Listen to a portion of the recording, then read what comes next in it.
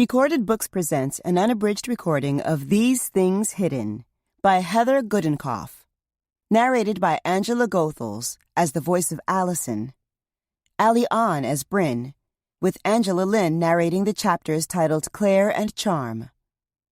This book is directed by Abigail McHugh. Allison. I stand when I see Devin Keneally walking toward me, dressed as usual in her lawyer gray suit, her high heels clicking against the tiled floor. I take a big breath and pick up my small bag filled with my few possessions. Devin's here to take me to the court-ordered halfway house back in Linden Falls, where I'll be living for at least the next 6 months. I have to prove that I can take care of myself, hold down a job, stay out of trouble. After 5 years, I'm free to leave Cravenville. I look hopefully over Devin's shoulder, searching for my parents, even though I know they won't be there. "Hello, Allison," Devin says warmly. "You all set to get out of here?" "Yes, I'm ready," I answer with more confidence than I feel. I'm going to live in a place I've never been before, with people I've never met. I have no money, no job, no friends, and my family has disowned me. But I'm ready. I have to be. Devin reaches for my hand, squeezes it gently, and looks me directly in the eyes. "It's going to be okay, you know?" I swallow hard and nod. For the first time since I was sentenced to 10 years in Cravenville, I feel tears burning behind my eyes. "I'm not saying it will be easy," Devin says, reaching up and wrapping an arm around my shoulders. I tower over her. She is petite, soft-spoken, but tough as nails, one of the many things I love about Devin. She has always said she was going to do her best for me, and she has. She made it clear all along that even though my mom and dad pay the bills, I'm her client. She's the only person who seems to be able to put my parents in their place. During our second meeting with Devin, the first being when I was in the hospital, the 4 of us sat around a table in a small conference room at the county jail. My mother tried to take over. She couldn't accept my arrest, thought it was all some huge mistake, wanted me to go to trial, plead not guilty, fight the charges, clear the Glenn family name. "Listen," Devin told my mother in a quiet, cold voice. "The evidence against Allison is overwhelming. If we go to trial, chances are she will be sent to jail for a very long time, maybe even forever." "It couldn't have happened the way they said it did." My mother's coldness matched Devin's. "We need to make this right. Allison is going to come home, graduate, and go to college." Her perfectly made-up face trembled with anger, and her hands shook. My father, who had taken a rare afternoon away from his job as a financial advisor, stood suddenly, knocking over a glass of water. "We hired you to get Allison out of here," he shouted. "Do your job." I shrank in my seat and expected Devin to do the same, but she didn't.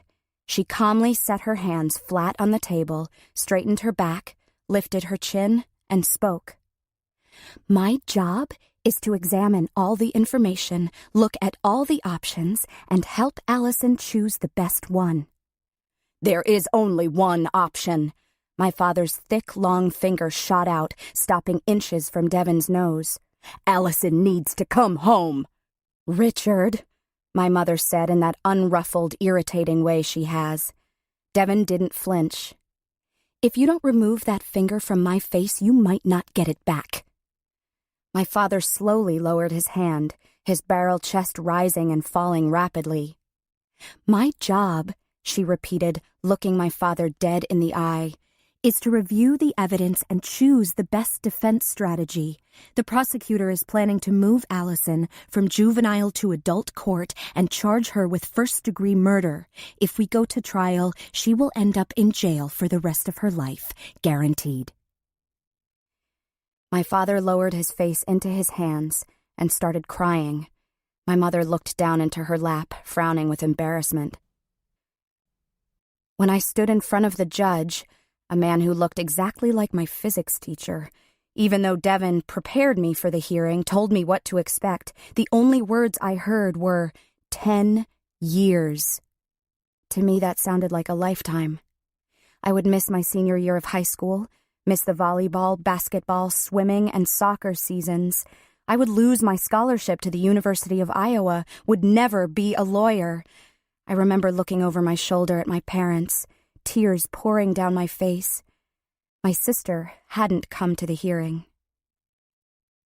"Mom, please," I whimpered as the bailiff began to lead me away. She stared straight ahead, no emotion on her face. My father's eyes were closed tightly. He was taking big breaths, struggling for composure. They couldn't even look at me. I would be 27 years old before I was free again. At the time, I wondered if they would miss me or miss the girl they wanted me to be. Because my case initially began in juvenile court, my name couldn't be released to the press. The same day it was waived into adult court, there was massive flash flooding just to the south of Linden Falls. Hundreds of homes and businesses lost, 4 dead. Due to my father's connections and a busy news day, my name never hit the papers. Needless to say, my parents were ecstatic that the good Glenn name wasn't completely tarnished. I follow Devin as she leads me to her car, and for the first time in 5 years, I feel the full weight of a sun that isn't blocked by a barbed wire-topped fence. It is the end of August, and the air is heavy and hot. I breathe in deeply and realize jail air doesn't really smell any different than free air. "What do you want to do first?" Devin asks me. I think carefully before I answer. I don't know what to feel about leaving Cravenville. I've missed being able to drive. I'd had my license for less than a year when I was arrested. Finally, I'll have some privacy. I'll be able to go to the bathroom, take a shower, eat without dozens of people looking at me. And even though I have to stay at a halfway house, for all purposes, I'll be free. It's funny.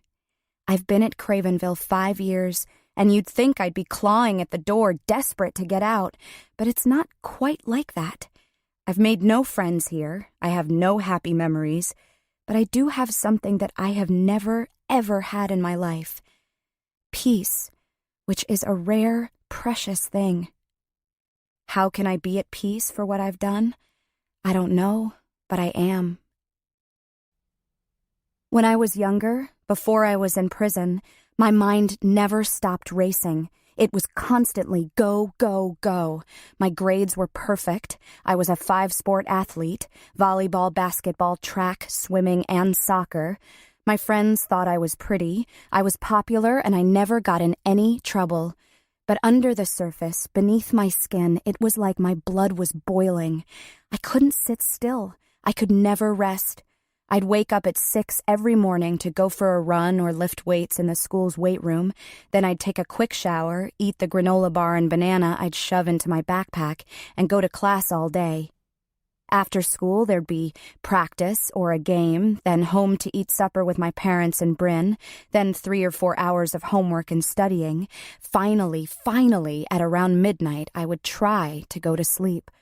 But nighttime was the worst. I would lie in bed and my mind couldn't slow down. I couldn't stop myself from worrying about what my parents thought of me, what others thought of me, about the next test, the next game, college, my future. I had this thing I did to help calm myself at night. I'd lie on my back, tuck the covers around me just so, and imagine that I was in a small boat. I would conjure a lake so big that I couldn't see the shore, and the sky would be an overturned bowl above me, black, moonless, and full of winking fairy lights for stars. There would be no wind, but my boat would carry me across the smooth, dark waters. The only sound would be the lazy slap of water against the side of the boat. This calmed me somehow, and I could close my eyes and rest. Because I was only 16 when I got to prison, I was separated from the general population until I turned 18. After surviving the first terrible weeks, I suddenly realized that I didn't need my boat anymore, and I slept just fine. Devin is looking up at me expectantly, waiting for me to tell her the first thing I want to do now that I'm free. I want to see my mom and dad and my sister, I tell her, biting back a sob. I want to go home. I feel badly for much of what has happened, especially for what my actions have done to my sister. I've tried to apologize, tried to make things right, but it hasn't been enough. Bryn still won't have anything to do with me. Bryn was 15 at the time I was arrested and, well, uncomplicated, or so I thought. Bryn never got mad, ever. It was like she could store her anger in a little box until it got so full it had nowhere to go and it morphed into sadness. When we were kids, playing with our dolls, I would grab the one with the creamy, unblemished face and the smooth, untangled hair, leaving Bryn with the doll that had a mustache drawn on with a permanent marker, the one with ratty hair that had been cut with dull scissors. Bryn never seemed to mind. I could have swiped the new doll right out of her hands, and the expression on her face wouldn't change. She'd just pick up the sad, broken-looking doll and cradle it in her arms like it was her first choice. I used to be able to get Bryn to do anything for me. Take out the garbage, vacuum when it was my turn. Looking back, there were signs, little chinks in Bryn's easygoing personality that were almost impossible to deduce, but when I watched quietly, I saw them, and I chose to ignore them. With her fingers, she would pluck the fine, dark hair from her arms, one by one, until the skin was red and raw. She would do it absent-mindedly, unaware of how odd she looked. Once her arms were hairless, she started in on her eyebrows, pulling and plucking. To me, she seemed to be trying to shed her own skin. Our mother noticed Bryn's eyebrows getting thinner and thinner, and she tried everything to get her to stop. Whenever Bryn's hand moved toward her face, our mother's hand would fly out and slap it away. "Do you want to look strange, Bryn?" she would ask. "Is that what you want? For all the other little girls to laugh at you?"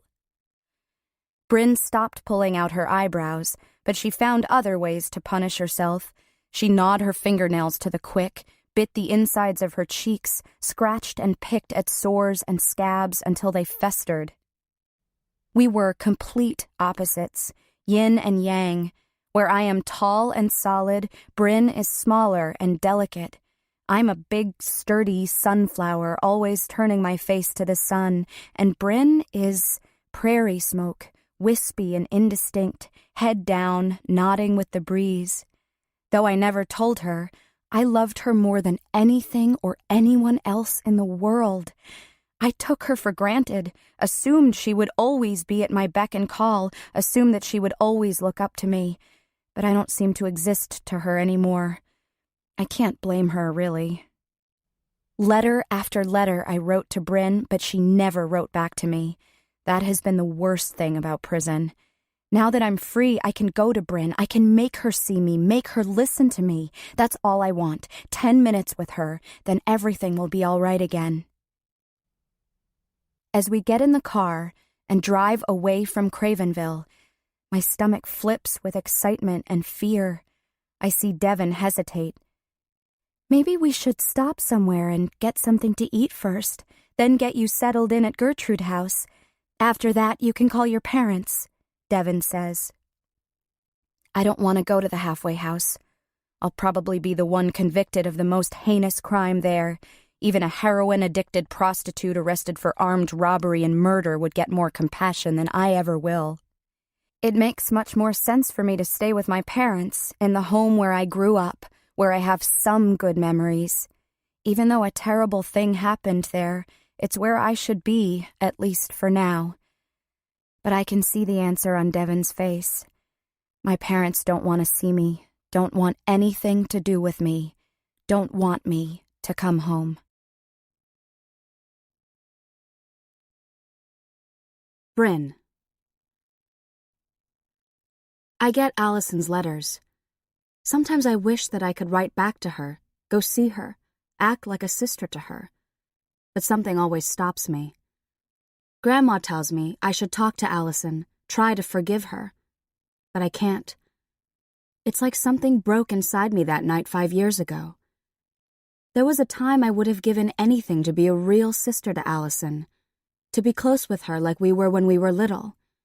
In my eyes, she could do anything. I was so proud of her, not jealous like people thought. I never wanted to be Allison. I just wanted to be myself, which no one, especially my parents, could understand. Allison was the most amazing person I ever knew. She was smart, athletic, popular, and beautiful. Everyone loved her, even though she wasn't all that nice. She was never exactly mean to anyone, but she didn't have to try to get people to like her. They just did. She moved through life so easily, and all I could do was stand by and watch. Before Allison became Linden Falls' golden girl, before my parents had set all their hopes on her, before she stopped reaching out for my hand to let me know everything was going to be okay, Allison and I were inseparable. We were practically twins, though we didn't look anything alike. Allison is 14 months older than I am. Tall with long, sleek white blonde hair. She has silvery blue eyes that could look right through you or make you feel as if you're the only one who mattered, depending on her mood. I was small and plain, with wild hair the color of a dried-out oak leaf. But at one time, it was as if we thought with the same mind. When Allison was 5 and I was 4, we begged our parents to let us share a bedroom, even though our house had 5 bedrooms and we could have taken our pick. But we wanted to be together. When our mother finally said yes, we pushed our matching twin beds together and had our father hang yards of pale pink netting above our beds so we could draw it around us like a tent. Inside, we would spend hours playing cat's cradle or looking at books together. Our mother's friends would gush over our relationship. "I don't know how you do it," they would say to her. "How did you manage to get your girls to get along so well?" Our mother would smile proudly. "It's all about teaching respect," she explained in the snobby way she had. "We expect them to treat each other well, and they do. And we feel it's important that we spend a lot of time together as a family." Allison would just roll her eyes when my mother talked like this, and I would hide a smile behind my hand. We did spend a lot of time together as a family, meaning we were in the same room, but we never really talked to one another. Allison was 12 when she decided to move out of our room into a bedroom of her own. I was devastated. "Why?" I asked. "Why do you want your own room?" "I just do," Allison said, brushing past me with an armload of clothes. "You're mad. What did I do?" I asked as I followed her into her new room, which was right next to the one we shared, the one that would be mine alone. "Nothing, Bryn. You did nothing. I just want some privacy," Allison said, as she arranged her clothing in her new closet. "I'm just next door. It's not like you'll never see me again." "Jesus, Bryn, you're not gonna cry, are you?" "I'm not crying," I answered, blinking back tears. "Come on then, help me move my bed," she said, grabbing me by the arm and leading me back to our room, my room. As we pulled and shoved the mattress through the door and into the hallway, I knew that things would never be the same again. I watched as she arranged her school and athletic medals, trophies, and ribbons around her new room, and realized we were no longer anything alike. Allison was becoming more and more involved with her friends in extracurricular activities. She had been asked to join a very competitive traveling volleyball team. She spent nearly every free minute exercising, studying, or reading, and all I wanted to do was be with Allison. My parents had no sympathy for me. "Bryn," my mother said, "grow up. Of course Allison wants her own room. It would be strange if she didn't." I always knew I was a little different from the other kids, but I never thought I was strange until my mother said this. I started looking at myself in the mirror to see if I could see the oddness that others saw in me. My brown curly hair, if not combed into surrender, would spring wildly around my head. What was left of my eyebrows formed short, thin commas above my brown eyes, giving me a constantly surprised expression. My nose was average, not too large, not too small. I knew that someday I would have very nice teeth. But when I was 11, they were imprisoned in braces, being forced into perfect alignment like straight-backed little soldiers lined up for duty. Except for my eyebrows, I didn't think I looked very strange. I decided it must be what was inside of me that was so weird. I vowed to keep that part hidden. I stayed in the shadows, watching, never offering an opinion or an idea. Not that anyone ever asked. It was easy to fade into the background with Allison around. That first night, sleeping by myself in our room, I cried. The room felt much too large for one person. It looked naked with my one small bookshelf and dresser, a few stuffed animals strewn around.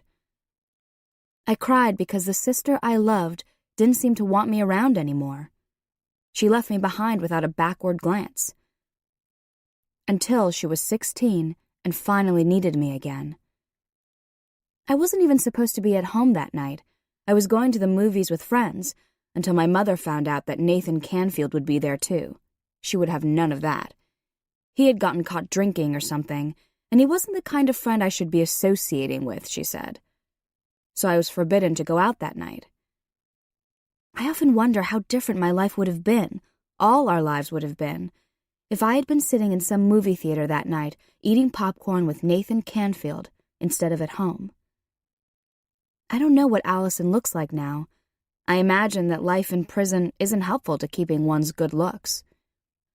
Her once high cheekbones could be hidden by mounds of fat. Her long, shiny hair could have turned frizzy and been cut short. I wouldn't know. I haven't seen Allison since the police came to take her away. I miss my sister, the one who held my hand as I cried all the way into the classroom on my first day of kindergarten, the one who would help me study my spelling words until I knew them inside and out, the one who used to try to teach me to kick a soccer ball. I miss that Allison. The other one? Not at all. I could go the rest of my life not seeing my sister again, and I would be just fine with that. I went through hell after she went to jail. Now I finally feel like I have a home at my grandmother's house. I have my friends, my classes, my grandmother, my animals, and that's enough for me. I'm afraid to find out how 5 years in prison have changed Allison. She has always been so beautiful and sure of herself. What if she isn't that same girl who could stare down Jimmy Warren, the neighborhood bully? What if she isn't the same girl who could run 8 miles and then do 100 sit-ups without breathing hard? Or worse yet, what if she is the same? What if she hasn't changed at all?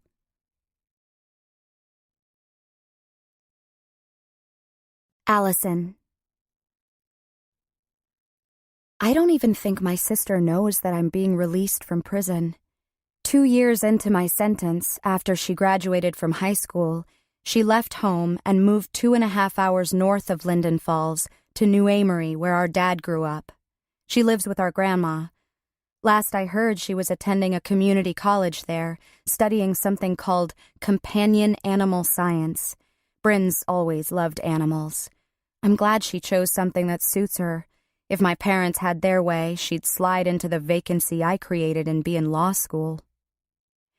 Bryn still won't answer my letters or talk to me on the phone when I call her at Grandma's house. I mean, I get it. I understand why she wants nothing to do with me. If I were in her shoes, I probably would have done the same thing. But I don't think I could have stayed away from her this long. For 5 whole years, she has ignored me. I know I took her for granted, but I was just a kid. For how smart I was, I knew absolutely nothing. I understand the mistakes I made. I just don't know how to bring my sister back to me, how to make her forgive me. During the drive to Linden Falls, Devin and I don't talk much, but that's okay. Devin wasn't all that much older than I was when my parents hired her to represent me. Fresh out of law school, she came to Linden Falls because her college sweetheart grew up there, and they were going to get married and open a law practice together. They never ended up getting married. He left, she stayed. If it wasn't for Devin, I could have been in jail for much, much longer. I owe her a lot. You have a start at a whole new life, Allison. Devin tells me as she merges onto the highway that crosses the Druid River and leads into Linden Falls. I nod but don't say anything. I want to be excited, but mostly I feel scared. Driving into the town where I was born and grew up makes me feel dizzy, and I clasp my hands together to keep them from shaking. Waves of memories wash over me as we drive past the church we attended every Sunday, past my elementary school, and past the high school that I never graduated from. "You okay?" Devin asks me again. "I don't know," I tell her honestly, and I lean my head against the cool glass of the window. We continue on in silence, past St. Anne's College where I met Christopher for the first time, past the street where we would turn if we were going to the house I grew up in, past the soccer complex where my team won the city championship 3 years in a row. "Stop," I say suddenly. "Please pull in here." Devin steers her car into the soccer complex and parks next to a field where a group of young teenage girls are booting a soccer ball around. I climb from the car and watch on the sidelines for a few minutes. The girls are completely engrossed in the game. Their faces are red from the heat, and their ponytails are drenched with sweat. "Can I play?" I say. It comes out softly, shyly. It doesn't sound like me at all. The girls don't even notice me and continue on with their game. "Can I play?"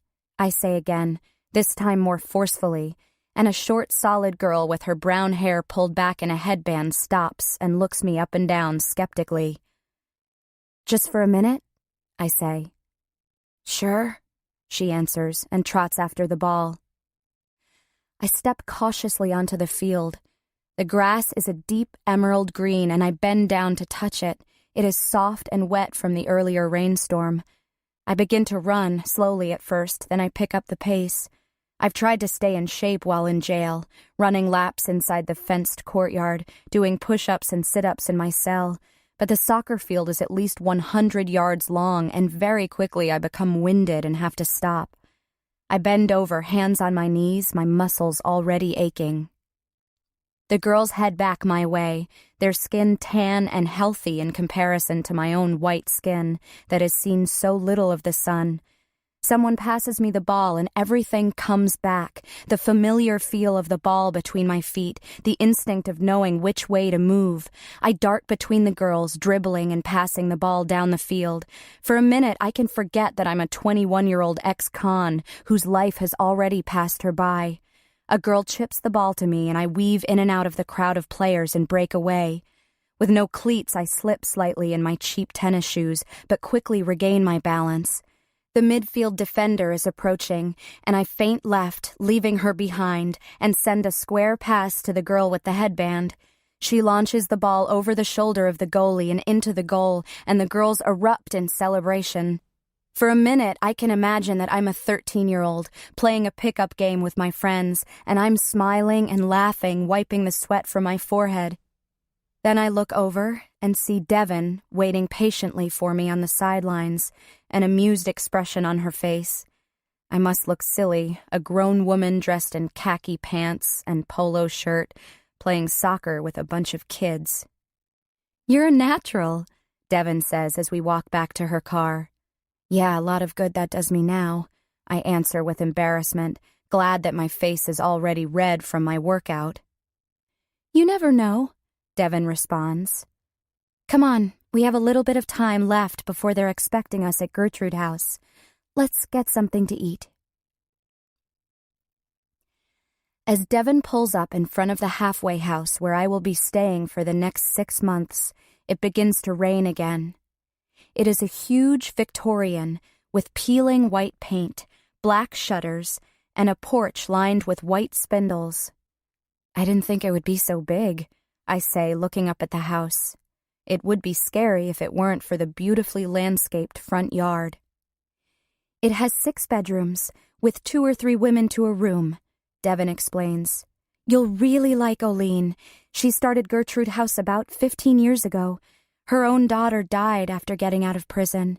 Oline felt that if Trudy had had a place to go to after she was released from jail, a court-mandated place, she would still be alive today.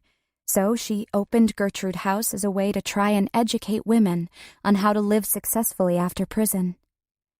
How did she die? I ask as we get out of the car and walk to the front door. Trudy refused to move back home with her mother. Instead, she moved in with the boyfriend who'd got her hooked on drugs in the first place. She overdosed 3 days after she got out of jail. Olene found her. I don't know what to say to that, so we move out of the rain and onto the porch in silence. Devin knocks on the front door, and a woman of about 60, wearing a shapeless denim dress, appears. She is slim, with closely cropped silver hair, and has tanned, leathery skin. She looks like a withered orange carrot left too long in the crisper. "Devin!" she exclaims, wrapping her in a tight hug, her silver bracelets clinking against one another on her thin wrists. "Hi, Olene," Devin says with a laugh. "It's always good to see you, too." "You must be Allison." Olene releases Devin and takes my hand in hers. It is warm, and her grip is strong. "It's so nice to meet you," she says in a low, gravelly voice, a smoker's voice. "Welcome to Gertrude House." Her green eyes never leave my face. "Nice to meet you," I answer, trying to meet her gaze. "Well, come on in. I'll give you the grand tour." Olene steps into the foyer. I look at Devin, a flurry of panic rising in my chest, and she gives me an encouraging nod. "I've got to get back to my office, Allison. I'll give you a call tomorrow, okay?" She sees the worry in my face and leans in to hug me. Even though I keep my body rigid and tense, I am grateful for the touch. "Bye, Olene, and thank you," Devin calls. To me, she says, "You hang in there. Everything is going to be okay. Call me if you need anything." "I'm fine," I say, more to assure myself than Devin. "I'll be fine." I watch as she walks quickly down the porch steps and back to her car, off to live her life. That could have been me, I think. I could be wearing the gray suit, driving clients around in my expensive car. Instead, I'm carrying a backpack filled with everything I own and moving into a house with people who, in my other life, I would never give the time of day. I turn back to Olene. She is examining me carefully, a look of something I can't quite identify on her face. Pity? Sadness? Remembering her daughter? I don't know. She clears her throat, a raspy, wet sound, and continues the tour. "We currently have 10 residents staying here, 11 now that you've joined us. You'll be sharing a room with B. Nice woman. This used to be a library." Olene nods toward a large square room to the left. "We use it as our meeting room. We gather here every evening at 7. This is the dining room. Dinner's at 6 sharp. Breakfast and lunch, you're on your own. The kitchen is just through there. I'll take you in when we're done with the tour. Like most homes, the kitchen is the heart of Gertrude House." Olene is moving more quickly now, and I have to focus on keeping up with her instead of stopping and taking in each of the rooms individually. After my plain prison cell, Gertrude House is an overwhelming assault on the senses. There are brightly painted walls, paintings and photos, furniture and knickknacks everywhere. Music is playing in a far-off corner of the house, and I think I hear a baby crying. At my questioning look, Olene explains, "Family members can visit. You hear Casey's baby crying. Casey is leaving us next week, going back home to be with her husband and children." "Why is she here?" I ask as Olene leads me to what appears to be a family room. "At Gertrude House, we don't focus on one another's crimes. We try to zero in on what we can do to make everyone's lives better and try to help the other residents reach their goals. That said," Olene acknowledges with a shake of her head, "word travels quickly around here, and you'll get to know one another quite well." I'm suddenly very tired and wonder if Olene will take me to my room soon. I just want to crawl under the covers and sleep. We pass a short, heavy woman with waist-length black hair and several piercings in her nose and lip. "Allison, this is Tabitha. Tabitha, this is Allison Glenn. She's bunking with B." "I know who you are." Tabitha smirks, tossing her hair over her shoulder as she lifts a large bucket filled with cleaning supplies. I never really thought I could keep the reason I was sent to jail a secret, but I would much rather have been known as the girl who stole cars or snorted coke or even been the one to whack her abusive husband than who I really am. "Nice to meet you," I say, and Tabitha gives a snort so loud I expect the force will cause one of her nose piercings to fly out and hit me on the chest. I think of my friend Katie and almost laugh. When we were 14, she got her navel pierced without her parents' knowledge. By the time she showed it to me, it was oozing and infected. I tried to help her, but she was ticklish and started to squirm every time I went near her stomach. Bryn walked in while I was helping her clean it up, and we couldn't stop laughing. Every time Bryn and I saw someone with unusual piercings, we'd get the giggles. I decide to ignore Tabitha and turn to Oline. "Are we allowed to use the phone here? Can I call my sister?"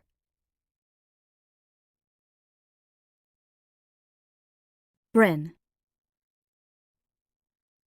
I hear the ring of the phone, and my grandma calls, "I've got it." A minute later, she comes into the kitchen where I'm making a sandwich. I see the look on my grandma's face, and I know this has something to do with Allison. "It's your sister," she says. Already I'm shaking my head back and forth. "Bryn, I think you should talk to her." My grandma is trying to sound stern, but I know she'll never force me to speak to her. "No," I say, and go back to spreading peanut butter on my bread. "You're going to have to talk to her sooner or later," she says patiently. "I think you'll feel better." "I don't want to talk to her," I say firmly. I can't get angry with my grandma. I know she's caught in the middle. She wants what's best for the both of us. "Bryn, if you don't talk to her on the phone, don't answer her letters, Allison is going to find another way." All of a sudden, it's clear. I see it in her old, kind blue eyes. Allison is getting out of jail. For all I know, she might be out already. My hands begin to shake, and a glob of peanut butter drops from my knife to the floor. I'm afraid she is going to show up here unexpectedly. I'll be in the backyard, training my German Shepherd Chow Mix Milo to walk past a treat without eating it, and I'll turn around, and there she'll be, looking at me, waiting for the words that I know won't come. What could I possibly have to say to her? What more could she say to me that she hasn't already said in her letters? How many ways can someone say they're sorry? I bend down to wipe up the peanut butter with a paper towel, but Milo gets to it before I do. I can't talk to her. My grandmother presses her lips together and shakes her head in defeat. "Okay, I'll go tell her. But Bryn, you're going to have to face her sometime." I don't answer, but follow her into the living room and watch as she picks up the phone. "Allison?" My grandma's voice trembles with emotion. "Bryn can't come to the phone." There's a pause as she listens. "She's doing great. Just great." I can't stand it anymore. I hurry back to the kitchen, grab my sandwich, and leave out the back door to my car. Animals are so much easier to deal with than people. I learned that a long time ago. My parents never let me have a pet.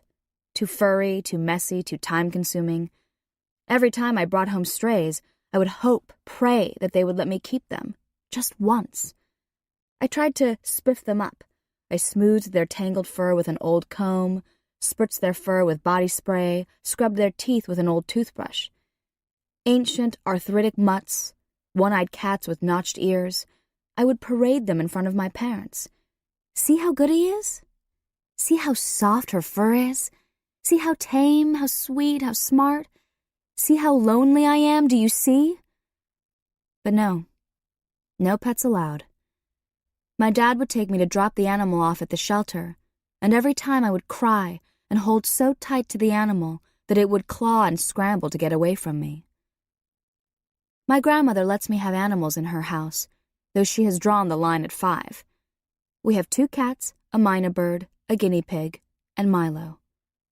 Grandma said enough is enough, that she doesn't want to turn into one of those dotty old cat ladies that animal control has to come out and visit. I'm training Milo to be a therapy dog. He's learning how to sit, stay, or down stay for 30 seconds, and to come when he's being called. Grandma's helping me to teach him how to sit quietly by when two people are arguing.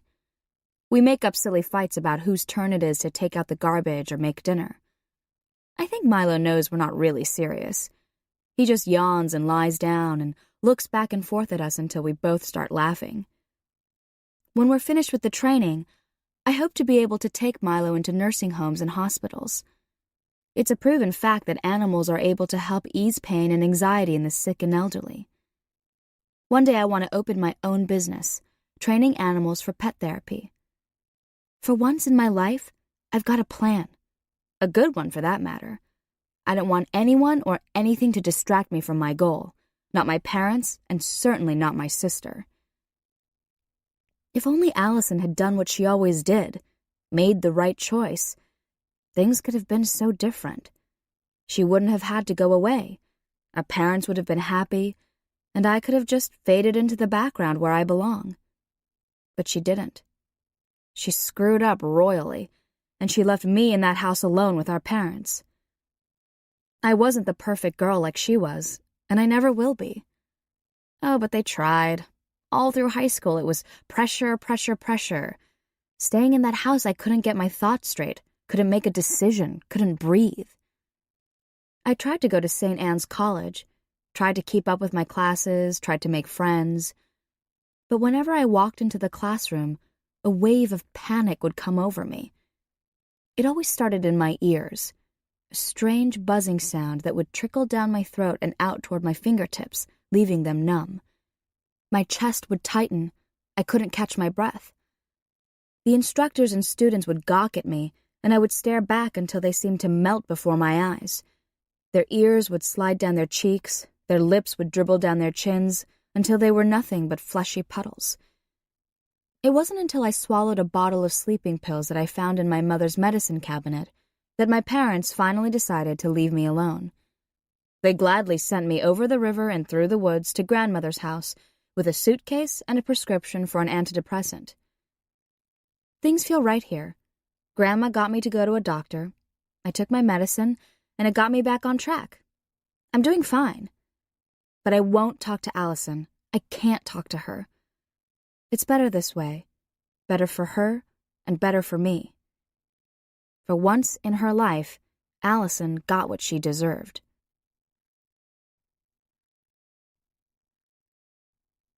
Allison. I set the receiver back into its cradle, all the while knowing that Oline is watching me carefully with her quick, bird-like eyes. Once I get settled and find a job, one of the first things I'm going to buy is a cell phone so I can have a little privacy when I talk. I'm sure my parents would buy me a phone, but I don't want my first interaction with them to be about money. Besides, I want to show them that I'm going to be okay, that I can take care of myself. I wonder if they are thinking about me right now.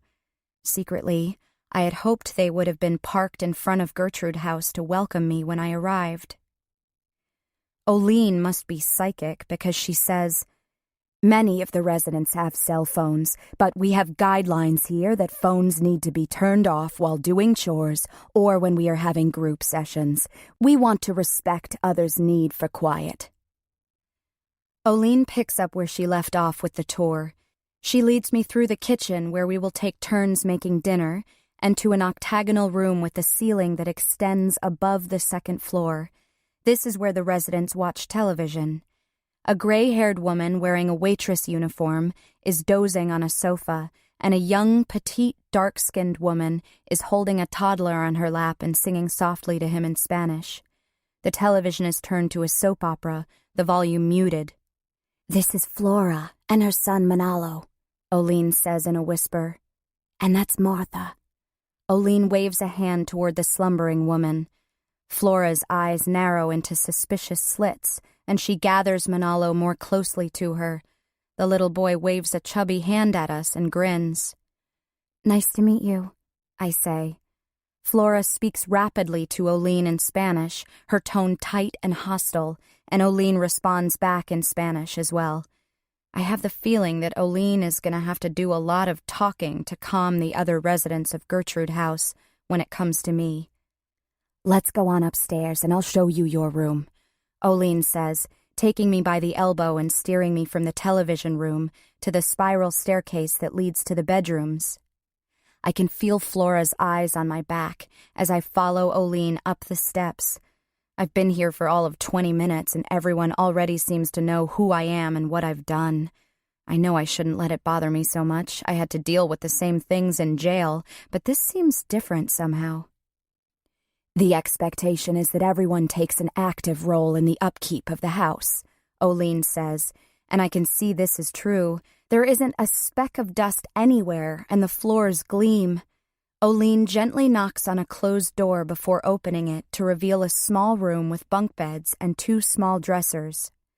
The beds are made up with blue and white floral comforters and thick, soft pillows. Another rush of exhaustion overtakes me and I want to go lie down. The walls are painted sky blue and there are crisp white curtains covering the windows. It's a very peaceful room. "Your roommate, Bea, is at work right now. She'll be home in a few hours. Why don't you unpack your things, get settled, and I'll come back in a little while and we can finish the orientation." I look at the bunk beds and hesitate, wondering which one is mine. "You get the bottom bunk," Oline says. "Bea likes to sleep on the top bunk. She says that the bottom bed makes her feel claustrophobic." Oline pats me on the arm as she moves to leave the room. "Oline?" I say. She turns back to me, and I'm stricken by how kind her worn face is. "Thank you." "You're welcome," she smiles. "Get a little rest and holler if you need anything." My few belongings fit into one drawer of my bureau with room to spare. In a way, Gertrude House reminds me of the summer camp I attended when I was 11. I share a room with bunk beds, and, from what Oline has said, we follow a very specific schedule that is posted in the main gathering area. From the moment we wake up at 5:30 to lights out at 10:30, our day is filled with chores and group sessions on everything from managing finances to anger management to mastering interview skills. I sit on the lower bunk and bounce a bit. The springs are firm but giving. This feels like a real bed, not like Cravenville's hard institutional slab with rough, scratchy sheets that smelled of bleach. I lift a fluffy pillow and bury my nose in it. It smells of lavender, and I feel tears prick at my eyes. Maybe it won't be so bad here. It couldn't be any worse than jail. Maybe the other girls will learn to like me. Maybe my parents will forget about what the neighbors think and welcome me as their daughter again. And maybe, just maybe, Bryn will forgive me. I inhale deeply one more time and lower the pillow from my face, and that's when I see it. Its blank eyes stare up at me, and its smudged plastic face is frozen in a half smile. I pick up the baby doll. It's old and battered and looks like it came out of a dumpster. Across the doll's bare chest is one word, slashed in black permanent marker, a word that I now know will follow me everywhere, no matter where I go. Killer. Claire. Bookends is dim and quiet. A sudden Sunday afternoon rainstorm has driven away the stifling August heat and all of the customers. As Claire Kelby unpacks a box of books, Joshua pokes his head up from behind the counter, his yellow hair standing on end. She tamps down the desire to lick her fingers and smooth the flyaway strands. His dark brown eyes look expectantly up at her. "Can I help you, young man?" Claire asks her son in mock seriousness. "I'm bored," Joshua answers dismally, and kicks his sneakered foot against the front of the counter. "You've read every single book back there?" Claire asks him.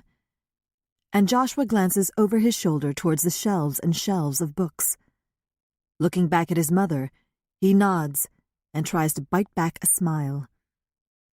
"Uh-huh," Claire says skeptically. "Where's Truman?" Sleeping? Joshua grouches, drawing his eyebrows together. Again? He adds about their 6-year-old red-brindled English bulldog. "I don't blame him. It's a rainy day. Good napping weather," Claire responds. "Do you want to help me? I've got lots of boxes to open and books to shelve before we close. Or maybe you want to take a nap too?" I'm not tired, Joshua says stubbornly, though his eyes are heavy. When's Dad going to get here? "He'll be here soon," Claire assures her son, and leans over the counter to place a kiss on his blonde head. She looks around the bookstore that has been both a refuge and a yoke.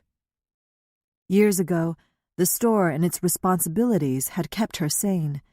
The long hours had kept her mind busy, kept her focused, distracting her from the knowledge that her body, which had served her so well over the years, had ultimately betrayed her. Sometimes this realization struck her suddenly. Squeezing so tightly, she would have to stop whatever she was doing, helping a customer, unpacking books, answering the phone, and deliberately pry away the fingers of anxiety that clutched at her heart until she could breathe again. Then, inexplicably, Joshua came to them, as miracles often do, on an ordinary day, well after the acceptance that they would never have a child of their own, biological or otherwise, had settled in. More and more, Bookends seems to snatch away all the time she wants, needs to be with her son. He'll be heading off to kindergarten soon, and she guards what's left of her time with him fiercely, even though she knows he'd much rather be playing outside than stay with her in the bookstore. Claire handled all the business aspects of opening the bookstore nearly 12 years ago, finding the perfect location on Oakline Sullivan Street, in the newly revitalized downtown section of Linden Falls, securing the small business loans, ordering the books, and hiring the part-time help. Jonathan, for his part, created the most beautiful bookstore Claire could have ever possibly imagined. The building had originally been a dressmaker's shop, owned by an independent woman who had moved to Linden Falls with her aging father in the mid-1800s. It was lovely, with an intricate tin ceiling and walnut woodwork that Jonathan had uncovered beneath years of old paint, varnish, and grime. Rifling through the second floor and the attic, Claire and Jonathan found musty bolts of cloth and bushel-sized jars of buttons made of mussel shells, bone, and pewter hidden beneath a table. Claire loved to imagine the dresses designed over that table. A christening gown edged with lace, tiny seed pearls sewn to the silk bodice of a wedding dress, a black morning dress made of cashmere. Joshua tries to heave himself up on top of the counter, his shoes scrabbling against the front panel. I'm bored, he repeats as he slides to the floor. When will he be here? He asks again. Claire steps from behind the counter, reaches down, lifts Joshua into her arms, and sets him next to the cash register. He will be here in about... She looks at her watch. Half an hour to pick you up. What do you want to do? Tell me about my gotcha day, he orders. Claire gives him a long, expectant look. Please, he adds. Okay, Claire agrees, swinging him into her arms. As is often the case lately, she is struck at how big he's getting. She can hardly believe that he's 5 years old. She presses her nose into his neck and breathes in the comforting scent of the Yardley of London soap he bathed with just that morning. Joshua, in a sudden need for privacy, has started ordering her out of the bathroom when he gets ready for his bath. Only Truman and Dad can be here when I take a bath, because we're all boys, he explained. So Claire, after running the bath water for him, sits on the floor in the hallway, her back resting against the closed bathroom door, and waits. Calling through the door every few minutes, "You okay in there?" Now, she carries Joshua to the plush, comfortable sofa that sits in the corner of the bookstore, and they settle in for his favorite story, the story of how Joshua became theirs. Before we can talk about Gotcha Day, Claire says, we have to talk about the first day we met you. Joshua snuggles more deeply against her, and, as she has every day for the past 5 years, Claire marvels at his sweetness. 5 years ago, last July, Dad and I were sitting at the kitchen table trying to figure out what we were going to have for dinner, when the phone rang. It was Dana, Joshua murmurs as he fingers the milky-colored pearl hanging from her ear. It was Dana, Claire agrees, and she said that there was a beautiful little boy waiting for us at the hospital. That was me.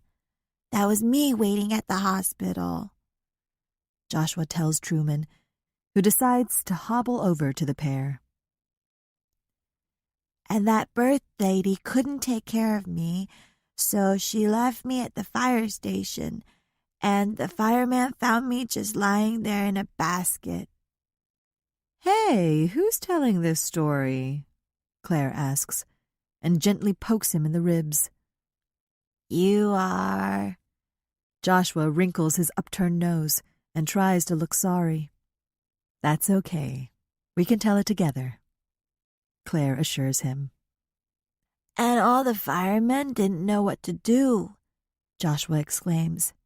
They just stood there and looked at me and said, "It's a baby."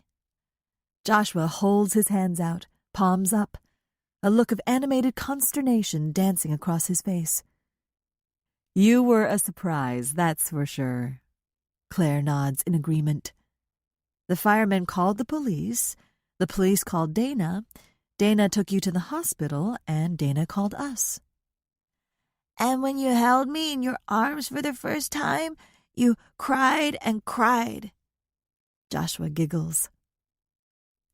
I did, Claire concurs. I cried like a baby. You were the most beautiful little boy, and... At the same time, they hear the bookstore door open, and Jonathan enters, his work jeans and t-shirt streaked and dusty from his current renovation. Hey, guys, he calls, shaking the rain from his black curls. What are you doing? Gotcha day, Claire says, by way of explanation. Ah, Jonathan says, a big grin spreading across his face. The best day ever. Mom cried, Joshua says, hiding his mouth from Claire as if not seeing his lips meant she couldn't hear him. I know, Jonathan whispers back. I was there. Hey, Dad cried too, Claire protests, looking at her boys with affection. We took you home, and after 30 days the judge said, Joshua is now officially a Kelby. Who was I before? Joshua asks a bit worriedly. You were a badger with 3 tails, Jonathan teases. You were a wish that we made every morning when we woke up, and a prayer we said before we went to bed each night, Claire tells him, swallowing back tears the way she always did when she thought about how things could have been very different if Dana, the social worker, had dialed a phone number that wasn't theirs. You were a Kelby the first day we saw you, Jonathan says, sitting down on the couch so that Joshua was squeezed between his parents. "A Kelby sandwich," Joshua declares, taking up his favorite game. "I'm the peanut butter. You're the bread." "You're the liverwurst," Jonathan corrects him. "The olive loaf, the fried eggs with Limburger cheese." "No," Joshua laughs. "You're a turkey and dressing sandwich." "Hey, I like turkey and dressing sandwiches," Jonathan protests. "Blech." Joshua sticks out his tongue. "Blech," Claire agrees while Jonathan looks at her over Joshua's head, and their eyes lock. They both know what it's taken to finally get to this point. The infertility, the wrenching loss of their first foster child, the heartache, and the disappointment they have endured. The past is firmly in the past, where it belongs, their gazes say. We have our little boy, and that's all that matters.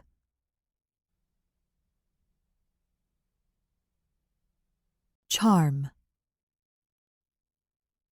Charm Talia pushes open the door to Bookends, her textbook list in one hand, her cell phone in the other, in case Gus calls. She wants her stepfather to be able to reach her at any time. She knows the time will come when she will receive the call that informs her that Gus has fallen, has a fever, or worse. The rain has stopped, but she carefully wipes her wet feet on the rug inside the entrance of the bookstore. Claire greets her warmly, as she has ever since the first time Charm came into Bookends several years ago. Claire always asks how her nursing classes are going and how her stepfather is doing. "He's not doing very well," Charm tells her. "The home care nurse says we might want to think about getting hospice involved soon." "I'm so sorry," Claire says, with genuine sadness in her voice. Charm lowers her head and begins rummaging through her purse, hiding her eyes that filled with tears at the thought of Gus dying. This is what makes it so hard and so easy for Charm to keep returning to Bookends. Claire Kelby is just so nice. "Is Joshua here today?" Charm asks, looking around for the little boy. "You just missed him," Claire says apologetically. "Jonathan picked him up and took him home."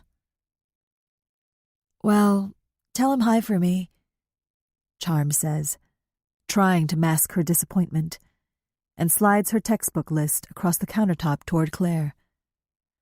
"I was able to buy most of my books used through the campus store, except for this one, and it's so expensive," Charm explains, pointing to a title written on the paper. "Do you have any ideas?" "I'll do some checking around," Claire promises her. "When do you graduate? You must be getting close."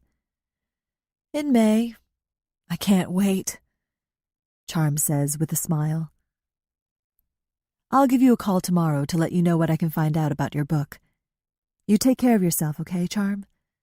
And remember, you call me if you need anything at all." "Thank you," Charm says again, even though she knows she won't call her for anything beyond finding the book. As much as Charm admires Claire and her family, as much as she enjoys chatting with her, Charm already knows too much about Claire's life. If Claire were ever to find out just how much, Charm thinks, she would never see her in the same way again. After stopping at the grocery store to pick up a few things, Charm drives over the Druid River and into the countryside between Linden Falls and the small town of Cora to check on Gus. Though she doesn't want to admit it, Gus is getting weaker by the day. As she pulls into the driveway, she examines the small 3-bedroom farmhouse she's lived in since she was 10. Gus has always kept the house in perfect condition, and she has to look closely to see any signs of wear and tear. But they are there. The paint on the black shutters is beginning to fade and crack, and the white siding needs a good power wash. The lawn is neatly trimmed, but not mowed the way Gus would do it if he were healthy. For a while, Charm tried to mow the lawn in the diagonal pattern Gus preferred, but though he never said anything, she could tell the imperfect lines frustrated him. Finally, Charm called a 14-year-old neighbor, who lives a half-mile down the road, to take over lawn duty. But Gus won't let anyone touch his flower beds. They are still his domain, although with his illness, they have suffered for it. Charm steps from her car, grabs the bags of groceries, and walks around to the side entrance. She sees Gus on his knees, his back to her, head bent, and for a moment she thinks he has collapsed. Dropping the grocery bags, she runs toward him. Gus suddenly turns his head as he hears her approach and slowly gets to his feet, shakily lifting his small portable oxygen tank. "Charm, where were you?" he croaks. "I was worried." His plaid shirt envelops his thin frame, and his khaki pants hang loosely on his hips. He painfully pulls off his gardening gloves and drops them to the ground. He has slicked his thick black hair from his face, and beyond the grayness of his skin and his sunken eyes, Charm can see a glimmer of the handsome man he once was. The man her mother decided to keep around longer than any of her many other boyfriends, and actually marry. When Charm was little, she proudly watched the two of them together, her beautiful blonde mother and handsome, funny Gus, the firefighter. Rianne Tullia was with Gus for 4 years, a world record for her, Charm thinks. Eventually, her mother got bored playing her part in their happy family, left Gus, and then divorced him. Charm was 10 when they moved in, and 14 when her mother was ready to move on. Rianne traveled the short distance across the Druid River and went back to live in Linden Falls. Charm went with her for a few weeks, but it was unbearable. In the middle of the night, Charm called Gus and begged him to let her return, and he said yes, with no questions. Charm and her brother asked to stay with him, and Gus was kind enough to let them. Now, Gus is very sick. Lung cancer, a byproduct of his job as a firefighter and years of smoking. Gus took early retirement from the fire department about 5 years ago, after he got sick. Since his diagnosis, he routinely asks her why she would want to stay with a sick old man. "Because this is my home," she always tells him. "You are my home."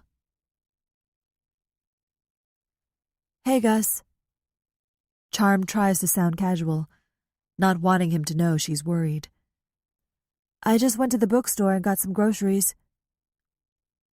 Gus holds her gaze for a long moment, then asks, "How's that little boy?" "He wasn't there, but Claire says he's doing fine. He starts kindergarten next week. Can you believe it?" Gus shakes his head. "No, I can't. I'm glad he's doing well." "I brought you kolache," Charm says, before he can say anything else about Joshua. She hands him the bag of the Czech pastry that he loves so much. "I promise someday I'll learn how to make them myself," she tells him as he reaches for the bag. "Nah, this is perfect," he says, though she knows they aren't. Gus used to make delicious, authentic kolache from his grandmother's recipe. Now, more often than not, he's too weak to stay on his feet for more than 10 minutes. "Your mother called." Gus's voice rasps, making him sound older than his 50 years. It's difficult for Charm to tell whether it's the cancer or whether he's upset about her mother calling. Charm and her mother rarely speak. Every once in a while, they try to rebuild their relationship, but their encounters usually end in bitter tears and angry words. "What does she want?" Charm asks glumly. They walk into the kitchen through the side door, and Charm pulls a chair away from the table, its legs scraping noisily against the faded blue-flowered linoleum. Gus lowers himself slowly into the seat. Gus has been wobbly on his feet, and she is constantly worried about him falling. Yesterday, he tripped on the ridge where the carpet meets the linoleum and took a tumble. Gus bloodied his knees and bruised his elbows in that fall. Charm had to sit him down like he was a 3-year-old and clean his scraped knees, covering them with Band-Aids. She knew then that it was time to have a conversation with Gus about getting someone to stay with him during the day, while she was at class or at the hospital. "She didn't come over, did she?" Charm asks, and her eyes pop open in panic. If her mother has stopped by, she'd have taken one look at Gus and seen how sick he is, and, like a vulture, start circling. Gus doesn't have much, but he owns his house and car outright. Rianne always thought she should have gotten the house in the divorce, and Charm wouldn't put it past her to try and get her hands on it now. Gus shakes his head, which looks too big for his body now. He has lost so much weight the past few months. "No, she just wanted to talk." Charm watches as Gus pulls a kolache from the bag and takes a small bite. He does this for her benefit. He doesn't want her to call the doctor and tell her he isn't eating. He never eats more than a few nibbles of anything anymore. "She wanted money, didn't she?" Charm asks, already knowing the answer. So typical of her mother. No phone calls, no birthday cards, nothing. And then out of the blue, poof, a phone call. Not to Charm, of course. Rianne knows better than that. No, Gus says defensively. "She just called to see how we were doing." "She mentioned me?" Charm asks skeptically. "Yeah, she did."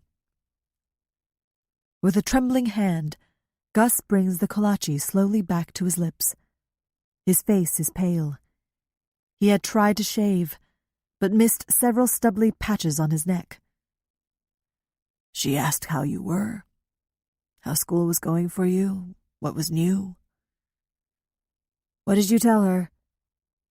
Charm asks almost fearfully. She doesn't like her mother knowing about the details of her life. The less she knew, the less she could use against her.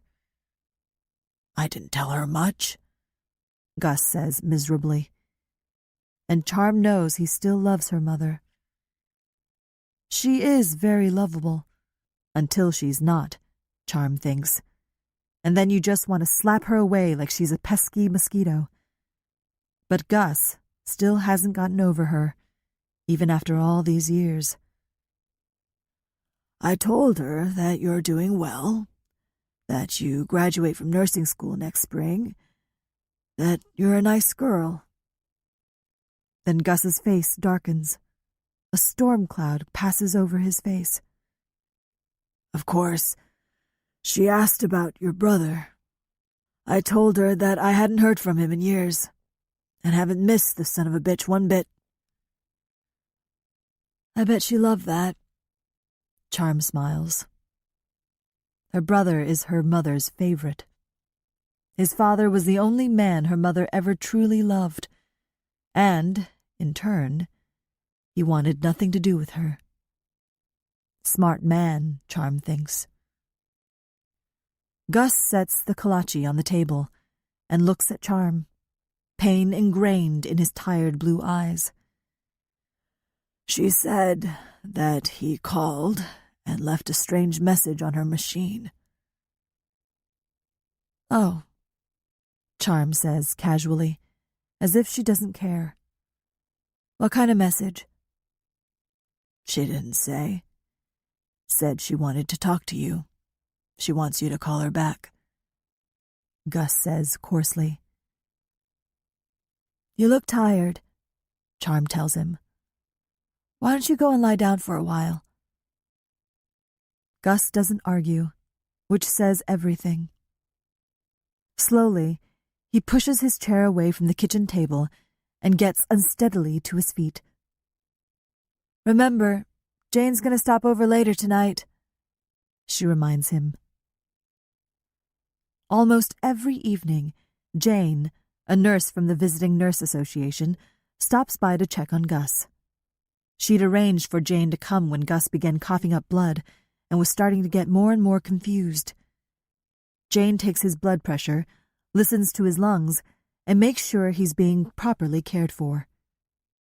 Gus always takes great pride in the way he looks and tries to straighten up a little more before Jane arrives. He makes sure his shirt is tucked in and his hair is combed. Cancer has given his skin a yellowish tinge and transformed his once strong arms into twigs.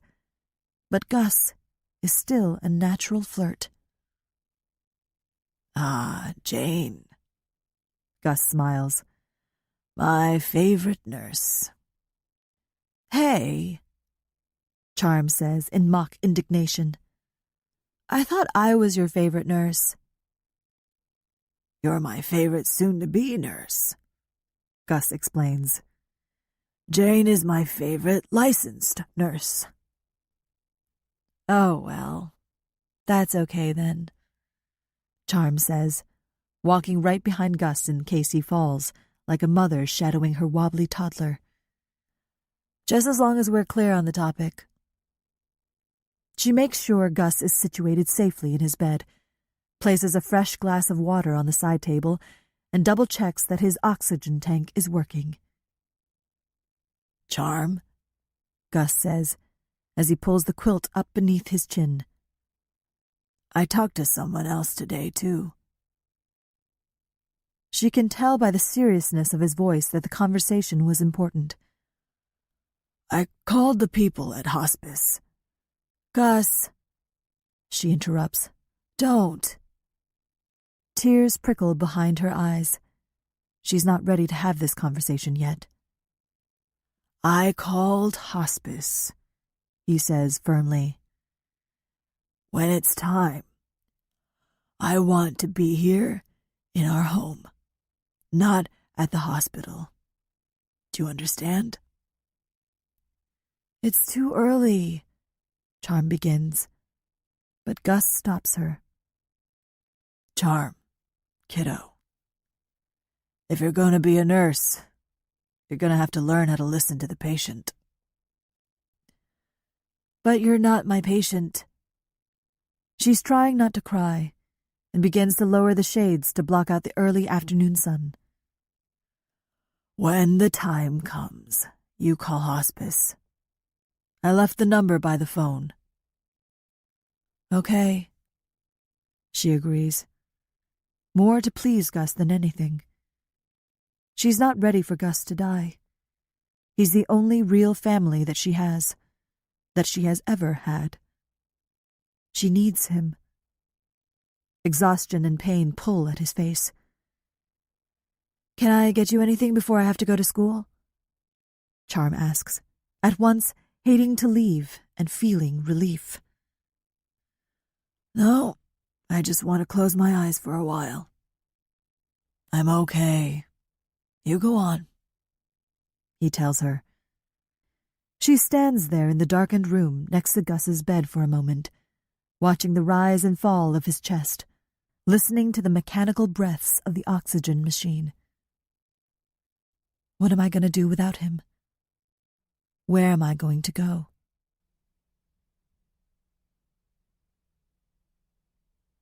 Claire. Claire and Jonathan don't tell Joshua everything about his gotcha day. They don't tell him how Claire watched as Jonathan placed his elbows on the table and rested his head on his hands, how much he hesitated when Dana called about the abandoned infant. How Claire had to tell herself, be patient, wait him out. How finally, when he lifted his head, there were faint red circles dotting his forehead where his fingers had pressed into the skin. How Claire had wanted to go to him, to kiss each red spot gently, tenderly. Just until they find another foster home for him, Claire, Jonathan said, with no conviction. Do you understand? Nothing long-term. No way, I can't do it. He shook his head, as if still bewildered. I can't do Ella all over again. I can't get attached to a child once more. Just to have him taken away in the end? That's the whole point of foster care, to get the kids back to their parents. Me either, Claire had whispered. I can't do Ella over again either.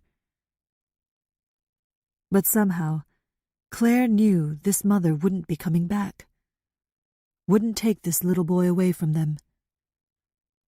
God couldn't be so cruel. Not after all that has happened. A year earlier, a dead infant was found in a frozen cornfield on the other side of the state.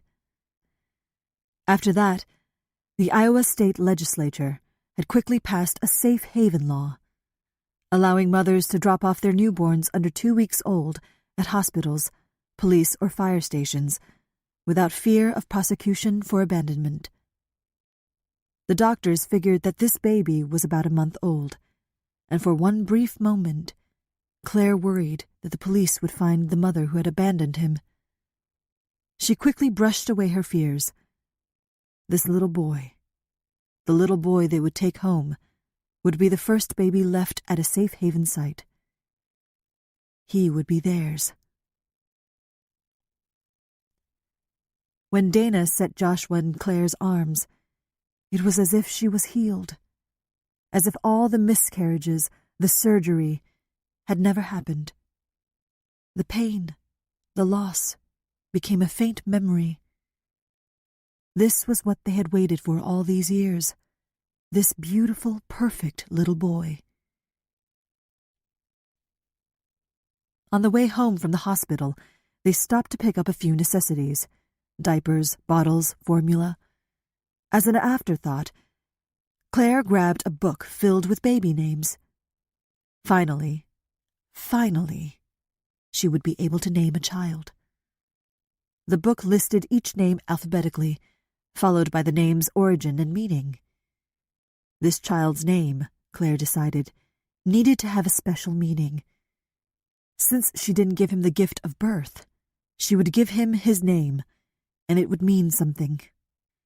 Claire liked the name Cade, but it meant round or lumpy. Jonathan liked that the name Saul meant prayed for. That was a possibility. They had been praying for this for years. The name Holmes meant safe haven, but Jonathan thought it sounded kind of stuffy and had images of kids calling him Sherlock.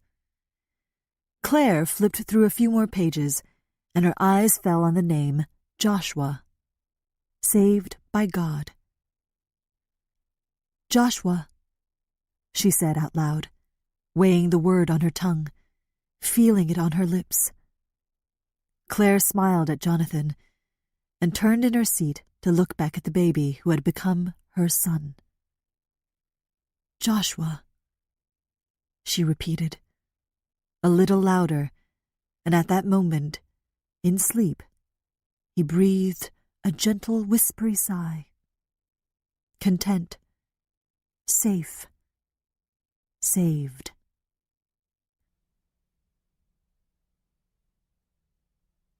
Charm. Ever since she started her nursing practicum hours at St. Isidore's, not a day goes by that Charm doesn't think about the baby. Even though she knows he's well cared for and loved, she can't walk by the yellow safe haven signs in the hospital without remembering both the sadness and the relief she felt after giving him up, although he wasn't just hers to give away. In all honesty, she feels mostly relief. If she hadn't taken him to the fire station, she probably would never have been able to manage to finish high school. let alone go to college. And Charm is convinced that her mother would have somehow found a way to ruin that baby's life. Charm rushes down a street lined with the venerable brick buildings that make up St. Anne's campus.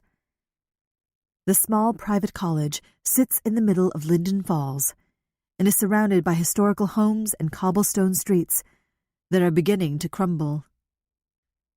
Out of breath, she joins a group of students walking to their Leadership and Contemporary Issues in Nursing class.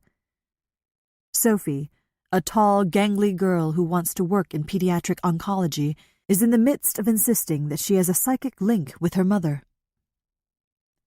"Seriously," Sophie says as they enter the classroom. "I can just be thinking of my mother and she'll call me a minute later." "No way," Charm snorts. "I don't believe you." Charm looks at her classmates for support, but they're all smiling knowingly, nodding their heads and saying things like, "It's true, I've got that with my sister." "Try it," Charm tells her, crossing her arms and leaning back in her chair. "Okay." Sophie shrugs her shoulders and digs into her purse, pulls out her cell phone, and sets it on the desk in front of her. "Now what?" Charm asks. "Nothing. We just wait. She'll call in the next minute or so," she explains. Charm shakes her head in disbelief, but in a matter of minutes, Sophie's phone begins to vibrate, doing a little dance across the table. Sophie picks up the phone and shows everyone the display screen. Mom. "Hey, Mom," Sophie says into the phone. "I was just thinking of you." She smiles in triumph at Charm. Charm is impressed, but saddened too. She can recall no one with whom she has such a profound connection. Certainly not her mother. Rianne always needs to be the center of attention. Charm was never enough for her. Her brother wasn't enough. Gus wasn't enough. Rianne Tullia was always on the search for something better, more exciting. Charm has no idea where her brother is, and her father could be dead for all she knew.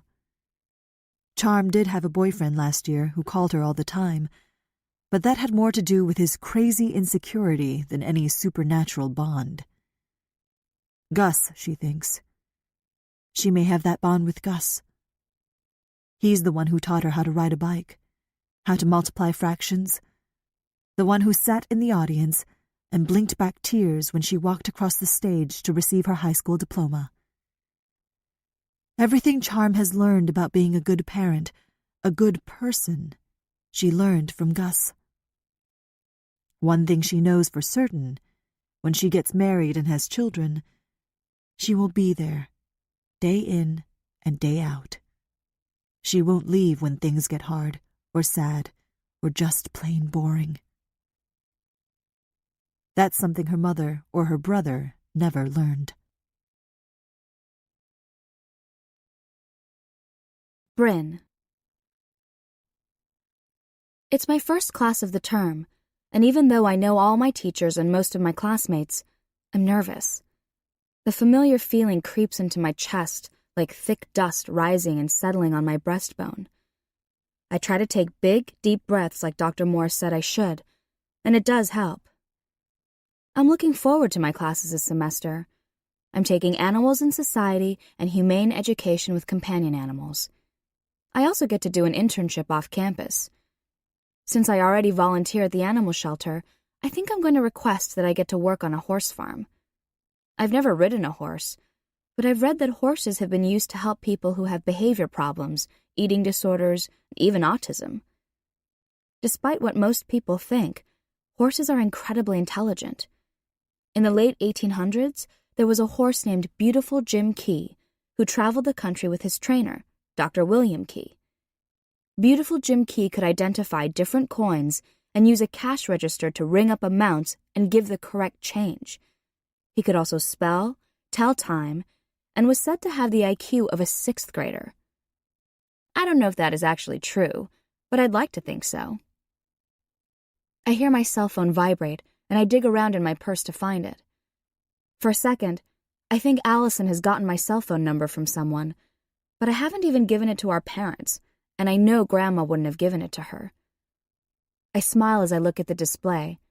It's my friend Missy. I flip open the phone and bring it to my ear. "Hi, Missy, what's up?" "Party tonight, my place, 8 o'clock, Missy says. "What's the occasion?" I ask, as I pull my car into a spot in the parking lot of Prairie Community College. "Just a back-to-school gathering. Can you make it?" "Sure," I tell her, as I grab my book bag from the back seat and make my way to the Animal Science building. "I work until 9. I'll come right after." I met Missy the November after I moved to New Amory. I came to live with my grandmother in September. I was so sad and lonely.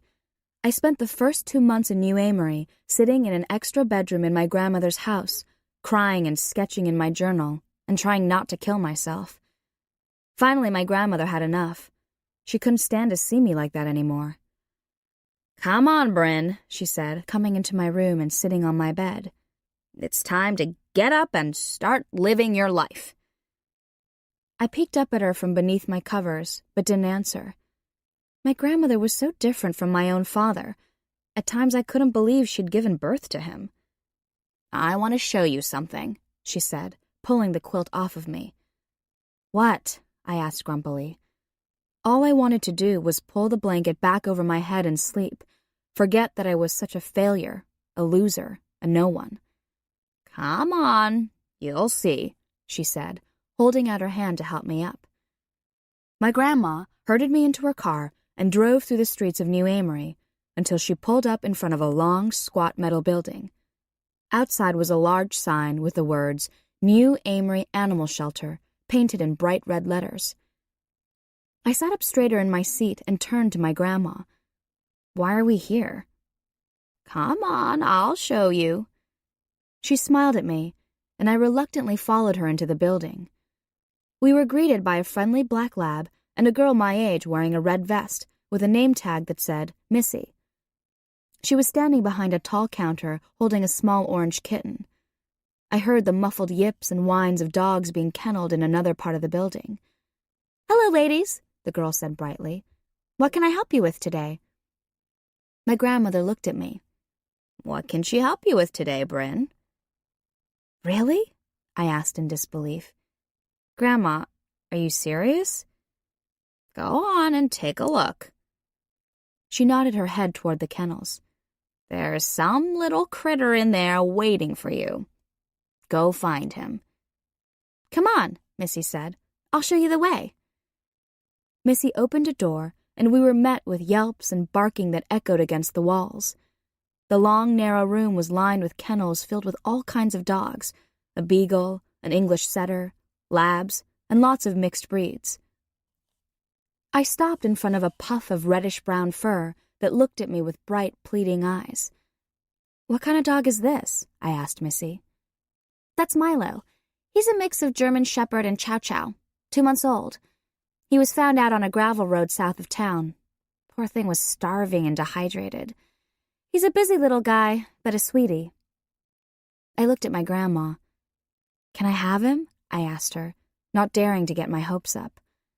He was only a few months old and already had huge paws, and Missy had said he was busy. "I think he needs me." "Of course, Bryn. He's yours," she said, sliding her arm around my waist.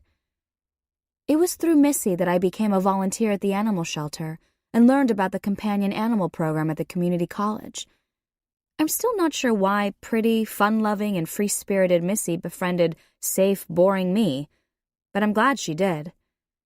I remember when I was 13, my mother made me go to the same sleepaway soccer camp that Allison attended. I was terrible at soccer and screwed up every single time the ball came my way. Allison didn't acknowledge me once that week. Whenever I tried to talk to her, whenever I tried to join in with her group of friends, she completely ignored me. When I finally couldn't take it anymore and started blubbering like a baby, Allison rolled her eyes and laughed. I ended up spending the rest of camp in my cabin, insisting that I sprained my ankle. Having a friend, especially one who loves animals as much as I do, is such a relief. I drop my phone back into my purse, and my hand grazes the bottle that holds the medicine I've been taking for the past year. I haven't taken my dose for the day. Didn't take it yesterday either. I've been feeling better, stronger. Even the news that Allison is out of jail doesn't bother me as much as it would have a year ago. Maybe it's time to stop taking the pills. Maybe I'm ready to try things on my own for a while.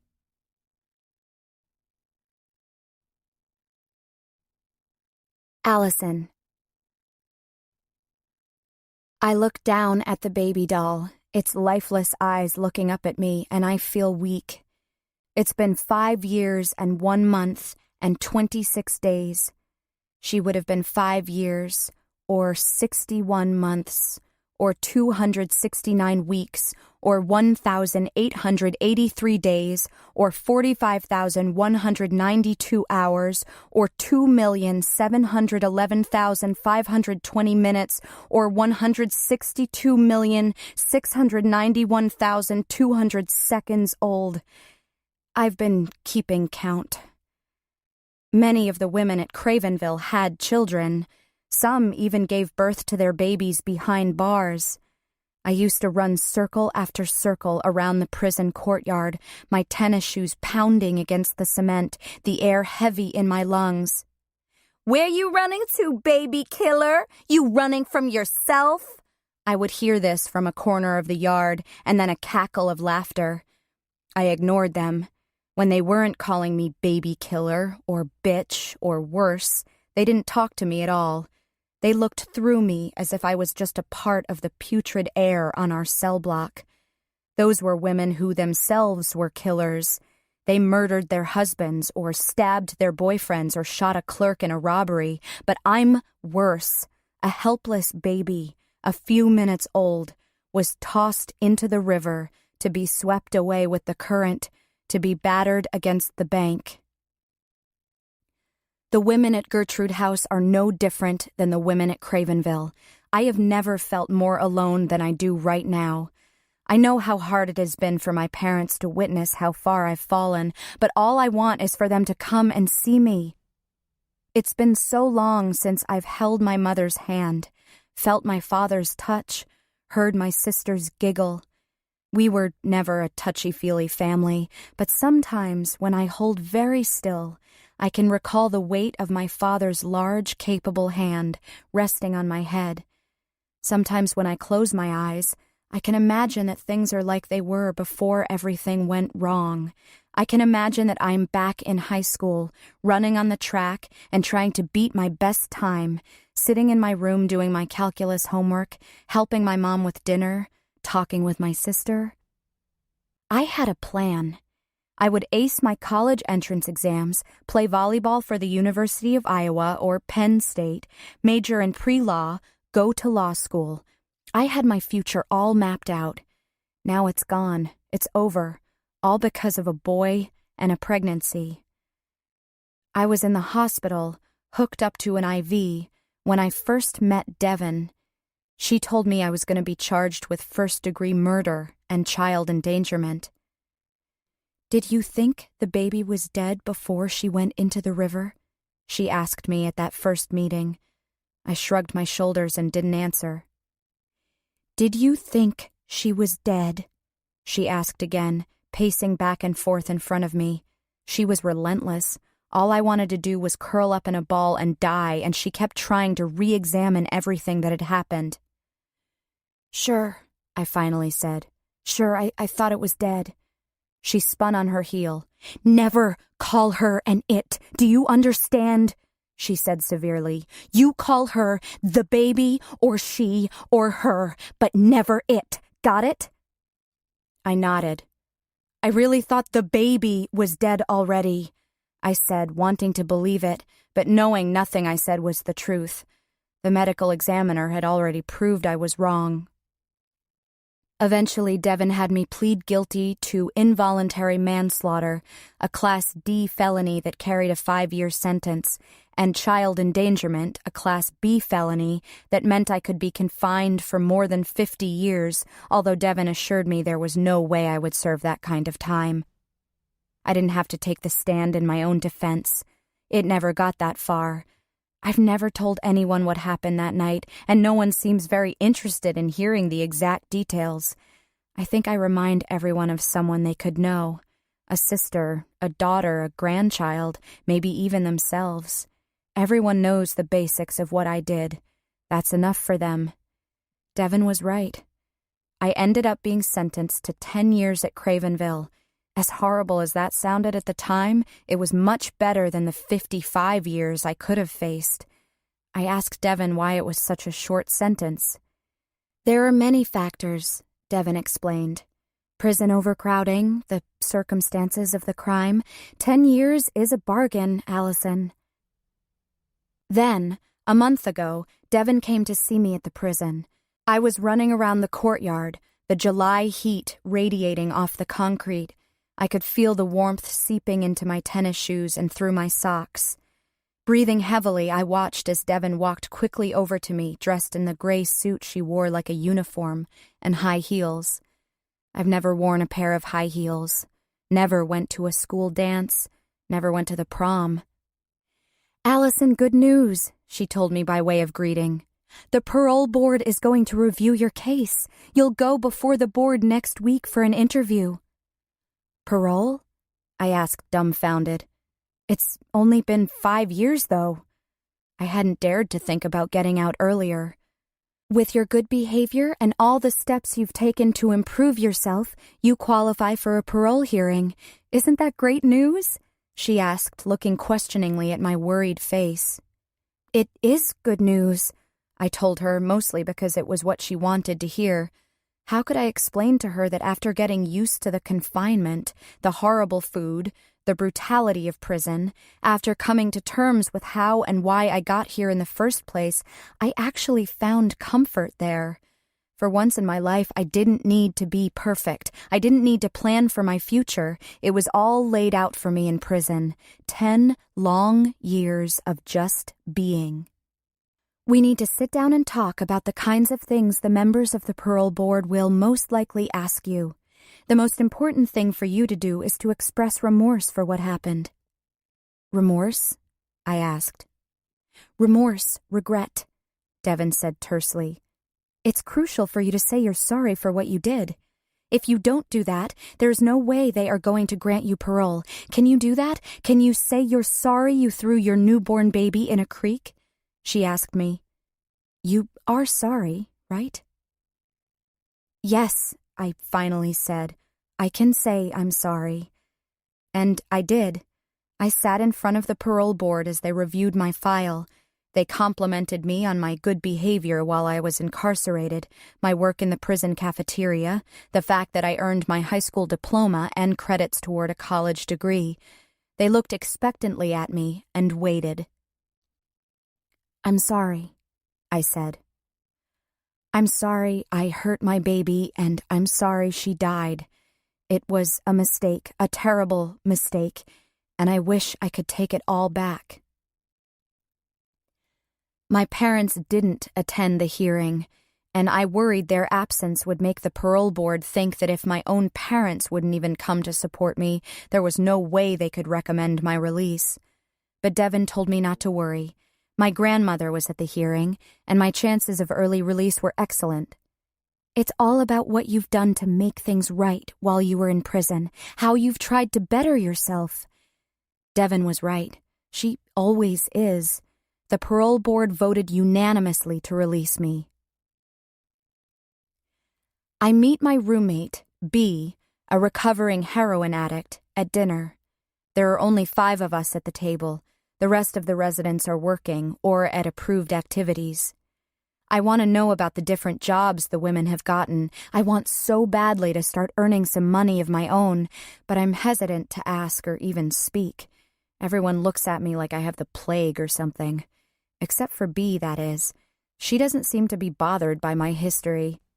Either that or she hasn't heard the sordid details yet.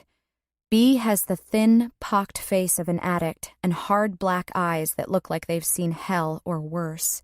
She also has thin, strong arms that look like they could knock the crap out of any one of us, so everyone seems to give B her space. Not that violence of any sort is allowed at Gertrude House. B gleefully tells everyone about her first night at Gertrude House anyway. Two ladies got in an argument over who got to use the phone next. There's a sign-up sheet for a reason. This woman, who had been in jail for embezzlement, smacked the other gal across the face with the phone.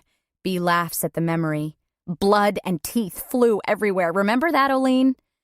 B asks as she stabs a green bean with her fork. I do, Oline says wryly. Not one of our finer moments here. We had to call the police. Yeah, and because I was new to the house, I had to clean up all the blood and teeth. B shivers at the memory. Oh, B, Oline chides her gently. I helped you. After dinner and helping with the dishes, I try to call my parents and then Bryn again. No one answers. I sit numbly on the sofa, the telephone in my hand, listening to the dial tone, until Oline comes into the room, pulls the telephone gently from my hand, and tells me I'm on my own until 7, when we meet as a group. I'm not surprised when I go up to my room and find another battered doll, head first in a tin bucket of water, there to greet me. I swallow hard, and a solid knot of rage forms in my chest. How dare these women, who themselves have done terrible, terrible things, judge me? With a kick perfected during my 2nd year at soccer camp, my foot connects with the bucket, sending it clanking across the hardwood floor, water splashing and spreading in a puddle at my feet. I hear feet on the steps and snickers coming from the hallway, and I turn swiftly and slam the bedroom door, the walls trembling with the force and echoing through the house. After a few minutes, there's a knock at the door. Go away, I say angrily. Allison? It's Oline. Are you okay? I'm fine, I just want to be left alone, I say more softly. Can I come in for a minute? Oline asks. I want to say no. I want to climb out the window and run away, but I can't go home and I can't leave the area. Allison, open the door, please. I crack open the bedroom door, and I see Oline's green eye looking in at me. I'm fine, I say again, but the water from the bucket is pooling around my feet and inching into the hallway. Oline waits, not saying anything, just looking up at me with her knowing eyes until I step aside to let her in. Oline takes in the overturned bucket, the doll, the lake of water, and sighs. I'm sorry about this, Allison, Oline says. You just have to let them get it out of their system. Lay low, do your work, and then they'll treat you like everyone else. She must see the sadness on my face because she asks, Do you want me to bring it up at our group meeting tonight? No, I say firmly. I get that no good will come from confronting these women. I'll go get you a towel. Oline pats me on the arm and leaves me to my thoughts. I plan to keep my head down, check in with my parole officer twice a month, do my work, and mind my own business, but I know they aren't going to let me off so easily. I know they hate me for my crime. They think they're better than me. They think they have perfectly reasonable excuses for doing the bad things they did. The drugs made them do it. Their boyfriends made them do it. Their rotten childhoods made them do it. But me? I had the perfect parents, the perfect childhood, the perfect life. I have no excuses.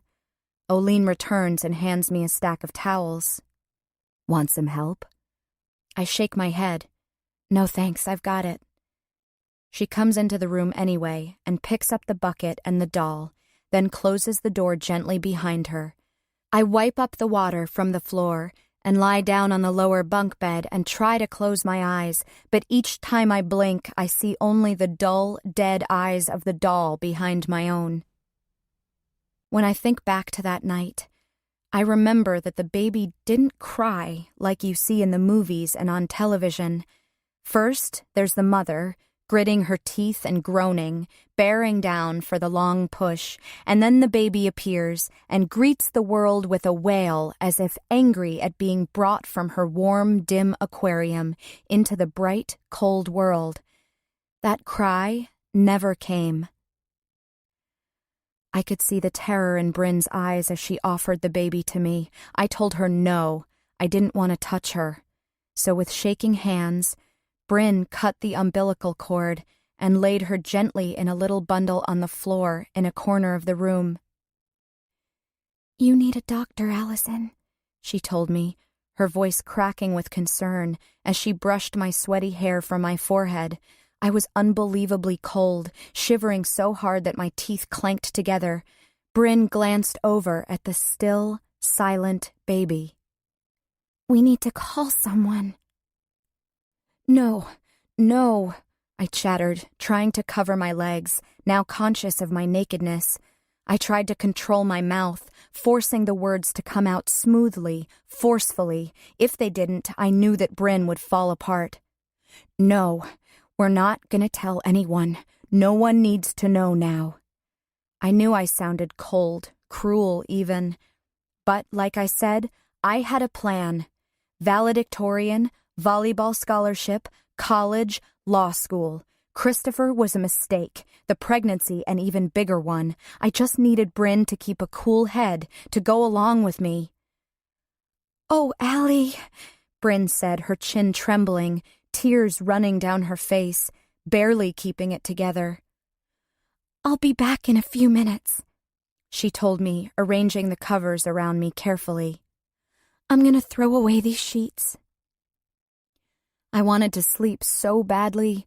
I wanted to close my eyes and just disappear. I used my arms to push myself up from the damp bed and slowly swung my legs over the edge of the bed, nearly crying out from the burning pain between my legs. I waited until the sting dulled into a throb and stood, reaching for my bedside table for support. I looked over to the far corner of the room where Bryn had left the baby.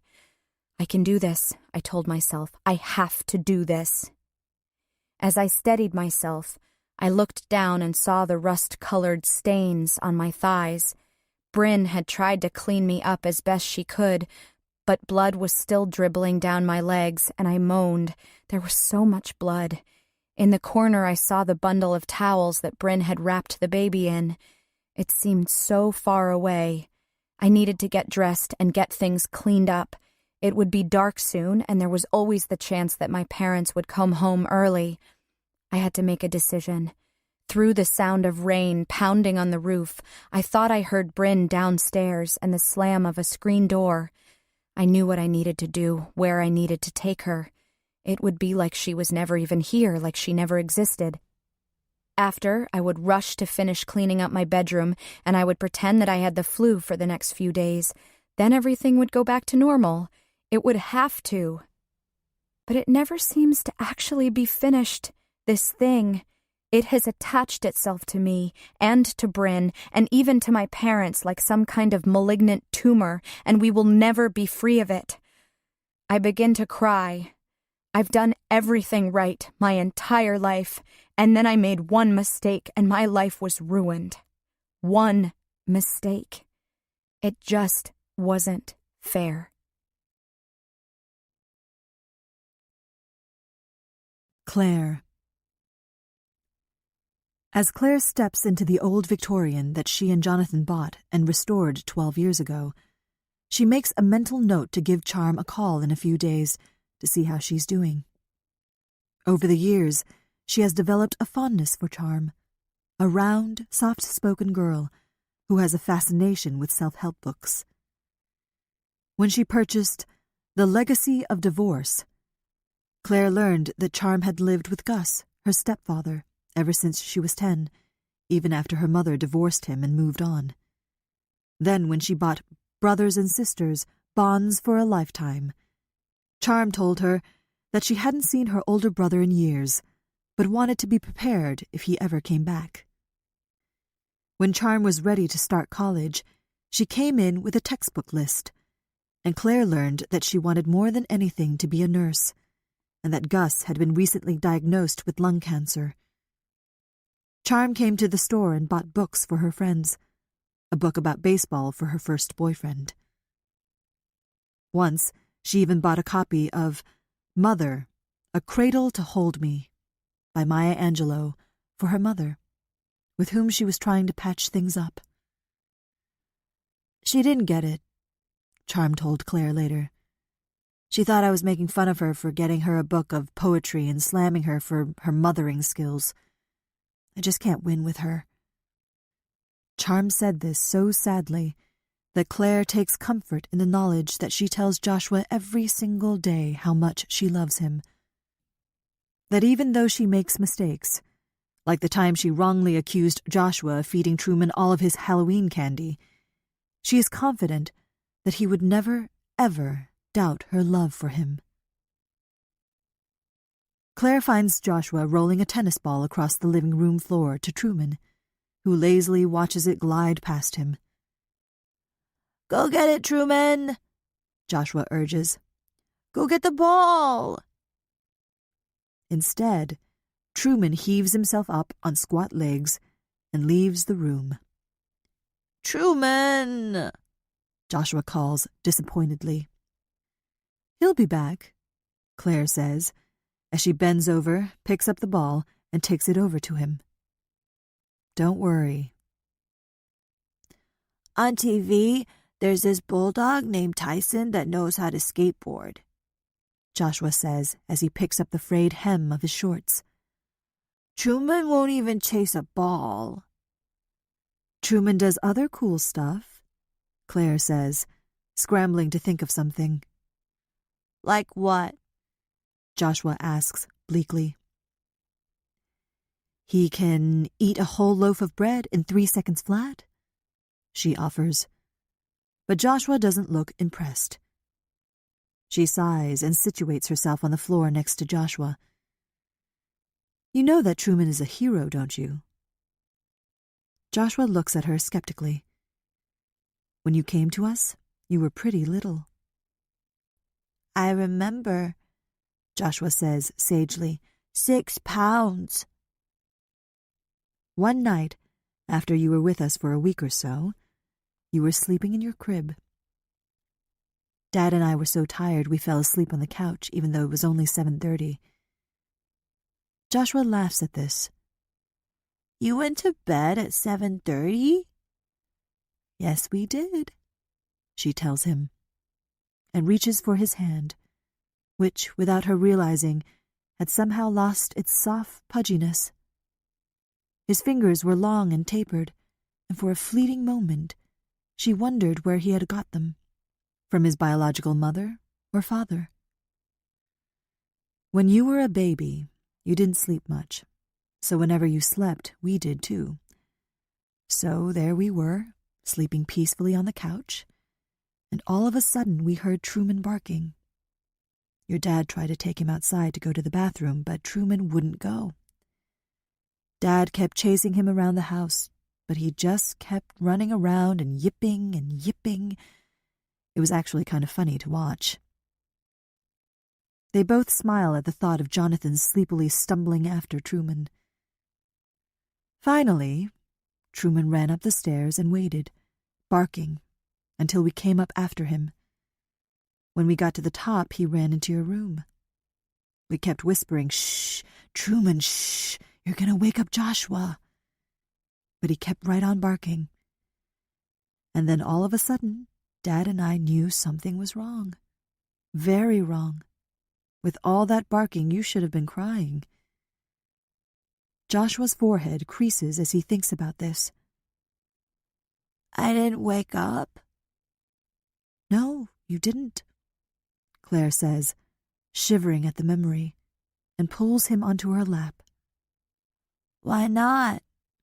He asks, while he twists her wedding ring off her finger and places it on his own thumb, moving it back and forth so that the diamond casts a mottled rainbow on the wall. Dad turned on the light in your room, and you were in your crib, and it looked like you were sleeping, but you weren't. You weren't breathing. Joshua's hands still, but he doesn't say anything.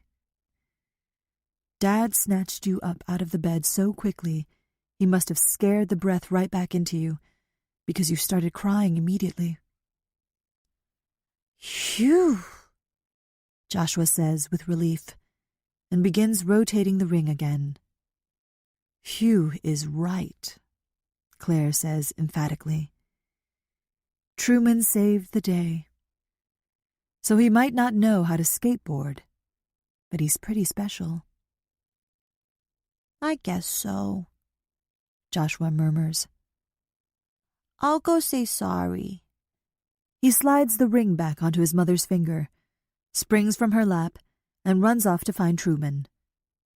What she doesn't tell Joshua is how, during the endless seconds between when Claire and Jonathan saw him lying in his crib, blue and still, to when they heard his angry cries, her own breath escaped her. How could I lose him already? She had wondered. Did God change his mind? It wasn't until air filled his tiny lungs that she breathed again, too. Claire slowly gets to her feet, mindful that she is every bit of her 45 years. When Joshua celebrates his 10th birthday, she will be 50.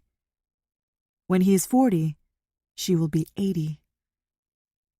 Motherhood is the hardest, most terrifying, most wonderful thing she will ever do. Perhaps the greatest joy she's gotten from having Joshua coming into her life, besides hearing him call her Mom, is watching Jonathan and Joshua together. Together, they pore over home restoration magazines and, entranced, watch old episodes of This Old House. Claire has to laugh when Joshua, asked what he wants to be when he grows up, answers Bob Vila, or his dad. As they scrape, sand, and varnish together, refurbishing fireplace mantels, armoires, banisters, when she watches as Jonathan teaches Joshua how to hammer a nail or twist a screw, her heart swells with pride. Even though Joshua is their only child, Claire knows that he isn't quite like other children. For the longest time, she thought of him simply as a dreamer. His head is so full of creative, imaginative ideas, she can almost ignore the fact that he often doesn't appear to hear them when they speak to him. They can tell him to do something many times, and Joshua will seem to understand, but he rarely follows through. There are times when he seems to leave their world completely, can stare into space, fully absorbed by she doesn't know what. And he's gone, until they bring him gently back to them. It's as if there's a buffer that surrounds him, keeping the harshness of the world away. Without it, she believes, he would be left exposed and vulnerable. Claire doesn't know if it had to do with those moments when he was deprived of oxygen, or if something traumatic happened before he came to them. Sometimes she fears their love hasn't been quite enough to renew Joshua's trust in the world around him.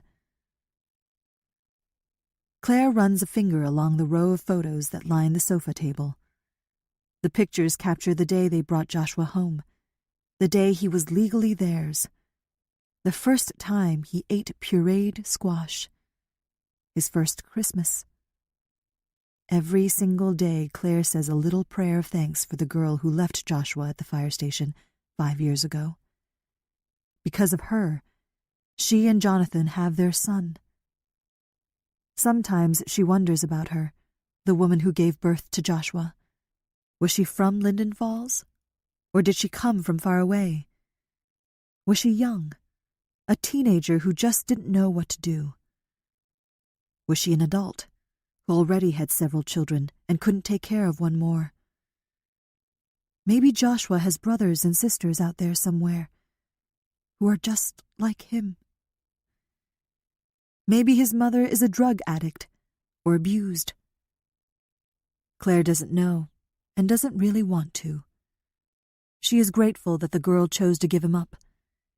In that single act of altruism or selfishness, she'll never know which, that girl gave her everything.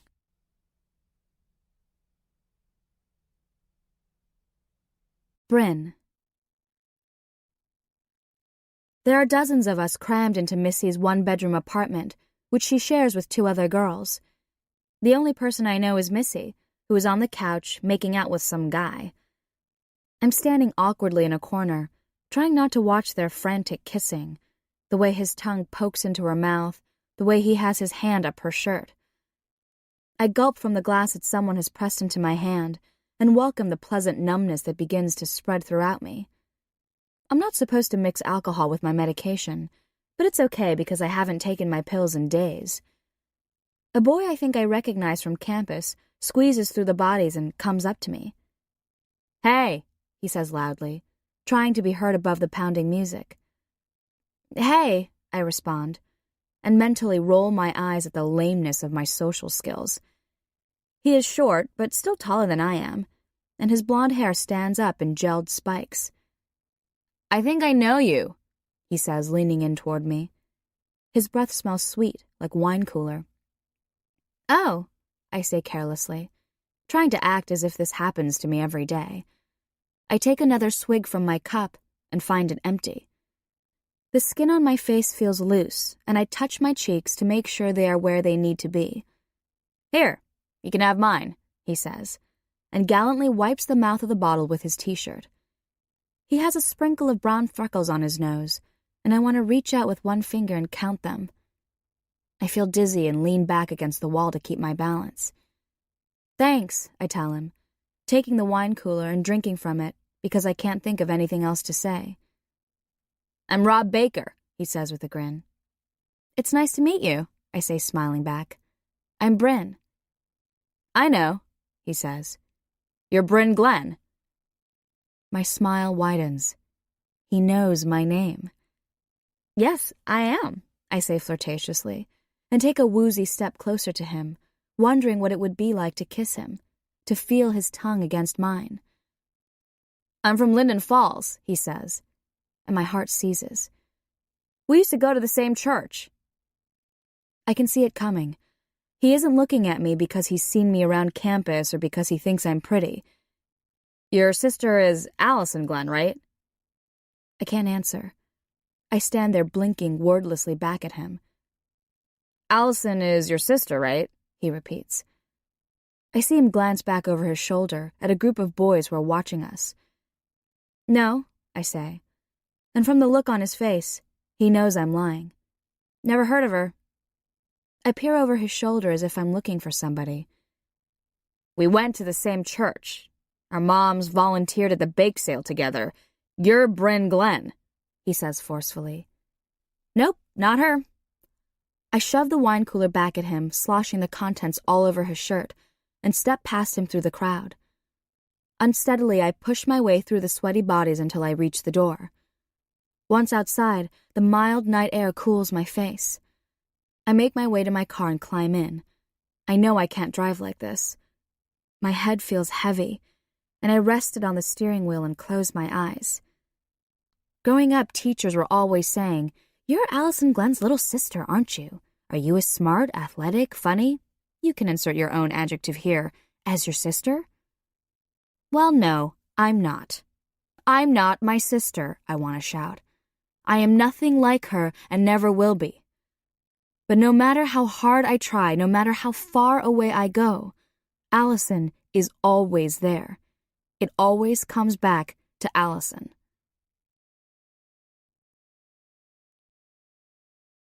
Allison. In the dark of night, I still question how the police found out the baby was mine. Someone had to have called them, and it sure wasn't me. In the back of my mind, I know it was Bryn, even though I can't believe she had it in her to actually pick up the phone. Bryn couldn't even order a pizza on her own. 5 years have passed, and I still have trouble picturing her making the call. The strange numbness that I had felt after giving birth the day before was gone, replaced with burning pain that brought tears to my eyes. I was actually glad for the officer's steadying hand. Bryn reached out to touch my face. "Allie?" she cried. I pulled away from her fingers. I felt so sick, like I would combust if anyone touched me. I know that pulling away from Bryn hurt her feelings. She was always so sensitive. In an odd way, I could understand why she did what she did. This was way more than a 15-year-old girl, especially one like Bryn, should have had to shoulder. I prayed that for her sake she didn't tell anyone she had helped me through the delivery. There was no reason why we should both get in trouble for what really was my own fault. As I carefully slid into the back of the police car, I could hear Bryn's awful cries. I haven't spoken to or seen Bryn since. I ended up fainting in the police car, so our first stop was the hospital, where I got 30 stitches and spent the next 3 days hooked up to an IV full of antibiotics. The way the nurses and the doctors looked at me while I was in the hospital was new. Everyone took adequate care of me. They were all too professional to do anything else, but there were no gentle touches, no cool hands laid against my hot forehead, no plumping up of pillows, just anger and disgust, fear. My parents' original shock at me being led away by the police was replaced with outrage. "Ridiculous!" my mother hissed when the detective who came to the hospital to interview me asked if I was the one who threw the baby in the river. I didn't say anything. "Allison," my mother said, "tell them it's all a big mistake." Still, I didn't say anything. The officer asked me why there was a black bag full of bloody sheets stuffed into the garbage can in our garage. I didn't answer. She asked me how I came to be nearly ripped in half, my breasts swollen and leaking milk. "Allison, tell them you didn't do this," my father ordered. Finally, I spoke. "I think I need a lawyer." The detective shrugged her shoulders. "That's probably a good idea. We found the placenta." I swallowed hard and looked down at my hands. They were puffy and swollen. They didn't look like they belonged to me. Inside a pillowcase at the bottom of a trash bag. She turned to look at my father. "In your trash can. Call your lawyer." As she was leaving my hospital room, she turned back to me and said softly, "Did she cry, Allison?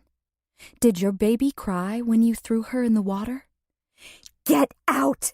my mother screeched, so unlike her usual composed, proper self. "Get out of here! You have no right! You have no right to come in here and accuse and upset us like this!" "Huh," the detective said, nodding in my direction as she moved toward the door. "She doesn't look so upset."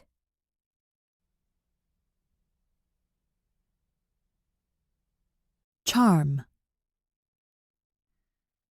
Gus is fading quickly. "Where's the baby?" he asks Charm when she comes home from the hospital. "He's safe," she reassures him. "Remember, he's with that nice family now. They're taking good care of him." Charm hears a rap at the front door. She lifts the pot of mashed potatoes from the stovetop and goes to the door. Jane stands on the front steps, her black hair pulled back in a ponytail, carrying her bag of tricks, as she calls it. "Hey, how are you doing?" she asks as she steps into the house. "Fall is in the air." She shivers slightly, and Charm takes her coat from her. "I know, and it's only the end of August." "We're doing fine," Charm responds. "Gus is in the other room watching television." "Ah, food for the mind," she smiles. Charm shrugs. "It helps pass the time." "How's he doing?" Jane asks, her tone turning serious. "He's okay. Some days are better than others." "How about you? How's school going? Are you juggling everything okay? It's a lot of responsibility for a 21-year-old, to be going to school and taking care of an old man." "Hey, don't call Gus old. It'll hurt his feelings." "We're doing just fine," Charm says, stiffening a little. She knows where Jane is heading with this. Jane brings up the subject of a hospital or a skilled care facility nearly every time she comes to the house. "I call him 3 times a day and check up on him at lunch." I know. She holds up a hand, trying to placate Charm. You're doing a great job. I'm just saying there are always options for you and resources. You let me know if you think Gus is taking a turn for the worse or if you need more help, okay? She looks her levelly in the eyes. Okay, Charm answers, knowing that Gus would never stand for being moved from his home. I saw your mom the other day, she says casually as she scans the kitchen. Charm is aware that as a nurse, it's Jane's job to make sure that Gus is getting the care he needs. She's not worried. The house is always clean and she always makes sure to have food in the refrigerator. Oh? Charm says, as if she doesn't care. But she listens, greedy for any snippet of news of her mother. Yeah, I saw her at Walmart in Linden Falls. She looks good. Said she's working as a waitress at O'Rourke's. Charm doesn't respond. Her mother has had many jobs over the years, and Charm doubts that this one will last long. She's still with that guy, Binks? For now, Charm says bitterly. She asked about you. I said you were doing great, Jane says gently. She could ask me how I am on her own. She knows where I am. She lived here long enough for her to remember. She wondered if you've heard from your brother, Jane asks tentatively. No, Charm says guardedly. Not for years. Last I heard he was doing drugs and participating in other highly illegal activities. You are doing great, you know, she tells her again. You hang in there. Soon you'll be done with college and can begin your own life. She hoists her bag over her shoulder and calls out to Gus. The lady of your dreams is here, Gus. Turn off that junk on the television. Gus's laughter rings out from the other room, and then they hear the click of the television being shut off. Charm sees how gentle and caring Jane is with Gus, and knows she's like that with all her patients. She gives him medication that relieves the pain and finds a way to make him smile through the pain the morphine can't reach. Treating Gus with the dignity and respect that is so important to him, because in the end, that's all he really has left. He knows he's going to die, but Jane is easing the way for him. She talks to him like he was the man he remembers himself to be, the firefighter, a respected member of the community, a good friend and neighbor. She thinks about someone finding out what they did 5 years ago. If anyone learns of the law she had broken, her dream of becoming a nurse would disappear. I want to do what Jane does for others, Charm thinks. I hope that I get the chance. Bryn. I wake up shivering. The windows of my car are fogged over, and it takes me a minute to figure out where I am. I wipe away the condensation with the heel of my hand. The sky is black, and I see that I'm still parked in front of Missy's apartment. No lights shine in the apartment, and the street is quiet. My neck is stiff from sleeping with my head against the steering wheel, and my mouth feels dry, like it's stuffed with cotton. I think back to the night before, about how I thought for a second that boy could possibly be interested in me. Just me. I had thought that by leaving Linden Falls, I would be able to start over in a place where no one would know where I came from, who my sister was. But I was wrong. I turn the car ignition and flip the heat as high as it will go, so that warm air blasts against my face. The display on the dash says it's 3:30. I hope my grandmother isn't waiting up and worrying about me. I try to gauge whether or not I'm sober enough to drive back to my grandmother's house, or if I should knock on Missy's door and crash there for the rest of the night. I can't bear the thought of facing her, though, of explaining why I left in such a hurry. I'm sure word has already made the rounds. Soon I'll be right back where I was when I lived in Linden Falls. That girl, Bryn Glenn. that girl whose sister went to prison for drowning her newborn. I decide that it's safe for me to drive home. The world isn't spinning like it was last night, even though my head is pounding and my stomach churns. I flip on my headlights and carefully pull out into the street toward home. I don't know what I'm going to say to my grandmother. The truth, I guess. She's just about the only person in the world I can be honest with, at least to some degree. She knows that I felt like an outsider in my own house. My grandmother understood. She told me that she felt the same way living with my grandfather and my father. They were both perfectionists, both incredibly smart, both interested in finance and astronomy.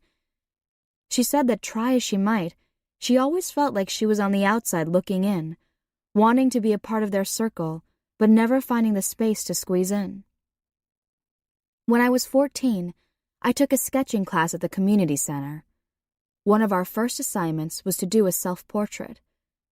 I sat in front of my mirror for hours with my sketch pad and pencil, just staring at myself. The nib of my pencil didn't touch the paper, my hand floating above it like a butterfly trying to find a place to land. Eventually, Allison wandered past my room and poked her head in. "What are you doing?" she asked me. "Nothing," I answered. "Just an assignment for my art class. I have to draw a self-portrait." "Can I see?" she asked, stepping into my room. I remember thinking, my sister is so beautiful. She should be the one I sketch a picture of. But I didn't have the nerve to ask her. I tilted my blank sketch pad toward her, and she looked at me, a troubled frown on her face. "I think that must be the hardest thing for you to do, for an artist to do, to draw yourself, for the whole world to see what you think you look like." She shook her head at the thought, as if impressed. "Maybe start with your eyes," she suggested, "and go from there." Then she was gone, on to the next activity, the next school project, the next workout. I sat there for a long time, all alone in my room, smiling. Not just because Allison graced me with her presence, which rarely happened, but because she called me an artist. For once, I wasn't the little sister, the nobody. I was Bryn Glenn, the artist. I still have that portrait I ended up drawing of myself. It shows me sitting in front of a mirror, looking at myself, paper and pencil in my hand. And if you look closely at the pad of paper that I'm holding, you'll see another girl looking in a mirror, holding a pencil and paper, and on until the girl in the mirror is so small you can barely see her. I thought it was pretty good, and my art teacher did too. I got an A. I showed my mom and dad, and they told me I did a nice job. I asked if I could get a frame and put the sketch inside it and hang it in the living room or somewhere, but my mother said no. The picture didn't really go with the decor of the house. I never showed the picture to Allison. I was afraid of what she might say. For that one moment, Allison considered me an artist. I wanted her to keep that thought, remember me that way. As I pull my car into my grandmother's driveway, I see that she has left a light on for me. As quietly as possible, I unlock the back door and step into the kitchen. The light above the stove is on, and there's a note on the table. "Hope you had fun with your friends. There's cake on the counter." I smile. This is another reason I love my grandmother. There's always cake. My stomach still feels queasy, so instead I get a glass of water and make my way to my bedroom. Milo is curled up on my bed, fast asleep. I nudge him to the side and crawl under my covers, but sleep doesn't come. I get up again, swallow my medication, adding an extra 2 pills to make up for the doses I missed the past few days, and pull out my sketch pad. Climbing back into bed, I begin drawing, my hand moving as if on its own. Dark clouds, a river, my sister, a baby, and me, watching it all.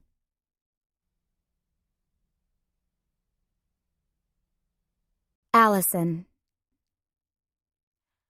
I'm on for cleaning bathrooms today at Gertrude House, and then later I'm going to meet with Oline about a possible interview for a job at a local bookstore.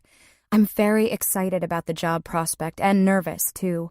Oline is active in several community groups, and many of her girls, as she calls us, get jobs at local businesses near Gertrude House. I set my bucket of cleaning supplies on the floor, grab the toilet wand, and lift the lid of a toilet. Inside, I find a particularly realistic doll with wide, staring eyes looking up at me from the toilet bowl. I can't breathe when I see it. It has the same smooth, pink scalp of the baby I gave birth to, and its arms are reaching out for me as if begging me to pick her up.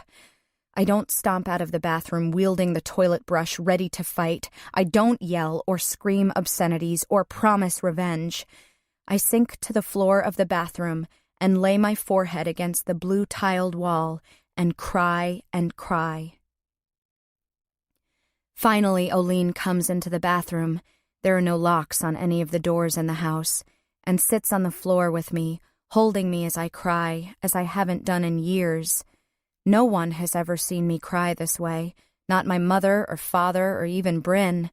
I hold on to Oline's thin frame, her knobby shoulders digging into my cheek, and cry. "Shh, now, Allison, shh," she whispers into my ear, her stale cigarette breath a welcome breeze against my cheek. "It's going to get better," she promises. "Do you hear me, Allison?" I snuffle and nod into her neck. "Then let's get you up and wash your face." She places her rough, leathery hands on my shoulders. "It's not going to be easy," she says, looking up at me. "It's probably going to get a lot harder before it gets easier. No one can change what you did or what has happened in the past." I lower my head and start to cry again. "But," she says so sharply that I have to look at her again. "But you do have control over who you are now and how you carry yourself. Do you understand?" I can't answer her. "Do you understand?" she says again, and I bob my chin up and down.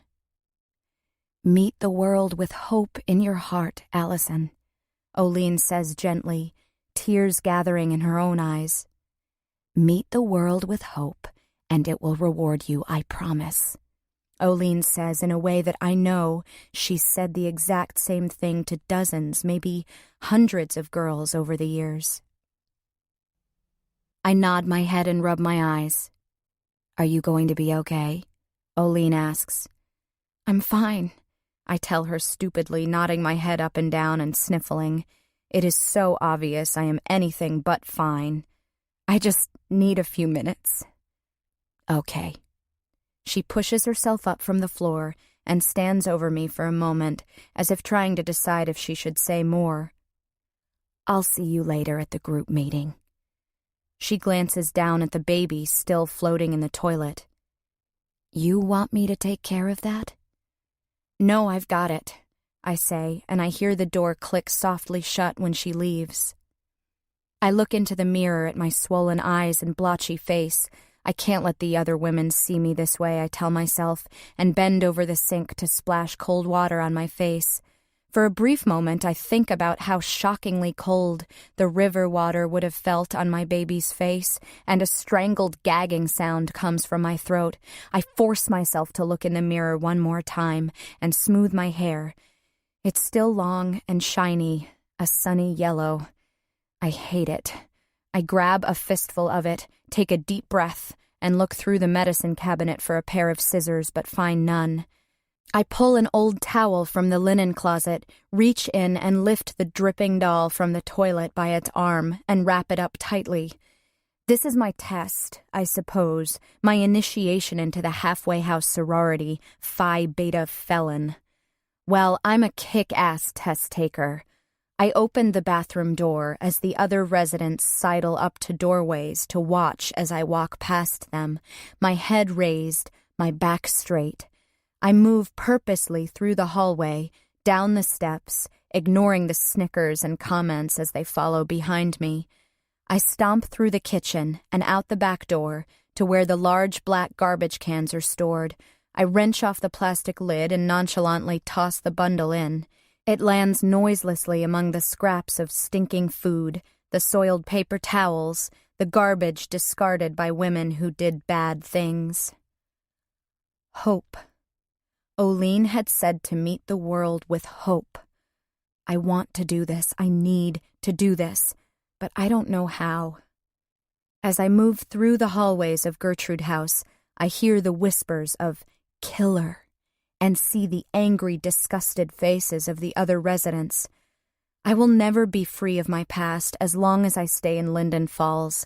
I have to get this job at the bookstore, and I have to do my time at Gertrude House, and then I'm going to move away. But first, I have to see my sister face to face and make her talk to me. Claire. The lights that line Sullivan Street sputter on at 9:30, even though the sky has been midnight black since 7. Watching the rain fall in silvery sheets, Joshua stands with his fingers pressed against the front window of Bookends, leaving sticky fingerprints that Claire won't have the heart to wipe away. Look, the smudged impressions seem to say. Look who has been here. A little boy of 5 who loves sour gummy worms and chocolate-flavored soda. Both of which Claire, in a rare moment of indulgence, allowed Joshua to have. They weren't supposed to be at Bookends this late on Monday evening, but Ashley, Claire's 17-year-old part-timer, called in sick. Then the ceiling began to leak, causing a flurry of rearranging and mopping. Distressed, Truman slunk into the back room, and Claire gave in to Joshua's pleadings for his favorite sugary snacks. Now, 2 hours later, an exhausted Claire climbs the old rickety stepladder that Jonathan is convinced she will break her neck on one day to finish the inventory that should have been completed hours earlier. "Mom," Joshua says fretfully, "I saw lightning. I think it's going to thunder." Just give me a few more minutes, Josh. Then we'll pack up and go home. I'm almost done. Are you tired? Joshua shakes his head no. We're going to have to start getting you to bed earlier. You start school next week, she tells him as she scans the upper levels of the bookshelves, noting what titles need to be ordered on her clipboard. "Can I go upstairs?" Joshua asks. Above the bookstore is an unoccupied but furnished efficiency apartment that Jonathan has been updating in hopes that they can rent it out to a college student one day. "Nope, sorry," Claire tells him. "Dad still has a bunch of his tools up there. There's nothing fun up there anyway, except for a leaky ceiling. I promise I'll be ready to go in." She lifts her wrist to check her watch and nearly tumbles off the ladder. "Whoops," Claire says, steadying herself. "We'll leave in 15 minutes. Joshua sighs heavily as if he doesn't quite believe his mother. "Okay, I'm going back there." He hooks his thumb in the direction of the children's section and walks warily away. Such a little old man, Claire thinks. She hears the jingle of bells as the front door opens and 2 young men slouch in. "Sorry, we're closed," she tells them, truly apologetic. She hates to turn readers away, not just for the money, although there's that, of course, but she knows that yearning feeling of wanting the weight of a new book in her hands. "We open tomorrow at 9, she adds over her shoulder, not becoming suspicious until they pull the hoods up, their faces hidden in the recesses of their oversized hooded sweatshirts. It's the end of August, and despite the rain, it's still warm and humid in the evenings. Dread fills her chest, and only one thought comes to her mind. Joshua. The shorter of the 2 glances up at Claire, his hood slipping back, his dark eyes flickering toward hers. The second boy, taller and leaner, makes a beeline to the cash register. With a bony, nail-bitten finger, he jabs at the register, and the drawer opens with a clang, striking him in the stomach so that the sound of the coins clanking against one another echoes through the store. "Hey," Claire calls in disbelief. "What are you doing?"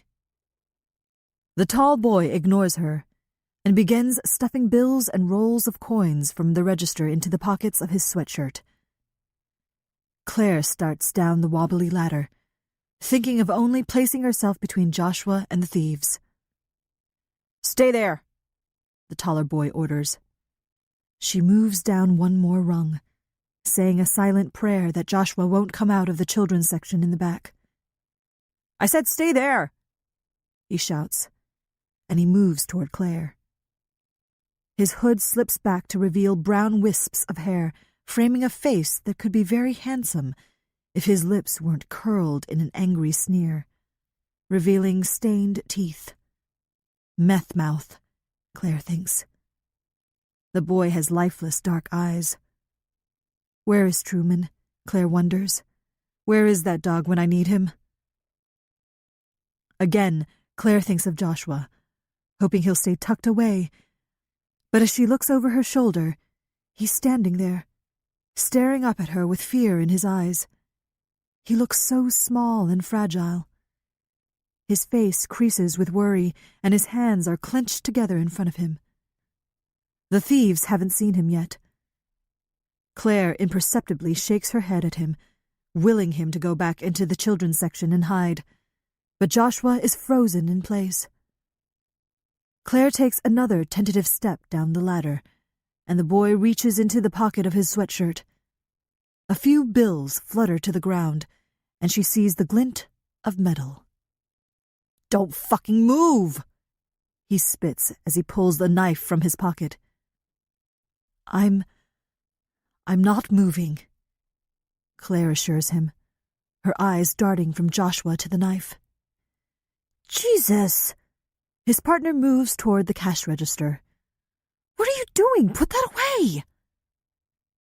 This boy is smaller, more compact, built like a gymnast or a wrestler. Black curly hair spring out from his hood, and his eyes are gray, the color of slate. "Shut up!"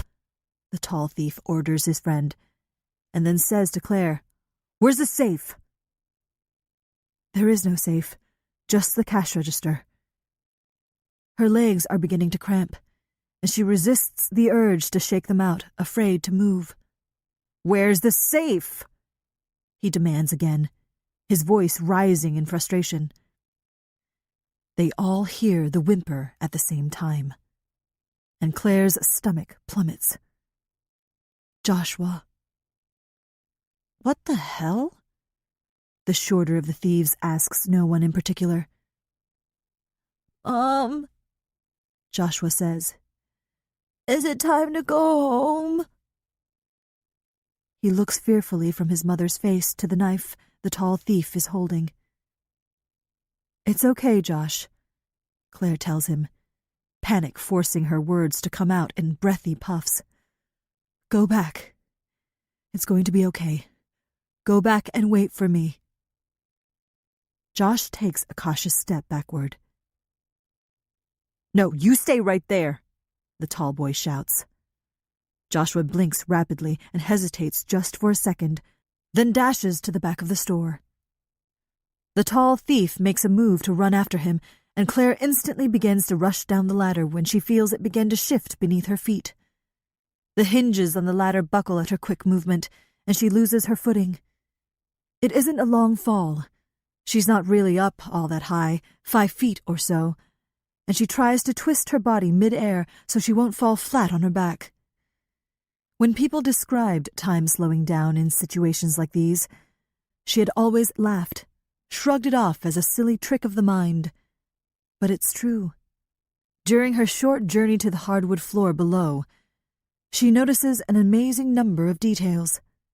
Mid-spin, she finds herself looking straight at the taller thief, who has decided Joshua isn't worth chasing. "Come on!" the older boy calls out nervously, except it comes out as, "Come on!" slow and stretched out like taffy. He is scared. Claire can see it in his eyes. He can't be more than 15, Claire thinks, and wonders if these boys' mothers know what they're up to. "Let's get out of here," he cries in long, drawn-out syllables. And then they are heading for the door. They are leaving. Thank God. And everything speeds up, back to normal time. Claire's right shoulder hits first. An explosion of pain radiates through her arm.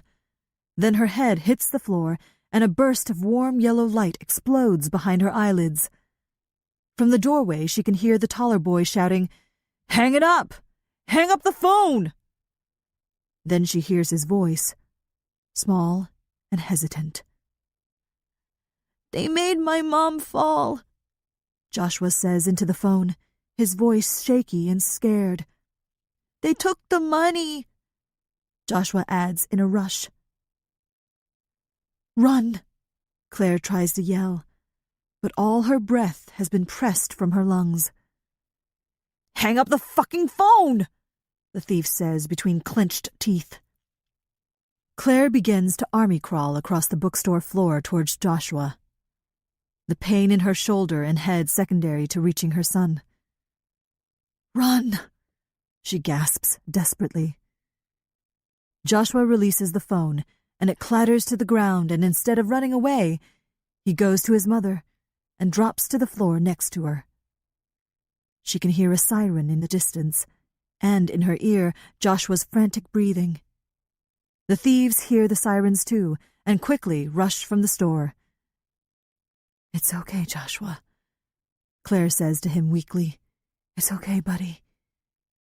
He's sitting cross-legged next to her, his small hand wrapped tightly around her wrist, as if he's afraid that if he lets go, she will float away. The pain that pulses through Claire's shoulder and the throbbing in her head churn her stomach, and bile creeps into her throat. She turns her face to the side, away from Joshua, and vomits. Claire hears his sobs and can feel the shudder of his body next to hers, but still he grasps her wrist, clutching even tighter. "Don't cry, Joshua," Claire whispers, her own tears sliding down her cheeks. "Please don't cry." Finally, Truman lumbers over to them, nudges Claire's face with his wet nose, sits down, and the three of them wait for help to arrive. It isn't until the ambulance arrives and the EMTs convince Joshua that they are there to help that Joshua releases Claire from his grip, leaving 5 perfectly circular imprints of his fingers like a red wreath around her wrist. "It's okay, Josh," Claire tells him over and over. "One of the police officers will stay with your son until your husband arrives," the EMT promises Claire. "You took quite a tumble. We need to get some x-rays and have you checked over by a doctor. Are you in much pain?" Claire nods. "Can you stay with me? I don't want to leave him alone," Claire says as she tries to lift her head to see Joshua, wincing at the movement. He's sitting on the reading sofa with Truman's head on his lap. A young police officer approaches him, kneels down, and says something to Joshua that makes the corners of his mouth rise in a reluctant smile. "We really need to get you to the hospital, ma'am. The officer will stay and take care of him." "I feel like I'm going to throw up again," Claire admits with embarrassment. "It's okay." He nods at Claire. "I'm sure you got a doozy of a concussion. Vomit away." When Claire arrives at the hospital and is wheeled into the emergency room, Jonathan is already there, standing at the door waiting anxiously. "Claire?" he asks, as the gurney comes to a stop. "Claire, are you okay?" "Joshua," she says. "Where's Joshua?" She sits up quickly, and pain shoots through her skull as she lifts her head to search for her son. "He's fine," Jonathan assures her, tears welling in his eyes as he looks down at his wife. "An officer is bringing him here right now." He runs a hand gently across her head. How are you? What happened? Claire tries to describe the robbery as the EMT rolls her down the corridor, Jonathan holding her hand as they move. But her eyes are heavy and keep closing. All she wants to do is sleep, but she fights the urge. You should have seen Joshua, she says, her voice filled with awe and pride. Claire glances down at her wrist, the one that Joshua had held so tightly while they waited for help. She feels a surge of panic when she sees that his fingerprints have faded from her wrist. For a moment, she has the sense that Joshua is gone, torn from her forever. But then she hears the familiar cadence of Joshua's steps coming near, and then he's at her side. My brave boy, Claire whispers, and reaches for him before finally surrendering to sleep.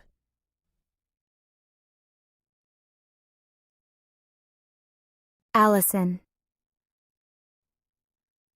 At group meetings, I'm trying to decide whether to speak up or not.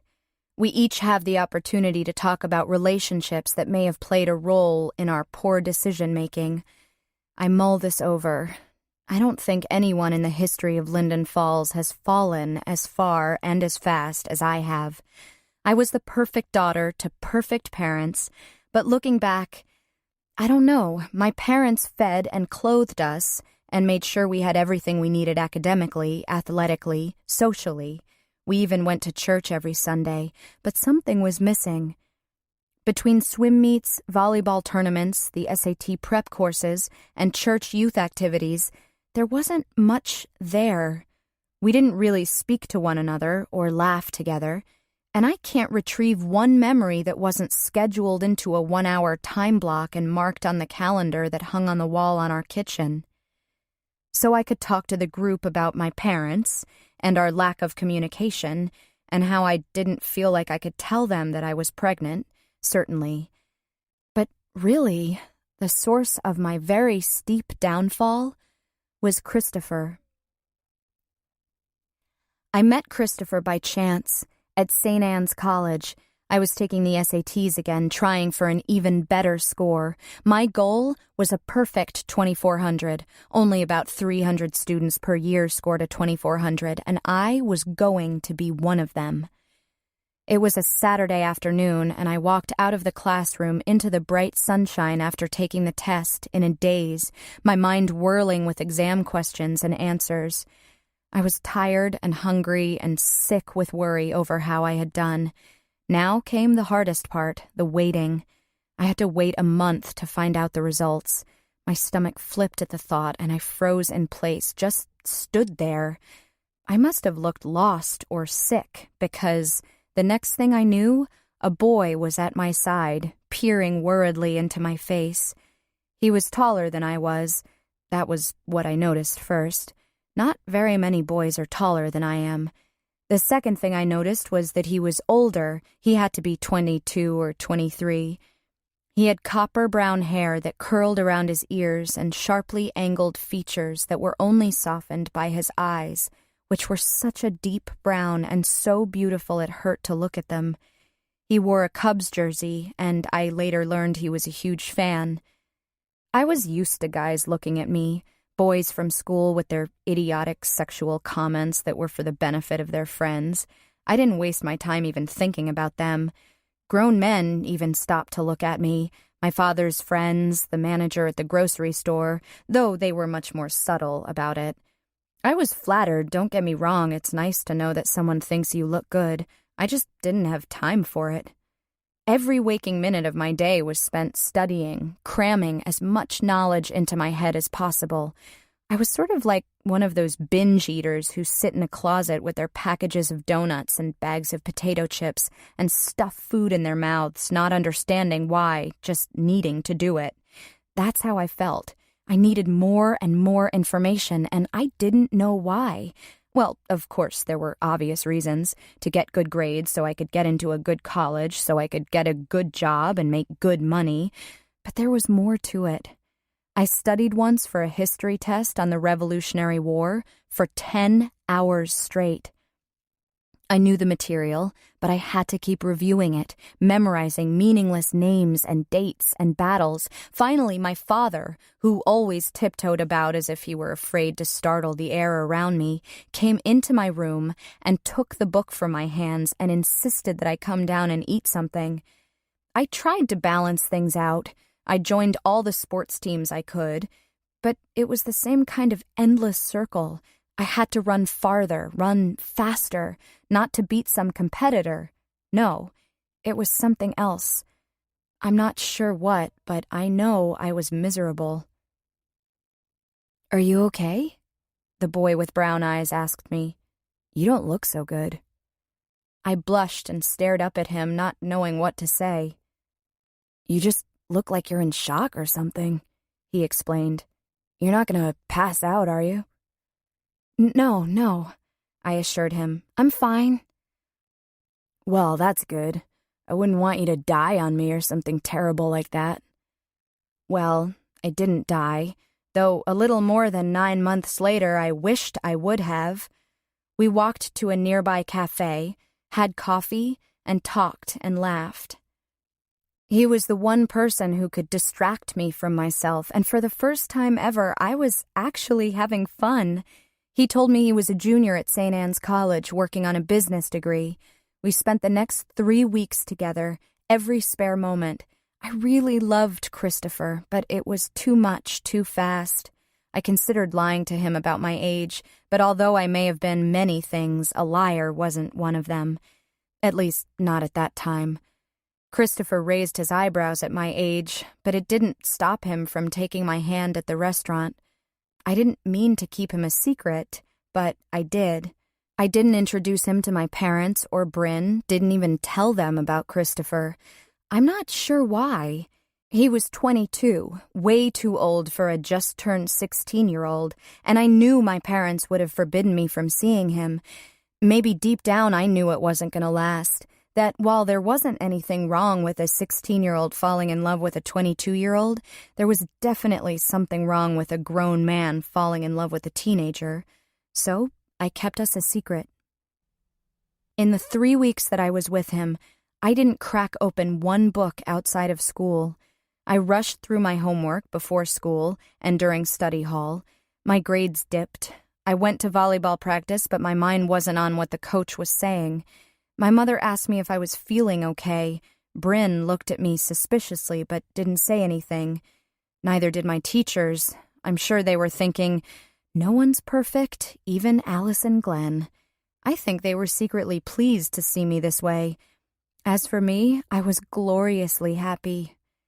That first week we met in ordinary places, the movies, restaurants, the park. But the next Saturday he took me to his house. We had met at the city park, and then I climbed into his car and he drove us out of Linden Falls across the Druid River into the country. "You don't live in town?" I asked him, surprised. "No, just outside of Linden Falls," he explained. It was a sweet house, plain and small, but clean. He opened the refrigerator and pulled out a soda. "Come on, I'll show you my room." I raised my eyebrows slyly at him. "Don't you want to?" he asked, sliding his arms around my waist and pulling me to him. "I want to," I said as I kissed him. He led me to his bedroom. It was a small, dark room with a plaid comforter and blank walls. "Not much for interior decorating, are you?" I teased. "A man's gotta travel light," he responded, slipping his hands into the waistband of my jeans. "Are you planning on going somewhere?" I asked, pulling his shirt over his head. "Yeah, I am," he said, grinning at me. "If you'll let me." "Oh, I'm gonna let you," I whispered. And I did. I let him. And as he slid into me, I wasn't scared or worried. It wasn't painful. It was like coming home, and all I could do was say his name over and over. Christopher, Christopher, Christopher.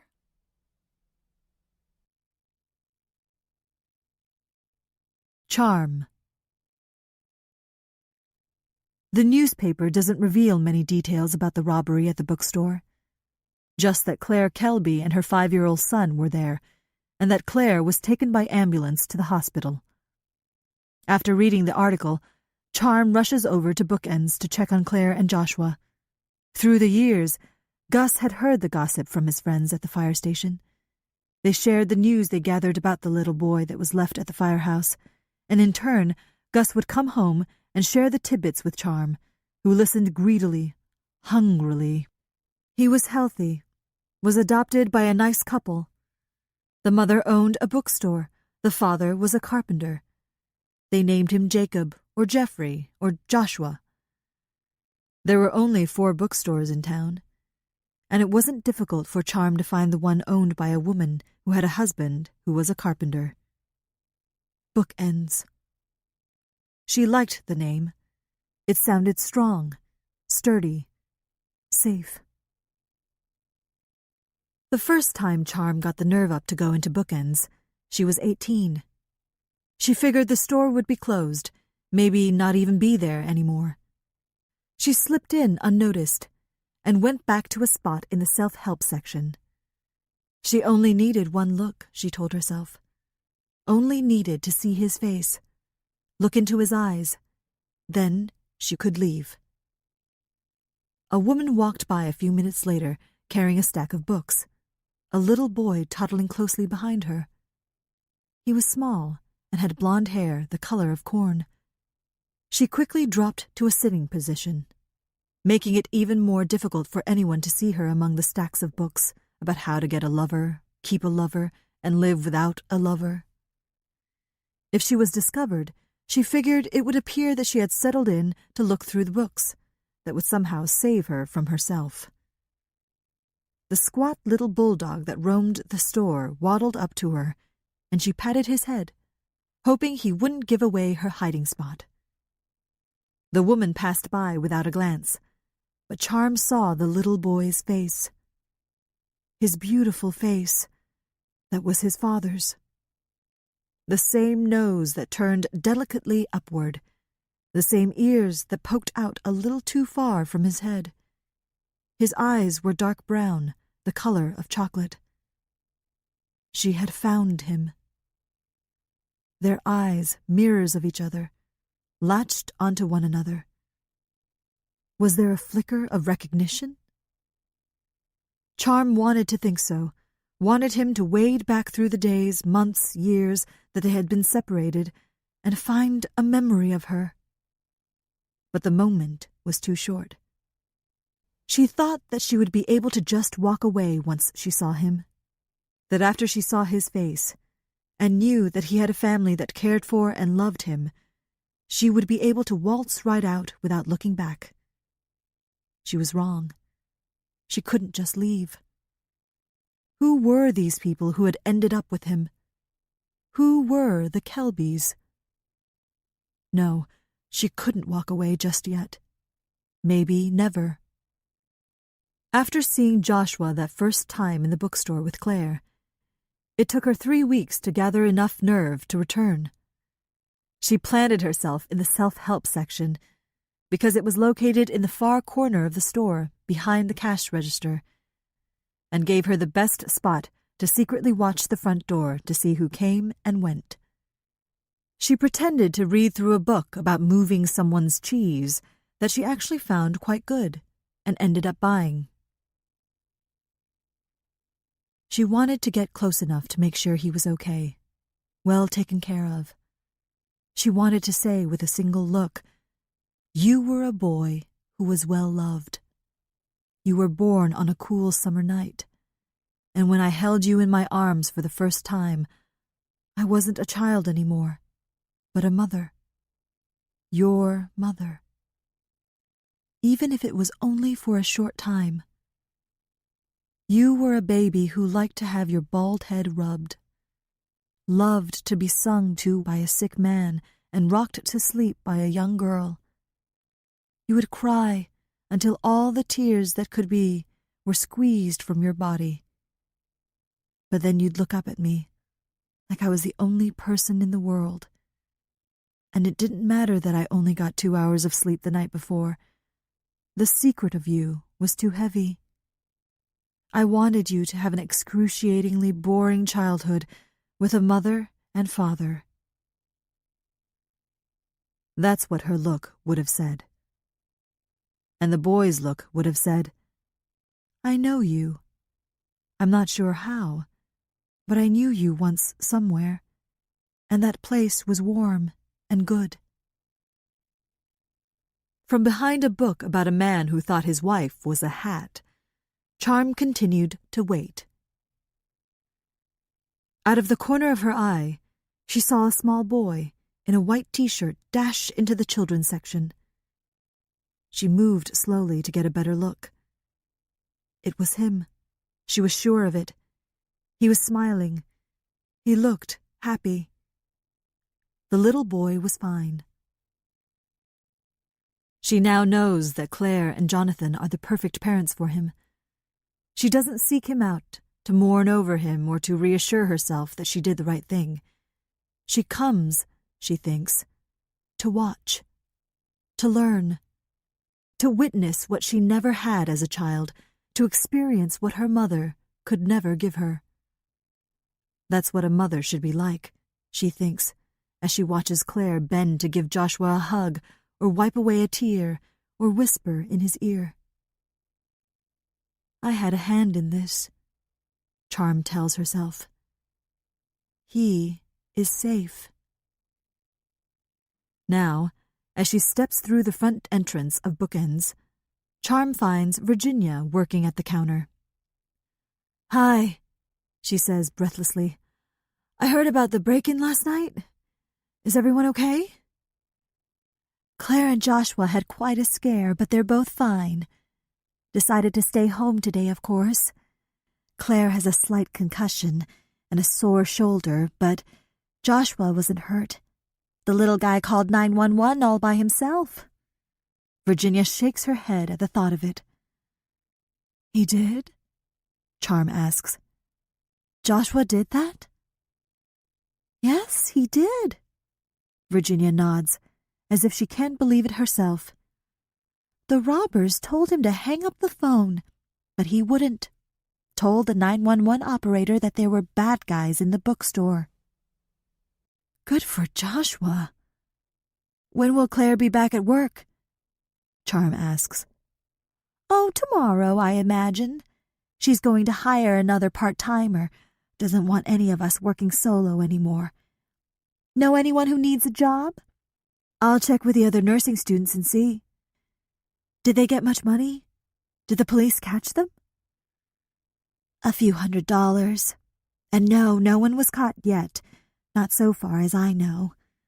Claire and Joshua were going down to the police station today to give their statements, Virginia says as a customer brings her purchases up to the counter. Will you tell Claire I stopped by? Tell her to let me know if she needs anything? I will, Charm, honey. Virginia stops with a sudden thought. Why don't you take the part-time job? Claire would love to have you here. So would Joshua. I wish I had the time, but I don't. I'll put the word out, though. Thanks, Virginia. Charm says goodbye and steps out into the hazy sunshine, imagining what it would be like to work in the bookstore alongside Claire, being able to see them every day. She knows it isn't practical, isn't safe, isn't the right thing to do. If I do nothing else in my life, she thinks, I will have played a part in giving a little boy a home that isn't fractured or incomplete. She basks in the knowledge, takes comfort in the certainty that Joshua will never know the hurt a mother is capable of inflicting. Bryn. I wake up to hear the phone ringing, and I realize that it's probably Allison again. I sit up. I can still taste the wine coolers I was drinking last night in the back of my throat and smell cigarette smoke on my clothes. I should have never driven home this morning. I was in no condition. I try to focus my eyes on the alarm clock. 9:30. I've missed my 8 o'clock class. Great. As I make my way to the bathroom, I feel as if I'm moving through sludge. My head still throbs. I expect my grandmother to holler that Allison is on the phone for me, but she doesn't. Maybe she told her I was still sleeping. Maybe it wasn't even Allison. But I know that it was. I have some kind of sixth sense about when she's going to call that makes me feel sick. Maybe I can talk to my grandmother again about getting our telephone number changed. We've had this conversation before, but she always says that she can't shut Allison out of her life, that she is her granddaughter too. I bend over the toilet just as I begin to dry heave. Loud, wet-sounding barks erupt from my throat, but nothing comes out, just the bitter taste of bile tinged with the strawberry wine coolers. When I was 6, my parents took Allison and me to the Minnesota Zoo. I was in heaven, even though my dad pulled me as quickly as he could through all the exhibits so he could get back to the hotel and check his work emails. I dragged my feet, determined to snatch up the image of each animal with my eyes. The zoo had this amazing rainforest ecosystem. One minute, we were standing in the middle of the Midwest, and then we stepped over a threshold and were smack dab in the center of a rainforest. The air was steamy and hot, and we were surrounded by huge trees and vegetation. A fine mist clung to our skin. We traveled across a swaying suspension bridge, and the roar of a huge waterfall filled my ears. My senses couldn't take it all in, the smells, the heat, the animals scurrying through the treetops and across the forest floor. At first I didn't know exactly what I was seeing. Above us, in a thick-limbed synthetic tree, was a spider monkey, with its white-whiskered chin and long, narrow hands. I thought it was holding a small blanket wrapped around its neck like a superhero's cape. I pointed and laughed. "Look," I said to my mother, who had a hand pressed to her nose as if trying to block out the musty smell of the forest. "Look at that monkey." She looked, and her hand fell from her face and reached for mine. "Don't look, Bren," she said softly. "You don't want to see that." "What?" I asked, wanting to see even more. "What?" Then I saw. The blanket I thought the monkey was carrying was actually the limp body of a much smaller monkey. The larger monkey, the mother I figured, gently pulled her lifeless child from her shoulders, laid it on the branch, and poked it with one long finger. The monkey didn't move. I gasped at what I was seeing. The mother grabbed the infant by one thin arm and swung her onto her back, only to have her slide helplessly down to her side. Still the mother persisted, prodding and lifting and shaking. Even at my young age, I knew this mother was in denial, not accepting that her child was dead. "Oh," I said, tears streaming down my cheeks. "Don't look at it," my mother said, trying to shield my eyes with one hand and pulling me away with the other. "It's too sad."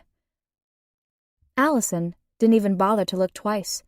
She just wrinkled her nose in disgust and scooted ahead of us across the bridge with my father. 9 years later, when Allison was 16, it was the same thing. I was the one who saw the baby with its blue lips and limp arms and her head flopping to the side.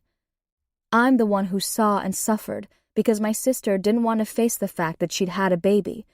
Still, I pay for it.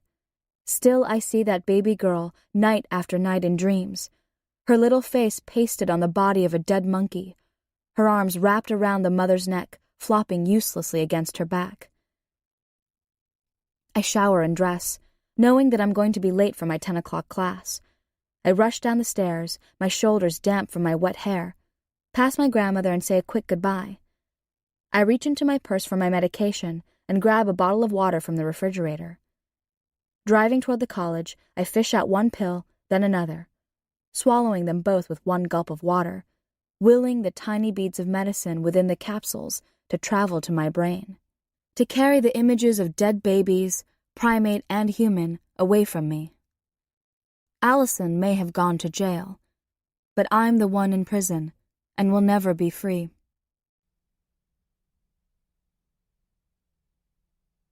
Allison,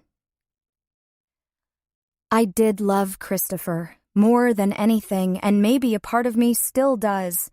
He was sweet and handsome, and he made me feel like I was the most beautiful girl in the world.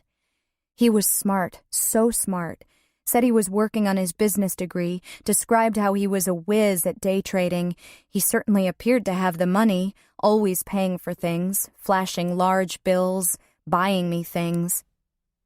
After our first week together, he gave me a gold bracelet that looked very expensive. As he fastened the bracelet, his fingers brushed against the thin skin on the inside of my wrist, and I trembled. "Just the bracelet," he murmured in my ear. "I want to see you wearing only the bracelet." He pulled off all my clothes. "Let me look at you. I just want to see." I wasn't embarrassed, wasn't ashamed. There was a wildness in his eyes that scared me but excited me too. For the first time in my life, I wasn't worrying about school or sports or my parents. I felt free and loved. I felt normal. It wasn't until my high school advisor pulled me aside and told me I was losing my place at the top of the class rankings and was in danger of losing scholarships if I didn't start getting my act together that reality started to creep back into my life. "Is there something going on at home?" she asked me. I assured her things were the same as they always were. "Is it a boy?" She raised her eyebrows at my reluctance to answer. "No boy is worth it," she said sternly. "Do you really want to throw away all you've worked so hard for over a boy? Do you really want to end up staying in Linden Falls for the rest of your life?" I did not. "Coach Herrick is worried about you too. Tell the boy you need to focus on your schoolwork and your sports. Tell him anything but get your priorities straight. You have a lot riding on the next 2 years, Allison. Make the right choice." The night I broke up with Christopher, I told my parents I was at my friend Shauna's house studying. Christopher drove me out into the country and we sat looking through the windshield at the stars. "You're quiet tonight," Christopher said, fingering the bracelet on my wrist. I took a deep breath. "My parents are getting suspicious. If they find out about us, there is no way they're gonna let me keep seeing you. They'll say you're way too old for me." I looked up at him through the shadows to gauge his reaction. He sat in stony silence, his fingers pulled away from my hand. I went on. "My grades are dropping. My advisor thinks I could lose scholarships if I don't—" "What are you trying to say, Allison?" Christopher asked. His voice was cold. "I think we should—" I paused. I was good at almost everything I'd ever done, but this was hard. "I think we should slow things down a bit, see less of each other." "Is this what you want?" His hands were resting on the steering wheel, shoulders slumped, head down. "I'm sorry," I said, tears burning my eyes. "Get out," Christopher whispered. "What?" I asked, thinking I couldn't have heard him right. "Get out of the car," he said forcefully. "What? You're just gonna leave me here?" I asked with a nervous laugh. He reached over my lap and pushed open the door. "Get out," he ordered. "Christopher!" "Out!" He gave me a shove, not hard, but still a shove. I scrambled from the car into the cold November night, and he pulled the door shut with a slam and drove away. I cried for a week and had to force myself not to call Christopher, but I quickly pulled my grades back to where they belonged, studied harder, worked out more, became more intent on graduating at the top of my class. My teachers stopped worrying, my parents stopped worrying. It was going to be okay. Sometimes I had to really concentrate to remember what Christopher looked like. I could picture only parts of him. His brown eyes, his upturned nose, his long, slim fingers, the way his foot would tap nervously, always in motion. I couldn't bring to mind his entire being, and sometimes I wondered if he was even real, if we had ever happened. I should have known I was pregnant. And if I'm perfectly honest with myself, the idea crossed my mind a few times in the months leading up to when I gave birth. But I didn't want to be pregnant, so the best thing for me to do, the only thing for me to do, was to ignore it. Otherwise, I had turned into one of those girls. One of those moronic, stupid girls, and as a result, I had completely screwed up my entire life. I could have just killed myself, and I would have, if that wouldn't have sealed my fate as becoming one of them. A helpless, weak nothing. I'd seen them walking the halls of my high school, beautifully dressed and perfectly made up. Those were the girls who spent more time picking out their outfits and putting on their makeup than doing their algebra. These girls weren't even in algebra. They took basic math and giggled up at their teacher, Mr. Dorning, who they thought was so hot. But come on, it's pathetic, really. It took me 7 months to figure it all out. The upset stomach, the bloating, the unending fatigue. I fell in love with a boy, and look where it got me. A prison cell in Cravenville, and now to a halfway house. I can't change the past. I can't undo what's been done. I can't bring back that baby girl, but I can be a good daughter again. I can be a good sister.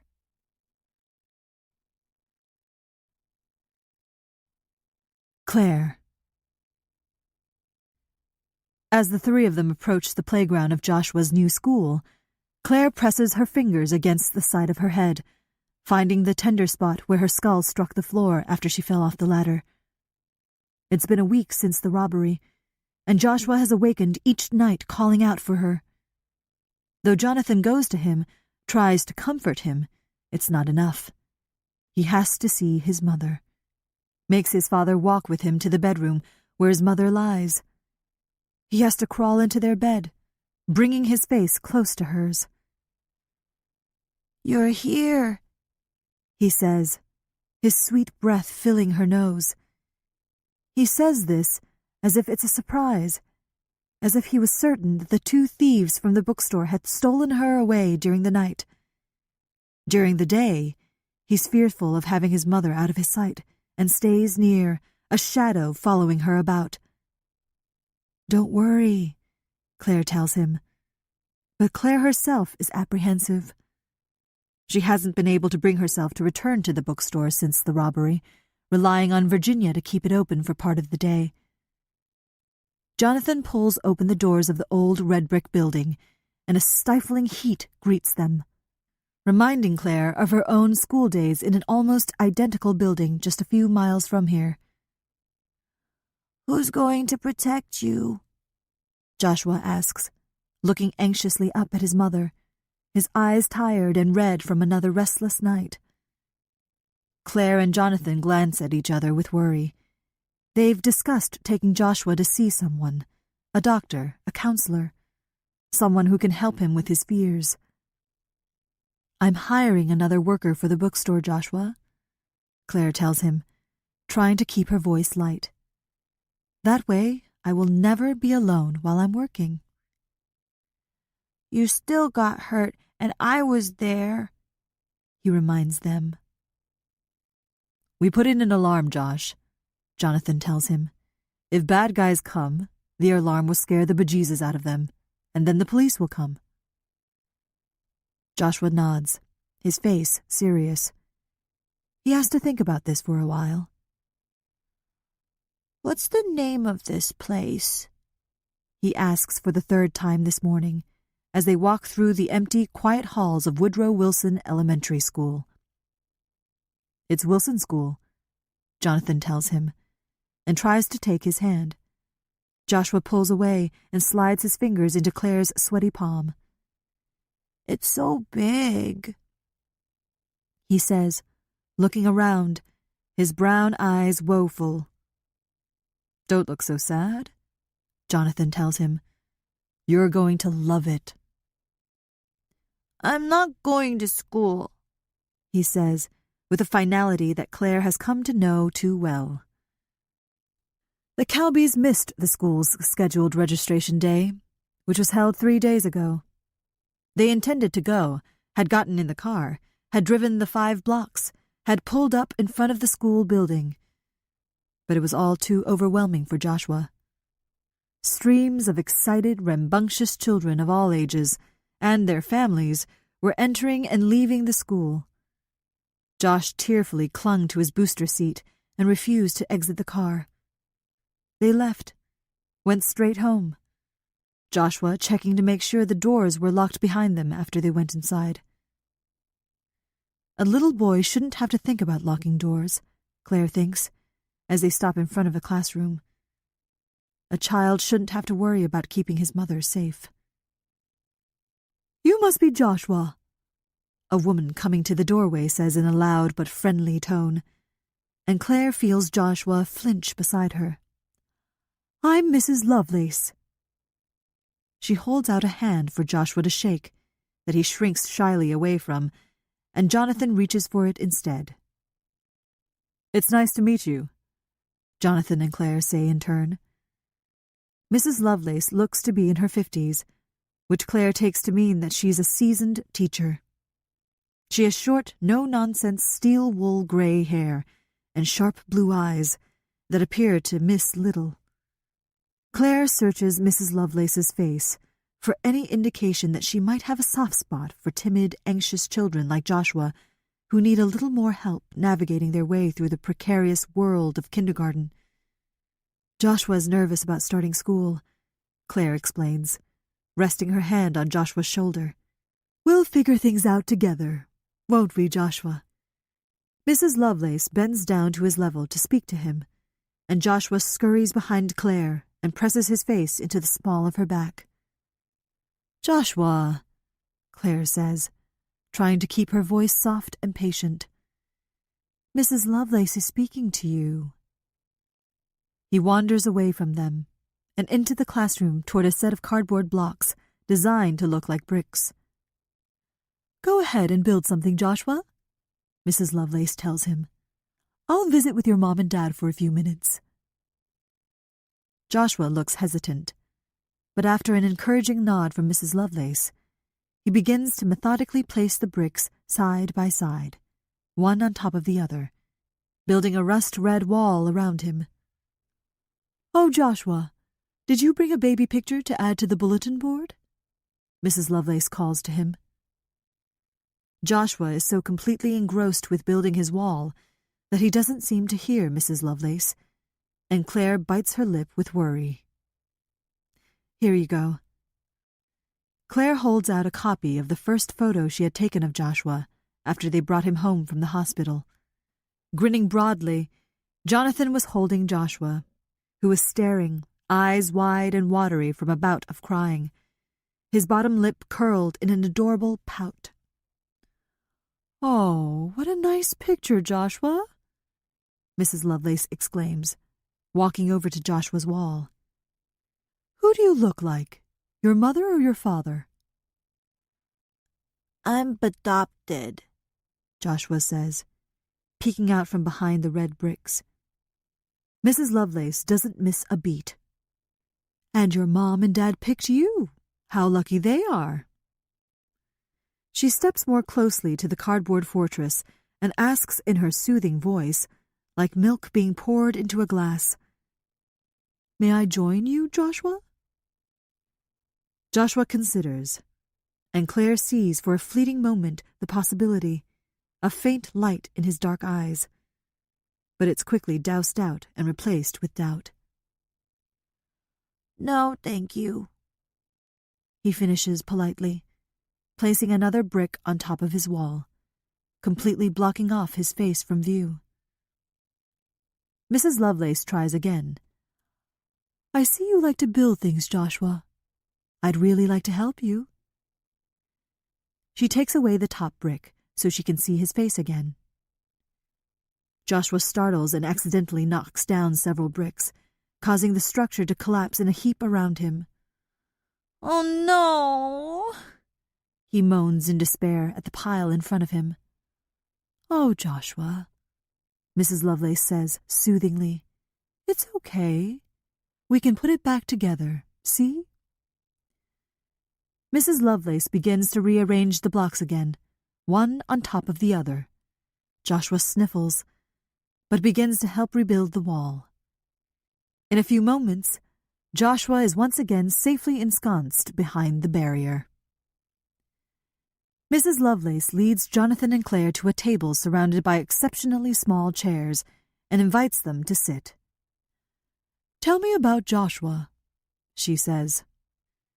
Joshua is a very sweet, caring little boy, but he can get very anxious at times, especially when he's asked to try something new, Claire admits.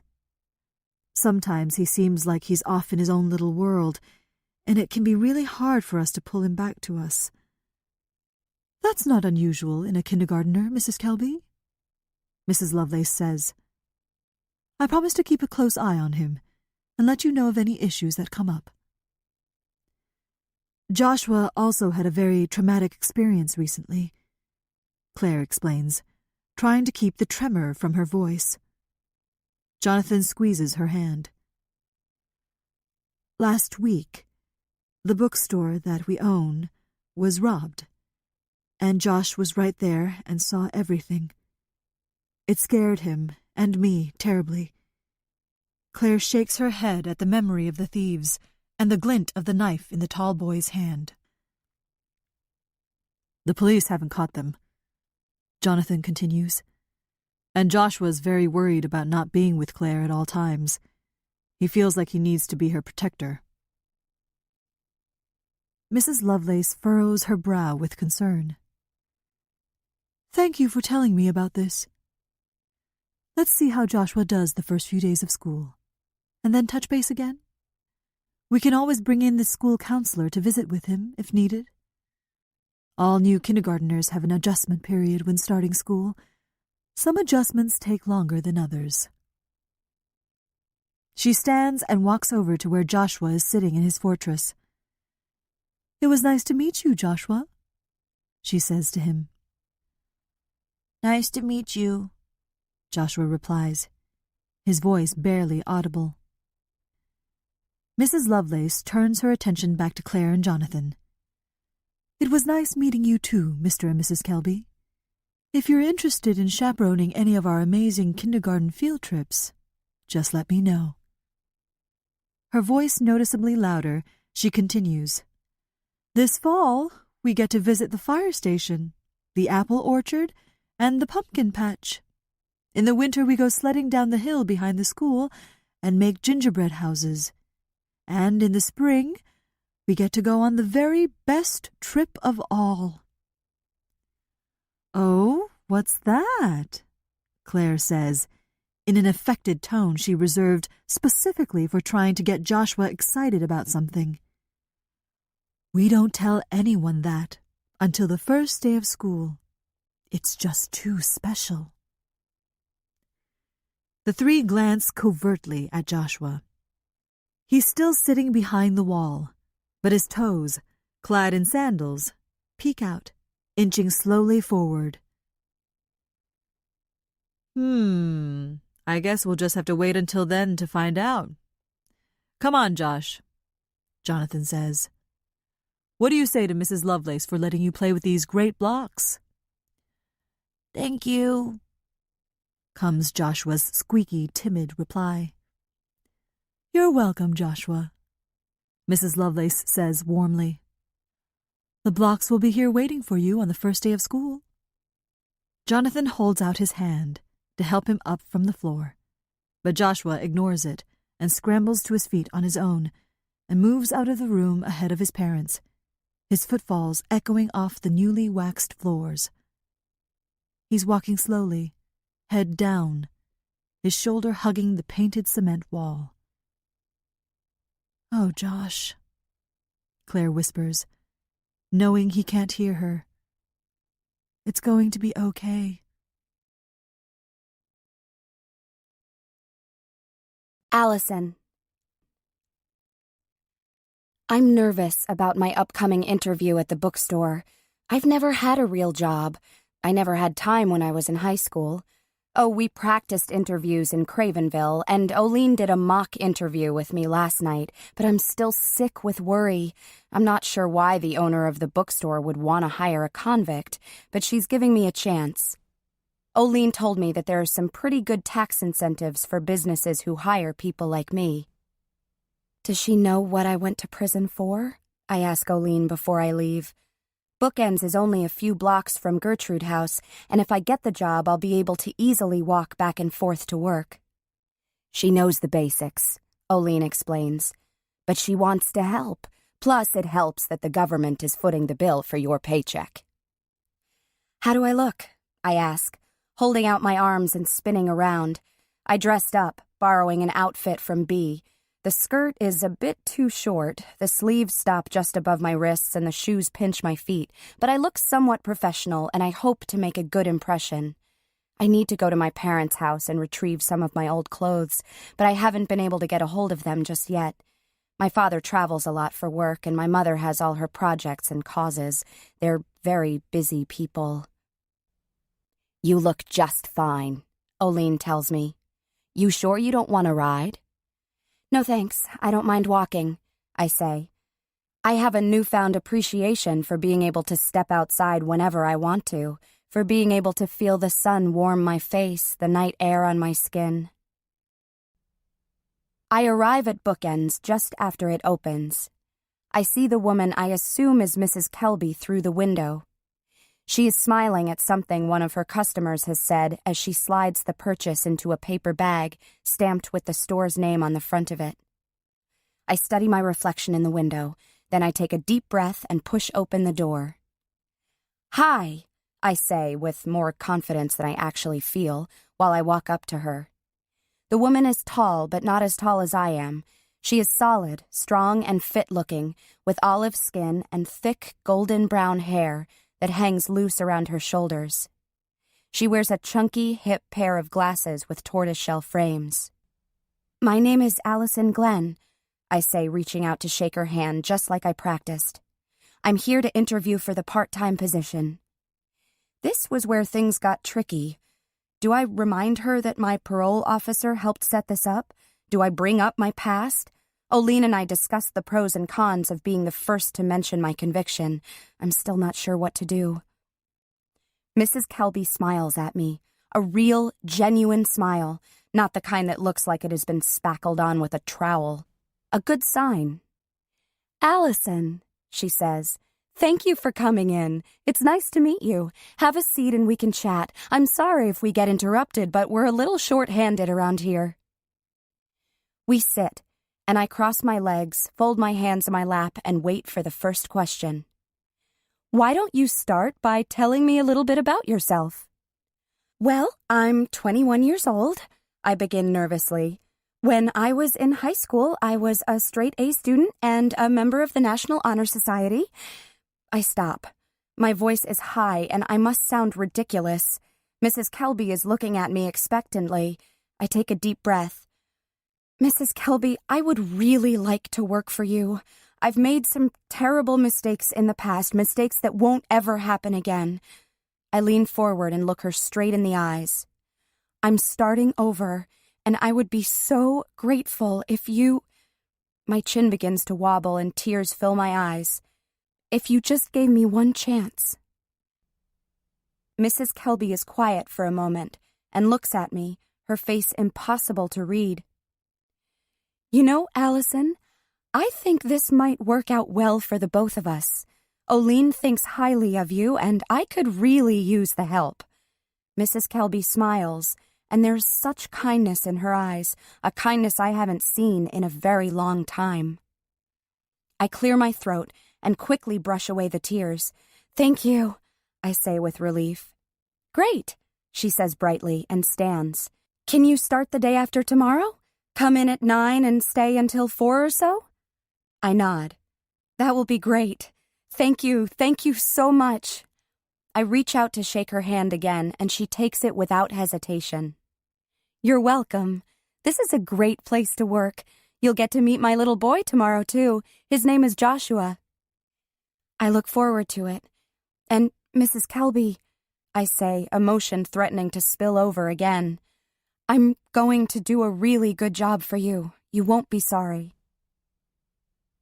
I catch myself practically skipping back to Gertrude House. I want to tell someone about my job interview, want someone to feel the same excitement I do, but the only person I can imagine calling is Bryn. For years, I've kept having this dream, a nightmare really, even before I went to jail. The same dream over and over again. It's not what you'd imagine someone like me would be dreaming about. You'd think babies and rivers. No, you'd be surprised. In my dream, I'm at home studying for the SATs. I'm bent over my books and writing furiously in my notebook when an alarm goes off. This is it. It's time. I need to go take the tests. I carefully place my books and notebooks in my book bag, and I sharpen 7 number 2 pencils. They have to be number 2 pencils. It has to do with the computer being able to read the answer sheets. I calmly walk to my bedroom door. I'm ready. I'm confident that I'm going to ace these tests. My hand reaches for the doorknob. It doesn't turn. I try and try to twist it, but nothing. I'm locked in. Panicking, I go to the window and try to lift it open. It's stuck, too. Air gets locked in my chest. I can't breathe. I have to get out of my room. I have to go take that test. I pound on the door, calling for my mother, my father, my sister, anyone to let me out. I return to the window and knock on it, trying to get the attention of those down below. No one notices. I beat harder on the window with my hands. My fingers are tingling and cold from lack of oxygen. I see them turning blue. I'm dying. I need to break the window, and in desperation, I begin to strike my head against the glass. It shivers and cracks. I feel the blood warm and wet on my forehead. It doesn't matter. Again, I smash my head against the window, and again it cracks a bit more. It doesn't hurt, and the need to escape takes over everything else. Over and over, I pound and pound my head until I can't see through the blood and I can feel the little slivers of glass in my skin. Then I'd wake, in my bedroom or in my cell, drenched in sweat but shivering from cold. I don't give up. Ever. I'm going to get Bryn to talk to me, no matter what it takes.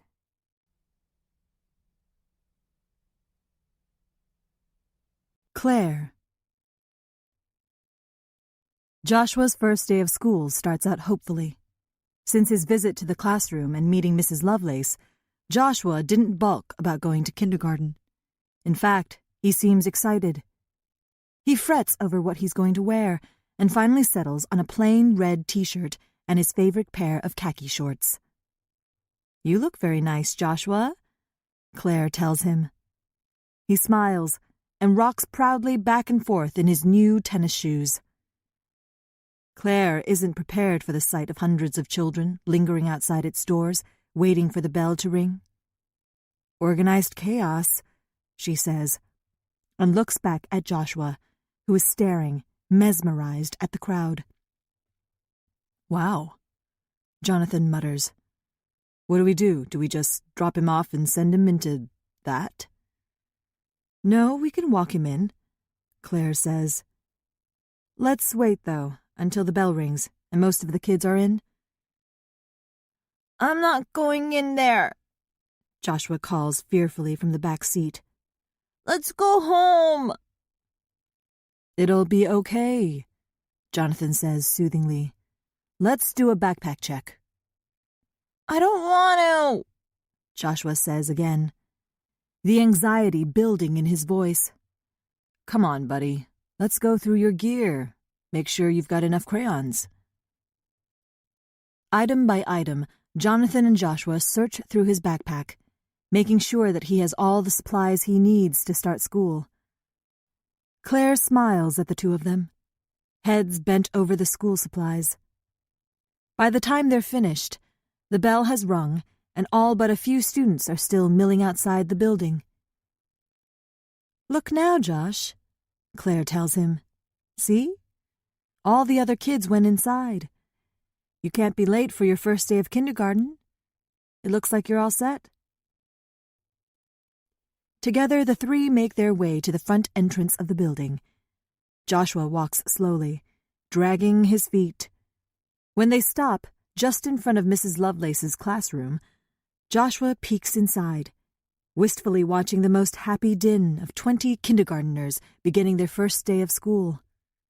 He looks up at his parents, his lips twitching nervously. I'm off then, he says, like the 42-year-old soul in a 5-year-old body that he is. I'll see you later, after kindergarten. Sadness tinges his voice, and Claire feels her heart breaking. She scoops him up into a tight hug. Grabbing the bulging, heavy book bag from Jonathan, Joshua steps cautiously into the classroom as if meeting an untimely demise. Claire bites her cheeks, trying to keep the tears from coming. Why does everything have to be so hard for Joshua? Claire hooks her arm through Jonathan's, and they watch Joshua sidle into the classroom where Mrs. Lovelace greets him and helps him find his cubby. "Look at him go," Claire whispers. "Yeah, look at him go," Jonathan agrees. The two stand in the doorway of Joshua's classroom until Mrs. Lovelace gives them the thumbs up and shoos them politely away. As they walk to the car, Claire turns back several times to look at the building, half expecting Joshua to come dashing out, begging her not to leave him. She knows she shouldn't be, but she's a little sad. Joshua is never going to need her in quite the same way again. Other people, teachers and friends, will fill his life. And that's a good thing, she tells herself. She wants to be happy that the morning had gone so smoothly, that he had walked into the classroom on his own accord with no major meltdowns. But Claire isn't exactly happy. Relieved, maybe, but definitely not happy. "He'll be fine," Jonathan says as he reaches for his wife's hand. "I know," Claire answers stiffly, settling herself into the passenger seat of the car. "I just can't believe he's actually in kindergarten. First, I didn't really think this day would ever come, and second, I didn't think it would go so well. I guess I tired myself out fretting about it so much." "Let's go get some breakfast," Jonathan says suddenly. "Oh, I can't," Claire protests. "I've got to open the store. I'm running late as it is," she says, checking the clock on the dashboard. 8:50. 10 minutes until opening time. "Let's swing by the house then," he whispers suggestively, sliding his hand between her thighs. "Jonathan," Claire laughs, pushing his hand away. "I don't have time." "Come on. How often do we get the house to ourselves?" he asks, placing his hand back on her knee. "Really?" Claire asks, surprised at Jonathan's impulsiveness. "Yes, really," he says, sliding his hand up her shirt. Claire gently kisses the soft skin below his jaw and turns his face toward her, kissing him and running her tongue along his lower lip. A sense of longing enters her, sweet and nameless. "Please," she whispers in his ear, "take me home."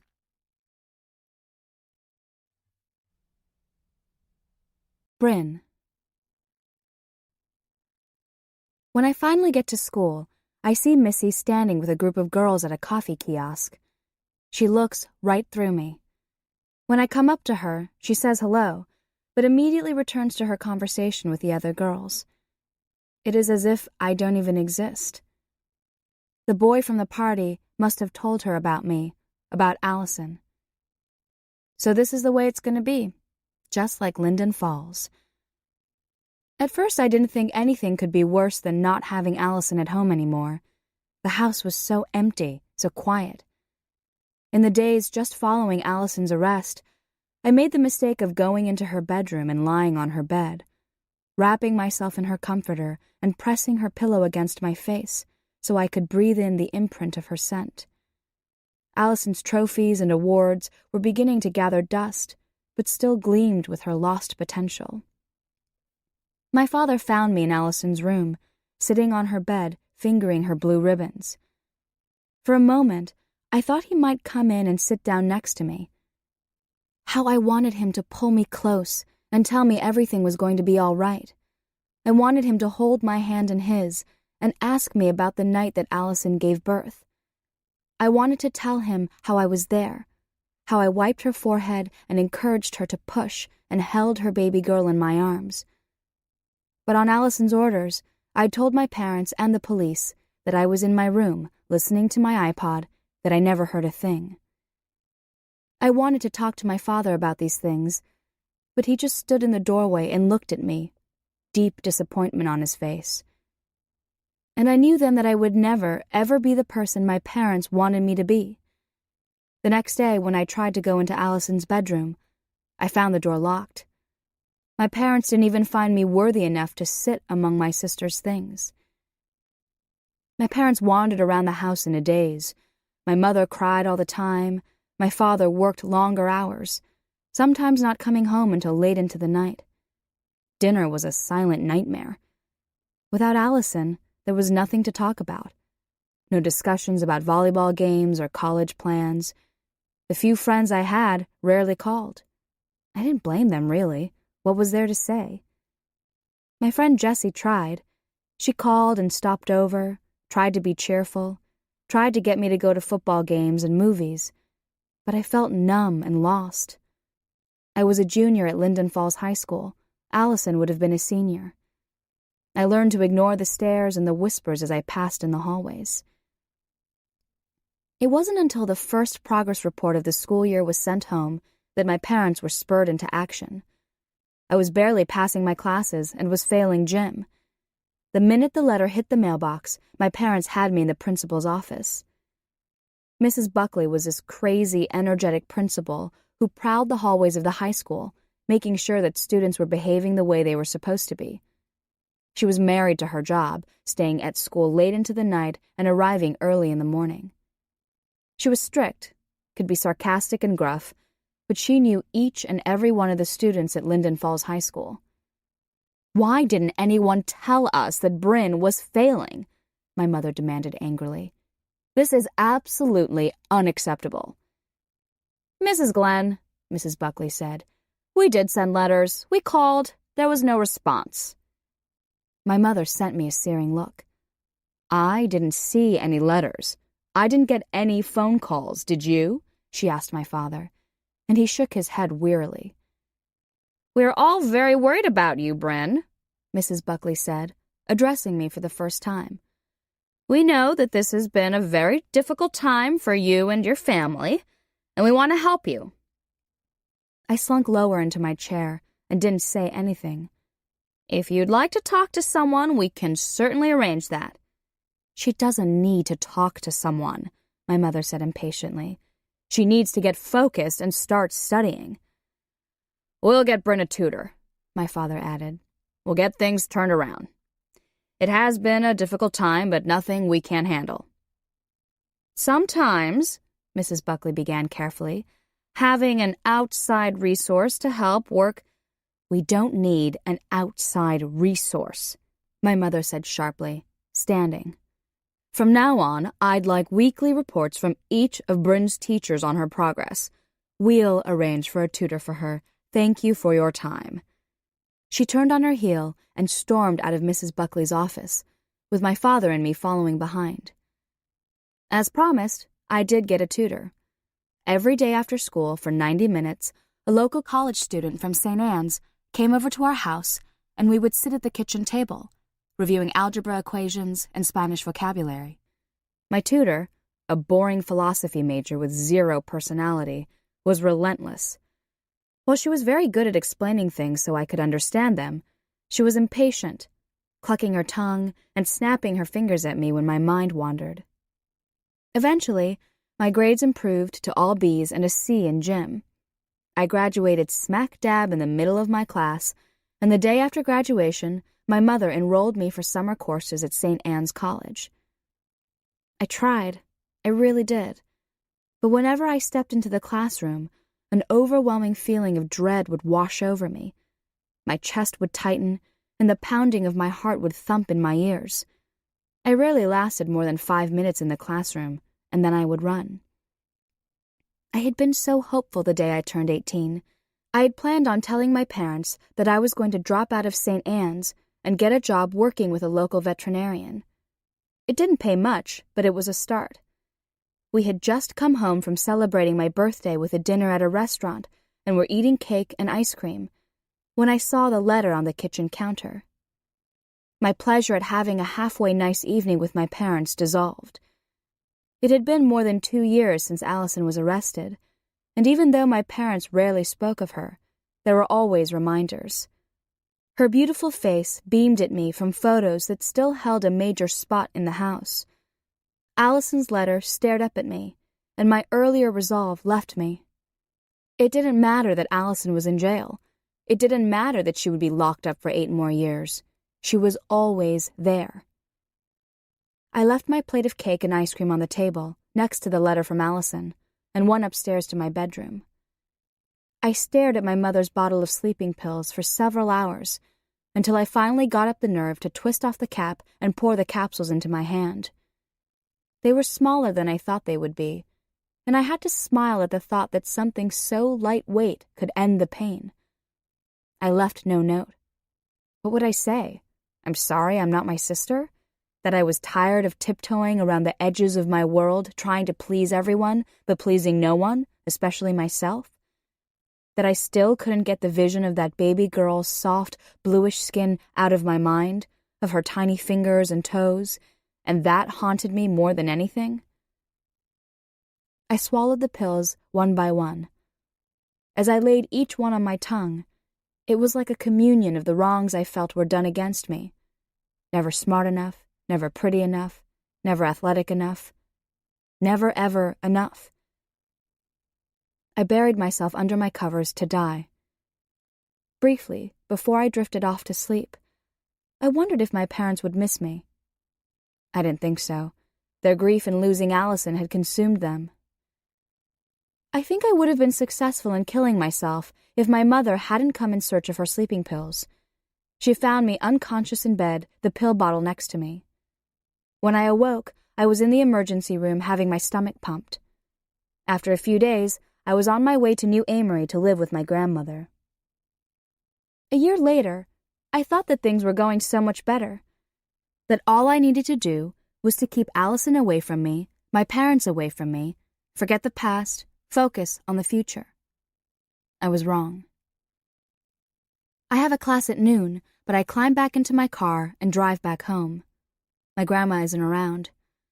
Milo looks at me hopefully, wanting to go for a walk.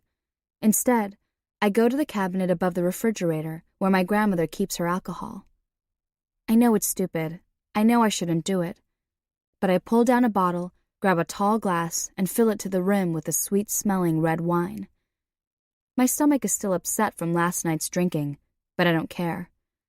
I want to go back to those few wonderful minutes when I thought I was just another college girl with friends, with the possibility of a cute boy being interested in me, when no one knew my past. I take the bottle and go into my bedroom. I sit on my bed, take a big swallow of wine from the glass, and wait. Wait for the effect of the alcohol's smooth warmth to spread to my legs, my fingertips. Wait for it to numb my thoughts. It was stupid, really, to think that I could start over.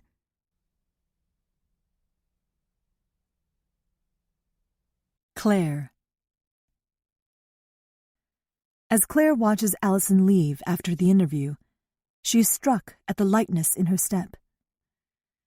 When she had first entered the store, Allison looked downtrodden and weighted with her history, though she was trying to stand tall and appear confident. Allison Glenn seemed like a nice girl, despite her past. Everyone needs a second chance. Claire firmly believes this. If she and Jonathan had been given only one chance at parenthood, Joshua would never have come into their lives. It was a bitter, cold January night 7 years earlier, just 1 week after they had received their foster parent license, when Dana had called Jonathan and Claire. A 3-year-old girl had been found wandering down on Drake Street at midnight. She wasn't wearing a hat or coat. Couldn't tell the group of college boys who found her outside the bar nearby where her home was, whom she belonged to. The boys called the police, and the Department of Human Services stepped in and called them. "We'll be right there," Jonathan told Dana. He didn't ask Claire if she wanted to take in a child. He knew. Claire wanted a child more than anything. It didn't matter if the child was a boy or girl, how old she was, where she came from, the color of her skin. It didn't matter. And Claire knew that Jonathan just wanted to hold a small beating heart next to his and tell the child over and over that everything was going to be all right. It was all right, for a long time. And then, it wasn't. Ella's mother, Nikki, a 20-year-old part-time college student, had been drinking and doing drugs in her apartment with her friends that night that Ella wandered away. Nikki didn't even know that Ella was missing until nearly 12 hours later, when she had sobered up enough to realize that Ella wasn't in the apartment. That morning, when Claire and Jonathan went to the hospital where Ella was being checked over for any signs of frostbite or abuse, Dana explained to Ella that she would be coming home with the Kelbys for a while. Ella just looked up at them in confusion. "Where is my mom?" she asked over and over again. "I want my mom."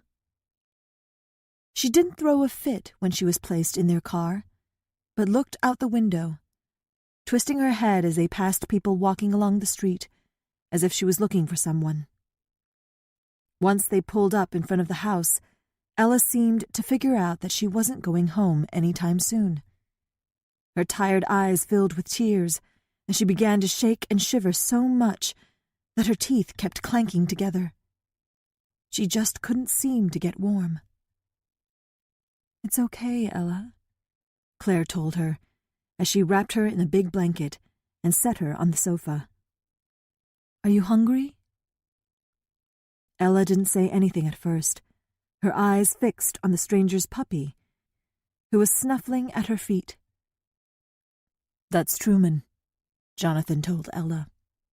"He's a bulldog. We just got him last week." "He bite me?" she asked in her surprisingly gruff voice.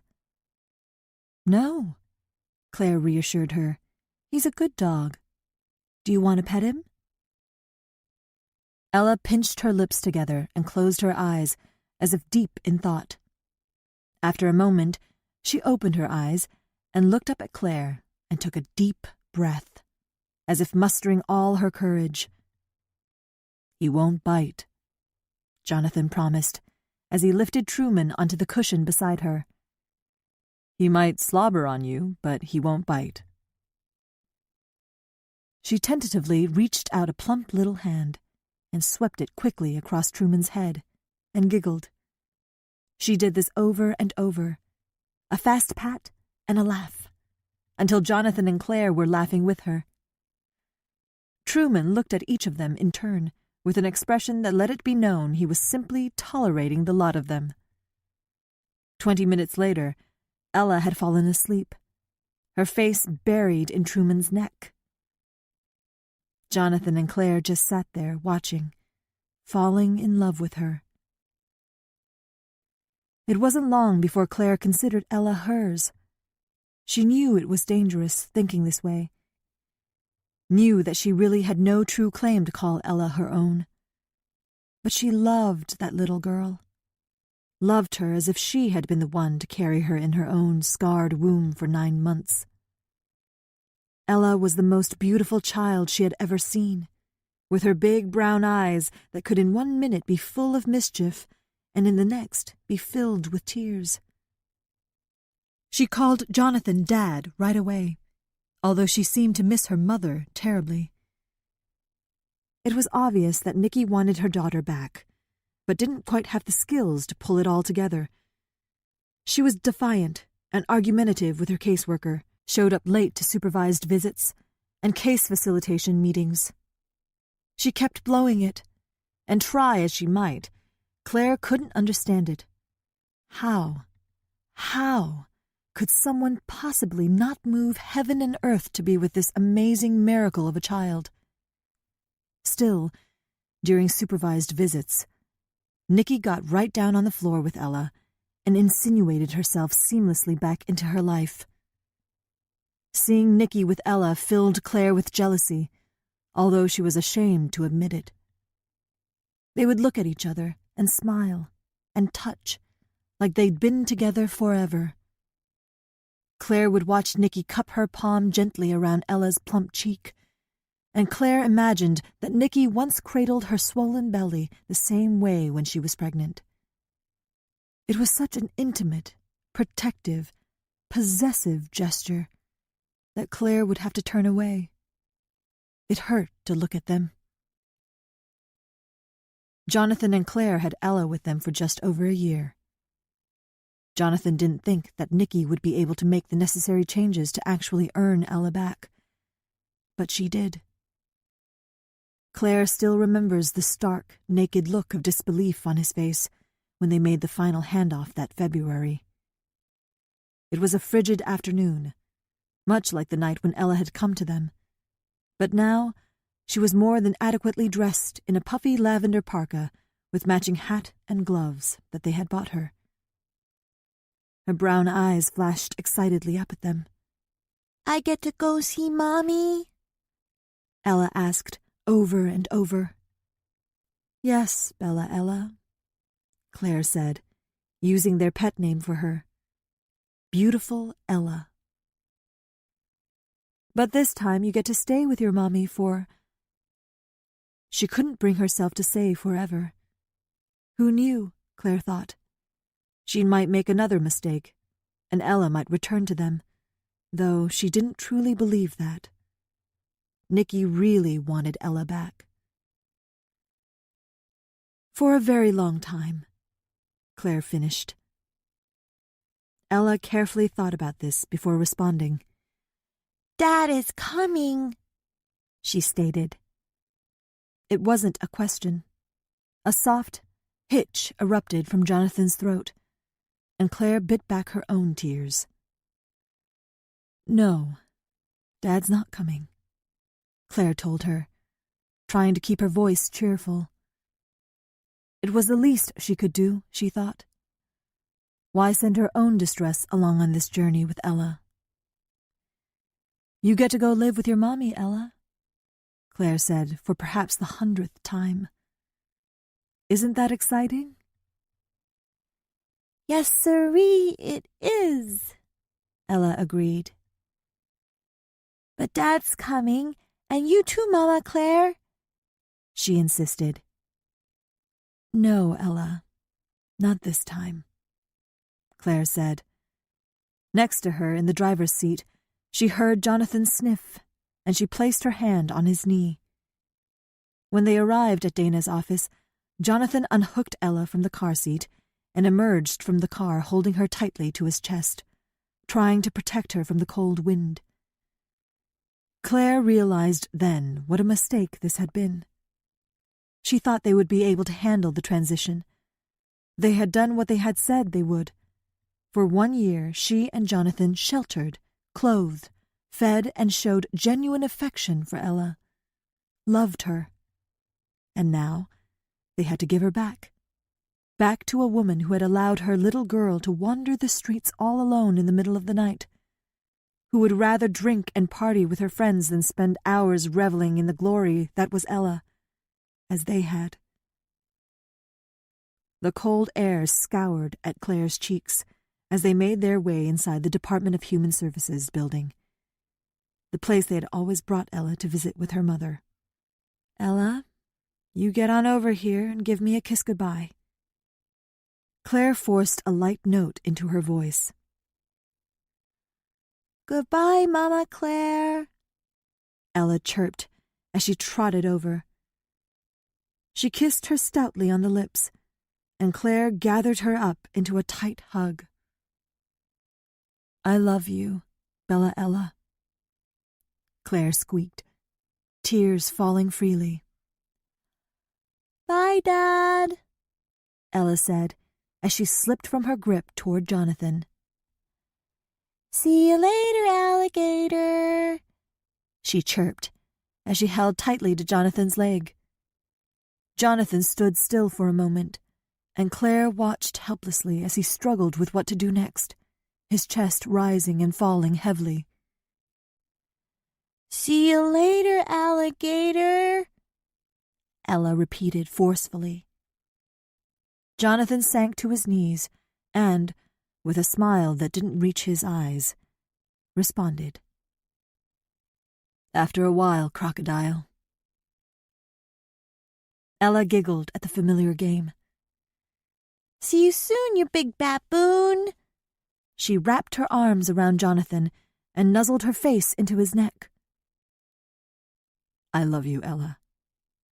Always remember that, okay?"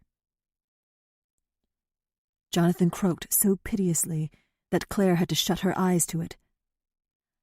"Love you back." Ella pulled away from Jonathan and turned back to Nicky. "Let's go, Mommy. Let's go. Bye, Mama Claire. Bye, Dad." "Come on, Ella," Dana said. "Let's go put your bags in your mom's car." And before she could blink, Ella had already left them behind. Claire and Jonathan walked away from Ella, hand in hand, and drove home in silence. The house already seemed so empty, abandoned. Even Truman didn't know what to make of it. He sniffed at corners and wandered warily from room to room, searching for Ella. Claire remembered that they tried to make love that night. They undressed each other tentatively, a shirt pulled gently over a head, pants unzipped and lowered. They stood naked in the middle of their darkened bedroom, the frost on the windows, lacy shades concealing them from the street below. Jonathan's calloused fingers catching on the tender skin of the inside of her thigh. Claire's lips brushed his neck, lingering on the rough spot just below his chin that he missed shaving. In the end, they stopped, grief and exhaustion dropping their hands to their sides. Claire laid her head on Jonathan's shoulder, and he rested his cheek on her head. The house was quiet, too quiet. The realization that they had nothing to listen for anymore, no worries that Ella might crawl from her bed and toddle to their bedroom door, standing on tiptoe to turn the burnished brass doorknob and throw the door open to Claire and Jonathan in various states of nakedness. Ella's little cartoon voice would come from the shadows. "What you doing? Can I come in?" And they would hastily pull themselves together, and she would clamber in between them. Standing there, the dark sitting heavily on their shoulders, Claire felt Jonathan's first tear as it slid hotly down her temple and along her cheek.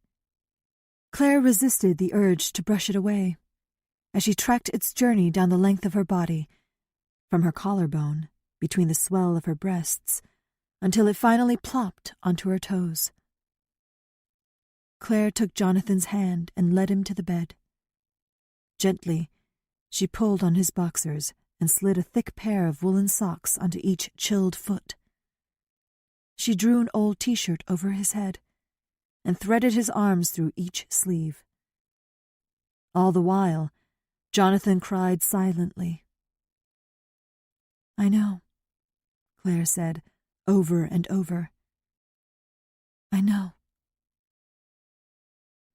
She pulled the covers up to his chin and crawled unclothed into bed next to him. Jonathan's sleep was fitful and restless. Claire didn't sleep at all. Let the music unwind the tension of the day, making space for the next chapter to arrive with clarity. For a long time, Claire couldn't talk about Ella.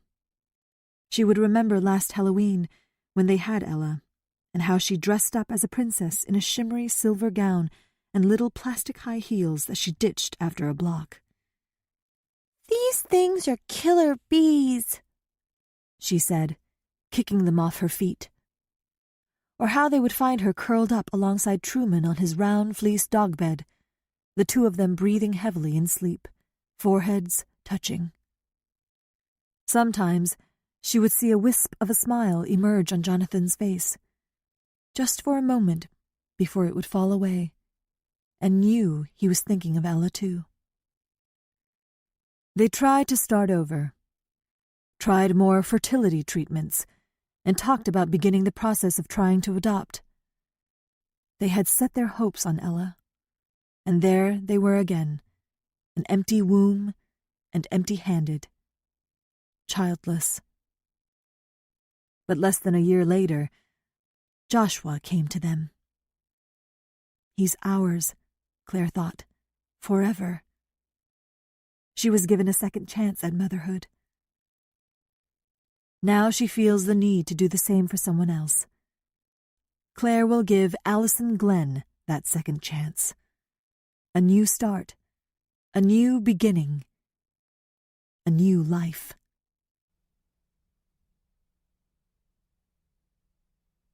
Charm. Charm is running late at the hospital.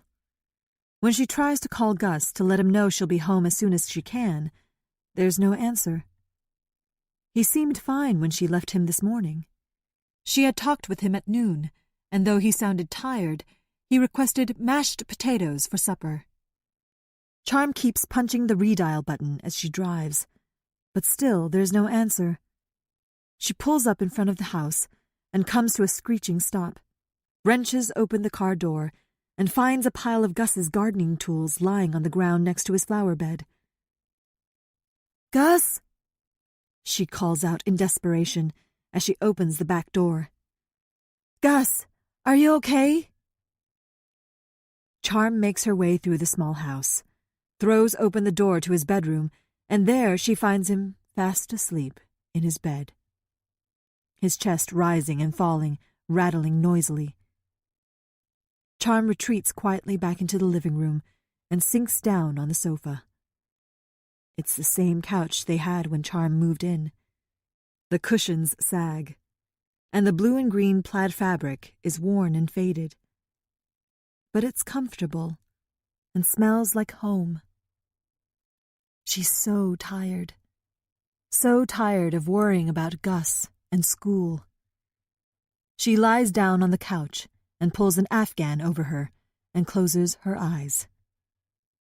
She's only 21 and feels ancient, like her bones are brittle, like gray hairs are springing up from her follicles. The phone rings, and she's too tired to rise from the couch. Let the answering machine pick it up, she tells herself. Save your strength. "Just checking in with you." Her mother's voice fills the room. She sounds very innocent, very motherly. But over the years, Charm has learned that there is nothing innocent in what her mother says or does. Rianne rambles on a bit more about her job and Binks. Remarkably, they are still an item. She signs off with an invitation to dinner the next week. "I've got to work the next 4 nights, but Binks and I are both off on Monday evening. We'd love for you to come over and have dinner with us. Nothing fancy." Charm considers picking up the phone before her mother hangs up, in order to get the conversation over with, but decides not to. If everything is normal, at least normal for her family, Rianne won't call back. But if she has a less than pure motive, she will call back within the next 24 hours. Almost instantly, the phone rings again. Afraid that the ringing will wake up Gus, Charm picks it up. "Charmy," her mother says sweetly. "Hi, Mom," she answers, trying to match her enthusiasm. I just called and you didn't pick up the phone. She sounds wounded. I'm sorry, I just got home. I haven't even had a chance to check the messages. Charm tries to sound sincere. Listen, can you come over for dinner on Monday night? Rianne asks. Oh, she says, stalling for time. Let me just go check my schedule at the hospital. My hours have been crazy there. Charm sets down the phone, walks over to the refrigerator, and pulls out a can of soda. She pops the top, takes a long drink, and walks slowly back to the phone. Mom, hey, I'm sorry. It looks like I'm on at the hospital. I start my rotation on the mental health floor. Maybe another time? Charm stifles a burp with the back of her hand. Check your schedule. What night are you free? Her mother persists. I've got a pretty busy next few weeks. How about over Thanksgiving? Charm suggests. She considers this. That's 2 months away. I was really hoping to see you. It's been too long. Plus, I have some good news to share with you. Don't ask. Don't ask, Charm says silently. What is it?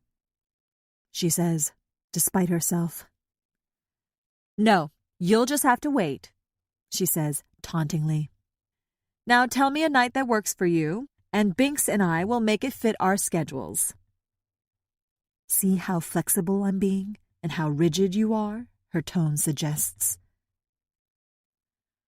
Okay then, how about tonight?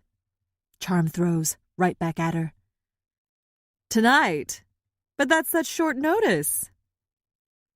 I'm free tonight, Mom, Charm tells her patiently. After then, I'm pretty booked for the next 3 weeks. Well, all right then, she says, annoyed. What can I bring? Charm asks, surprised that her mother truly wants to see her. How about dessert?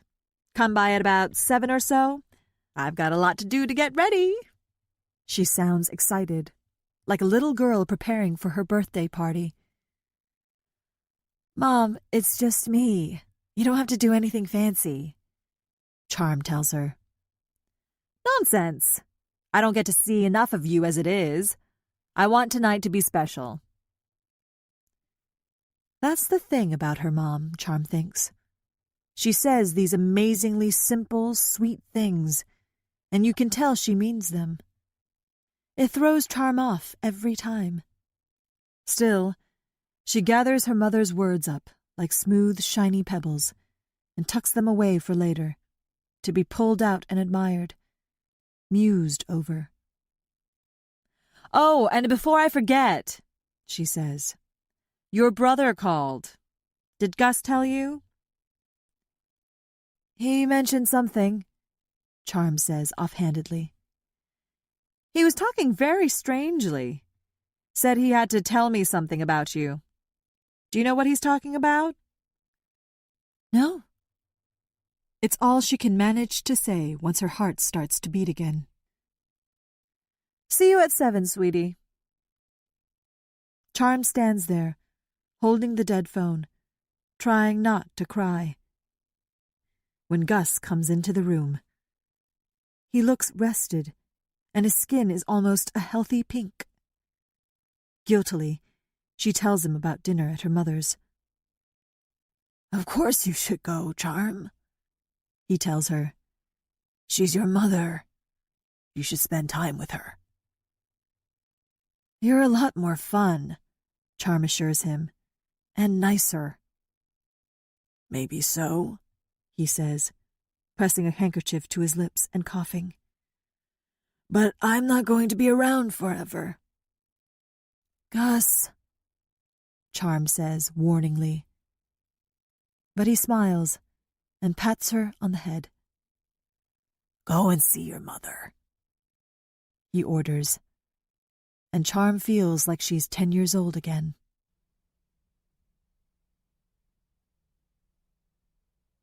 Claire.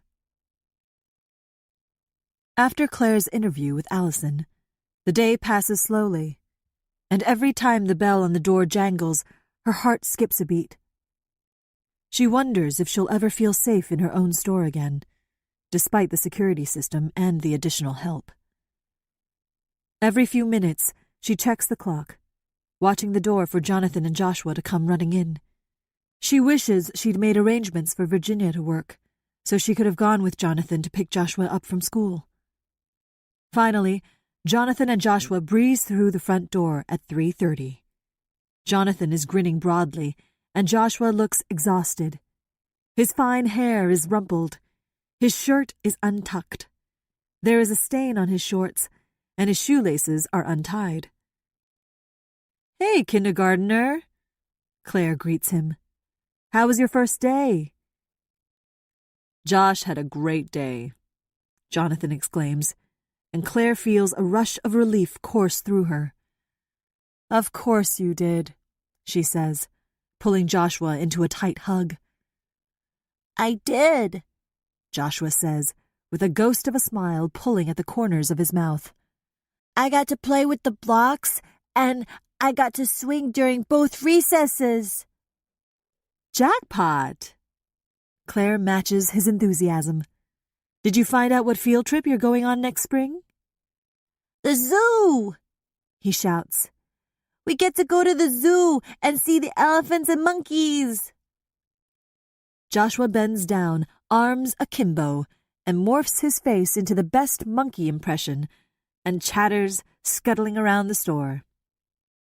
Jonathan and Claire look at each other and laugh. After Joshua makes his rounds through the store, he comes back to where they stand at the checkout counter and, as if unloading a deep, dark secret, blurts out, There were bananas, though. We talked about this, Josh, Jonathan tells him. We told you there would be some things at school that you didn't like. Do you remember what we told you to do? Say no thank you, Joshua says, sadly. But it didn't work. The Pastor Outer kid still gave me one. I didn't plug my nose, and I almost threw up, he admits. But I didn't. I swallowed it back down. You did fine, Joshua, Claire tells him. She holds her hand palm down at Joshua's height, and he steps directly under her spread fingers. She firmly rubs his head, his hair like satin under her fingertips. She can feel each slope and bump in his skull, has memorized them as she would a map. This area here, just above his left ear, she imagines was where he stores his love for music. He's very particular about his music, as he is with most things. Nothing loud and pulsing that agitates him, causing him to cover his ears and retreat, either into another room or into himself. He likes soft and soothing music. She feels the top of his head, just where his cowlick swirls his yellow hair into a stubborn peak. This is where the ideas for his buildings take shape. He can spend hours constructing huge, gravity-defying structures from Legos or Lincoln logs. His bedroom is strewn with the nubby pieces, and periodically they find the brightly colored plastic amid Truman's droppings in the backyard. She moves her fingers slightly south on Joshua's head to the small bulge just above the tender groove behind his right ear. This is where he has amassed all of his memories, from the time before he came to them, before he was theirs. Here, she thinks, could be where his stockpile of grief and fear lies, stagnant and festering, manifesting itself through Joshua's shyness, his frequent trips into himself, and phobias. Claire needs that little knob, trying to massage it out of him until he wriggles away from her, saying, Don't! As if admonishing her for trying to take away the only thing his first mother had given him. She must have loved him in her own way, Claire thinks, and he's trying to hold on to it as tightly as he can. We need to celebrate, Jonathan announces. What would you like for supper, Josh?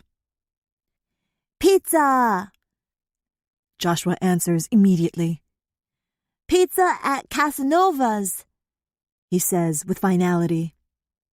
Pizza it is. Why don't you go in the back and get a snack to tide you over until Virginia and Ashley get here? Claire holds out her arms. Joshua leaps into them for a brief hug, and she lowers him to the floor, and he trots away, his shoelaces slapping against the hardwood floor. Phew, Claire says to Jonathan after Joshua is out of earshot. Phew is right. Jonathan agrees. 1 day down, about 200 left to go. Maybe everything will be okay, Claire says hopefully, wrapping her arms around Jonathan's middle. He'll be fine. Try not to worry. Listen, I gotta go, Jonathan tells her, planting a kiss firmly on her lips. I'll stop by at 5:30 and we can go to Casanova's. After helping Joshua make peanut butter cracker sandwiches and pouring him a glass of milk from the small refrigerator kept in the storeroom, Claire goes back out front to wait on customers. After the break-in, she doesn't want anyone to have to work in the store alone. She knows that it will be more expensive having the extra staff, but with the tax breaks provided by the state for employing a parolee, it can be done. She really needs another part-time worker anyway.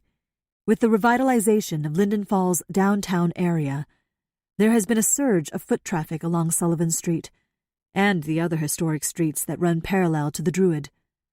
One of the high school students that has worked at the store the past 3 years is heading off to college. The other, Shelby, is sweet, but active in school activities and can only work a few evenings a week.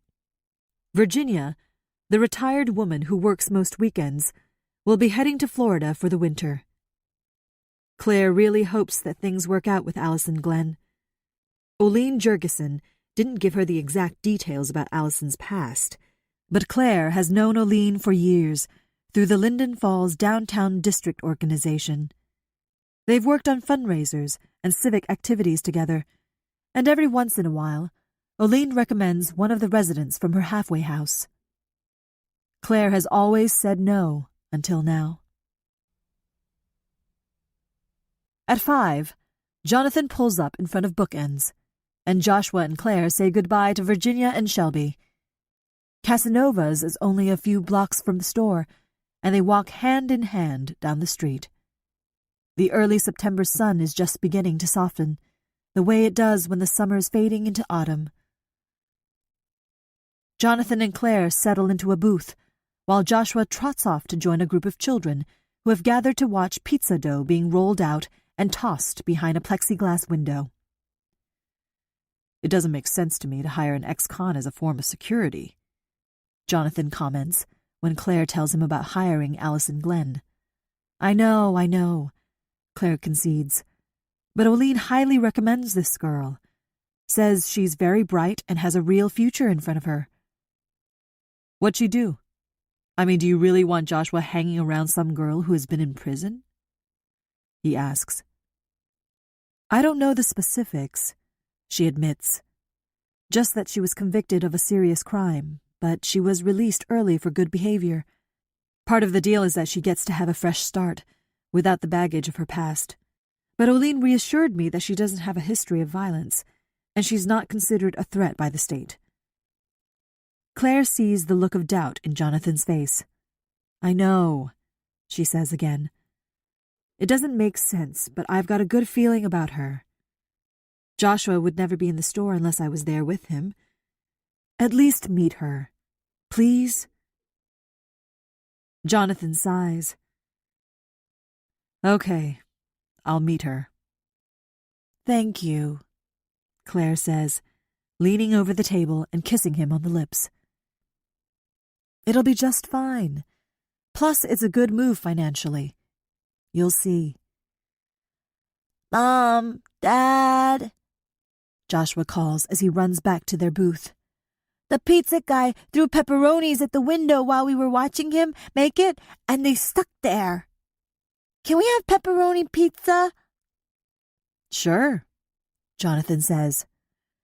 We'll make sure to ask them to use the pepperoni that's stuck to the window on our pizza. The excitement on Joshua's first day of school has exhausted him by the time Claire and Jonathan get home. His eyes are heavy, and he's yawning. Jonathan carries Joshua into the house and upstairs so he can wash his face and brush his teeth. Claire tucks Joshua into bed, arranging his bed covers just so around him, so there are no lumps. The soft light, peeking in his drawn shades, casts a dim halo about his head and brushes purple shadows beneath his eyes. "Do you think you're going to like school, Josh?" Claire asks him as he methodically strokes the head of his stuffed bulldog. The once furry toy now nearly rubbed bald. Joshua considers the question and then shrugs. "Do you like Mrs. Lovelace?" she asks. Yes, He responds. But there's that familiar cadence to his voice that means, "Yes, but..." Claire sits, waiting him out. it's loud. The kids are really loud, He finally adds. "There are a lot of kids in your class. I imagine it does get very noisy," Claire says, smoothing the hair from his forehead, and he brushes her hand away in irritation. I miss you. He glances up at Claire to gauge her reaction, his hand rubbing the stuffed dog in more frenetic circles. It makes me want to leave. Claire takes a breath before answering. "Josh, I miss you too. But I've got my job at the bookstore, and your job is to go to school." He doesn't answer. "Right, Joshua?" Joshua doesn't say anything, but nods. His lower lip pokes out, and his chin quivers. "Josh," Jonathan says tenderly, "you can't just leave school. You're in kindergarten now, the big leagues." I know. Joshua mules, plump tears sprouting in his eyes. "What's the matter, Josh?" Jonathan asks, but Claire already knows the answer. I'm scared. I want to sleep with you. "Josh, you need to sleep in your own bed. You'll get a better night's sleep," Claire says, knowing that Joshua will crawl into their bed in the wee hours of the night. Where do you think those bad guys are? He asks. "They're far, far away, Joshua," Claire assures him, and looks to Jonathan for help.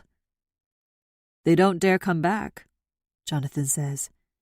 "They know the police are looking for them, and they know there's a brave little boy who made them run away."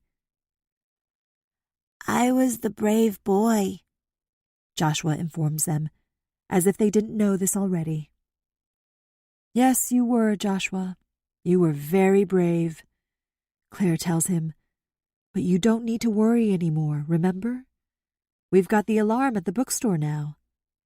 And the new girl is coming, he pipes up. What's her name? Her name is Allison. And yes, we will have Allison too. You'll get to meet her tomorrow, so don't worry. We have Truman too, he murmurs sleepily and snuggles more deeply under the covers. "We'll keep you safe, Josh," Jonathan whispers. "Don't worry."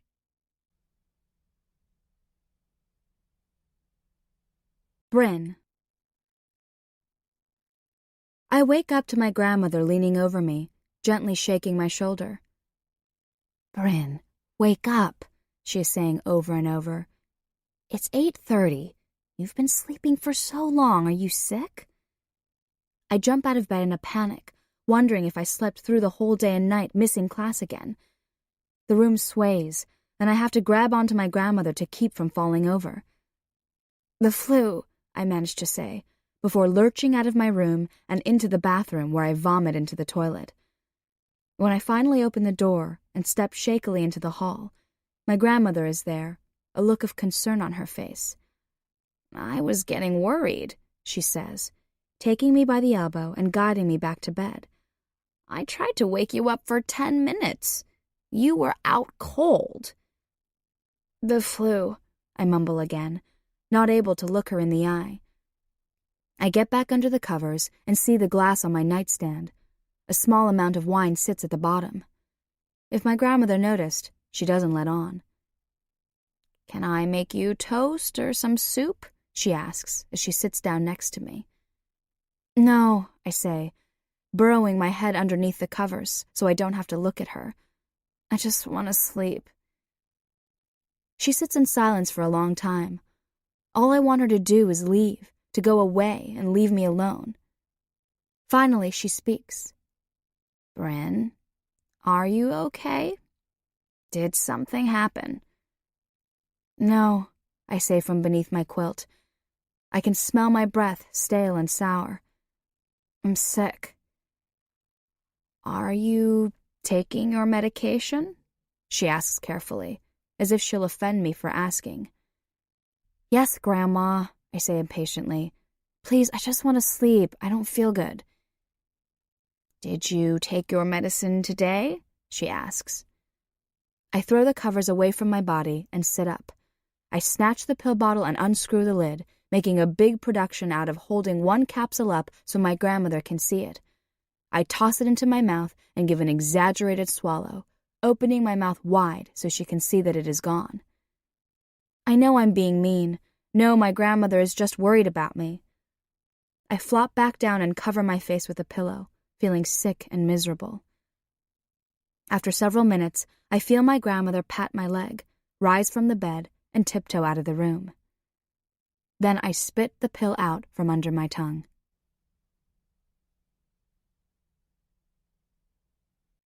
Allison. I can hardly believe I got the job at Bookends. Every time I think about getting teary-eyed in front of Mrs. Kelby, I cringe. I have cried more in the past few days than I have in the past 21 years. I start tomorrow, and I have absolutely zero clothes to wear that would be appropriate for work.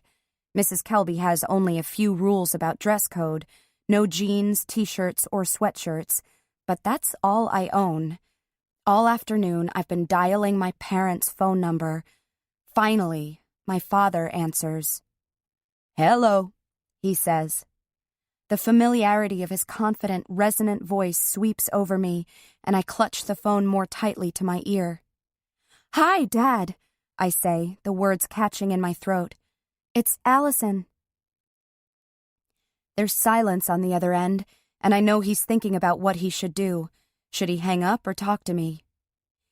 "I got a job, Dad," I say in a rush, "in a bookstore, and I was wondering if I could stop home and pick up some of my old clothes. I don't really have anything dressy enough to wear to work and thought maybe I could go through my closet and see if anything might still fit me. I haven't really gained any weight, and I probably could still wear my old khakis, and I had some nice—" I realize I'm rambling and suddenly stop talking. I can hear my father's breathing from across the line. "Dad, can I please come over?" My hands are sweating, and I've twisted the phone cord so tightly around my finger it's turning blue. "Dad?" I can hear the pleading in my voice. He clears his throat and speaks. "Of course, Allison. Why don't you come over tonight around 6? We'll see what we can find." He sounds distracted, far away, not cold but not warm, not how you might sound if you haven't talked to your daughter in months. "Thanks," I say. "I'll see you then. Bye." I wait for his goodbye, but only hear the soft click of the receiver. They just need time to get used to the idea of me being out of prison, of my return to Linden Falls. They just need a little more time. As Oline drives down the street I grew up on, it strikes me how little has changed in the 5 years I've been gone. Everything looks just the same well-manicured lawns, the same large red brick houses with 2-car garages and window boxes. She pulls up in front of my childhood home, and a flood of memories rush through me. My mother sitting at the kitchen table reading through cookbooks, my father working at his desk in the den, me in my room studying, Bryn tiptoeing through the house, trying not to be noticed. "You want me to wait out here for you, Allison?" Oline asks me. No, that's okay," I tell her. "My dad will give me a ride back." But I don't make a move to leave the car. Oline looks at me expectantly. "Allison?" Oline pats me on the knee. "Go and see your parents. It won't be as bad as you think." I give her a faint smile. "Thanks, Oline. You don't know my parents." "They were tough on you? Knocked you around a bit?" Oline questions.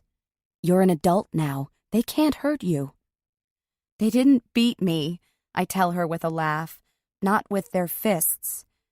"Then what?" she asks. "It's hard to explain," I say, putting my hand on the door handle. "I was perfect." And then I wasn't. I push open the car door, step out, and wave goodbye. Then I trudge up the path, feeling all of 10 years old again. When I get to the front door, I hesitate. I don't know whether I should ring the bell or just walk in. I haven't been here in 5 years. I don't know my place anymore, if I even have a place here. Finally, I press the bell. After a few moments, I hear footsteps and my father opens the door.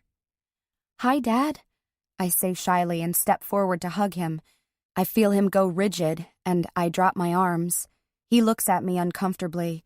He's still the same tall, handsome man I remember, but I'm surprised at the amount of weight he has gained, the way his belly pushes against the fabric of his dress shirt. His brown hair has grayed and thinned, and there are sagging pouches of skin beneath his eyes. I peer over his shoulder looking for my mother. "Is Mom home?" "She's not here right now," he says, shifting uneasily from foot to foot. I see several cardboard boxes on the floor behind him. "Oh," I say in a small voice, realization dawning on me. There isn't going to be any dinner with my parents. No rummaging through my closet with my mother for my clothes. I think of my old bedroom with its walls painted soft lavender and my polka-dotted comforter. I loved that room. It was a refuge for me, a place where I could just be. "Can I help you carry the boxes to your car?" my dad asks with forced cheerfulness. "I don't have a car, Dad," I say shortly. "I just got out of prison. I don't have a car or clothes or anything." "Oh, well." His face becomes pained. "Can I give you a ride somewhere?" "Don't bother," I mutter and turn away from him, feeling my heart pinch. Then I quickly turn back toward him. "I want to see it," I say. My father looks confused, and I continue. "I want to see my room." "Allison," my father says with an awkward chuckle. I push past him, step into the house, and look around. I move into the formal living room, and everything appears to be the same as it was 5 years ago. The same floral wallpaper on the walls, the same sofa and love seat, the same grand piano. Even the smell is the same, a mixture of rose petals and cinnamon. But something is off, something is different. I just can't see what it is yet. "Allison," my father says again. This time his voice is hard, cold. "What are you doing?" I ignore him and begin to climb the staircase that leads up to my bedroom. The carpet is soft beneath my feet, and the mahogany banister feels smooth and cool against the palm of my hand. I stop suddenly, and I know what's different. The pictures are all gone. Every single photo of me is gone. I continue to move slowly up the stairs. My legs feel heavy and my heart is hammering in my chest. "Allison," my father calls after me. "You can't just come in here." His voice trails off as I reach the top of the steps and turn down the hallway that leads to the bedrooms. The air up here feels stale and presses on me even more heavily than when I was in prison, and I push down the urge to dash back down the stairs and out into the fresh air. The door to my bedroom is shut. I reach out for the knob, twist, and it opens with a click. The weak evening sun doesn't soften the shock. Gone are the lavender walls, replaced with stark white paint. Gone is my polka-dotted comforter. Gone is my desk for studying. Gone are my soccer trophies, my blue ribbons, my team pictures, my bookshelves, my stuffed animals, all gone. I choke back a sob and lunge toward my closet and fling open the door. Empty. No clothes, no shoes, no boxes filled with keepsakes. I've been erased. As I stumble from my bedroom and into the hallway, I see the door of my parents' bedroom open a crack and catch a glimpse of my mother, her face mostly hidden in the shadows. As I rush down the block, I keep expecting to hear them call my name or feel a hand on my arm, but nothing. They're just letting me walk away. I'm angry at myself for being so heartbroken, but I am. I walk for several blocks. Gertrude House is about 5 miles from my parents' home, and I wonder if I can make it there by 8 o'clock, the time Olene is expecting me. I hear a car creeping up behind me and I turn. It's my father, and my stomach flips with hope, even though I'm irritated with myself for caring. "Allison," he says through the open window, "I'll give you a ride." Even though I want to open the car door and get in, I don't want to make it too easy for him. "It's obvious you and Mom don't want anything to do with me, so don't bother." I begin to walk in the direction of Gertrude House again. My father follows me slowly in his car. "Allison," he calls. "I'll only say it one more time. Please get in the car." I look at him long and hard, then climb in beside him. He turns off the ignition and looks over at me, rubs his face. "Allison, please look at this from our point of view. This has been very hard on us." "But I begin, and he cuts me off. "Let me finish. This has been very difficult for your mother and me. We finally found some..." My father looks at me pleadingly. "Some peace." He wants me to let them off the hook, to say I understand why they have completely written me off. In a way, I do, but it doesn't make it hurt any less. They are done with me. Finished. "Okay, Dad. I get it." I smile sadly. "Tell Mom I understand." My father breathes out a stream of air and begins to drive. When we pull up in front of Gertrude House, my father pops open the trunk. "Do you need help with the boxes?" he asks. "No, I can do it," I say, and I can see he is relieved.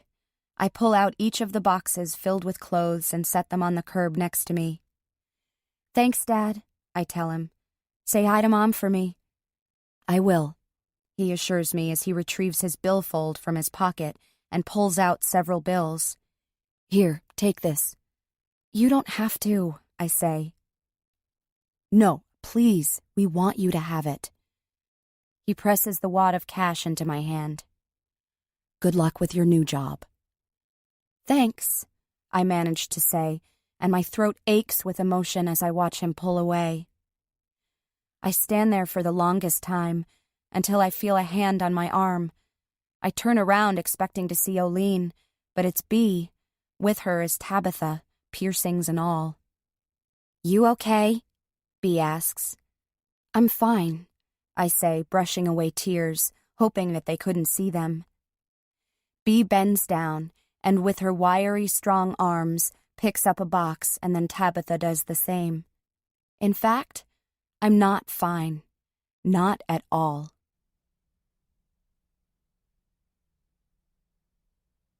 Charm. Charm stops at the grocery store and picks up an apple pie from the bakery case and a carton of vanilla ice cream. She considers buying the cheapest generic brand of ice cream she can find, seeing as she'll probably end up leaving Rianne's before dessert. But her mother will be all light and air, and will wonder sweetly out loud if Gus and Charm are having financial difficulties, and what a shame that would be, since Gus got the house in their divorce. Charm knows she couldn't splurge for the expensive ice cream either. Her mother would think she was putting on airs. No Haagen-Dazs tonight.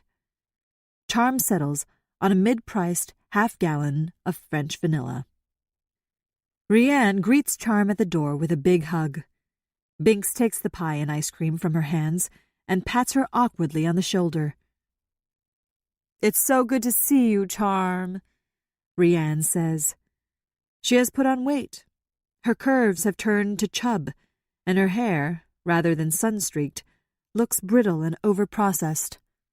Fine lines have settled beneath her eyes, and her makeup has bled into the crevices. Charm resists the urge to wet her finger and wipe it away. Her mother has gone to a lot of trouble. The small kitchen table is covered with a floral cloth, and candles are lit. "Wow," Charm says, taking it all in. "What's the occasion?" "Just you come in and sit down. Dinner is ready. Let's eat while it's hot," she says, nudging her toward the table. Okay. Charm laughs guardedly as she takes a seat. "It smells really good," she offers charitably. "You'll have to thank Binks for the chicken. He made that, but I made the potatoes, mashed, just the way you like them." Charm feels a sudden pang of regret. Gus is at home, with only the hospice volunteer to look after him. "Those are Gus's favorite, too." Rianne quickly glances at Binks to see if he caught the comment, but he's busy forking the chicken onto plates. She waits until he sits down and the dishes of food have been passed around. Charm takes a few bites. The chicken is dry, and she struggles to swallow. Binks smiles and nods at Rianne, and she wiggles in her seat as if bursting to speak. "What?" Charm asks, fearful of the response. "Binks and I are getting married," Rianne screeches with happiness. And Charm finds a smile frozen to her face. She tries to make her lips move, but nothing happens. Binks and Rianne look at her expectantly. "Wow," Charm says softly.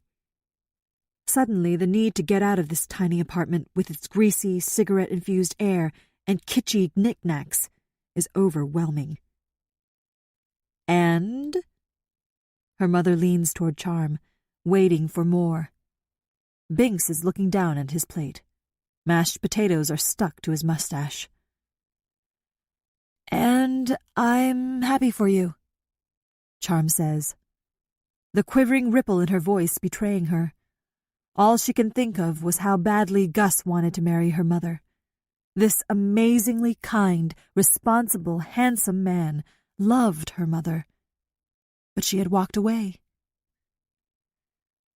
"Congratulations," Charm finishes weakly. "You're not," Rianne says petulantly. "You're not happy. You cannot stand to see me doing well." "Mom," Charm says tiredly, "that's not it. I'm happy for you. I'm just surprised." "Surprised? Surprised at what, Charm?" She's angry now. "Surprised that I'm in love and getting married? After all I've been through, I thought at least you'd be understanding."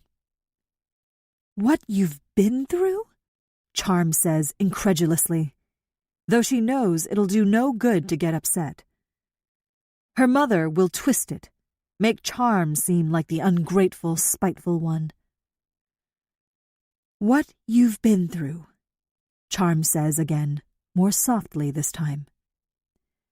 "You are absolutely unbelievable, Mother. Pardon me for being a little skeptical about you finally settling down with one man. It's not exactly what you're known for." "Now, Charm," Binks says reasonably, "no need to be disrespectful." "You know what's disrespectful?" Charm says in a dangerously low voice. "Disrespectful is bringing man after man into your home so that your children have no idea who will be sitting at the breakfast table the next morning. Disrespectful is allowing men into your house who will make moves on your 9-year-old daughter." Rianne looks confused for a moment, as if running through each of her former boyfriends, trying to figure out which one preferred Charm to her. "Disrespectful is raising your child to believe that men are stupid cattle that can be tossed aside like garbage. Disrespectful is divorcing the one decent man who loved you and your children, breaking his heart completely. That's disrespectful. Charm pushes her chair back from the table and stands. You're leaving? Rianne asks in disbelief. We haven't finished eating. We haven't talked about your brother yet. I'm through talking, Charm says, looking levelly at her mother. She moves to the door and changes her mind. She knows it's childish, but she can't stop herself. She walks to the refrigerator, calmly opens the freezer door, and retrieves the half-gallon of ice cream. She and Gus will eat the ice cream tonight. She won't tell Gus about her mother's upcoming wedding. Instead, she'll tell him that her mother seemed miserable, lonely, that she asked after how he was doing. Have a happy life. Charm tries to muster as much goodwill as she can, but it comes out bitterly. She leaves, her mother and Binks staring after her, mouths gaping open. Charm is still shaking with anger when she arrives home, not sure why the news of their upcoming marriage has made her so upset. She suspects that it has to do with how the news will hurt Gus's feelings.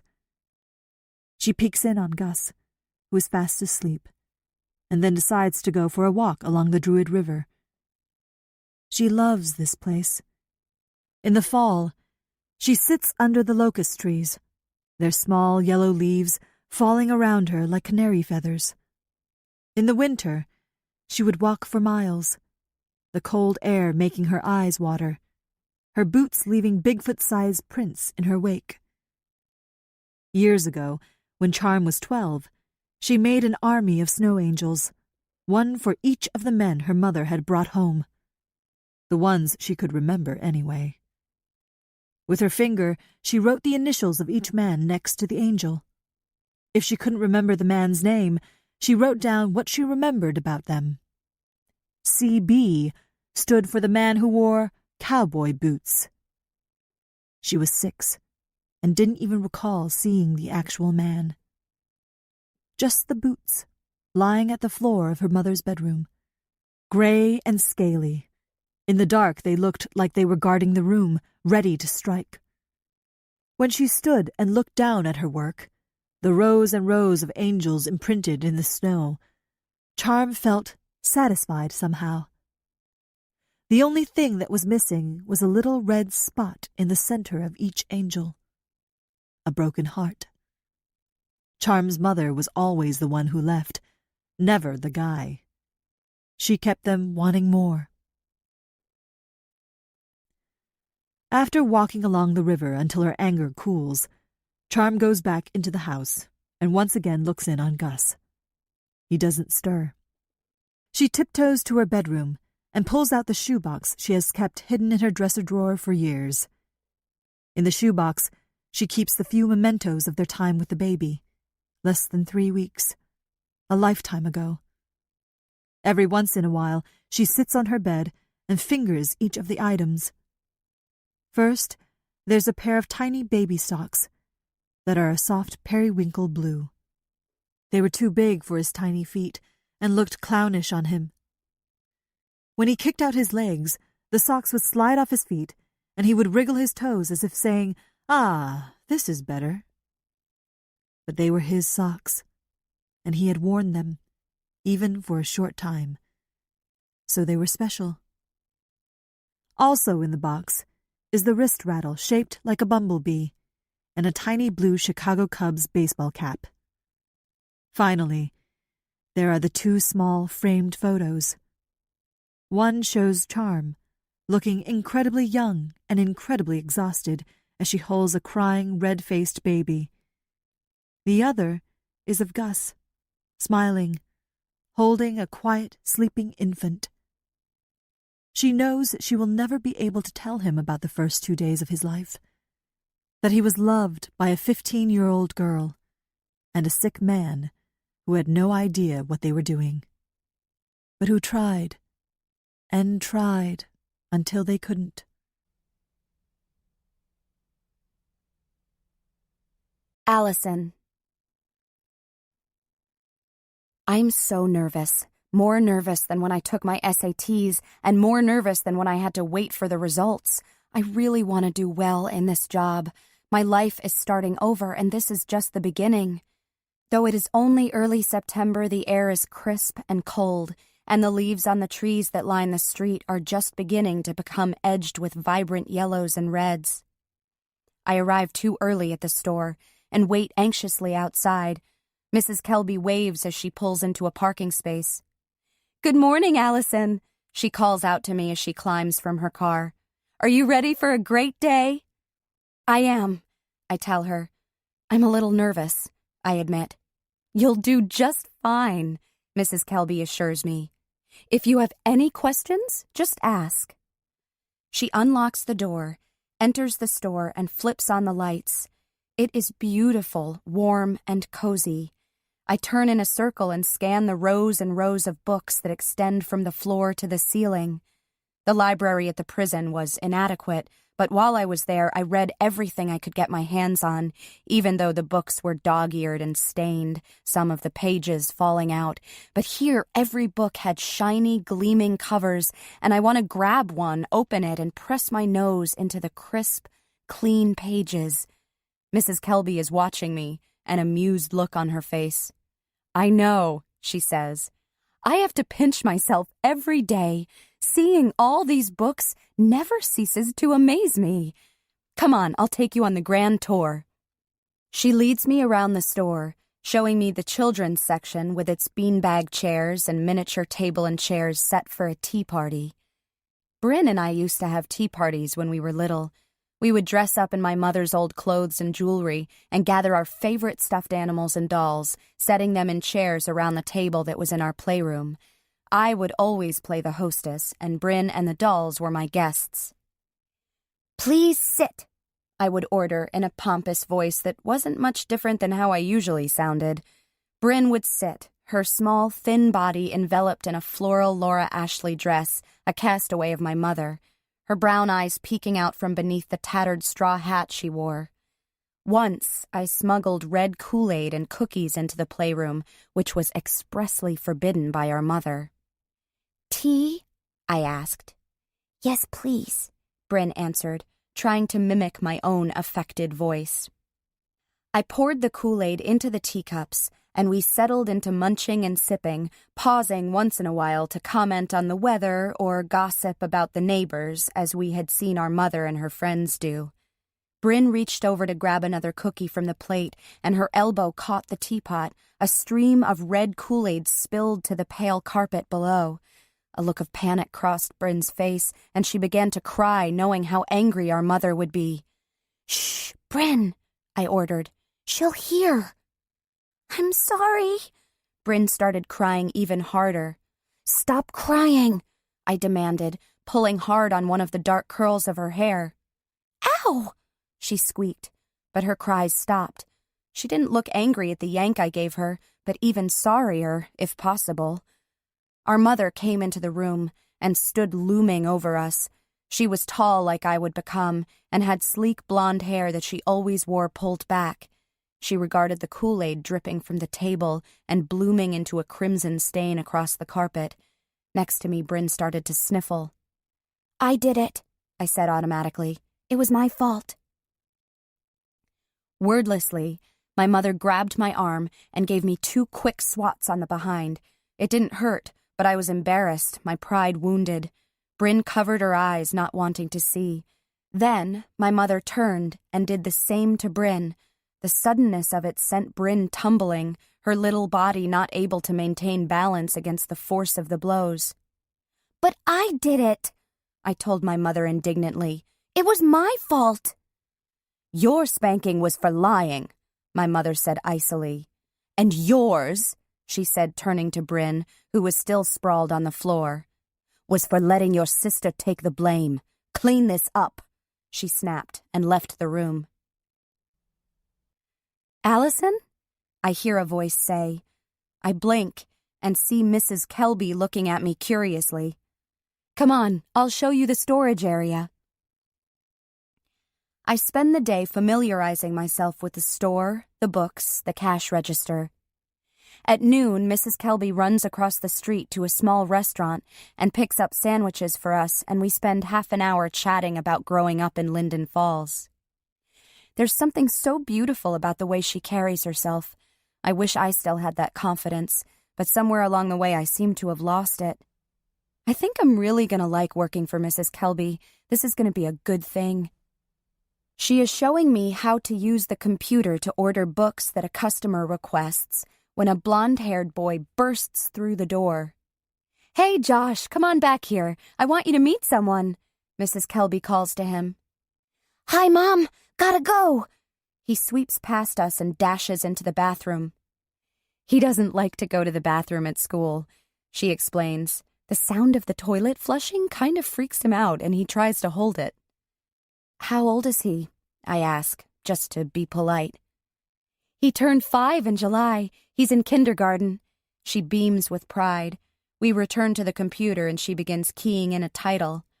A tall man comes through the door, steps up to the cash register, and leans over the counter to give Mrs. Kelby a kiss on the cheek. "Allison, this is my husband, Jonathan." "Nice to meet you, Mr. Kelby." I reach out to shake his hand, which is rough and calloused. "Nice to meet you, and call me Jonathan," he says pleasantly. "And call me Claire. Enough of this Mrs. Kelby nonsense." "Mom," the little boy says, coming up behind us. "I'm thirsty." "Did you wash your hands?" Claire asks. "Yep. Can I have some juice?" "Come here first. I want you to meet Allison," she tells him. I raise my head from the computer screen and turn to greet Claire's son. "Joshua, this is Allison." Claire smiles broadly. "And Allison, this is my son, Joshua." The little boy before me has dark brown eyes and an upturned nose set onto a sharp, angled face. But it isn't until he smiles that all of his features fall into place. I can hear Claire talking, chattering on about Joshua, and I swallow hard, trying to keep any of the emotions that I'm feeling from reaching my face. My mind is whirling. "Excuse me," I say to Claire and Jonathan. "I just have to use the bathroom." I try to keep my steps slow and casual, but my face feels hot, and I try to catch my breath. I lock the bathroom door and lower the lid on the toilet so I can sit down. I close my eyes, and it's Christopher's face that beams up at me. Joshua Kelby is a miniature version of the boy I fell in love with.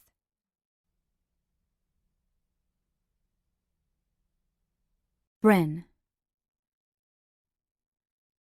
Even though alcohol is more effective than any antidepressant in helping me forget the night Allison gave birth, I still remember running back toward the house, Allison calling after me. It was pouring down rain by then. Any mud from the river's edge had been washed away. I felt so strange, my legs heavy and shaking. But still I ran toward the house. "Just get to the house," I kept telling myself. I wasn't sure what I had just seen, didn't want to know. It was supposed to be over, done. But I knew it was really just the beginning. By the time I made it back into our house, my clothes were drenched and I couldn't stop shivering. I looked through the back door toward the yard, and through the rain I could see Allison coming my way. Every few seconds she would stop, clutch at her stomach, and bend over at the knees. I knew I should go to her, help her back to the house. But at that moment, I truly hated my sister. Hated everything about her. Hated her for being perfect and smart and beautiful, for getting pregnant and expecting me to keep it a secret. Beyond Allison and me, no one would ever know about that baby girl. No one would know that she ever existed. Most of all, I hated her because I was sure she was going to get away with it and would be able to go back to her perfect life without a backward glance. I turned away from her and kicked off my soggy tennis shoes and squelched to the linen closet to get a towel. I heard the squeak of the screen door, and over the sound of rain beating against the windows, I heard Allison weakly call out to me. "Bryn, please." "Don't go," I told myself. "It's all her fault. Let her clean up her own mess."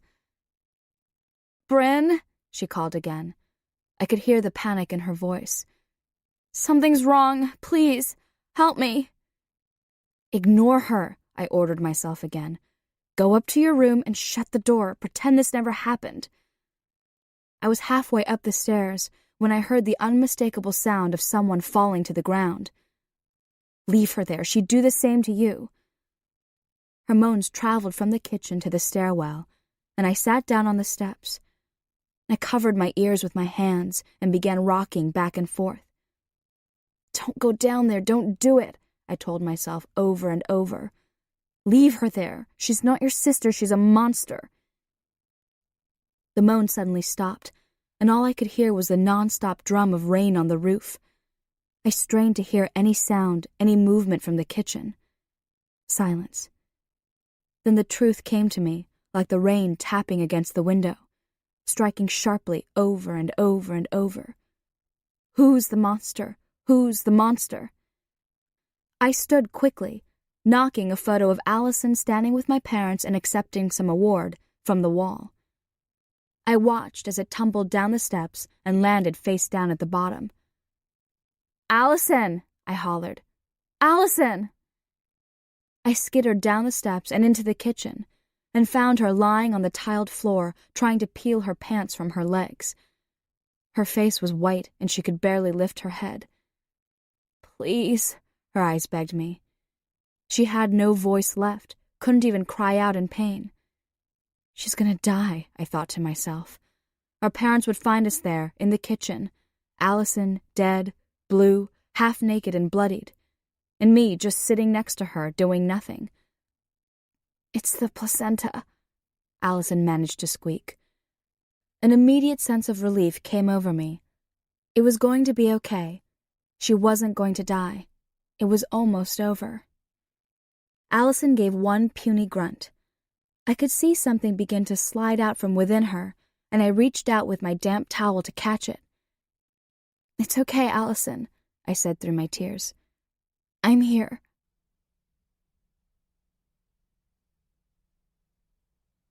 Allison. After I had given birth to the little girl, after Bryn gathered up all the bloody sheets and went downstairs to throw them away, after the trip to the river, I started to feel the contractions pull at my stomach again. I was expecting a purplish mass to emerge from between my legs, but the placenta wasn't what surfaced. I blinked twice and tried to wipe the sweat from my eyes. I glanced at the clock on the microwave and saw that it was nearly 9:15. No, I told myself, no way. It was all just too crazy. If what I was seeing didn't convince me, the strong squawk that came from what was supposed to be the afterbirth did. A baby, a tiny baby boy with a pointy chin and an upturned nose, just like Christopher's. Bryn, kneeling before me, caught the baby as it slid from inside me and cried out in disbelief. I reached out one trembling hand toward him, and at the same time, he seemed to reach out for mine. Our fingers grazed each other's, and for the first time in a very long while, I smiled. Bryn. I stared at Allison in disbelief. She had this odd smile on her face, not really one of happiness, but of amazement. But it quickly fell away. No, please, she whimpered, and she looked away from the red-faced baby that I held with shaking hands. Please, we have to get him out of here. I don't understand, I said, looking down at the crying child. It's a baby, she said acidly. Seeing my eyes fill with tears, she apologized. I'm sorry, Bryn, but Mom and Dad will be home in a few hours. We've got to hurry. They look the same, I said softly, thinking of the little girl, dead now, gone. It's a boy, Allison croaked, her face full of anguish. Come on, we have to get rid of it. Allison. Somehow, I force myself to leave the bathroom and return to the front of the store. I attempt to say a cheerful goodbye to Claire's husband and Joshua, who are on their way out the door, Though I don't have actual evidence, I know that Claire's little boy is my son. I'm sure Claire is going to notice that something is wrong just by looking at me, and I'm right. After working side by side in near silence for almost 2 hours, Claire turns to me, a concerned look on her face. "Allison," she says, "you're awfully quiet. You're not worried about how you did today, are you?" "A little bit, I guess," I answer, grateful for an excuse for my behavior. "Well, don't be. You did a great job," Claire reassures me. "So what do you think? You gonna give this place another chance tomorrow?" I almost tell her no, but I stop myself. If I quit, there's no way I'll ever find proof that Joshua is my son.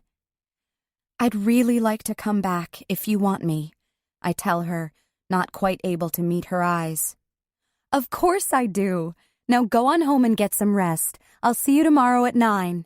Claire walks me to the door. "Do you need a ride home?" she asks, looking out the front window at the gathering rain clouds. "No, I like the fresh air," I explain. "Thanks again, Claire. I'll see you tomorrow." As I walk back to Gertrude House, the sun is completely swallowed up by gray clouds, and my mind is swirling with the possibility that Claire's son could be the boy I gave birth to 5 years earlier, could be Christopher's son, could be the brother of the little girl I was convicted of killing. I need to tell someone. I could call Devin and ask her what I should do, but I know what the right thing to do is. I should tell Claire that things just aren't working out for me at the bookstore. Then I need to find a way to get out of Linden Falls. I never wanted to see the boy I gave away before. I felt like I had done my duty by giving his father a chance to raise him. That obviously hadn't happened.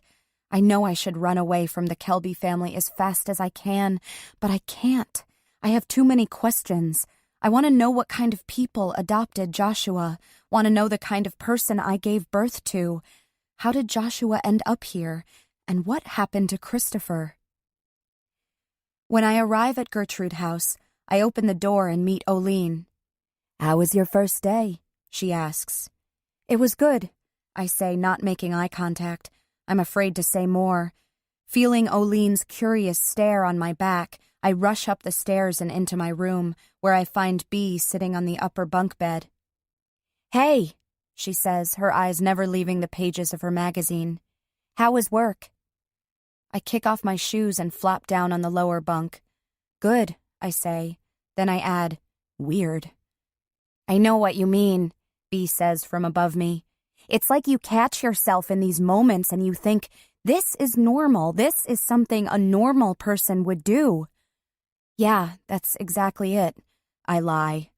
"I don't know if I want to go back there," I admit. Bea is quiet for a minute. Then I see her legs swing over the side of her bunk. She is barefoot and the bottom of her feet are scarred and calloused. She leaps lightly to the ground and bends down to look at me. Up close, I realize she's not as old as I first thought she was, maybe 30, but already her forehead is creased with grooves and lines as fine as spider webs frame her eyes. "Oline set up that job for you." "Yes," I say. "She goes to a lot of trouble to find us places to work, puts her good name and reputation on the line." There is no accusation or judgment in Bea's voice, just stating the facts. "I'll go back," I say in a small voice. Bea smiles and holds out a hand to me, and for the first time I notice a tattoo on the inside of her forearm, a beautiful bird with the initials O.V. dangling from its beak like an olive branch. I want to ask her what it means, but I don't want her to think I'm being nosy. "Come on," she says, grabbing my hand and pulling me up. "It's spa night." "Spa night?" I ask. "Yeah, Flora's going to beauty school and likes to practice on us once in a while." "Oh no," I say and pull away. Flora still looks at me like she'd like to murder me in my bed. There's no way she's going to get her hands on me. "Come on," Bea says, and it comes out like an order. "You can just watch. Flora's not that bad, just a little nervous around new people. She's been through a lot." I give a little grunt. Haven't we all? "I suppose so," Bea allows. But you should give her a chance. You don't know her story. You know, I say with irritation, I'll give her a chance once she gives me one. I know she's the one behind all the damn dolls that keep showing up. She doesn't even know me, but her mind's already made up. I sit back down on my bed. You go on without me. I want to try to call my sister. Suit yourself, B says. But we're getting pedicures tonight. She looks down at her feet and wiggles her toes. I've never had a pedicure. The person I want to tell about finding Joshua is Bryn. Maybe it would help her to see that something good came of the terrible night I gave birth. But once again, I can't get a hold of Bryn. My grandmother tells me she's out somewhere. I feel a pang of jealousy. I should be away at college, spending time with my friends. Then my envy is replaced by guilt. Bryn deserves all the fun she can possibly get. I know she had to deal with the fallout from my arrest, that she was bullied and made fun of because of what I had done, that she almost ended her life over it. Will you tell her I called? I ask my grandmother. Of course, she says. How are you doing, Allison? Have you seen your mom and dad? I'm okay, I say. Mom and Dad aren't exactly welcoming me back home with open arms, but I started my job today, at a bookstore. Good for you, my grandma says enthusiastically. See, you're already getting back on your feet. Grandma, does Bryn ever talk about that night? Did she ever tell you about it? There is silence on the other end, and I'm afraid that we've been disconnected, or worse, that my grandmother has hung up on me. Grandma? I repeat. No, she never talks about it, my grandma answers sadly. I wish she would, though, at least with her doctor. Keeping things bottled up inside doesn't do anyone any good. I'll tell her you called, Allison. You take care of yourself, okay? Thanks, Grandma. Bye, I say, and hang up the phone. I guess I'm not the only one good at keeping secrets.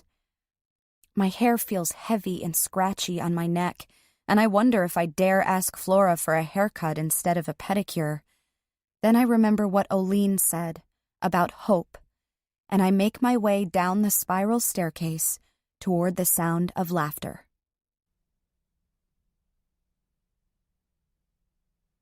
Charm. No matter how many times Charm sees a mother holding her newborn baby, and at the hospital she sees many, she still thinks of that night 5 years ago. Gus was snoring in his chair. The windows were wide open, and a cool breeze, unusual for July, blew through the screen door. It had rained off and on earlier that evening, and everything smelled fresh and clean. Charm was sitting in the dark, watching TV with the volume turned down low so she wouldn't wake Gus. He hadn't been sleeping very well lately. It was getting harder and harder for him to catch his breath, and he would wake up several times during the night gasping for air. They didn't know it at the time, but that was just the beginning of his downward spiral into lung cancer. Charm heard the crunch of gravel as a car approached, and she rose from the couch to peek out the window. A small car, without its headlights on, stopped in front of the house, and a person stepped from the passenger side. She couldn't tell if it was a male or female, but whoever it was moved slowly and shuffled toward the front door as if very old or in a great deal of pain. The tall figure was carrying something and stopped every few minutes as if resting, regaining strength. "Gus?" Charm called softly, suddenly afraid. He slept on. She flipped on the outside light. It was Allison Glenn, a junior at her high school. Allison was beautiful, smart, athletic, nice even, and Charm had no idea why she would show up at her home. Charm wasn't even sure if Allison even knew who she was. Allison was dressed in sweatpants and a sweatshirt, her blonde hair piled on top of her head. Though she looked sick, and her face was as pale as the moon that had just started to peek through the clouds, she was beautiful. Charm strained her eyes, trying to see who was in the driver's seat of the car. Another girl, her dark hair hiding her face. Charm could hear her cries. "Gus," she called again, more loudly this time. Before she could say anything, before she could even open the screen door, Allison spoke in a tired, scared voice. "Is Christopher here?" She glanced around nervously. "I'll go get him. Come on in," Charm answered, and her eyes settled upon the bundle in her shaking hands. She was trembling so hard Charm thought she was going to drop it. "No, I'll just wait here," she said, her teeth chattering. Gus came up behind Charm and peered over her shoulder. "She's looking for Christopher," Charm told him. Gus made an impatient noise, one that Charm was now used to hearing every time someone said Christopher's name.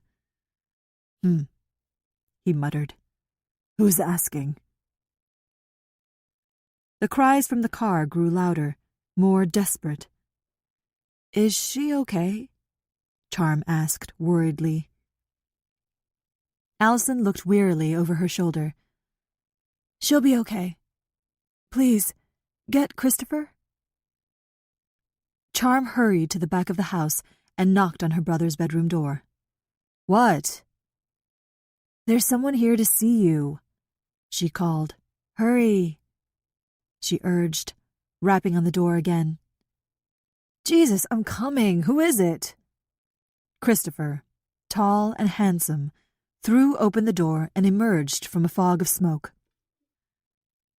"Christopher," Charm snapped.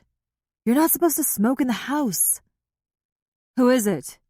he asked again, ignoring her lecture, running his hands through his thick brown hair. "It's Allison Glenn," Charm said, and Christopher froze. And she saw something new skitter across his face, something she'd never seen before in her brother's eyes, a flash of hope. "How do you know Allison?"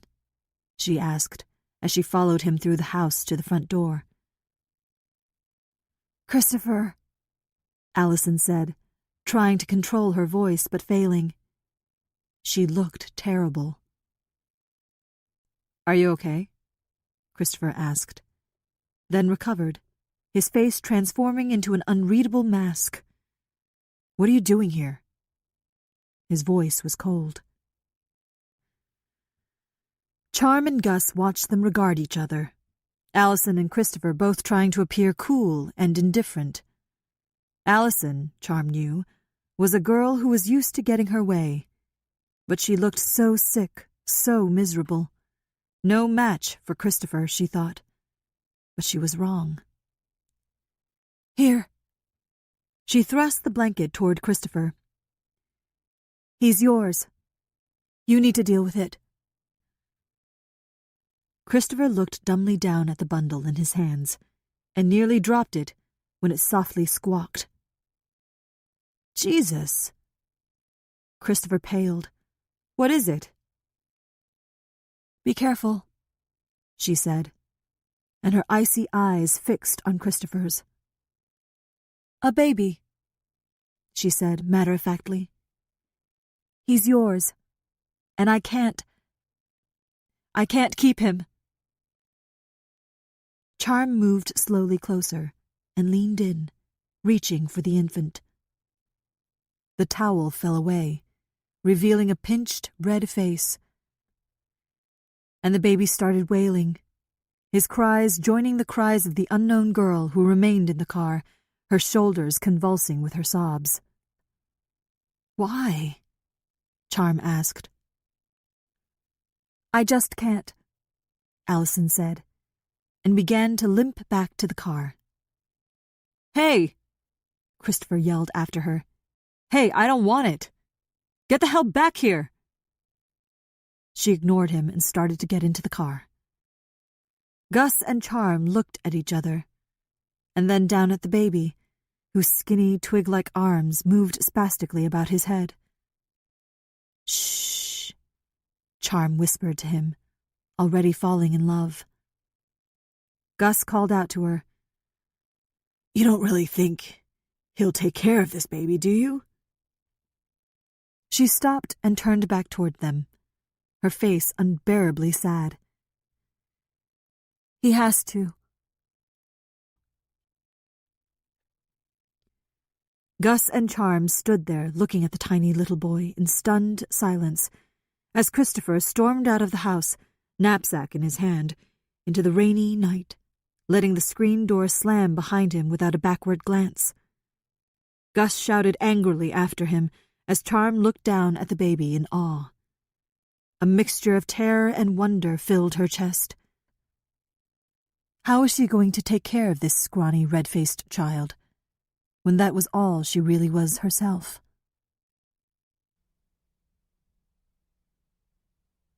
Bryn. I'm working with Milo in the kitchen, teaching him to stay even though it's his dinner time and his food bowl is full and waiting for him. It seems so cruel, making him wait to eat, but it's crucial for his obedience training. I started out having him wait just a few minutes to eat, and now we've worked our way up to 20 minutes. He is sitting there, each muscle twitching, his eyes looking hopefully at me for the signal that will release him. Some people believe that dogs are psychic, that they have this paranormal knowledge of the world around them, allowing them to know their master is home well before they come to the door, or that they can sense danger. Actually, this sixth sense has more to do with the dog's amazing sense of smell. They are known to be able to detect when an epileptic seizure or a heart attack is coming on. Some people believe dogs can sense certain kinds of cancers in humans, even before a doctor can diagnose the disease. This makes me think of Allison. I wonder if things might have been different if we'd had a dog growing up. Would a particularly intuitive golden retriever have been able to sense Allison's pregnancy? Would he have sniffed at Allison's nearly non-existent belly long enough for our parents or for me to notice something was up? Or maybe, just maybe, in the time before the police came to take Allison away, he could have alerted my parents to how sick Allison was, and I wouldn't have had to do what I did. I don't know. It was bad enough having my sister taken away by the police, but what made it worse was that it was my fault that she was arrested. I was the one who panicked and called the police. I didn't mean to get Allison in trouble, but I hadn't slept since the night she gave birth. All I could think about was that baby.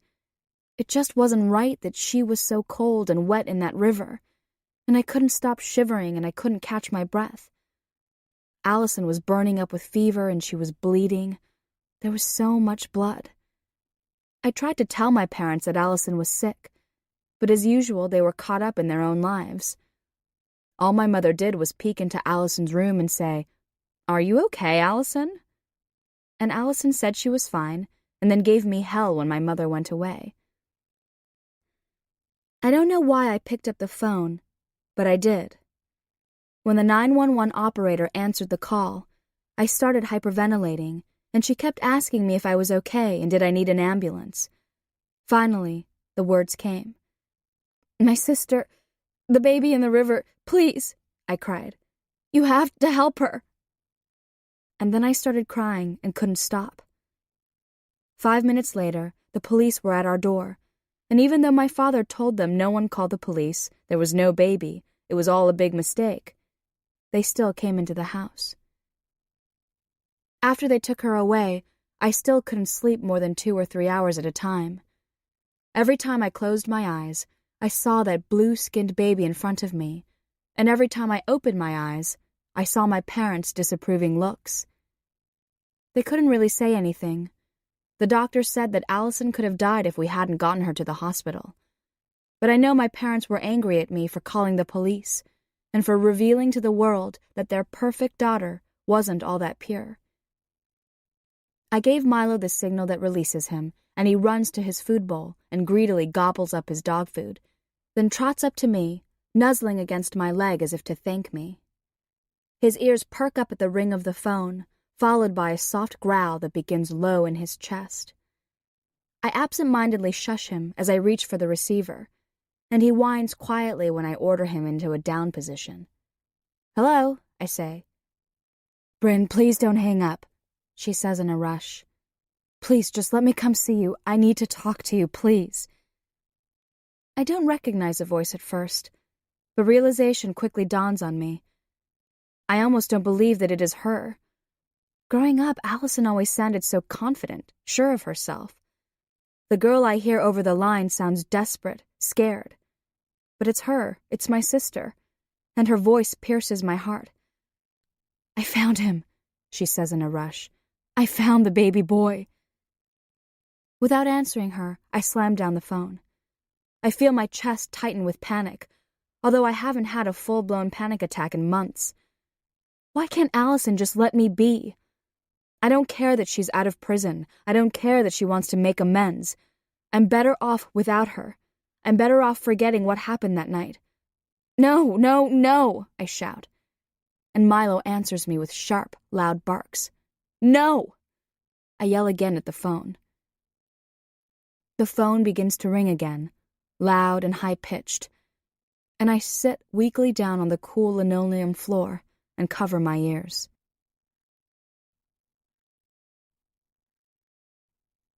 Allison. I walk into bookends like nothing has happened. Claire greets me with a cup of coffee and a donut. "You came back," she teases.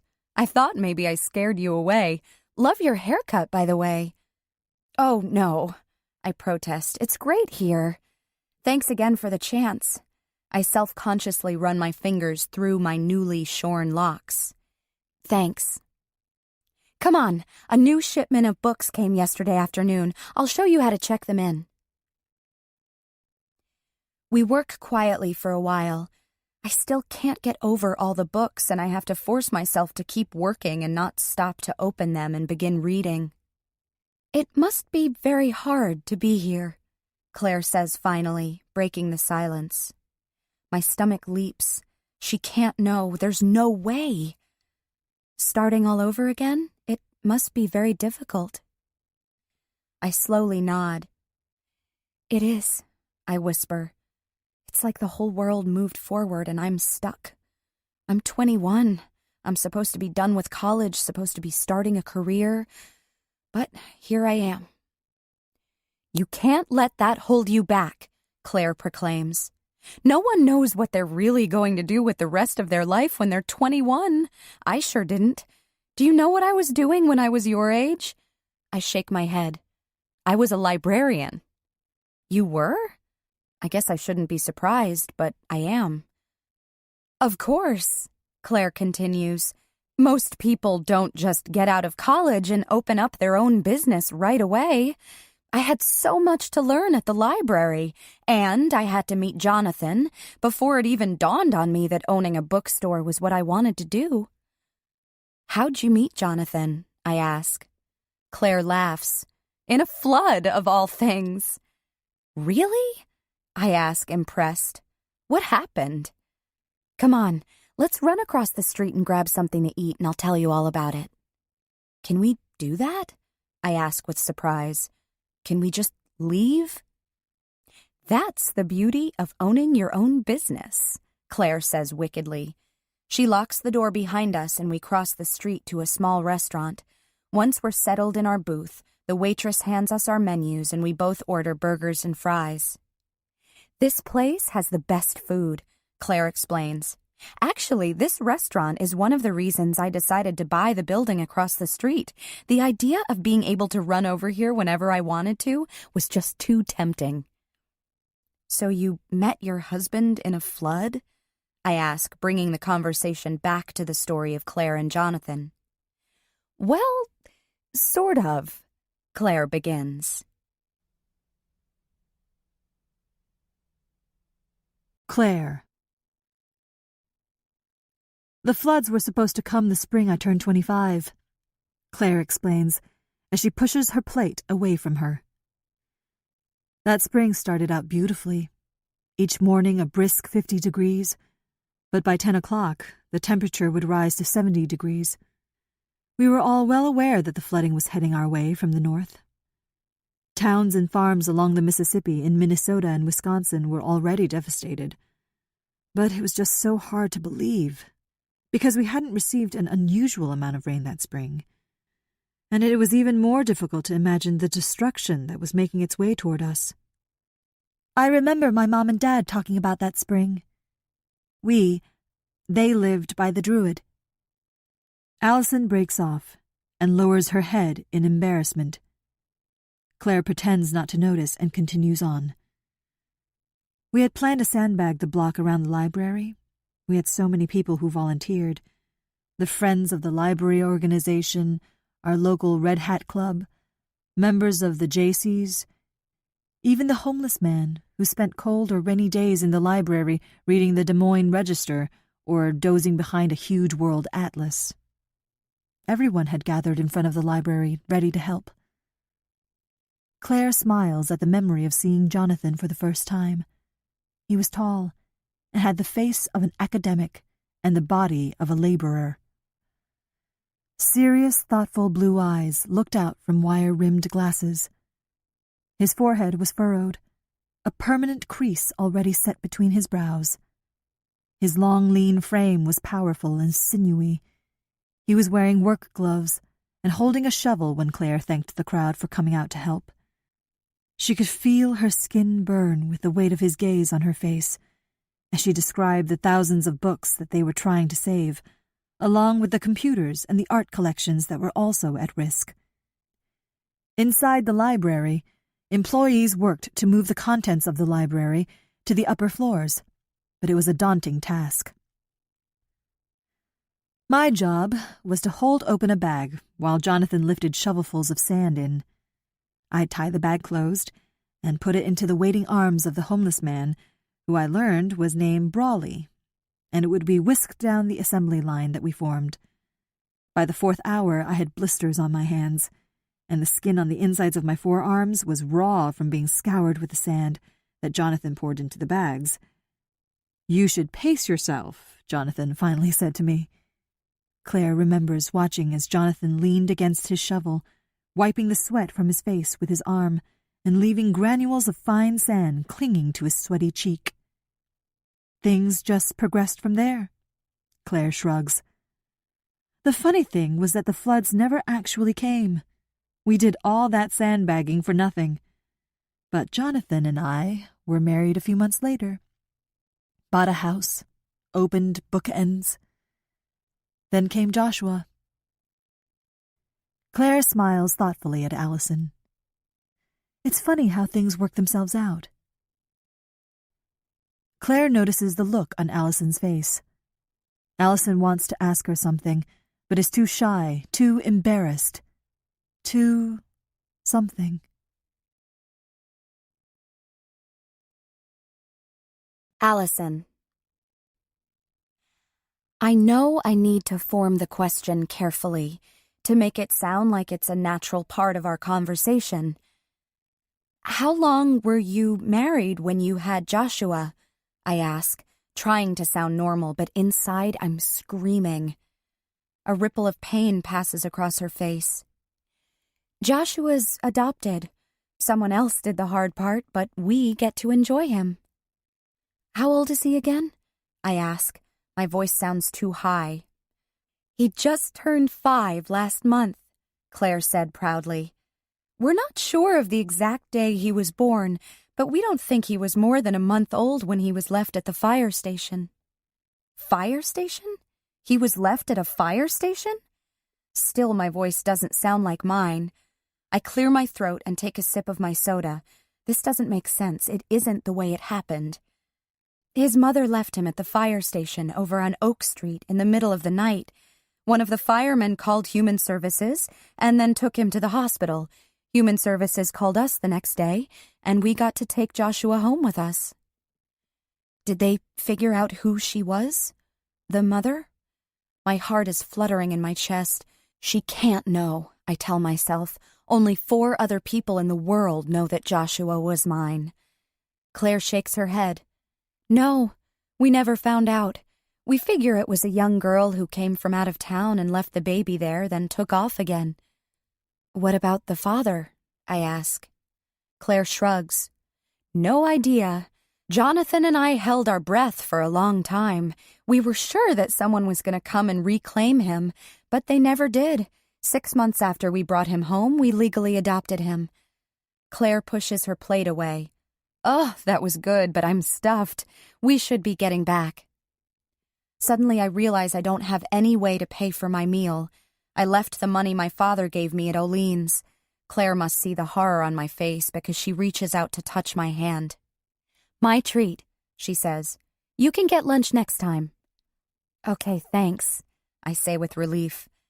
We go back to the store and have a steady stream of customers the rest of the afternoon. It isn't until Joshua bursts through the front door and I see him for the second time that I'm sure. He looks just like Christopher, the same sharp-angled face, the same beautiful brown eyes, except for his hair. Like me, his hair is white blonde and stick straight. Hi, Mom. Hi. Joshua squints his eyes in concentration. I know he's trying to remember my name. Allison? Claire finishes for him. Hi, Allison, he says. I look carefully at his face and wonder if on some level he might recognize me. Maybe if he takes a good long look at me and hears my voice. I know that it's ridiculous to believe that he will throw himself into my arms and whisper, "You finally came back for me. I knew you would." But part of me hopes there will be a flicker of recognition, like the light from a firefly on a warm summer's night. Hopes for a special look that will pass between the two of us. But his eyes barely land on my face and he's gone. Can I have a snack? He calls from the back room. He doesn't know me. I'm no one to him. I should feel relief, but I don't. It makes me a little sad. Does he know? I ask Claire once Joshua is out of earshot. Does he know he's adopted? He knows, Claire answers. We've never hidden it from him. We celebrate his birthday and the day of his adoption each year.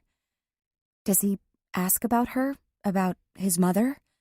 I'm almost afraid of the answer. Not really, Claire answers. But we tell him she did a very good thing, that she wanted a better life for him and she must have loved him very much to give him up. Oh, I say. That's nice. So, Claire says, pointing to a calendar, how does Thursday, Saturday, and Sunday look to you? I try to focus on the dates, but the calendar is one of those personalized ones. A large photo of Joshua, holding a soccer ball and wearing a bright green soccer uniform, is staring back at me. Allison? Claire asks, is that too many hours? I tear my eyes away from the calendar. No, the more hours you have available, the better. Great. You'll work with Virginia on Saturday. She's only going to be here through October or so, and then she and her husband spend the winter in Florida. You could probably take on some of her hours, too, if you want. I can hear Claire, but all I can think about is Joshua in that little green uniform. He plays soccer, just like I did. I wonder what else we have in common. Charm. She has another 2 hours before she needs to be at St. Isidore's. As a student nurse, Charm is expected to spend time in all departments in the hospital. Next week, she is scheduled to begin her mental health rotation. I'll fit right in, she thinks to herself. Working with this population will be nothing new to her. Between Charm's mother and her mother's boyfriends, probably 3/4 of them were mentally ill. All but Gus, of course. She feels a little bit guilty about storming out of her mother's apartment the other day. She called her mother and apologized for the way she left things. But at the end of the conversation, Charm couldn't help but ask the question, though she really tried to hold the words back. Was she still planning on marrying Binks? Her mother responded by hanging up on her. She's already completed rotations in community health geriatrics, internal medicine, pediatrics, and maternity. Maternity was the hardest. Seeing all those beautiful newborns wrapped up tightly in a way that makes them feel safe and secure. Charm hadn't known how to wrap the baby up that way, and neither did Gus. They just laid a blanket over the top of him and hoped for the best. If only I would have known, Charm often thinks. I could have done so much better. After Allison Glenn left and Christopher took off, Gus and Charm just stood there in amazement.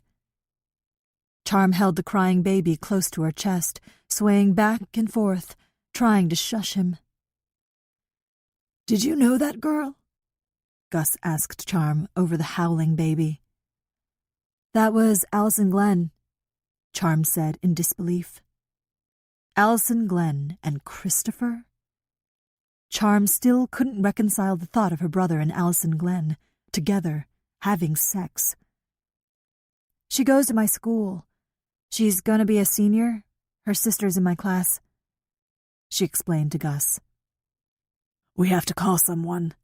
We need to get that baby to a hospital," Gus said, overcome by a spasm of coughing. "Maybe they'll come back," Charm whispered. The baby's cries stopped, and his cloudy eyes, an indiscriminate color, squinted up at the overhead light. His mouth curved into a small pink circle. "I don't know," Gus fretted. "He should see a doctor." "Allison Glenn is like the smartest girl in school. I didn't even know she was pregnant," Charm marveled. "She'll come back. Or Christopher will. They can't just walk away from this. They have to come back." Gus looked doubtful. Charm couldn't imagine taking the baby to a hospital, telling the world Allison Glenn's secret. "You were a firefighter, Gus. You said you delivered a baby once." "I helped deliver that baby, and we got her right to the hospital," he interrupted, wheezing. "That girl should get to a hospital herself. We need to get this baby to the hospital." "Can't we please wait a while?" Charm begged. "He seems okay." Gus sighed and sat down heavily in a chair. "We need to get some things for him. Some formula and diapers. We'll give them a few hours, Charm. That's it. This isn't a game." Gus went resignedly out into the night and returned a short time later with 4 sacks filled with everything they could possibly need to take care of a newborn. "Look at all this stuff," Charm said in amazement, handing Gus the sleeping infant. "I didn't know a baby needed so much." She reached into the bottom of a bag and pulled out 2 receiving blankets, baby wipes, bottles, formula, and tiny blue pajamas with a bear embroidered on the front, laying each on the counter. The last item she pulled from the sack was a blue and red Cubs baseball cap. "Gus?" Charm looked at her stepfather in surprise. "A baseball cap?" He shrugged and smiled warily. "Gotta get them started young."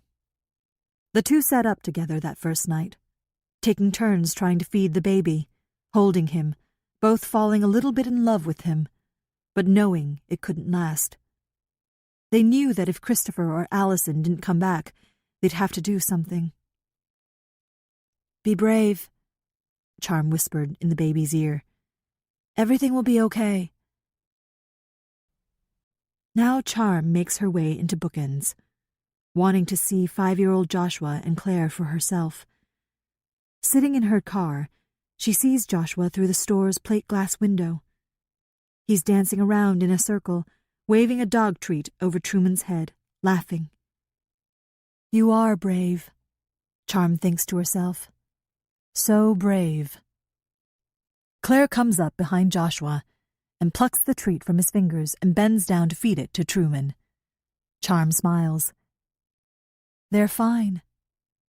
Through the window, a tall girl with chin-length blonde hair steps into her line of vision. Though she can't see her face, There's something familiar about her that Charm can't quite put her finger on. Something in the way she carries herself, in the way she tilts her head. It isn't until she's driving home that she realizes who the girl reminds her of. Allison Glenn. Charm laughs out loud and shakes her head. It's impossible. There's no way. It was years until Allison Glenn would be released from prison. She must be going crazy.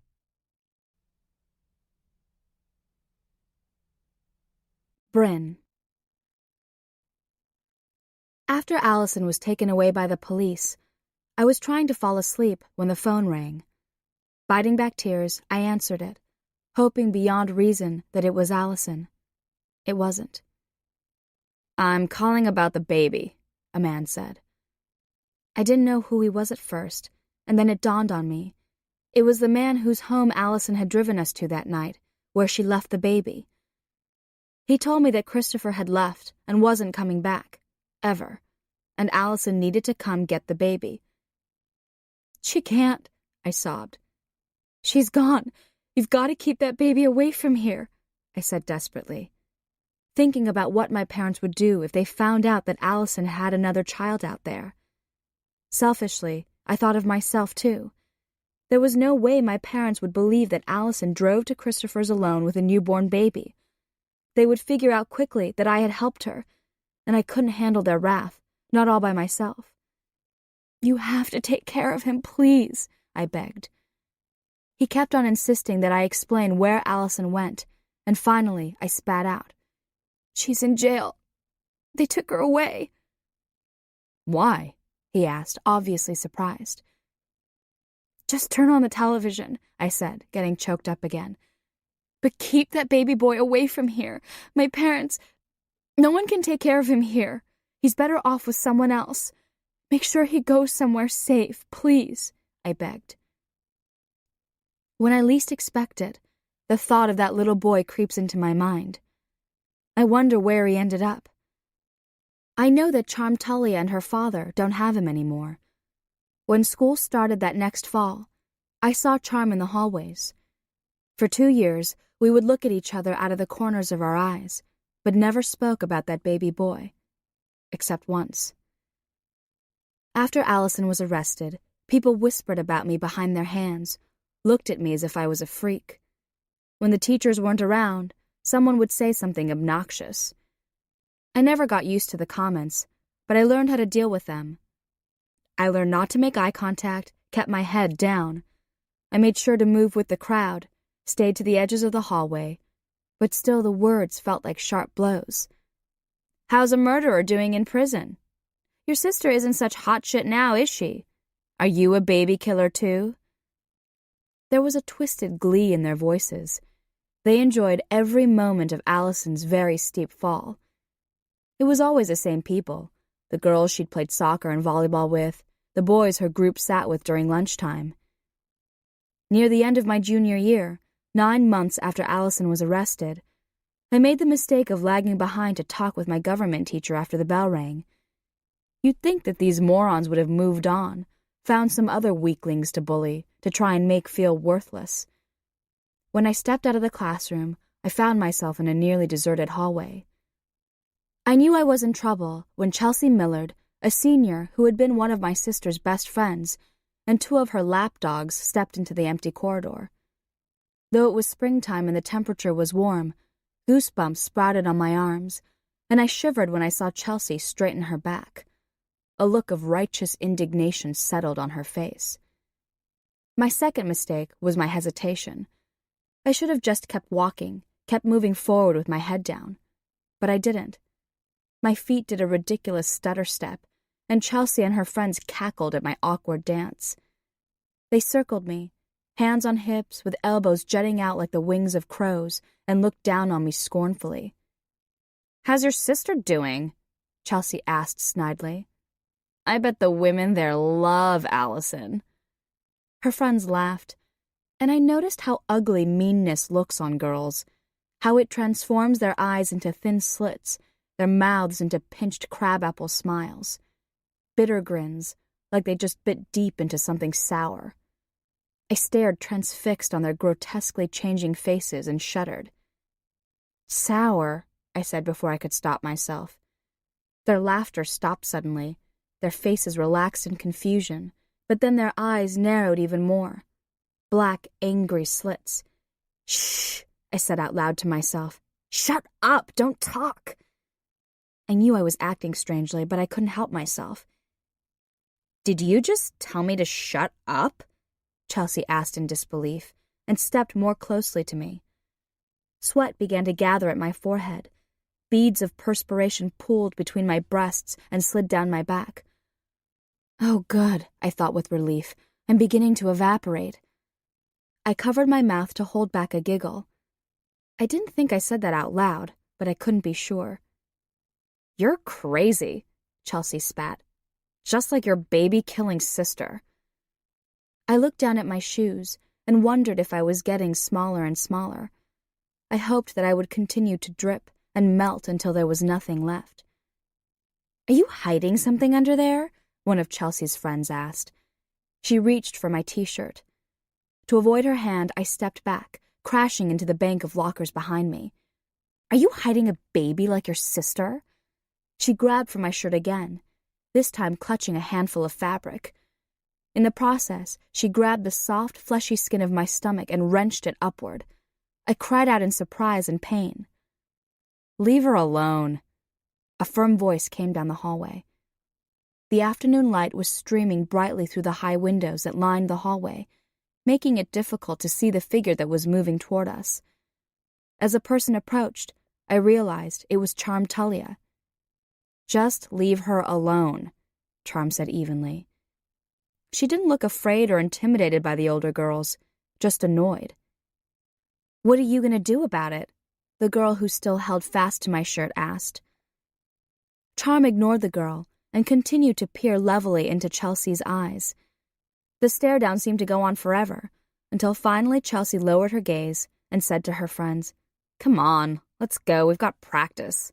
"Freaks," she said loudly as she bumped past Charm, her entourage following closely behind. "You okay?" Charm asked me, gently touching my arm. I stared at her small, nail-bitten hand, surprised it hadn't passed through my skin. I hadn't evaporated into nothingness. "I'm still here," I said softly. I meant to thank her. I wanted to thank her. But I simply drifted away.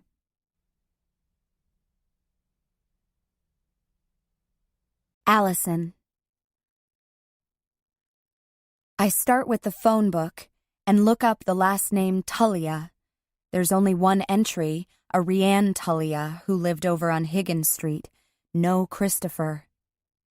I think of Charm Tullia, Christopher's little sister. Charm, her stepfather, and Christopher are the only other people besides Bryn and me who know about Joshua. What was her stepfather's last name? I remember where they lived 5 years ago, but I have no way of getting there, even if that's still where they live. I need to speak with them. Do I dare call this Rianne Tullia? It couldn't hurt, I guess. I could just ask about Christopher or Charm and leave it at that, couldn't I? I take a deep breath, and with shaky hands I begin to dial Rianne Tullia's number. Then I hang up. I'll try to get a little more information, and then I'll go to Devon, I promise myself. Deep down, I know that it's risky, that it's stupid, but I pick up the phone again and dial the number I know by heart. It rings, and just as I'm about to hang up, the ringing stops. I'm learning all about being patient at Gertrude House. The women here are finally leaving me alone. I guess they figured that if I didn't completely freak out from finding all the dolls they put in sinks and toilets, that I wasn't all that much fun to terrorize. Still, everyone pretty much ignores me there, except for Oline and Bee, and sometimes Tabitha. Bee's a good talker and a good listener. She goes on and on about her 4 children who range in age from 12 down to 9 months old. They live with her sister in a town about a half hour from here. She tells me how her oldest, a boy, is an honor student and a star pitcher on his baseball team, and how her 3 girls are the smartest, sweetest things. "Have you seen them lately?" I ask while we're preparing supper. Can they come to Gertrude House to visit? Bee shakes her head and drops a handful of pasta into a pot of boiling water. No, I don't want them to see me yet. I'm not ready. What's to be ready for? I ask. You're out of jail, they're close by. I'm sure they're dying to see you. Maybe, Bee says. But I want to make sure I'm the mom I'm supposed to be first. I want to be healthy. I want them to be proud of me. You're their mom. Of course they're going to be proud of you, I assure her. She shakes her head again. I showed up high at my daughter's second grade conference. I stumbled all around the room and threw up on her teacher's shoes. She most definitely was not proud of me. I want to make sure I stay sober and get a good job. Then I'll see my kids. I don't know, I tell her. My parents, on the outside, looked like everything a kid should be proud of, but they didn't really seem to care a whole lot about us. I open the refrigerator and pull out the salad dressing. Go and see your kids, Bee. All they really want is to be with you, for you to be truly interested in who they are and what they do. That will be enough. It's not the right time, Bee says in a way that I know I should drop the whole topic, but I can't. Do you think they'll remember you? I ask. I mean, your youngest? You haven't seen her since she was born. Do you think in some way she'll know who you are? Bee laughs. God, I hope not. The poor kid was born in prison. More seriously, she says, I hope she has no memory of that horrible place. My sister has been a good mother to my kids. I want to be their mother again, but I may have to be satisfied with much less. Who knows, maybe eventually the past won't matter to them. Maybe they'll be happy to get to know me again. Time will tell. Bee fishes into the pot of pasta with a fork and pulls out a few noodles. Using her fingers, she lifts the strands and tosses them against the kitchen wall where they stick. I can never remember if the noodles are supposed to stick or fall off. Oh well. She drains the pot of pasta and then hollers in her shrill voice, "Come and eat!" I wish that would be enough for Bryn, for us to just reconnect. Then what happened all those years ago won't matter so much anymore. Bryn used to be proud of me. She used to look up to me. I want that again. I want her to be proud of me again. No, not even proud. I just want her to like me. I want to be able to tell her about finding Joshua, about how much he looks like Christopher, but has my hair, how, in a way, Joshua reminds me of her, the way he loves animals, the way he likes everything just so. And I want Bryn to tell me about her life, what her classes at school are like, whether or not she has a boyfriend, whether our parents drive her as crazy as they do me. I want to be a sister to Bryn, something I was never very good at. But everyone deserves a second chance, don't they? Even me.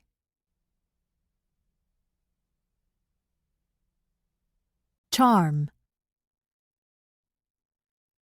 Over and over, Gus tried to call Allison Glenn's home and speak to someone about the baby. Finally, someone picked up the phone and Gus said, "I'm calling about the baby." As Gus listened to the person on the line, his face turned a sickly gray color. "I understand," he said, and hung up the phone. "What?" Charm asked. "What did they say?" Gus rubbed a shaking hand over his face and sat down heavily in a chair. "Turn on the TV," he said. "What?" Charm asked, not understanding. "Turn on the TV," Gus said again. Charm handed him the baby, turned on the television set, and flipped the channels until Gus told her to stop. A newscaster was standing on the banks of the Druid River, a serious look on her face. "Gus," Charm began, but the look on his face stopped her. It was here at the banks of the Druid River that a man fishing with his grandson found the lifeless infant girl. The reporter made a sweeping gesture with her arm. Channel 7 News has just learned that a teenage female has been taken into custody in connection to this case. Because the suspect is a juvenile, her identity will not be released to the public. However, We can tell you that the individual in question was escorted from her Linden Falls home by law enforcement and then taken to a local hospital for an undisclosed reason. Charm turned to Gus and looked at him blankly. What does this have to do with the baby and Allison? The baby began fussing, his thin arms flailing, and Gus brought him up to his shoulder. There, he whispered into his ear. The unnamed individual taken into custody, he said, nodding his head toward the television, was Allison Glenn. And that little girl they found in the Druid is this little boy's sister.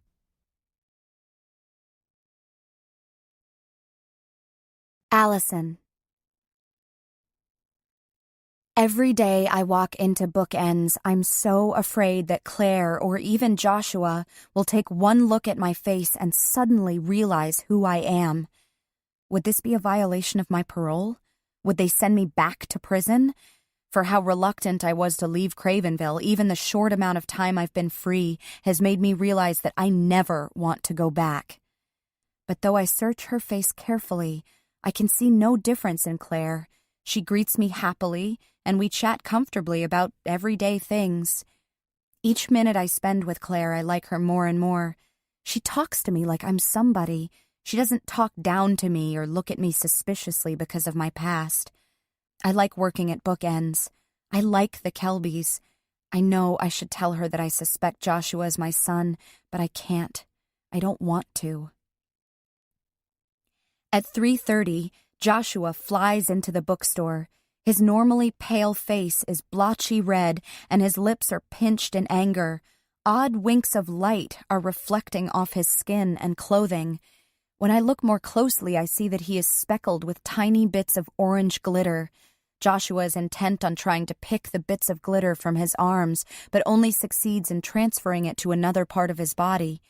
Jonathan comes in behind Joshua, a mix of frustration and bewilderment on his face. Claire steps out from behind the counter. "What's the matter?" she asks with worry. "Josh had a tough day at school," Jonathan says. "That involved glue and glitter." "What happened?" Claire says, and Joshua scowls and folds his arms defiantly in front of him. Jonathan notices me standing there for the first time. "Hi, Allison," he says. His teacher said in art class they were sprinkling glitter over the glue they had spread on construction paper leaves that they had drawn and cut out. Of course, Joshua got glue on his fingers, which is, as we all know, worse than baths, sand, and haircuts all rolled up into one. And then he got glitter on his hands. I've got to give the school credit. Mrs. Lovelace helped Joshua wash the glue off his hands. But, of course, then his hands weren't completely dry, and that drove Joshua nuts, and things went downhill from there. I watch as Claire winces in anticipation of what is coming. Joshua is scrubbing furiously at his arms and begins to cry. "Stop it, Josh," Claire says sharply. "You're scratching yourself." Joshua whips around so that his back is to all of us and continues to scour at his arms. I don't know if I should jump in and try to help or go back to examining the alarm system and pretend I don't notice the tantrum. "So, according to Mrs. Lovelace," Jonathan continues over Joshua's cries, "Joshua crumpled up his leaf, getting more glue and glitter on himself.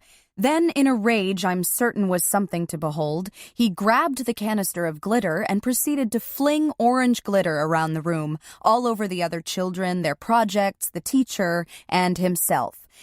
Joshua," Jonathan lifts his arms in exasperation, "was escorted out of the room." "Oh, Joshua," Claire says in disappointment. As she lays her hands on his thin shoulders, he sits down and begins to cry even harder. Without thinking, I go to my knees, near enough to Joshua for me to be in his line of vision. Momentarily, his crying slows, and he warily watches me from the corner of his eye. I speak before he can continue his tirade. "Joshua, it sounds like you had a rough day." He turns away from me and begins to cry again, but this time with less steam, so I plug onward. "I bet you'd like to get that glitter off you right now." This stills him. He's breathing hard, but I can tell he's listening, so I move a little closer to him and continue in a low, calm voice, the one that comes in handy when talking to Flora at the halfway house when she's angry. I bet you didn't know there's a magic kind of tape that is used especially for removing glitter. I stand and go back behind the counter, pull open a drawer, and retrieve a roll of masking tape. Joshua eyes the tape with suspicion. That's just regular tape, he informs me. I casually shrug and say, it looks like regular tape. We can try it if you want to. Or it's okay if we don't. You can keep the glitter if you'd like. I set the tape down on the counter. This is one thing I learned in prison. Whenever possible, give a person a way to save face. He thinks about this for a moment, and then, surprising us all, stands. Okay, I'll try it. I tear a piece of tape from the roll and fold it back on itself so that the sticky side faces upward. Do you want to try it yourself? I ask. Or would you like your mom or dad to do it? Will it hurt? Joshua asks fearfully. Not a bit, I reassure him. You do it then, he tells me. It comes out as an order. Joshua? Claire raises her voice in warning. Will you please use the magic tape on me? He tries again. Sure, I say. Now watch closely, it's pretty amazing. Carefully, gently, I rub the folded tape over the sleeve of his t-shirt and then show Joshua the orange glitter it has picked up. Cool, huh? I say, smiling at him. He smiles back, and there it is, our connection. It's subtle, just a glimmer, more of a sputter, really, but it's there. I can't say that he recognizes me, but a link, thin and fragile, has been made. I look up at Claire and she's smiling at me with a newfound respect. Then I look to Jonathan, who is also impressed. I spend the next 30 minutes with Joshua in the children's section of the bookstore, gingerly removing the glitter from his shirt, pants, and even his shoes. The glitter that clings to his fingers, face, and hair is a different story. Joshua is scared to let me put the sticky tape directly on his skin. It will hurt, he tells me, his thin face serious but expectant at the same time. Well, it's up to you, I say. You can leave the glitter where it is, or we can try and use the magic tape to get it off your skin. If you think it hurts, I can stop. Could I try it? He asks hopefully. Absolutely, I tell him, and show him how to fold the tape. He presses it lightly against his skin, pulls it away, and closely examines the glittery pattern left on the tape. That didn't hurt, he says matter-of-factly, and continues to work until his hands are glitter-free. Joshua allows me to help with his hair and face, as long as I promise not to pull too hard and to stop immediately if he asks me to. He closes his eyes and raises his face to me, and the whole time I'm working, I'm absorbing his long face and pointy chin.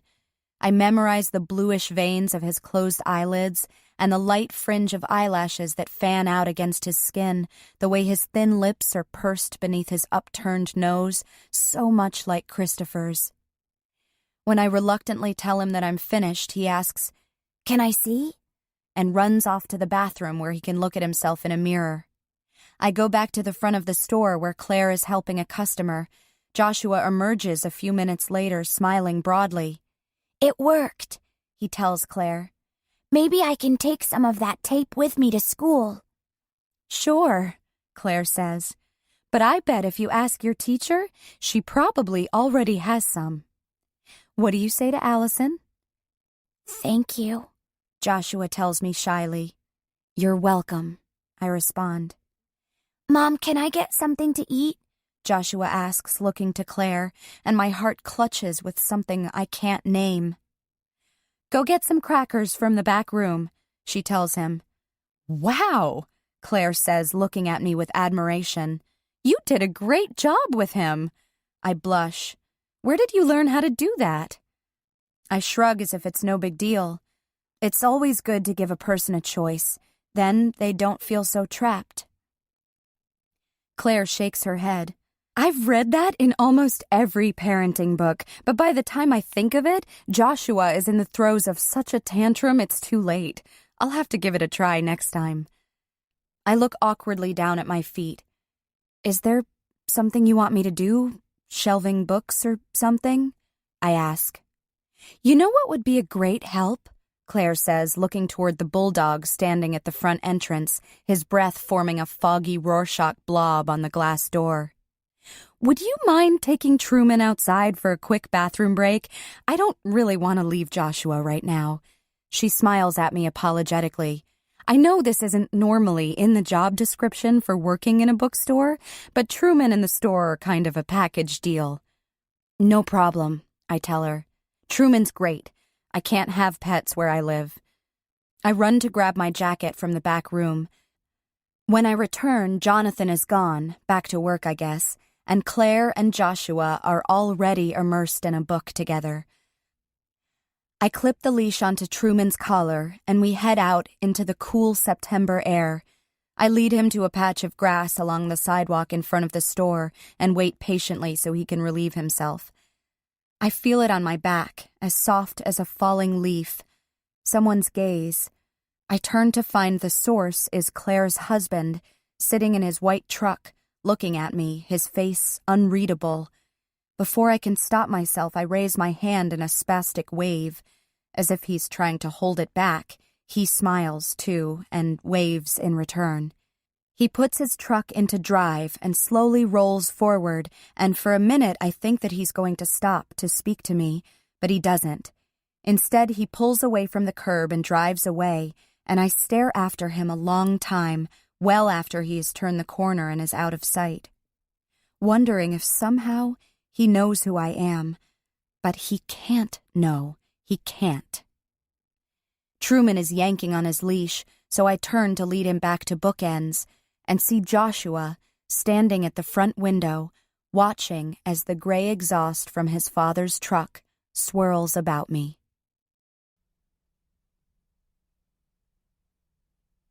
Charm. Charm is sitting in the empty bathtub, fully clothed.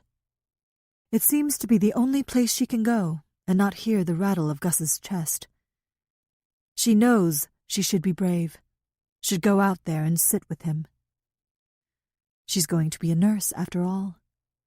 But all of her training could not prepare Charm for this. Gus is dying, in a way that no one should have to. Even the meanest person in the world shouldn't have to suffer the way he is. He is suffocating. Slowly, painfully, right in front of her. And there's nothing she can do to help him, even though he looks up at her desperately. She imagines his blackened lungs squeezing in his chest, desperate for air. The pneumonia settled in so quickly. His skin has turned a sickly gray, and his whole body has wasted away until he's just bone. He reminds her of those pictures of concentration camp survivors that they saw in history class. The only part of him that isn't thin is his face and neck. There he is all puffy. Sometimes it's hard to find him in that swollen yellow flesh, but once in a while he smiles, and she sees him again. The fun, energetic Gus who came to every school event Charm ever had. The one who taught her how to shoot free throws and how to make kolache. Now he looks like a stranger. Charm considers calling her mother, but isn't sure what she would say to her. Charm has only truly needed her mother 2 other times in her life. When her mother's sicko boyfriend cornered her while Rianne was at work, and when Allison left Joshua with her. Both times, her mother wasn't there. I could use a mother now, Charm thinks. Someone to help her take care of Gus. To tell her that everything's going to be okay. Unfortunately, Rianne Tullia is not that person. Charm climbs from the bathtub and looks at herself in the mirror. Her eyes are bloodshot, and little crevices are forming around her lips that she knows she keeps perpetually pinched in worry. I look so old, she thinks. I'm 21, and I'm starting to look like an old woman. Charm told her instructors at school that she needed to take some time off so she could help care for Gus. They were very understanding. She knows that the next time she returns to class will be after Gus's funeral. She reluctantly leaves the refuge of the bathroom and goes to Gus. His eyes are slightly open, and she pulls a chair up to the bed and sits next to him.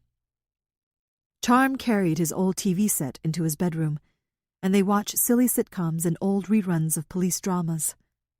It doesn't really matter what they watch, just as long as the volume from the television covers up the tea kettle wheeze that comes from his chest. When Gus starts one of his coughing fits, Charm carefully helps him sit up and rubs his back in small circles, like she saw him do with Joshua when he was with them.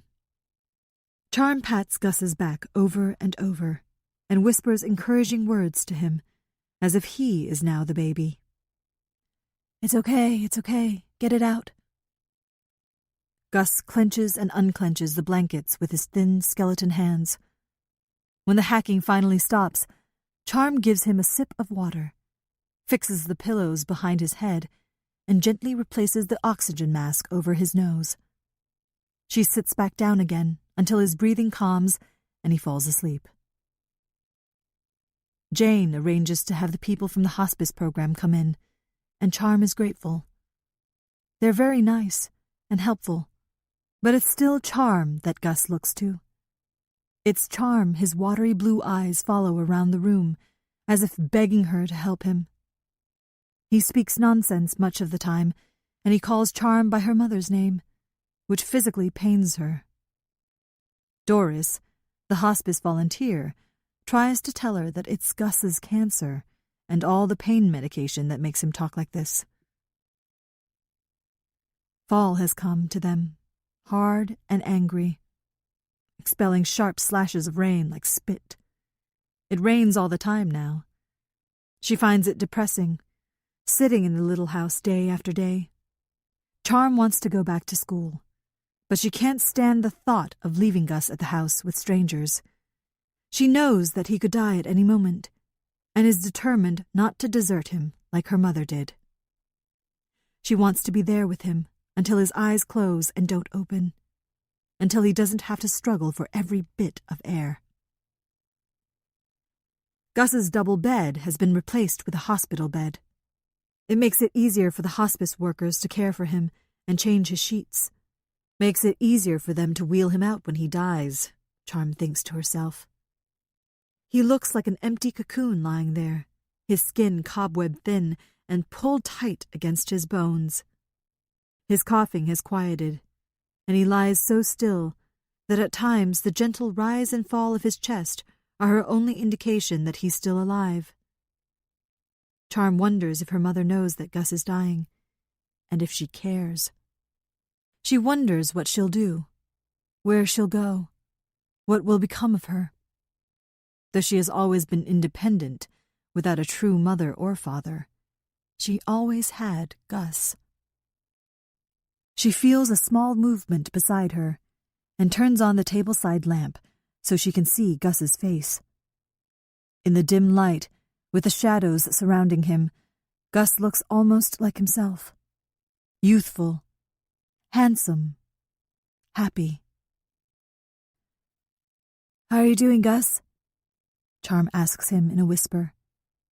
The mere act of listening seems to cause him pain. "Can I get you something?" His eyes are open and clear, and he tries to lift a hand to pull away the oxygen mask. "Let me get it," she tells him, and removes the mask that she once teased him made him look like Horton, the elephant from the Dr. Seuss books. Gus had laughed. He licks his dry, cracked lips, and Charm presses a straw between them, and he sips. The effort it takes him to do this is exhausting. "What else?" she asks. "What can I do?" Charm tries to swallow back the emotion. She has seen patients die, seen children die, but no one she has known, no one she has loved. No, Gus croaks. just sit here. He weakly pats a spot next to him on the bed. Charm hesitates. She'd have to lower the side rail that prevents him from falling out, and there isn't much room, even though he is as thin as the switchgrass outside his window. It's all right, he says. Charm lowers the rail and gently moves him. He doesn't make a sound, but his face fills with pain. I'm sorry. Charm winces, but he pats the bed again to let her know he's okay. Trying to make herself as small as possible, she eases in next to him. Do you want to watch television? She asks, reaching for the remote. He shakes his head. Do you want your Macs back on? Charm asks, knowing he can't go for very long without it. How he tends to panic, which makes it harder for him to catch his breath. Again, he shakes his head. Because of the swelling, the sharp angles on his handsome face are gone. His dark hair stands in stark contrast to his pale skin, and his shaggy eyebrows make his eyes appear smaller, more sunken. A blue pond among the reeds. Talk, he orders in the way that he has. He can still get away with sounding bossy without sounding mean. Well, Charm begins. I start on the orthopedic floor next week, and I'll be on the pediatric oncology floor right around Halloween. Everyone dresses up in costumes, even the doctors. Gus nods, and they sit in silence for a moment. They both know he'll be gone by Halloween. The little boy, Gus says, his voice like sandpaper.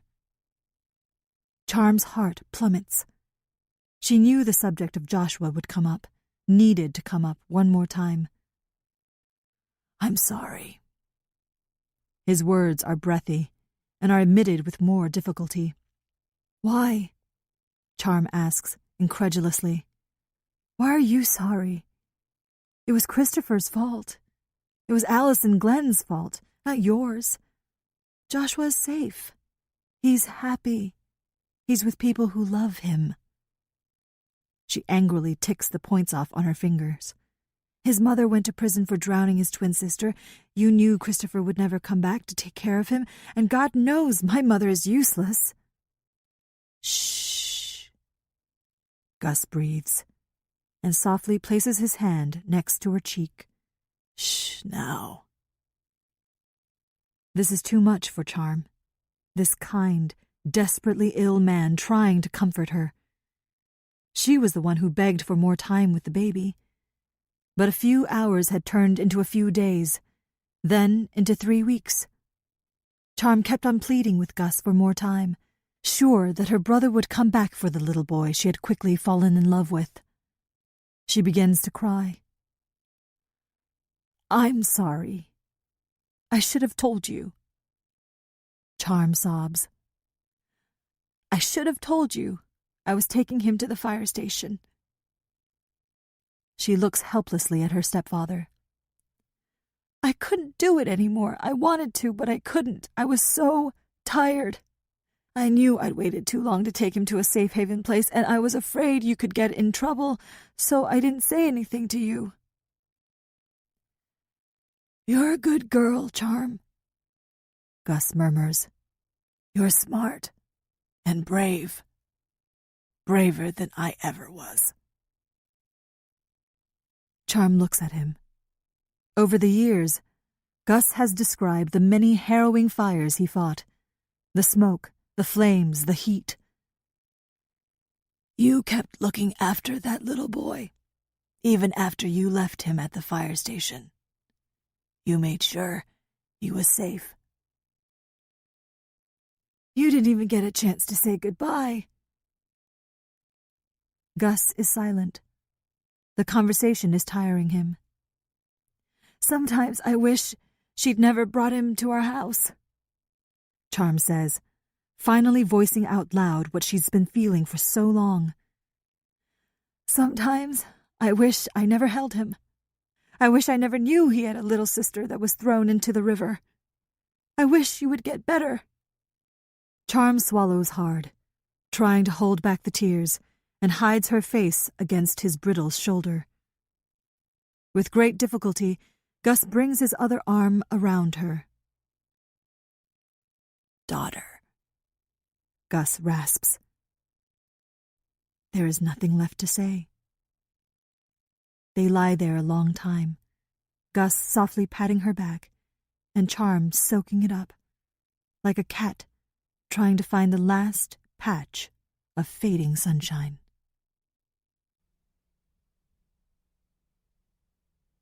Allison.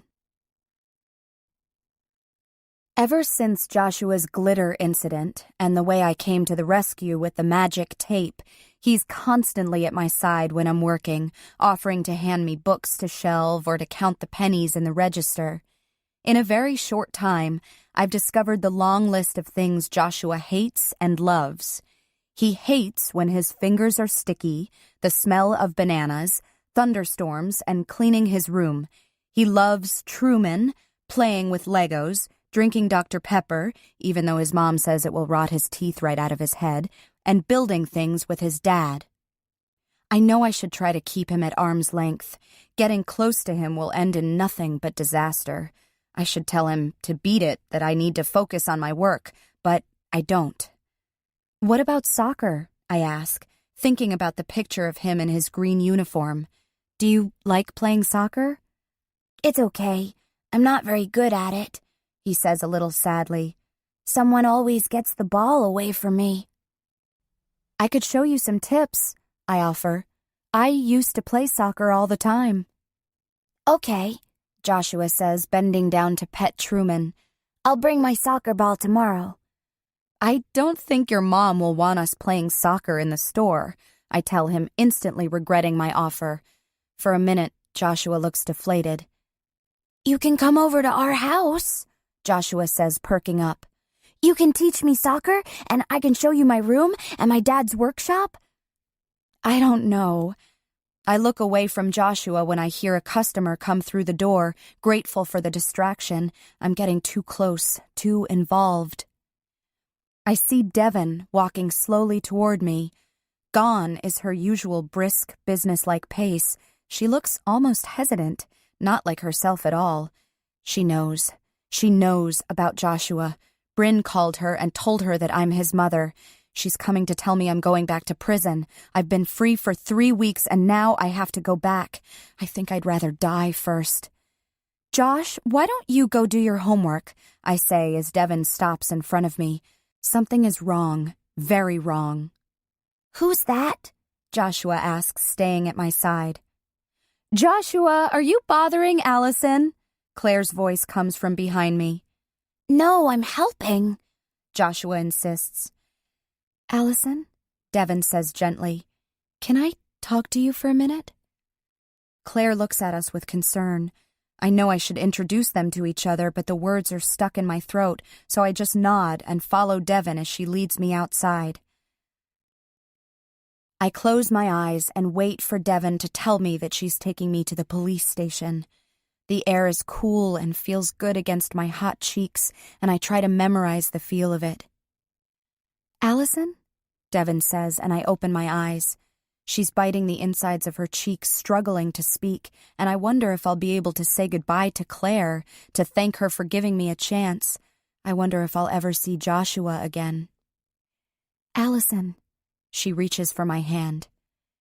It's your father. My father? I say in confusion. I look down at Devon's hand in mine. A large sparkling diamond is on her ring finger. She's getting married, I think to myself. I begin to congratulate her when she interrupts me. He collapsed at his office today, Devon explains. He's at St. Isidore's in intensive care. They're not exactly sure what's going on yet, but it looks like a heart attack. I look at her questioningly, and like always, Devin seems able to read my thoughts. "Your mother called Barry, Mr. Gordon." I nod my head. This makes sense. My father and the senior partner in Devin's law firm, Barry Gordon, have been friends for years. "Do you want to go to the hospital?" Devin asks. "I can drive you over there." I think back to my last encounter with my father, remember how the house had been erased of any existence of me. "I don't know if they want me at the hospital," I say in a small voice. "What do you want, Allison?" Devin asks me. "What do you want to do?" Suddenly, I have to see my father. What if he dies? I can't let the next time I see my mother be at my father's funeral.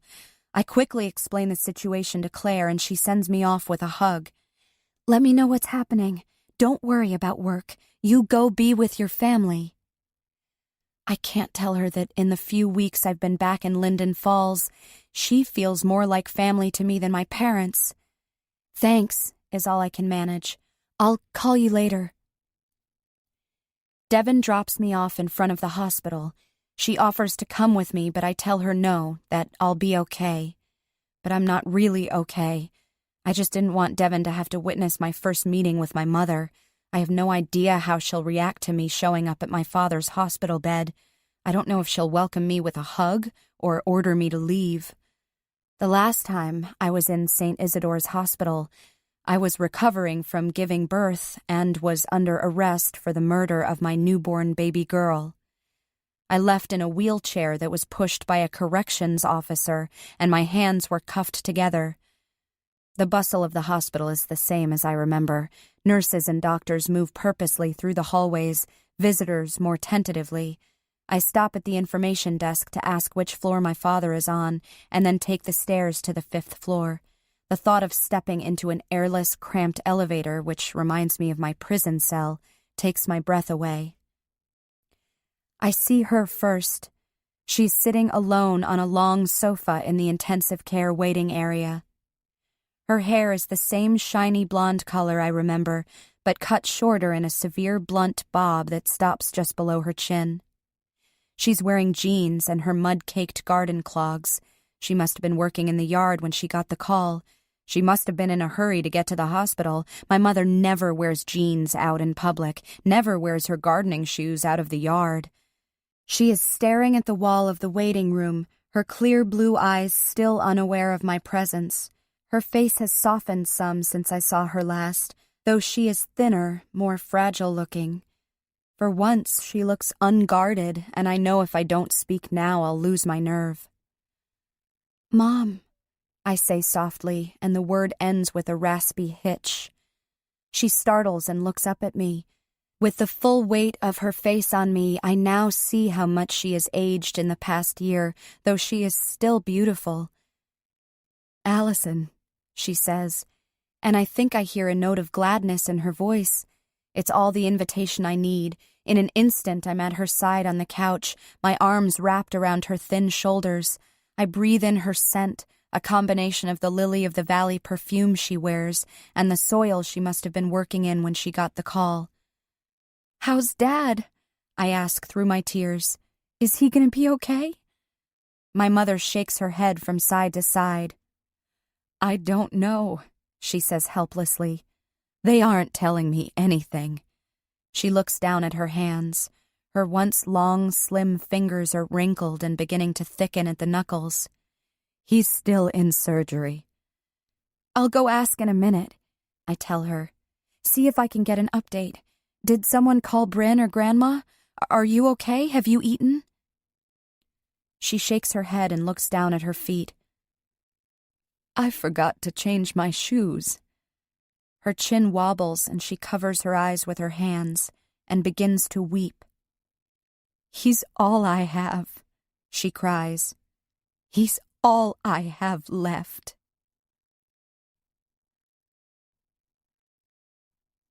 Charm.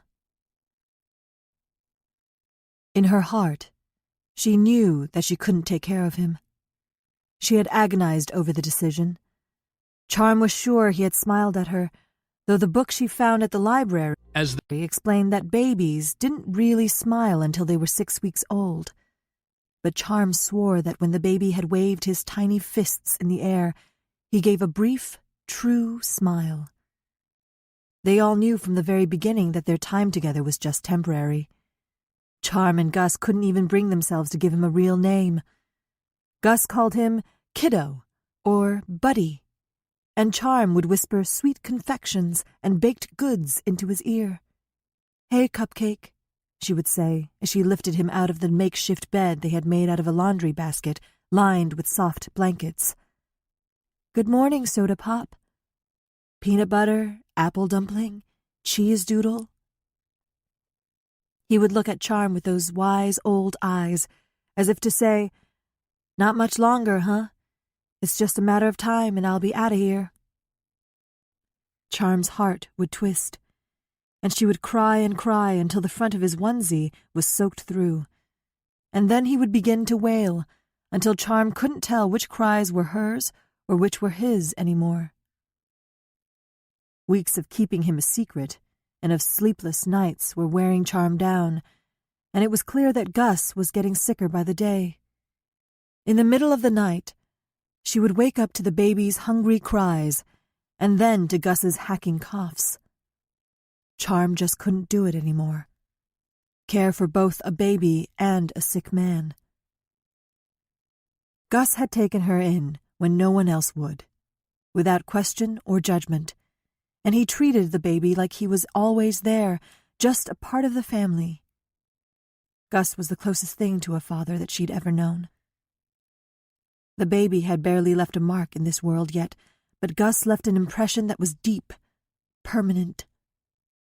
Gus was dying, and she had to choose between the one whose journey had just begun and the one whose journey was ending. It was late one night when Charm finally made the decision. She was pacing around the living room with the baby on her shoulder, trying to get him to sleep. She was half comatose herself, and blindly caught her foot on an end table, sending the baby tumbling from her arms. She had dropped him. Wide-eyed, he looked up at her from the floor, the breath knocked from his little body, his mouth opening and closing as if trying to communicate what Charm already knew. Silently, without waking Gus, she tucked all of the baby's things around him in the basket and drove him to the fire station on Oak Street in Linden Falls, one town away, just over the Druid River. The same fire station where Gus once worked. She wondered at the logic of this, but convinced herself that if Gus worked there, it must be a good place. They would take care of him.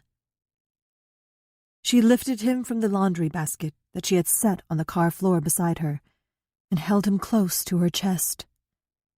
He had cried himself out and fallen asleep, his sweet little fingers and hand curled up like a pink flower under his chin. She needed to do this impossible thing. Give away the only thing that had ever loved her on first sight, and with no strings attached. She laid him gently back into the laundry basket and carefully carried him to the firehouse, all the time looking around to see if anyone had noticed her. It was a starless, warm night, and no one was on the street. She kissed his soft cheek and whispered, "Be good, Pumpkin," and set him gently as a prayer into the shadows. Remembering with a heavy sadness playing ding-dong ditch with her friends as a child, she pressed the doorbell next to the entrance of the firehouse and ran.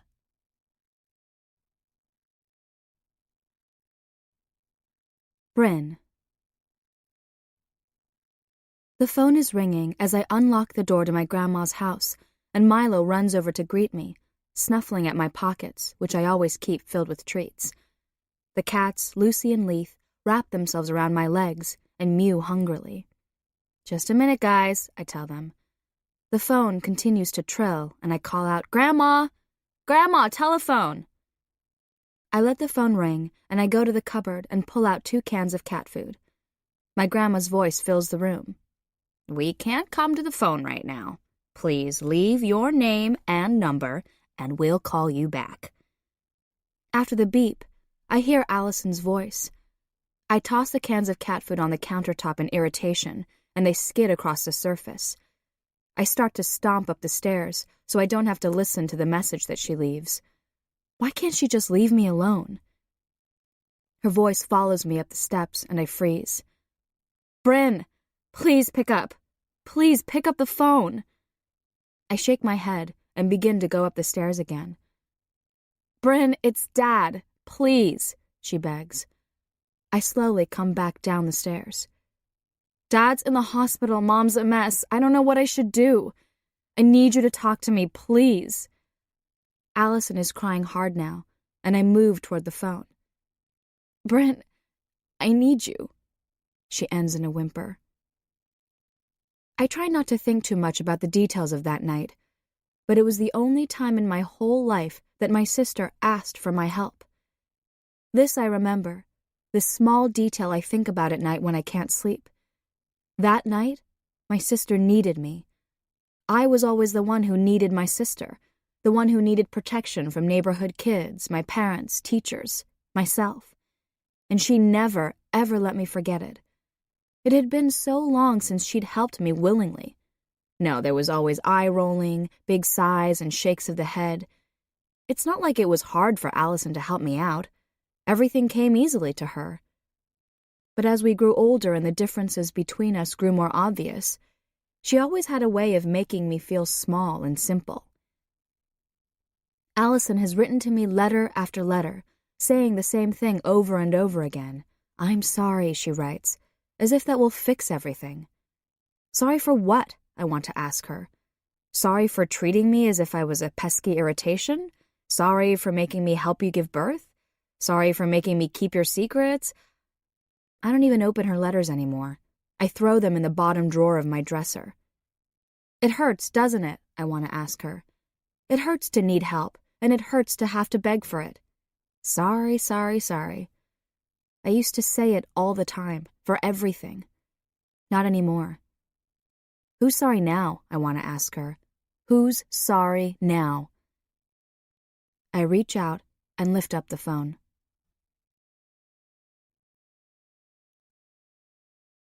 Charm. Charm is out walking when he dies. It is a rare, warm, and sunny day, and she needs to get out of that house. She stops in to say goodbye to Gus before she leaves the house.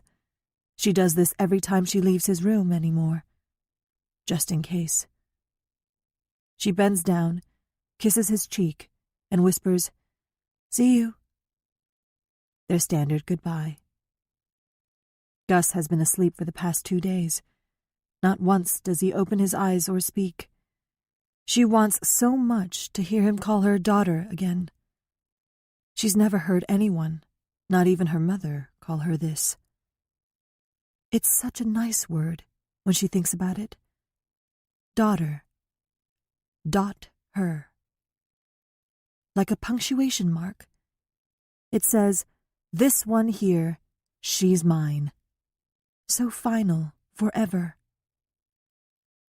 When she comes back in from her walk by the river, he's gone. His chest is still, his eyes closed. He is at peace.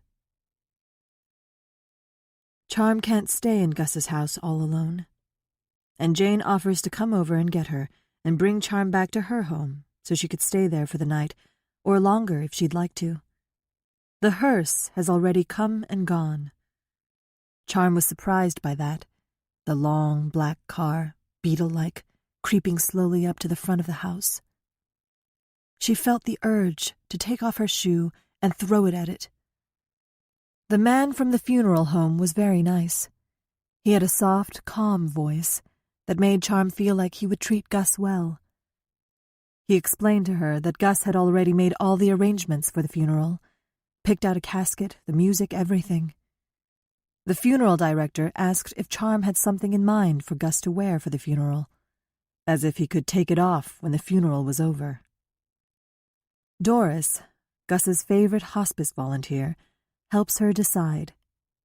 Together they rifle through his closet, filled with his khaki pants and Oxford shirts, all much too big for him now.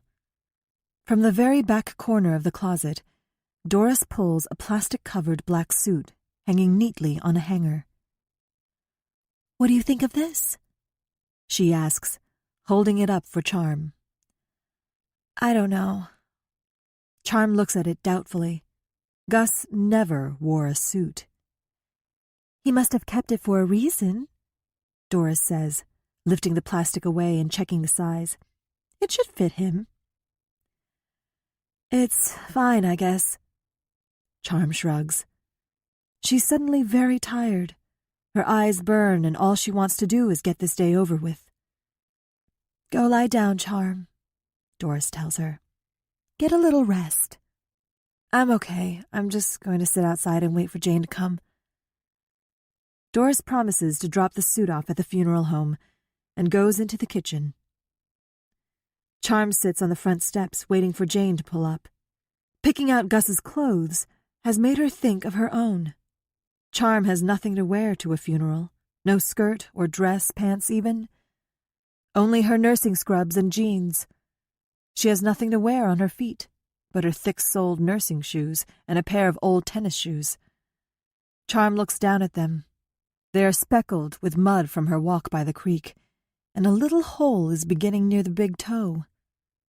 Charm can't wear scrubs or a pair of faded jeans and a t-shirt to Gus's funeral. A new panic overtakes her, different than the sick, waterlogged feeling of losing Gus. More of a plastic bag over your head, not being able to breathe sensation.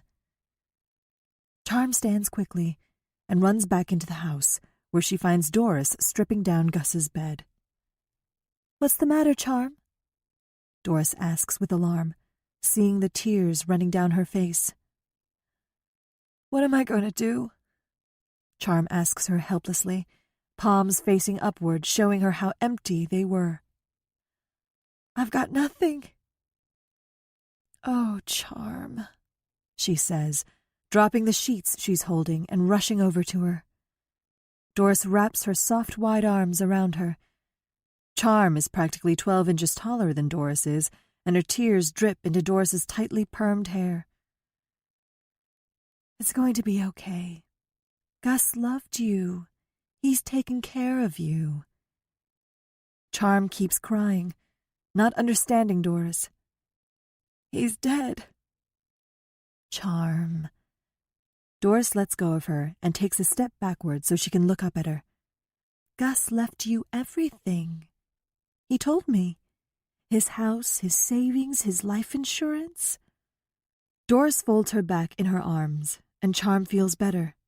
For a moment, she can almost imagine that it's her mother who's holding her tightly.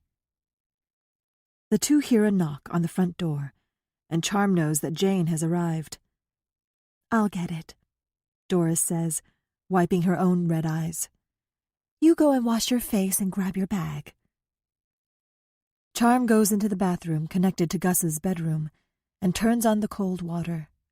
She stares at herself in the mirror above the sink, unable to believe what Doris told her about Gus. Her face is splotchy, and her eyes are swollen from crying. She splashes the cold water on her face, and it feels good.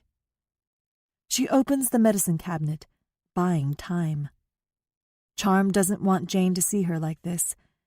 She always told her how brave and strong she was. Charm wants her to keep thinking this.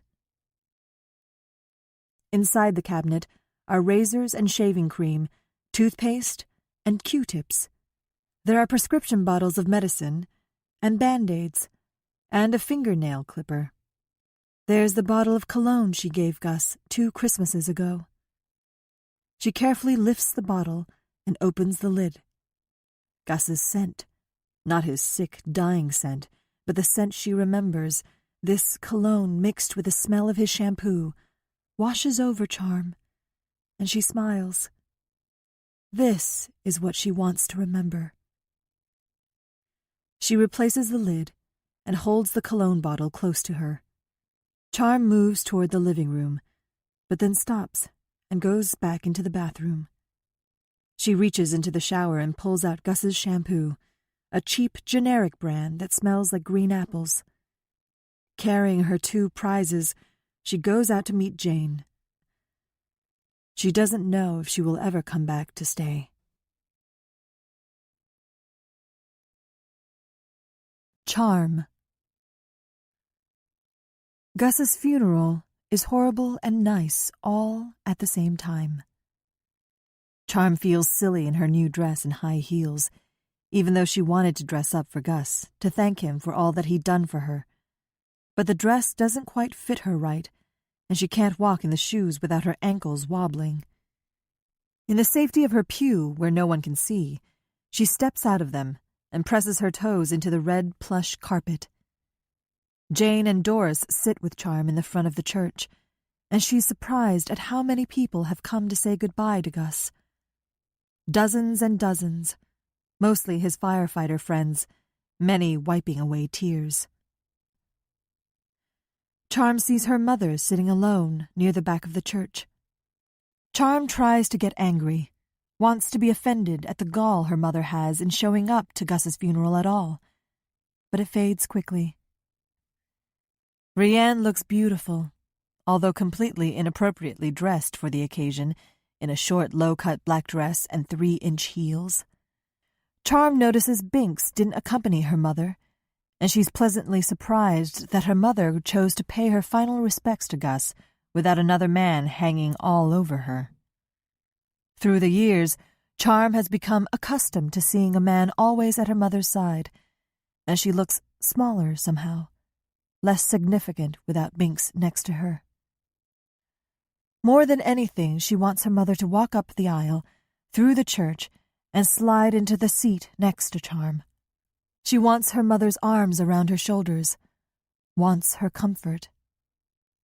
But Rianne stays at the back of the church, and Charm remains in her pew.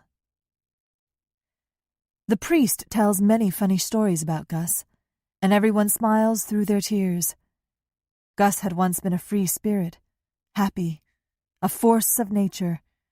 That was obviously before her mother got through with him, Charm thinks, when his smiles weren't forced and laughter came more easily. Halfway through the service, she hears her mother's distinctive cries, low and breathy. Charm turns in her seat and sees her mother crying into a handkerchief. Somehow, her mother even manages to make crying attractive. After Mass, Rianne waits for Charm to reach the back of the church and tries to hug her, but any of Charm's longing for her mother's affection has faded away, and she steps away from her touch. Rianne still manages to ask about Gus's will, if he happened to leave her a little something. "I don't know anything about that," Charm says, and steps outside. It's cool and overcast. Charm hopes the rain will stay away until after the burial. Rianne follows her out onto the steep front steps of the church. "About your brother," Rianne begins, and Charm cranes her head in search of Christopher. "Is he here?" Charm asks, trying to keep the worry from her voice. The idea of Christopher coming back to Linden Falls and being in the same town as Joshua makes her stomach clench. "No, but he called," Rianne says, looking shiftily around her. Jane and Doris are standing a respectful distance away, giving Charm and Rianne space to talk. Charm wishes they would come over and rescue her. "He started talking about you again. Something about when you were in high school. It's very strange." "He was probably high," Charm says, and Rianne stiffens. "He didn't sound high," she says defensively, but quickly changes the subject. "So, did Gus ever talk about what he wanted done with the house?" "I told you, I don't know anything about that," Charm says impatiently. Her head aches from crying. She just wants to get away from her mother. Rianne hisses in her ear. "The only reason Gus let you stay with him was to try and get me back. He thought if he was nice to you, I'd come back to him. She whispers around a tight smile. Charm learned a long time ago that the best way to irritate her mother was to speak as calmly as possible. He cared enough about me that he left me his house and his savings. What did he leave you? She pauses for effect. Nothing. He left you nothing. Rianne's lips tremble. I am still your mother. You have no right to speak to me this way. People emerge from the church, stepping between Charm and her mother. They give her hugs and tell her how proud Gus was of her, that he talked about how smart she was, how he thought she was going to go far in this world, that she was going to be a wonderful nurse. Charm begins to cry again. Surprisingly, Rianne squeezes through the crowd and places an arm around her shoulder, drawing her close. Shh, Charm, it's okay. Rianne croons. Charm looks up at her mother, and through her tears, she can see that Rianne isn't even looking at her as she says these comforting words, but is glancing surreptitiously at the people around her. Charm ducks away from her mother's touch and says to Jane, "Can I ride with you to the cemetery?" After the burial, once again, Rianne makes her way to Charm's side, but this time she has Binks with her. "Hey, Princess Charming," Binks jokes, as he does every time she sees him. "Sorry to hear about your Gus."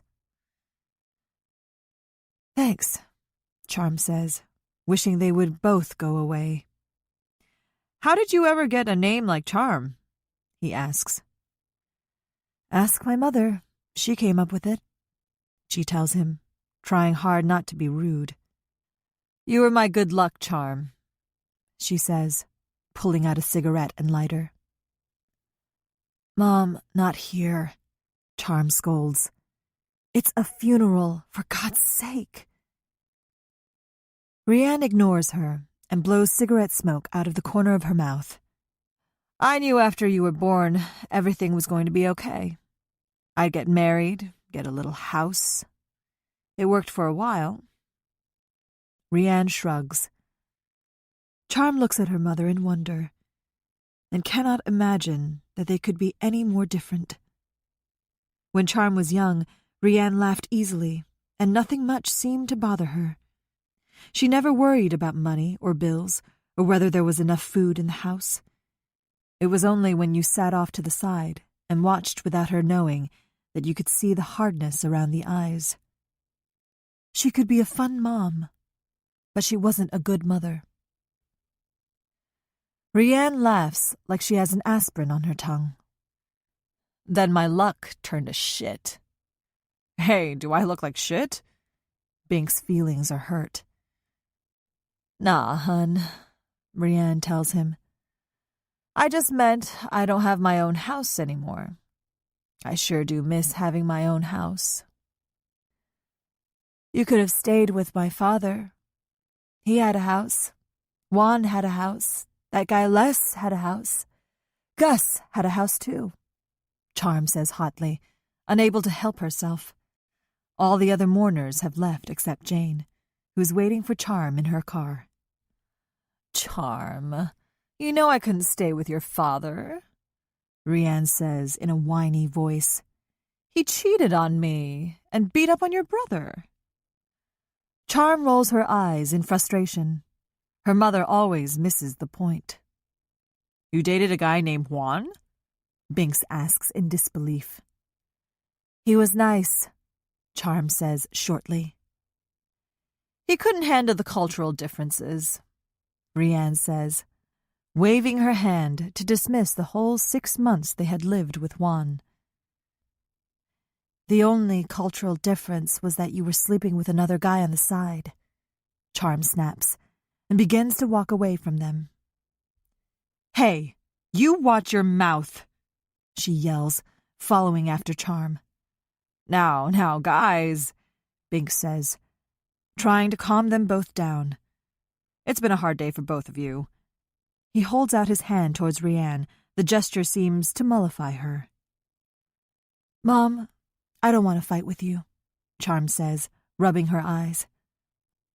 "I don't want to fight with you either," Rianne says, her forehead wrinkling with concern. "You look exhausted. Are you staying at Gus's house tonight?" "No, I'm going to stay with Jane tonight, and then see how I feel," Charm responds. "I'll talk to you later, Mom, okay?" Rianne leans in and gives Charm a brief hug, and Binks pats her on the back. Charm is walking toward Jane's car when Rianne speaks. "Charm, I got a phone call the other day from a girl who said she went to high school with you." Charm turns and looks at her mother in exasperation. "Mom, can we talk about this later? I just want to get out of here." "She said her name was Allison Glenn. Said she just moved back to town and wanted to catch up with you. I remember the name, but I can't quite place her. Was she a friend of yours?" Charm tries to keep moving, away from her mother and Binks, away from the cemetery with its rows and rows of headstones and the lonely mounds of dirt that lies on the top of Gus. But her body betrays her. She can't take another step. Instead, she just stands there, in her ridiculous high heels, and looks at her mother, mouth gaping. "Are you okay?" Rianne asks suspiciously. "You look funny. Do you remember her?" It clicks for Charm then. She'd been right about the girl she saw in the window at Bookends. Allison Glenn, the girl who murdered her baby girl and abandoned her newborn son, was out of prison. She was back in Linden Falls and had somehow found Joshua.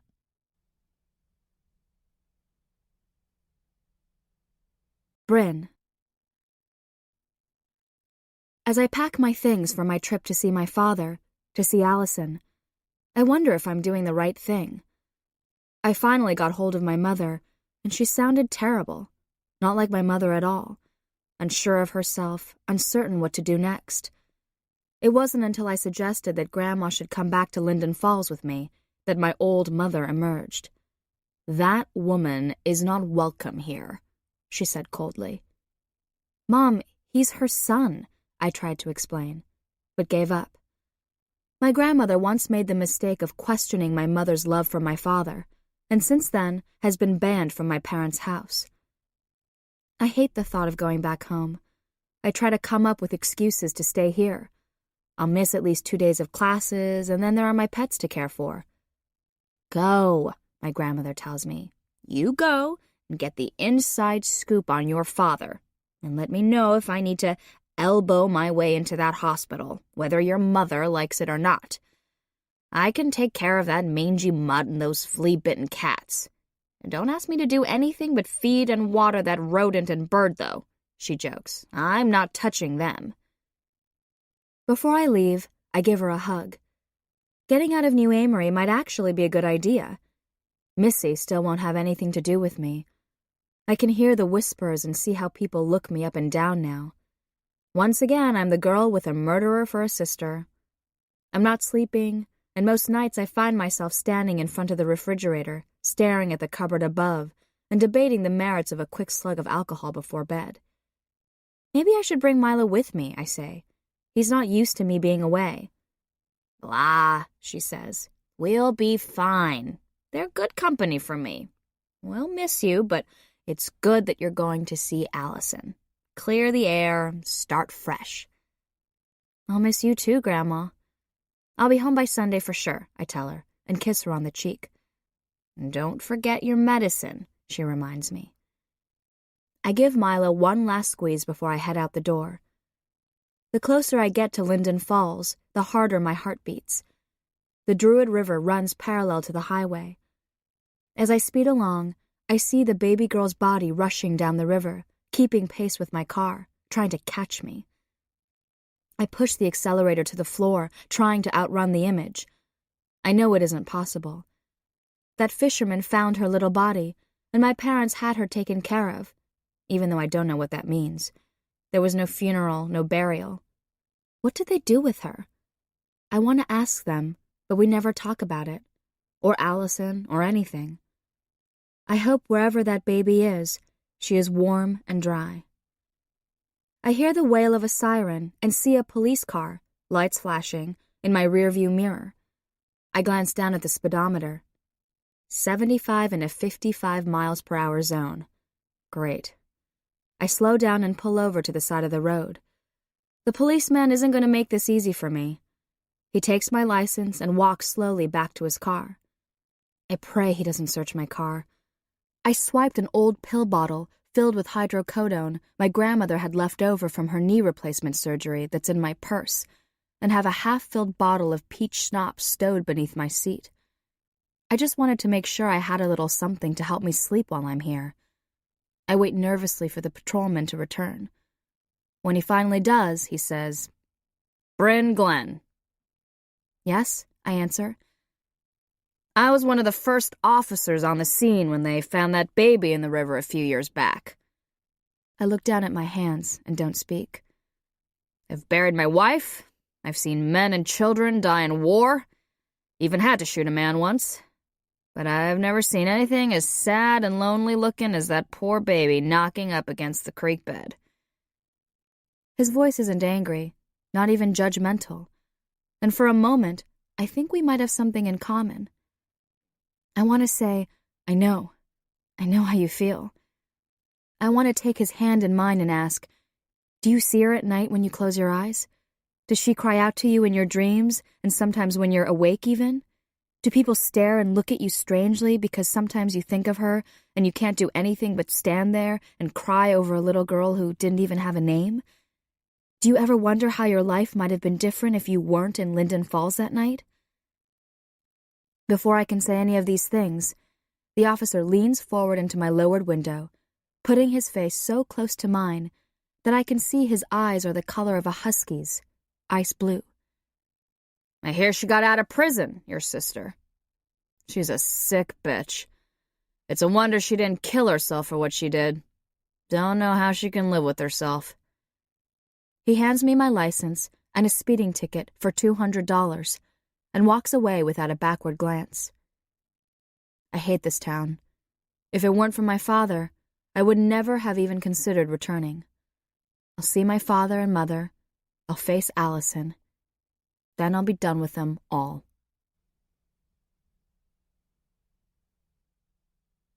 Allison. Bryn and I decide to meet at a restaurant that is within walking distance of Gertrude House.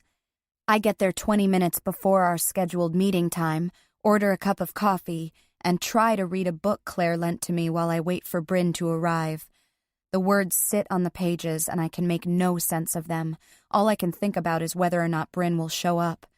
I don't hear her approach the table until her unmistakable voice says, "Allison." I look up at my sister, and she looks just the same as I remember. Small, with dark, unruly hair. She's dressed plainly, all in black. Dark eyeshadow lines her eyes and stands out in stark contrast to her pale skin. She's biting her lip and looking down at me uncertainly. "Bryn," I say, standing. I reach out to hug her. She's too skinny, and I can feel the contour of her bones, thin and hollow like a bird's. "It's so good to see you. Thank you for coming," I say formally. I have to remind myself that this is Bryn, just Bryn. She doesn't answer. Pulling away from me, she settles into the booth across from where I was sitting. I sit back down and am suddenly lost for words. Thankfully, a waitress comes to take Bryn's drink order. "Tea, please. Decaffeinated if possible," she requests. To me, she explains, "Caffeine keeps me awake." "Would you like to order anything to eat?" I ask her. "My treat." "No, thank you, I'm fine," she says, her eyes skittering nervously around the restaurant, landing everywhere but on me. "I'm nervous," I admit to her with a little laugh. "Now that you're here, I don't know what to say. I have so much that I want to say, but I don't know how to." "That's a first," Bryn says, picking up her napkin. "You not knowing what to do?" There is no anger or meanness in her voice, but still her words hurt me. "Have you seen Dad yet?" I ask her. She nods. "He looks terrible, but the doctor says he should be okay." We sit for several moments in silence. Bryn looks like she can't wait to get out of here. "I'm sorry," I blurt out. "I'm really sorry." "You've already told me that," she says matter-of-factly, and begins to shred her napkin into thin strips. "I've written it in letters to you, told you on the phone, but I've never told you to your face." Bryn continues to tear the napkin until it looks like confetti. "Bryn, please look at me." I lean as far as I can across the table. She lifts her chin and gazes levelly at me, her eyes hard and unemotional. "Bryn, I am so sorry I put you in the position I did. I knew better. I made a stupid mistake, and I dragged you into it. I know it doesn't mean much after all that's happened, but you helped me. You really did. I would never have been able to—" I stop speaking. Bryn's face has gone rigid. She isn't ready to talk about the specifics of that night. "Well, anyway, I'm sorry, and I'm glad you're here." I finish. "Tell me about your classes. I want to hear all about them." "I better get home before Mom starts worrying about me," Bryn says, looking at her watch. "You're staying at the house?" I ask, not quite able to keep the hurt from my voice. "Mom said you could stay there?" "What choice did she have?" Bryn snorts, sliding out from the booth. "I don't have anywhere else to go. I'm just staying until tomorrow, then I'm heading back to Grandma's." "Already?" I ask in surprise. "You just got here." "I'm tired. I just want to go to bed." She has dark circles under her eyes, and she keeps trying to hide her yawns behind her hand. I drop some bills on the tabletop, and Bryn and I move out into the chilly night. "So, are you going to tell me about him?" she asks abruptly. "That's why I'm here, aren't I? You could care less about Dad. You just wanted me here because you found the little boy." "That's not fair," I say indignantly. "I'm very worried about Dad." "Come off it, Allison," Bryn snaps angrily. "You can't stand that I'm going to stay at Mom and Dad's and you're stuck at some halfway house. You can't stand that I'm the one doing well, the one that Mom and Dad are proud of now." "Proud of you? Mom and Dad have erased you, just like they erased me. Have you even been at the house yet?" Bryn's face crumples. I know I should stop talking, but I can't. "They removed every picture of you, not just the pictures of me, Bryn. You too." "Whatever," Bryn says half-heartedly, and I know I've hurt her feelings. "I'm sorry, Bryn." I reach out for her sleeve to stop her from leaving, and she jerks away from me, but not before I get a glimpse of the red scratches up and down her arm. "You're sorry?" she cries in disbelief. "Do you know what I see each and every time I close my eyes at night?" "Bryn," I say miserably, "I know, I see her too." "No," Bryn says in a low, chilling voice. "I don't think you do. And now you want me to meet that little boy? Her brother? You want me to relive this all over again?" Bryn shakes her head wildly. I thought," I say lamely, "I wanted to tell you about Joshua, show him to you." "What do you think you're gonna do?" she asks sharply, as we walk down the darkened street toward her car. "I thought maybe you would help me decide what I should do," I say self-consciously. "Think about it, Allison," she says, stopping suddenly. "There is really only one thing you can do." I raise my eyebrows at the force of her words, her certainty. Bryn has changed. She wasn't the indecisive girl I left behind 5 years ago. "I'm glad you know what I should do, Bryn, because I sure don't." "Is he happy?" she asks. "I think he is," I say, "for the most part." "Are his parents good to him? Is he safe?" "They seem like great parents," I tell her. "Then what's the big mystery, Allison?" She pulls her car keys out of the pocket of her jacket. "He's happy, he's safe, and he has great parents. Why would you want to mess that up for him?" "I don't," I say defensively. "I don't want to mess anything up. I just don't know if I should quit my job or what." Or what, Allison? Stay in his life? What good can come out of that? Bryn turns to face me, her hands on her hips. Actually, I think it's kind of selfish. Selfish? I shake my head in disbelief. I may be lots of things, Bryn, but how can you say I'm selfish? Haven't I done everything humanly possible to try and make things right with you? My voice is rising and people are stealing glances at us as they pass. I lower my voice to a whisper. It makes me feel better knowing where he ended up. Don't you want to see him? Aren't you even a little bit curious about how things turned out? Bryn doesn't look convinced. Just take a look at him. Stop by the store tomorrow sometime in the afternoon or evening. He'll be there. It'll make you feel better too, I promise. Bryn looks at me for a long moment. I'll stop by the store and meet him, Allison. But that's all. I don't want to get caught up in anything again. Thanks. I consider hugging her again, but think better of it. I'll see you tomorrow, and thanks for coming. Yeah, well, we'll see if it was a good idea. She turns to leave. When did she become so cold? Was this what life had done to her? What I had done to her? Do you remember Mousie? I call after her, and she stops, her back to me. She's still for several moments, and then turns around. Yeah, Bryn says. I remember Mousie. Bryn. I do remember. So stupid when I look back, but Mousie was the closest thing to a pet that I ever had when I lived at home. Our father traveled often for business, and I would bring home travel-sized bottles of shampoo and lotion and small, thin bars of soap. I must have been 4 when I looked at that bar of soap my father brought home in a different way. I started carrying it around in my pocket and pretended to feed him pieces of cheese. I named him Mousie, and he went everywhere with me. I slept with him at night and kept him near me while I played during the day.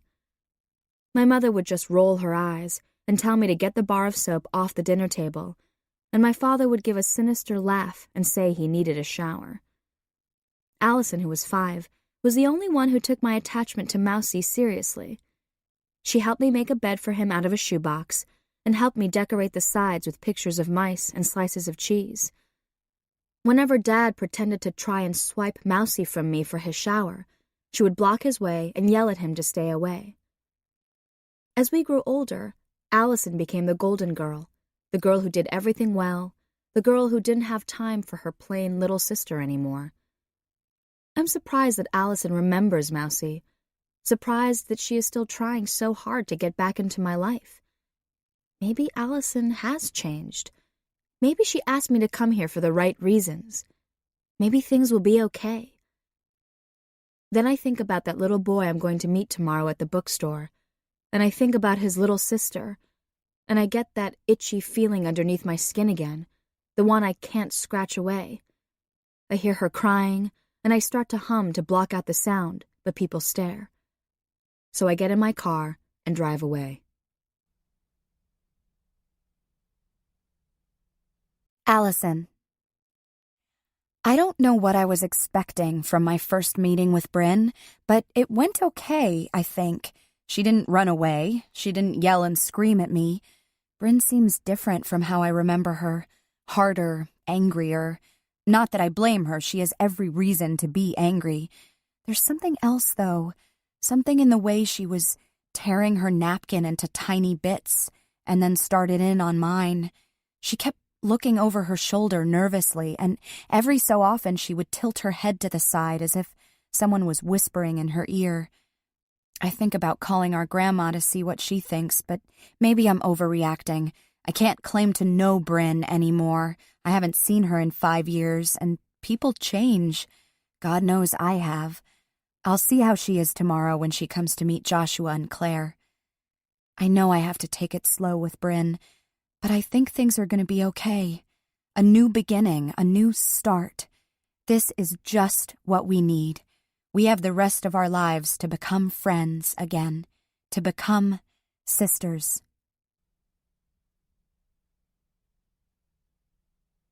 Claire. The falling leaves, muted yellows, reds, and browns, are being whipped around by a brisk gust of wind, illuminated by the street lamps. It's unusually cold for September.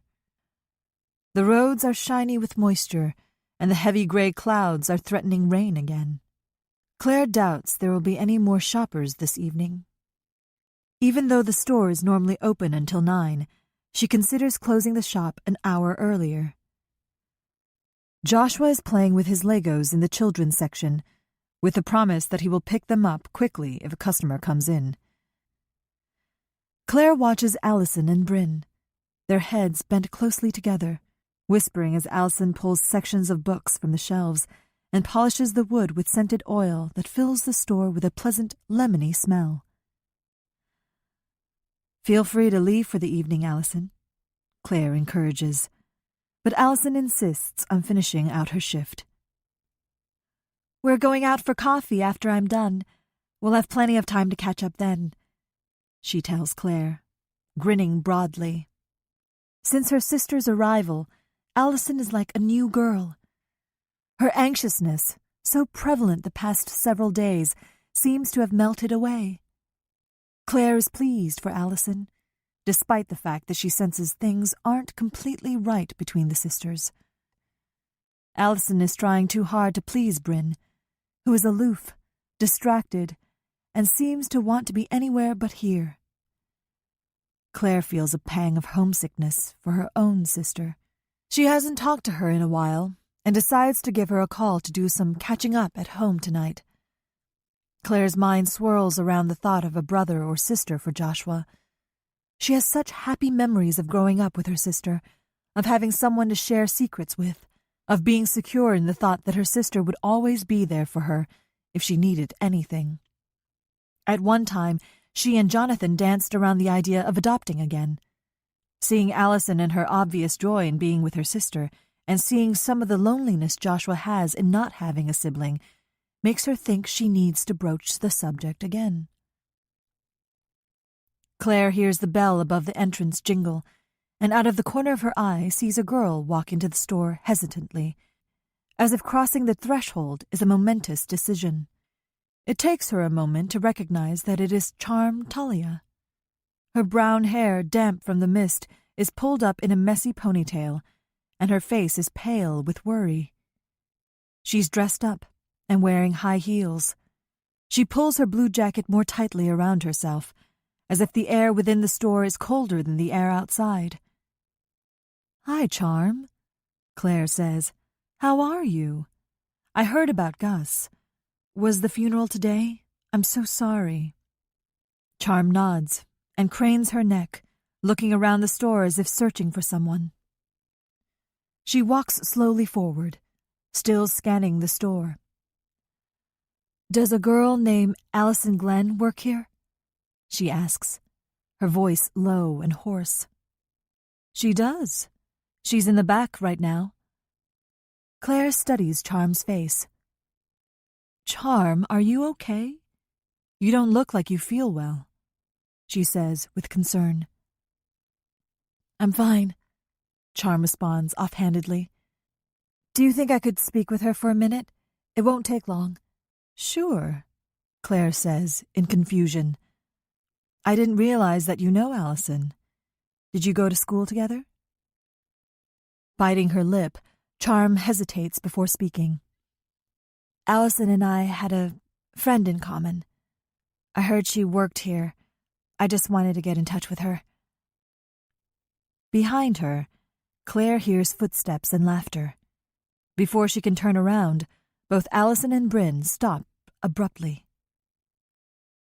"Allison, there's someone here to see you," Claire says, instantly realizing this isn't a happy reunion. As her eyes flick back and forth between the girls, she can see that all three look stunned. Allison puts a protective arm around her sister, who looks taken aback. "Allison," Charm says, licking her lips, "could we talk for a minute?" Allison looks around, her eyes darting from Charm to Bryn to the children's section where Joshua is still playing. Claire can't identify exactly what she sees momentarily skitter across her face. Panic? Fear? Maybe both. Bryn just looks like she wants to run away. Allison? Claire questions. Are you okay? Yeah, she says, nodding, her chin bobbing up and down too quickly.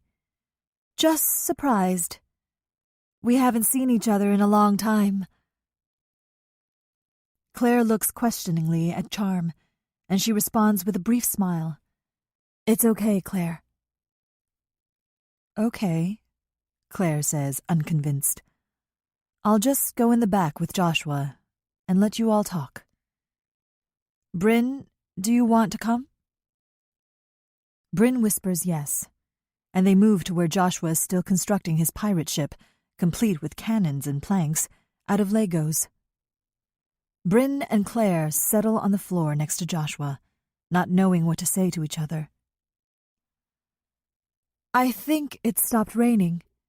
Let's go outside and talk, Allison tells Charm. Bryn. Nothing good is going to come of this. I can't believe I'm still here in Linden Falls, in this bookstore with my sister who I never thought I would see again, never wanted to see again. And then there's Joshua's mother. She is so clueless. She has no idea who has snaked into her family's life. What would she do if I told her? What would she say if I piped up and said, the girl who gave birth to your son is right here. Right here. The girl who drowned her baby. The girl who dumped the baby at the fire station. The girl who watched it all. I want to feel sorry for Mrs. Kelby, but it's hard to. I have very little sympathy for parents who turn their heads away from the truth. Allison hid her pregnancy well. She had the body for it, tall and long-waisted. She carried the extra weight evenly, not out in front of her like a bowling ball like most women. My parents were off at some function for my dad's work when Allison called out to me. Of course, I came running. It wasn't just the fact that everyone came running when Allison called for them. There was something in her voice, something in the way she called my name, that told me something wasn't quite right. But it was the second time she shouted my name when I realized there was something very, very wrong. Her voice was strangled and full of pain. I ran from the kitchen, up the stairs, and down the hall to Allison's bedroom. Her door was flung open, and Allison was on her knees, arms stretched out, holding onto the doorframe for support. Her head was bent forward, her hair loose around her face like a veil. She had on her typical baggy sweatshirt and sweatpants. The neckline of the sweatshirt was dark with sweat. "What's the matter, Allison?" I cried, running to her and falling to my knees. "Oh my God, are you hurt? Are you hurt?" I asked her desperately. But she did not answer, could not answer, because another spasm of pain seemed to overtake her. She swallowed a moan and pressed her hand so forcefully against the doorframe that her arms trembled. After a moment, her chin dropped to her chest and a whimper escaped. "Tell me what's wrong, Allison, please. Tell me what's wrong." I stood suddenly. "I'm calling Mom and Dad," I announced, and tried to step by her to get to her phone. "No," Allison said forcefully. With effort, she stood, blocking my way. Even in horrible pain, she was tough. "No," she said again. More softly, begging, she said, "Please, Bryn, please help me." Then she fell into me, and I could feel it. The firm roundness at her belly. I flinched at the unexpectedness of it. "Allison?" I said, as I carefully placed my fingers on her stomach again. I helped her pull off her sweatshirt, revealing a tank top and her small, swollen belly. How could I not have known? How could my parents not have known? They are not stupid people, but they are selfish people. The minute Allison and I weren't who they wanted us to be, they wanted nothing to do with us. I knew early on that I'd never be what my parents wanted. But Allison did everything right. Everything. Until she made a stupid mistake. Now it's like she doesn't exist to my parents anymore. If anyone has the right to cut Allison out of my life, it's me. She pulled me into her lies and secrets, and I've been drowning in them ever since. Now here I am, getting caught up in the whole mess again. And you know who is going to suffer? Joshua. That little boy will never be the same if Allison and Charm start talking. But maybe I can protect him, the way my sister never did, the way my parents never did. I'm going to see what's going on, I tell Mrs. Kelby. I'll be right back. I stand and begin to make my way across the bookstore to the front door. But I'm too late. It's already happening.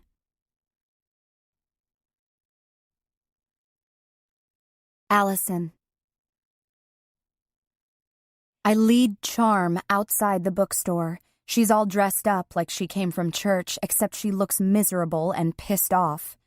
"What's going on?" Charm asks frantically. "Why are you here? I thought you were in jail, and now you're working here? Are you crazy?" "I didn't know." I try to explain, but Charm isn't finished. "Joshua is with good people. They love him. They take care of him. He's fine. Why do you want to ruin that for him?" "I don't want to ruin anything," I snap. With effort, I lower my voice. "I didn't know. I got the job here, and I had no idea about Joshua until I saw him come into the bookstore. But the minute I saw him, I knew. He looks just like Christopher. That's the last time I saw him. With Christopher." "Well, Christopher left Joshua with Gus and me." Charm is trying not to cry. Her eyes keep darting inside the bookstore window. "We tried to take care of him, but Gus was sick and I was only 15. She chokes, tears flowing freely now. "He left?" I ask. "Christopher just left you with the baby?" Charm snorts with impatience. "Listen, you obviously had a relationship with my brother, but you didn't know him. The minute you drove away, he shoved Joshua at me and Gus and took off." Charm is breathing heavily, and the fine mist that is falling collects with her tears and slides down her face. For a moment, I'm speechless. I don't know what I expected, but I had thought Christopher loved me.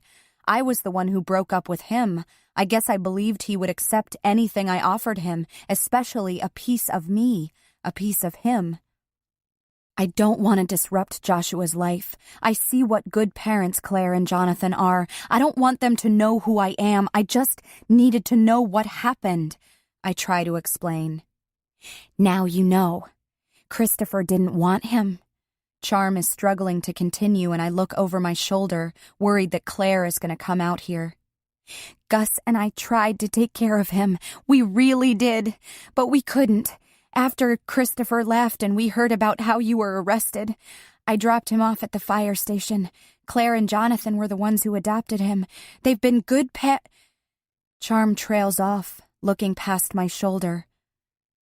"Oh my God," she whispers. I turn to look and see a man and a woman walking toward us.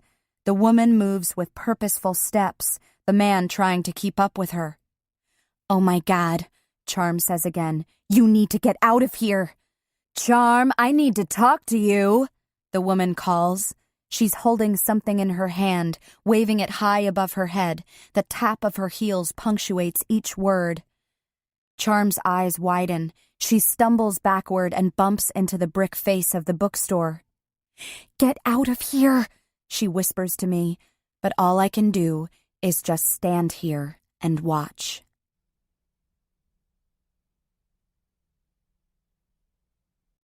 Bryn. As I move toward the door, I see Allison and Charm arguing.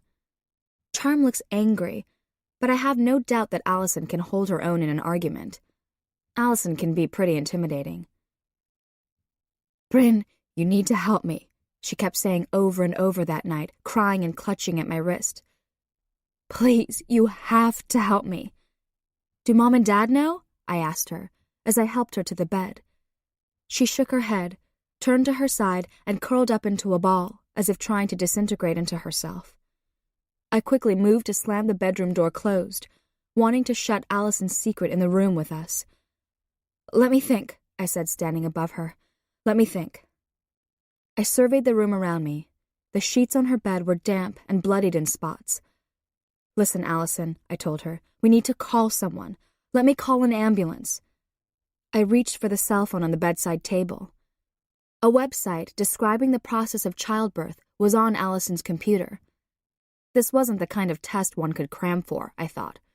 No, Allison growled. Her long, strong arm shot out and grabbed the phone before I could. No, don't call anyone. Please, I can do this. Please, Britt, please help me. Another convulsion racked Allison, and she groaned. But all the while she held tight to the phone. She didn't want me calling anyone. I sat down next to her and brushed her hair away from her sweaty forehead. Why? I asked in confusion. I screwed up, Allison said breathlessly, after the contraction had passed. I slept with him, and I got pregnant, she said fiercely. Who? Who was it, Allison? I asked. Christopher, she moaned. Christopher who? I asked. She didn't answer. It's okay. This happens to lots of girls. You can give the baby up for adoption. It will be okay. I tried to make my voice soothing and reassuring, but even I didn't believe what I told her. What do you think Mom's gonna do when she finds out? Allison spat. She'll be mad, but she'll get over it. She'll help you find a good home. She will not get over it. I reared back at Allison's bitterness. She'll try to fix it. She'll want to raise the baby as her own or something, or she'll make me raise it. I'll be stuck in this god-awful town forever. She will make my life miserable. Each word became more and more hysterical until she was sitting up and her nose was touching mine. We have to get rid of it. Okay. I tried to placate her. Just tell me what to do. Allison must have been in labor for hours before she called out for me. She must have been hidden away in her room while Mom and Dad were scurrying around getting ready for their dinner party. My mother had even barged into Allison's room without knocking before they left and told her that there was money on the kitchen table to order a pizza for supper, to make sure the doors to the house were locked because they would be home very late and no friends were allowed to come over because they wouldn't be home. 15 minutes after I discovered Allison in labor, she was ready to push. I have never seen my sister look so tired, so defeated. Her hair lay in sweaty clumps around her pale face, and she couldn't keep her eyes open. She held weakly onto my hand, her legs trembling. Allie, let me call the doctor, I begged. I'm scared. But she said no, that we could do this, that she needed me, no one else. I had wanted to hear that from her my whole life. My beautiful, mighty, independent big sister finally needed me, the sister in the shadows. Please, Bryn, she whispered through cracked, dried lips. Please, she whimpered. And that was the only word I needed to thrust me into action. I began to gather all the items I imagined would be necessary for the birth of a child. Clean towels and sheets, cool, damp washcloths, rubbing alcohol, scissors, garbage bags. When I returned to Allison's bedroom, she was sitting up, clutching her knees, her chin tucked into her neck. I've got to push, she cried. I've got to push. I dropped the armload of linens that I was carrying and stumbled to her side. Let's get your sweatpants off, Allie, I told her gently. No, she cried. No, I don't want it to come, Bryn. Please, she sobbed, looking desperately up at me. I don't want it. Make it stop. Make it stop. The sound that came from my sister was mournful, a keening wail so primal from a place so hidden, so old, that I imagined only women in the midst of childbirth could open it. I peeled her wet, shit-filled underwear and pants from her sweat-slicked legs and turned on the ceiling fan. I cleaned the filth from her as thoroughly as I could and wiped her legs with a washcloth drenched in rubbing alcohol. The fan circulated the stale, copper-scented air, and goosebumps erupted on Allison's skin. The cool wafting air seemed to revitalize her for a moment. She bore down, clutching the bedsheets with white-knuckled fingers. Her frantic eyes met my own, and I took her face in my hands, taking charge. I feel Claire come up behind me, and through the window, we see a man and woman coming down the block toward Allison and Charm. The man is 50-ish. A bandana is wrapped around his forehead, and he is wearing a leather jacket with an eagle embroidered on the sleeve. The woman is dressed improperly for the weather outside, wearing a skimpy black dress and stilettos. She's clutching something in her hand. Hearing the shouts from outside, Joshua and the dog quickly join us. "What's going on?" Joshua asks nervously. "Nothing good," I mutter, and my stomach twists into knots. That poor little boy, I think. Who's going to save him from his own past?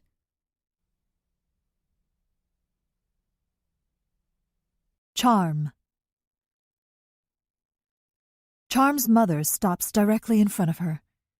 Raindrops cling to her thickly painted eyelashes, and thin black streams flow down her cheeks. Despite her fear, Charm swallows back a giggle. Her mother looks like a trashy zombie. "What the hell is this?"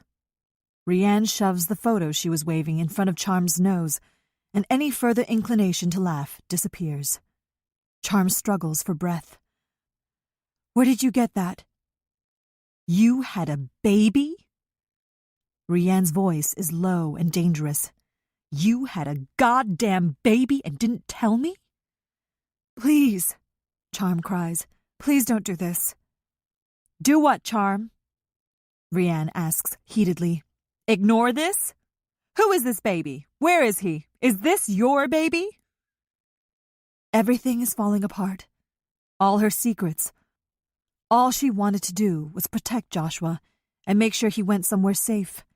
She wanted him to have a normal childhood with normal parents. She pushes the picture away, not wanting to look. "You went to the house?" Charm says incredulously. "You went to Gus's house and went through my things." "Who's the baby in the picture?" Rianne demands again. "Shh," Allison says, trying to step between Charm and her mother. "Please." Her eyes flit to the window of the bookstore where Claire, Bryn, and Joshua are looking out at them. "You stay the hell out of this," Rianne says, shaking a finger at Allison. She looks Allison up and down. "I know who you are. You sick bitch." Binks says, pleadingly. "Shut up," Rianne snaps, and then returns her attention to Charm. "I talked to Christopher this afternoon. He told me to ask you about the baby." Rianne puts her hands on her hips and glowers at her daughter. "So now I'm asking. Tell me about the baby." "Where did you get this?" Charm whispers, looking at the photo in her mother's hand. "I'm your mother," Rianne shouts back, as if that explains everything. "Did you have a baby, Charm? Did you go and have a goddamn baby and not even tell me?" "Was it when we were at the funeral home?" Charm can hardly believe her mother's nerve. "When did you break in?" "I didn't break in," Rianne says indignantly. "I had a key. You weren't answering your cell, so I went to the house. I was worried and let myself in. Then I called Jane and she said you were coming here. Listen, Charm, something is going on and I want to know what the hell—" Rianne trails off, and Charm turns to see her mother looking through the bookstore window at Joshua with intense curiosity. She sees the way she's taking in every inch of his thin, pinched face. If she doesn't step in and do something, it will click in her mother's brain.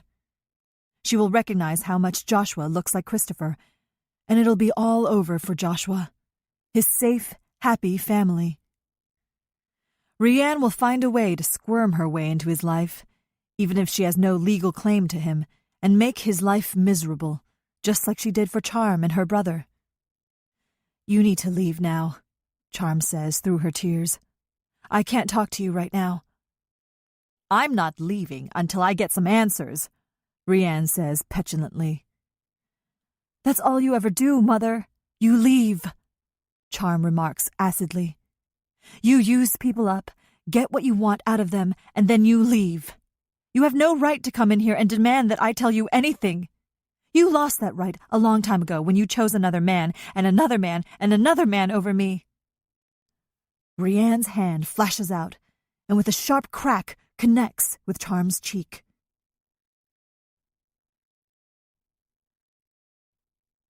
Claire.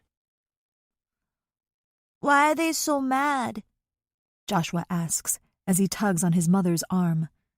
Standing at the window, Claire sees a ripple of fear cross Charm's face, and the woman's hand rearing back to strike. Joshua cries out and flinches when the woman slaps Charm. Claire rushes toward the door, and Joshua calls after her. Mom! His voice trembles. Where are you going? I'll be right back, Claire assures him as she steps out onto the sidewalk. Stay right here with Bryn. What's going on? Claire demands, looking from Charm to the strangers to Allison, who looks as confused as Claire feels. Charm, are you okay? Claire scrutinizes Charm's face, where an angry red handprint erupts in stark contrast against her pale skin.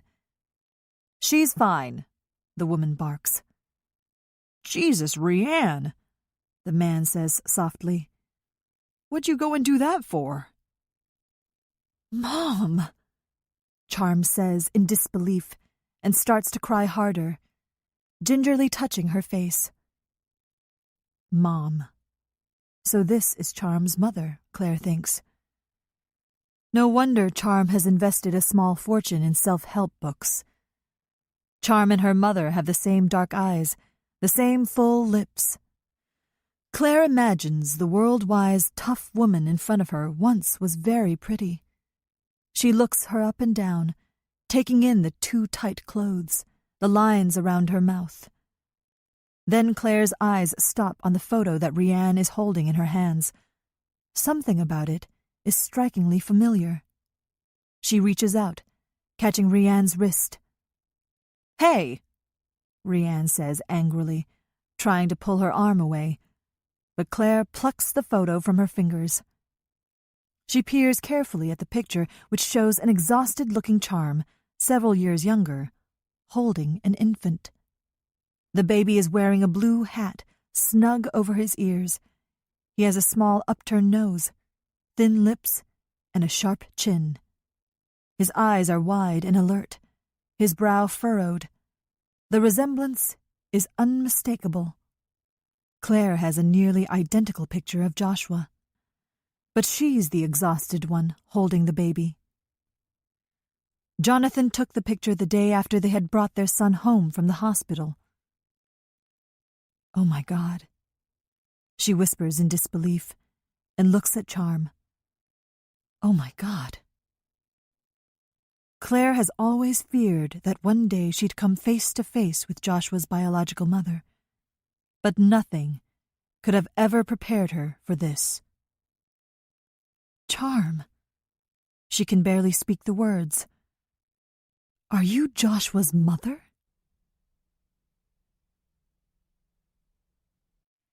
Allison. I watch Charm's crazy mother in disbelief and wonder if I still have time to get the hell out of here. Charm? Claire says again, fear painted across her face. Are you Joshua's mother? Charm opens her mouth to speak, but instead raises her face to the sky as if praying, the raindrops bouncing off her skin. Rianne grabs Charm's wrist, and Charm tries unsuccessfully to wrench it free. You little whore, Rianne says, yanking at Charm's arm. Charm tries to speak, but nothing comes out but a gurgling noise. I can't stand it anymore. It's me, I manage to say. Claire looks blankly at me, not understanding. It's me. I'm Joshua's mother, I say, speaking only to Claire. It's me. Bryn. Joshua's following me around, crying, bleeding like a baby lamb. I want to stay by the window and see what's going on outside, but I can't stop moving. I feel like something is crawling underneath my skin. "What's happening?" Joshua keeps saying. That poor baby, I think over and over. I try to shake the memories from my head, tug on my hair to try to stop the pictures flashing in front of my eyes. In one mighty push, with a scream that echoed off the walls so loudly that I was sure our nearest neighbors an acre away could hear, the baby's head appeared, stretching and tearing my sister's tender skin. "Here it comes, Allison," I told her, my voice trembling in fear. "It's coming. It's almost over." Through teeth clenched together in pain, Allison mewed helplessly. "No," she cried weakly. She squeezed her legs together and with one hand tried to press the crown of the baby's head back into her. "Allison!" I shouted in alarm, grabbing her hand away. "No!" She slapped feebly at me, but another contraction swept over her, and despite her wish to keep the baby inside, her body defied her, and like a violent wave, thrust the baby forward. I watched in awe as Allison's body widened and the baby's slimy head slid from her body. The two of them, fused together, appeared to be some twisted version of some ancient goddess. "Ah!" Allison screamed. "No, no, no!" She swung her head from side to side. "No, no, no!"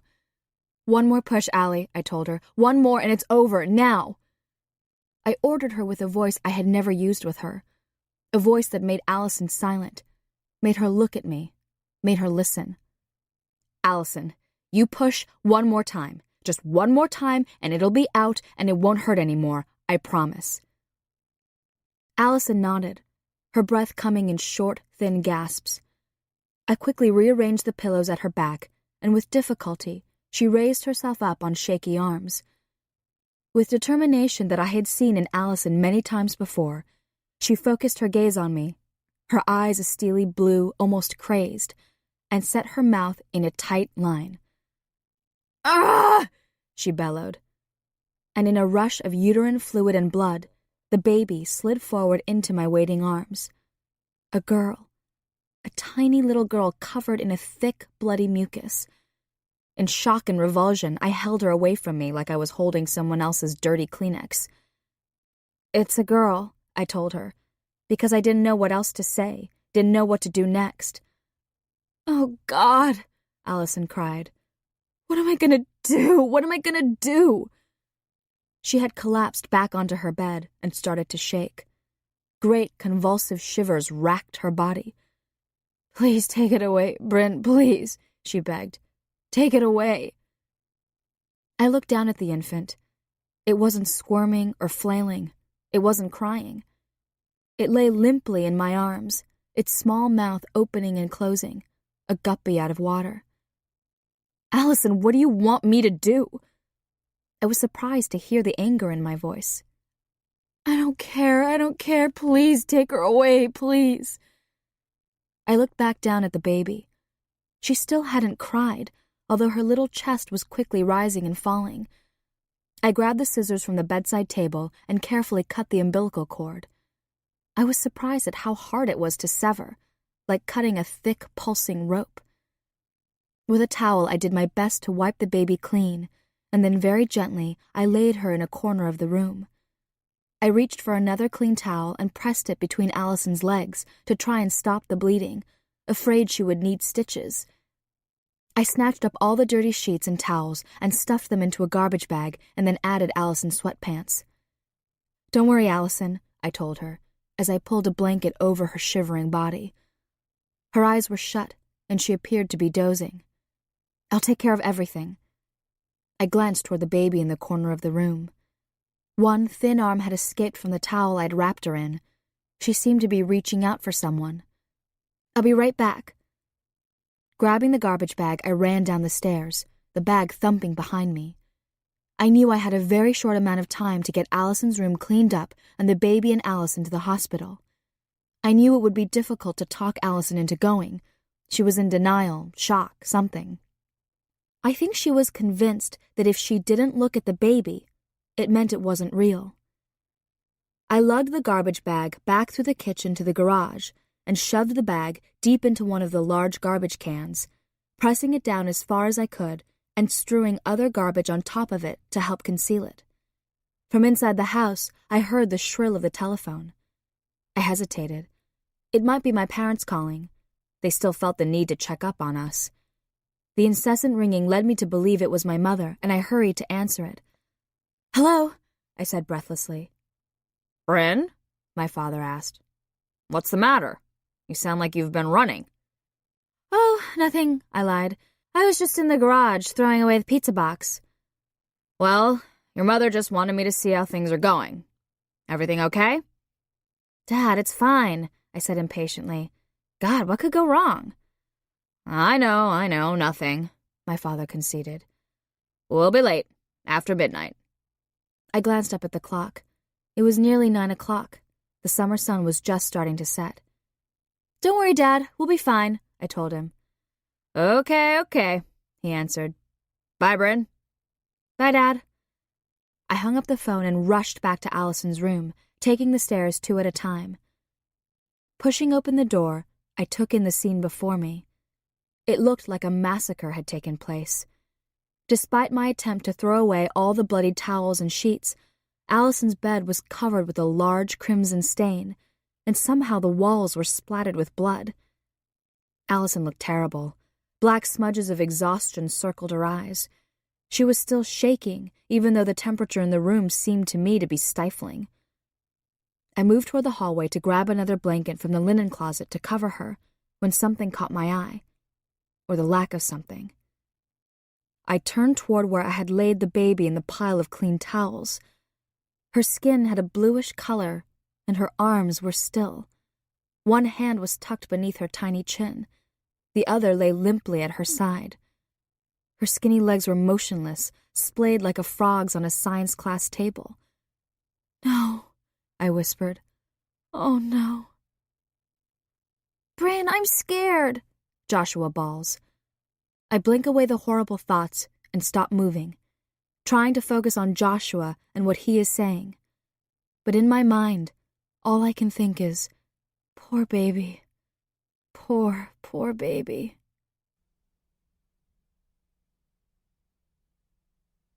Claire.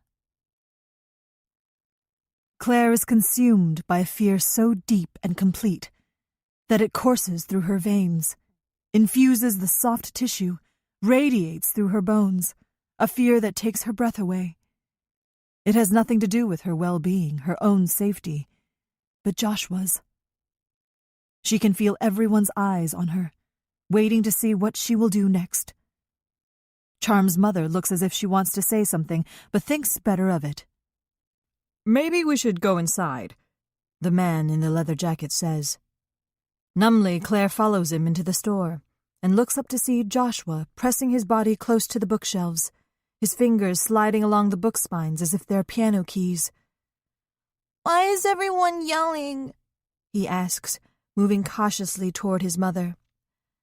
"We're just talking, Josh," she says, and gently turns him by the shoulders, guiding him toward the back of the store. "Why is everyone crying?" He pulls away from her, his little fists clenched at his sides. Claire reaches up and touches her face, which she realizes is wet. "It's just the rain, Joshua," she says, though she knows that if she touched her fingers to her tongue, she would taste salt. She has to get him out of here. Doesn't want him to hear this conversation.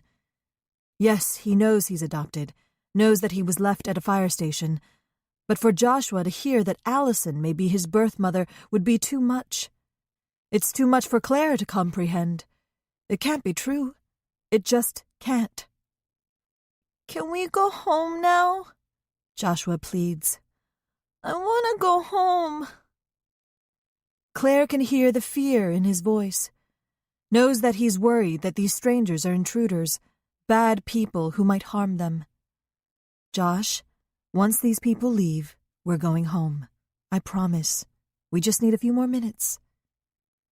Joshua looks concernedly at Charm, who is still crying. "She'll be okay, Josh. I'll make sure she's all right," Claire assures him. He studies her face, and she forces a smile. "Maybe Bryn will take you upstairs for a little bit." Claire looks expectantly at Bryn, who doesn't seem to hear her.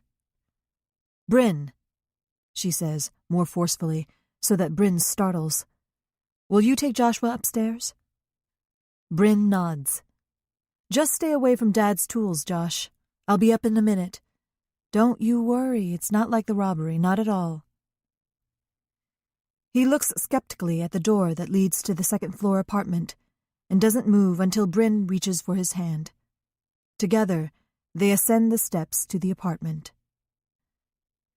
Once Claire is sure that they're safely upstairs, out of earshot, she goes to the phone and dials her husband's cell phone number.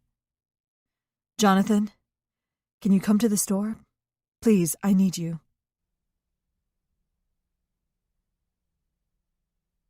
Allison. Claire walks us over to the reading area and somehow very politely offers us seats. Despite everything, I'm reminded of how much I admire her, always so calm and collected, always so poised. "Girls, I don't know exactly what's happening, but I need you to try and tell me. I'm more than a little confused." Charm and I sit side by side on the sofa. I wish Bryn were here, sitting next to me. I can't believe I told Claire that I was Joshua's mother. I can't bear to look at her. Claire sits on the coffee table facing Charm and me. Rianne and Binks are standing close by, lurking like turkey vultures. Charm begins to cry again. "Allison, please tell me what's going on. Are you Joshua's birth mother?" I can hear in Claire's voice how scared she is. This is one thing we have in common. We are both terrified, but for completely different reasons. She's afraid I'm here to take Joshua away from her, and I'm afraid that the only person in the past 5 years who hasn't treated me like I was a monster is about to realize that's just what I am. I nod, and Claire's face crumples with grief. "I'm so sorry," I say in a rush, wanting to explain but not knowing where to begin. "I left the baby with Christopher." "Who's Christopher?" Claire asks. "My brother," Charm says softly, the tears starting all over again. Her eyes feel swollen from crying and her face still stings from her mother's slap. "And Joshua's father," she says bitterly, directing the words at her mother. "Bullshit," Rianne says in disbelief. She looks me up and down. "Christopher would never get involved with her." "Well, he did," I snap. I turn back to Claire. "I didn't want to hurt anyone." A loud snort of disbelief erupts from Rianne. Claire turns to her and says through her tears, "I really think you should leave now." Rianne works her mouth as if trying to hold back another discharge of profanity. Instead, a soft expulsion of air rushes out, and a cranberry-red flush rises from her neckline and spreads to her cheeks. "Well, excuse me for wanting to check on my daughter." Her voice rises to a shout. "Excuse me for wanting to warn her about some psycho-murdering bitch. Do you know who that girl is?" Rianne sputters. "That's Allison Glenn. She threw her newborn daughter in the Druid River 5 years ago. You should have rotted in jail." My stomach twists. I didn't think there could be anything more horrible than Claire finding out about Joshua, but this is so much worse. "How do you know that?" Claire demands. "How do you know she's the girl? The paper never said who she was." Her eyes settle on me, not wanting to believe what Rianne is saying, but I hear the doubt beginning in her voice. "You can't be that girl."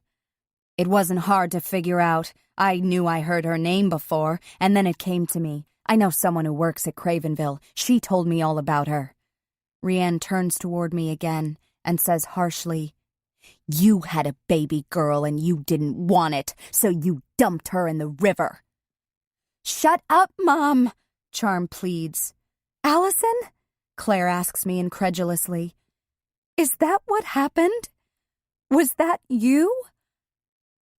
I can explain. I start to cry.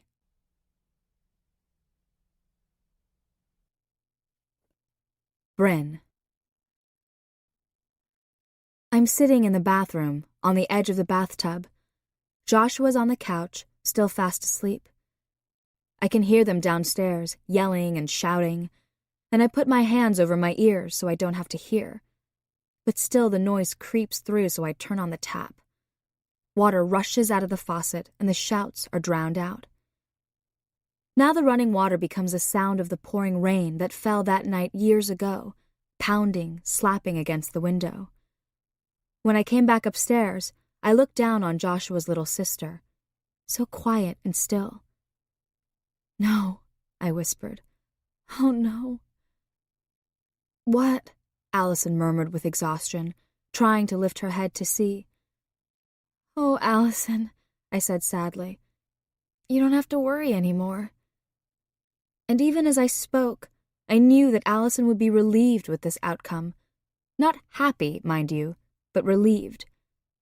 I stood there for a long time, not knowing what to do.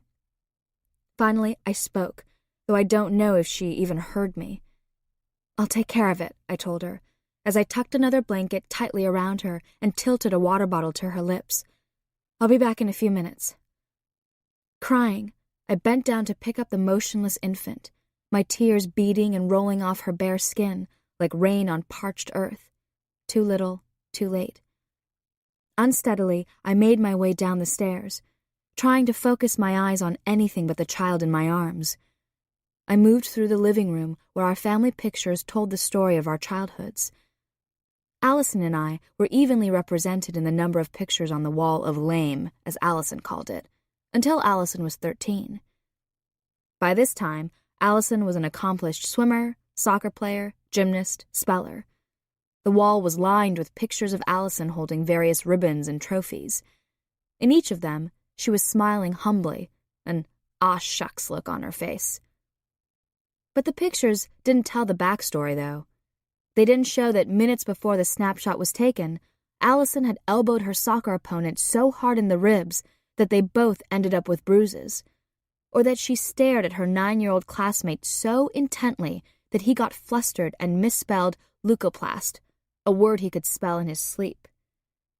Not that Allison ever cheated. She never did that. She didn't need to. But she was intimidating in a way that people liked, encouraged even.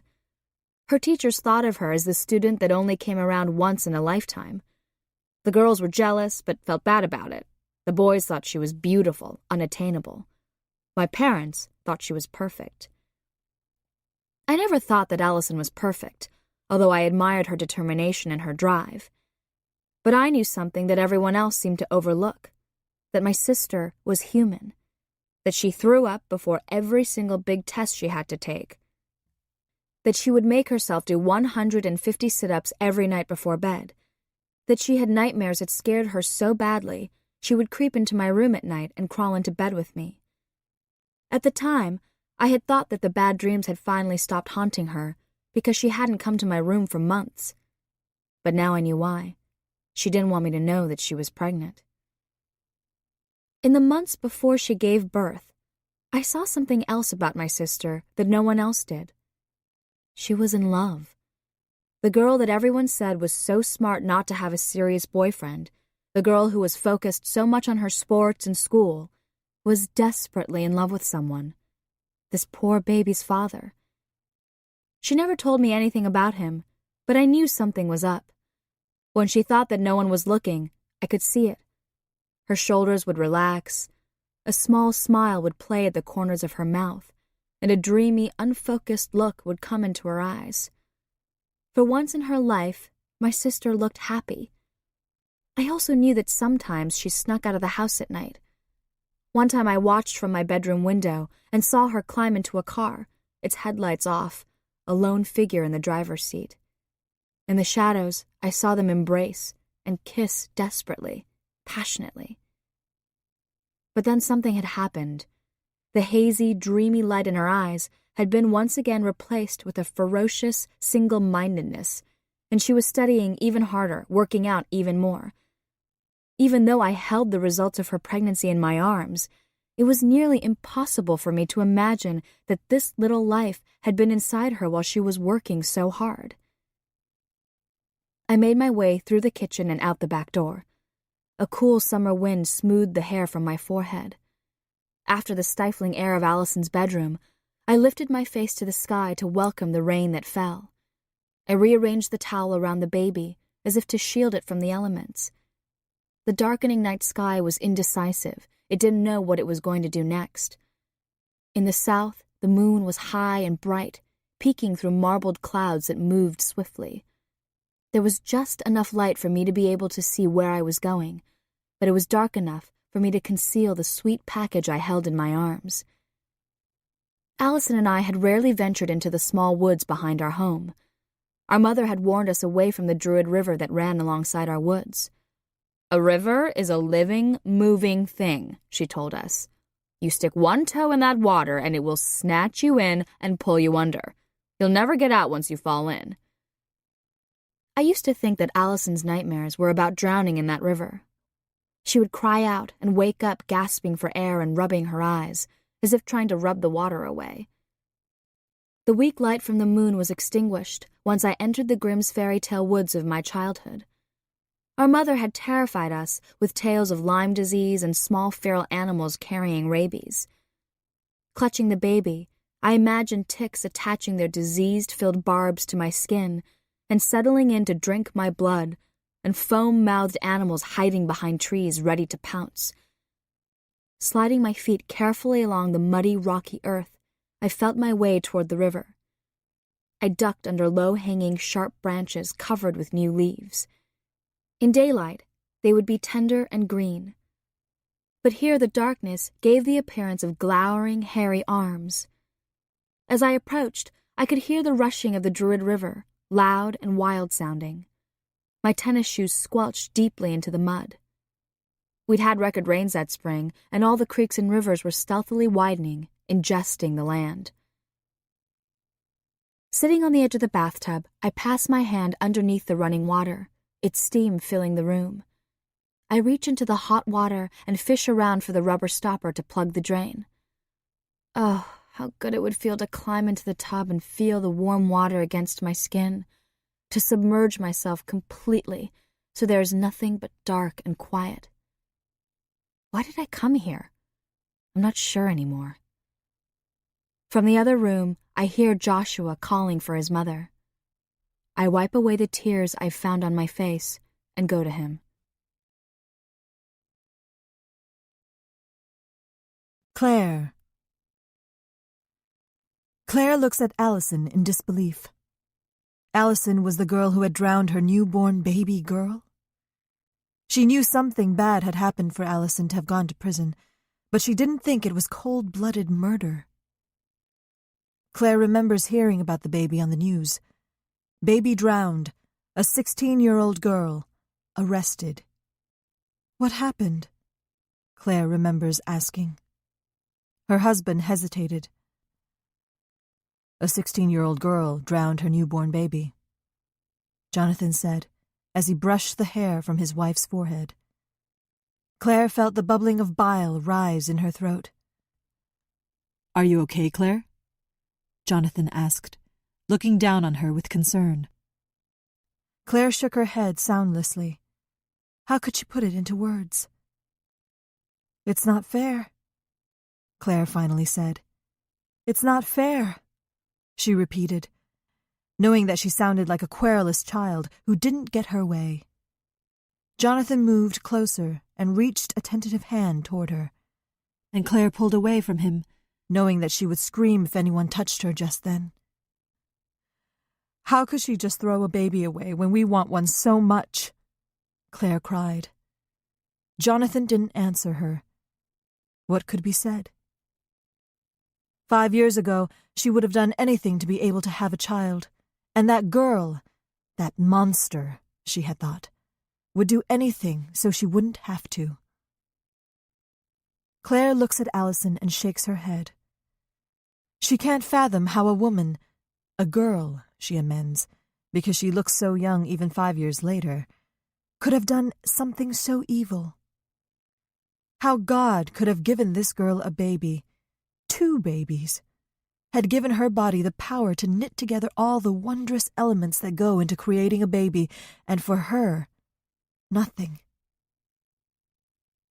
Jonathan rushes through the front door of Bookends, and Claire runs to meet him. "Jonathan, thank God you're here." "What's going on?" He scans the room, taking in Allison's and Charm's stricken faces, Rianne's angry scowl, and Binks's embarrassed confusion. Silently, Claire hands Jonathan the photograph. "He's ours," Claire says to no one in particular. "We adopted him. Joshua's our son."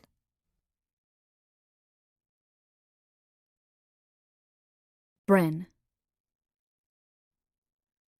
Joshua sleepily calls for his mother, and I quickly go to him. "Joshua," I whisper, "it's okay. You don't have to worry about anything. I'm right here." "Where's my mommy?" he asks, trying to keep his eyes open. "Shh," I soothe. "Shh." I sit down next to him and pull him onto my lap. He tries to squirm away, but I hold him tightly. Finally, he relaxes. His head rests on my shoulder. "It's okay, Joshua. Just close your eyes. See? Just like me." I close my eyes to show him what I mean. I had nearly tumbled into the river, just as my mother had prophesied, but with one hand grabbed the trunk of a thin, scraggly tree. Instead, I fell to my knees into the thick mud that edged the stream. I repositioned the dead baby in her blanket, and for a moment thought about burying her there at the river's edge. But I dismissed the idea. I'd have to return to the garage for a shovel, and time was passing too quickly as it was. The temperature seemed to have dropped 20 degrees, and I shivered with each gust of wind. The clouds broke above me, revealing the bitter yellow moon that gave off enough light to see the river before me. It rushed ruthlessly past, frothing over rocks, carrying logs and branches. I kissed my niece's cold cheek and told her I loved her, and that if I had my way, she would be with me forever.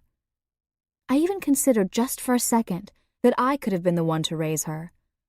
Allison wasn't exactly mothering material. In my own misguided way, I performed a little funeral. I said a prayer over her and carefully rearranged the towel around her. Just as I released her gently into the swift-moving water, I heard the cry.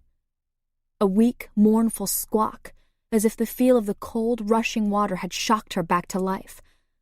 I leaped into the water, not feeling the cold. The river was up to my knees, and I slogged with the current for a few yards when she went under for the first time. Quickly, she bobbed up. Trying to plant my feet on the rocky river bottom, I leaped forward until I was just behind her. The towel had been swept away, and her pitiful naked form rolled out of my reach. With a grunt of fury, I managed to surge forward and grab hold of something, a finger, a toe, I couldn't tell. But the river was too strong, pulsing and roiling forward, and I lost my balance and went under. Water filled my eyes, my ears, my mouth, and she slipped away from me. I had lost her. I tried to kill myself that night. That was the first time I actually made a real effort at it, even though I'd imagined the many different ways I could end my life over the years. Pills, the gun my father had hidden underneath his socks in his dresser, climbing to the roof of our ridiculously big house to swan dive onto our decorative concrete driveway. I remember wondering if bloodstains came out of cement and getting a twisted satisfaction of my mother having to walk past that blot, the remainder of me, the reminder of me. She'd probably tear out the concrete and start all over again. After I realized the baby was alive, breathing, and that I had lost her, I tried to drown myself. I held my breath and waited for the warm calm that was supposed to come after the initial panic of drowning passes. I could feel the pressure building in my head, behind my eyes and my lungs. I tried to stay beneath the surface of the water, tried to grab onto something that would hold me down. But the river had other ideas. It pushed and shoved and spit me out onto the bank, as if it couldn't stand the thought of swallowing me, as if I would leave a bad taste in its mouth. Couldn't blame it, really. I curled up in a little ball at the side of the Druid. The rain beat down on me until my skin was numb. I thought about what was going to happen when people found out what I had done, and I willed myself to disappear into the mud that squelched beneath me. No such luck. Finally, I got up. Allison would know what to do. My sister would know. When I came upon her at the edge of the woods, I barely noticed she was bent over in pain. "Where's the baby?" she managed to grunt. "The river?" The word felt obscene to my ears. "What do you mean?" Allison asked. There was fear in her voice, and she knew. She knew.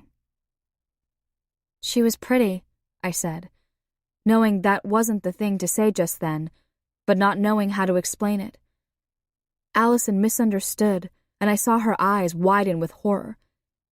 "You drowned her because she was pretty?" she said angrily, and then grabbed me by the arm.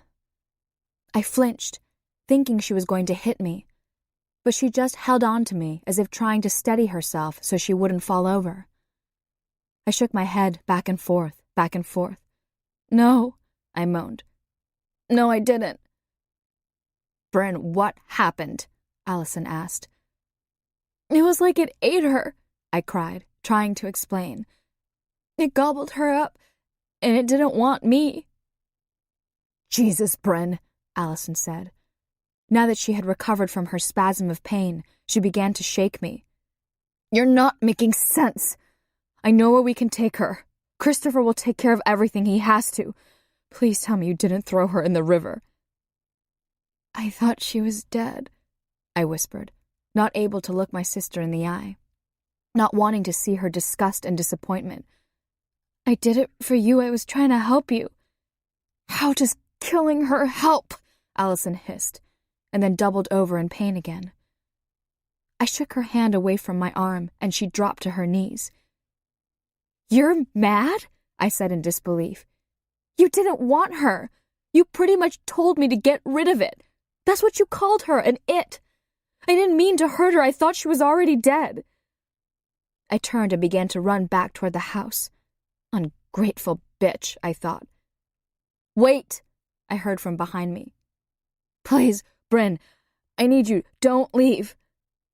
I ignored her and ran away, covering my ears, trying to block out her voice. The weight of the little boy on my lap is both comforting and suffocating. "Joshua," I say, and his eyes flutter open. "Did you know you have a sister?" His mouth opens and closes as if he is trying to speak, then his eyes close again. "Yes, a sister. A pretty, pretty sister. Do you want to meet her?" I struggled to my feet, Joshua's limp body heavy in my arms, and moved toward the sound of the running water. "Oh, you are so much heavier than she was," I whisper in his ear. I can almost hear the crickets chirping, hear the rush of the river, feel the summer breeze against my neck. "Finally, finally," I tell him. "You can be together." And I lay him in the water, gently, lovingly, offering Joshua to his sister. Allison. Jonathan is still staring in shock at the photo of Charm holding Joshua. Binks takes a small, slow step backward as if trying to escape unnoticed. Charm's mother is looking on with a twisted smile and an odd gleam in her eyes. She actually seems to be enjoying this. I hear her before I see her. The slow, echoing thump of footfalls on the steps, an odd sucking sound, the squeak of a door opening. My sister steps from the shadows, her arms held awkwardly away from her body. "Bryn, what's the matter?" I ask. "What's going on?"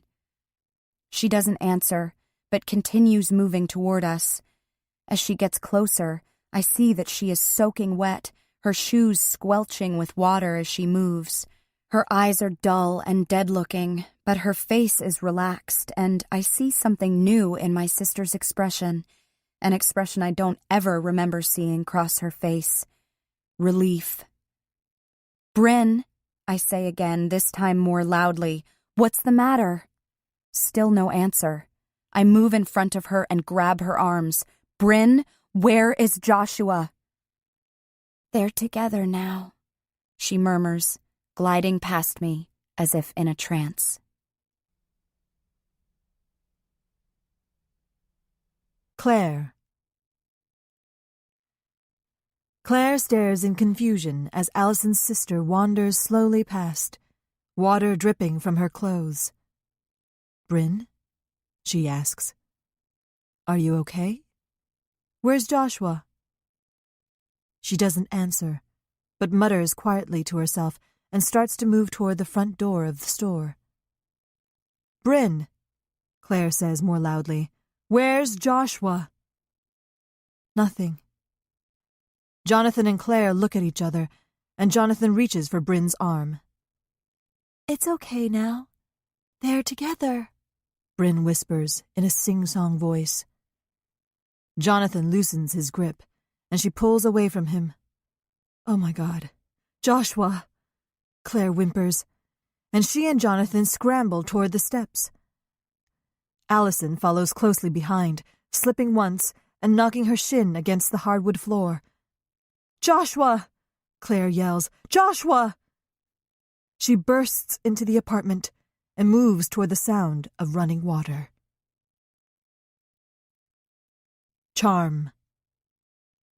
Charm can hear Claire and Jonathan calling for Joshua, and she moves to follow them up the steps. Bryn bumps into her, and she can feel the wetness of her clothes. "What's happening?" Charm asks as she continues past her. "Why are you all wet?" Bryn stops suddenly and looks at Charm, her eyebrows furrowed in concentration. "Together," she whispers. "Together. Together. I need to go." Bryn dazedly points toward the door. "I need to tell her." Charm watches in fascination as Bryn slogs from the bookstore, water dripping from her clothes. A scream comes from the apartment above. "Someone help!" Charm kicks off her shoes and scurries up the steps with her mother and Binks right behind. Her heart is pounding, fearful of what they're going to find when they reach the top.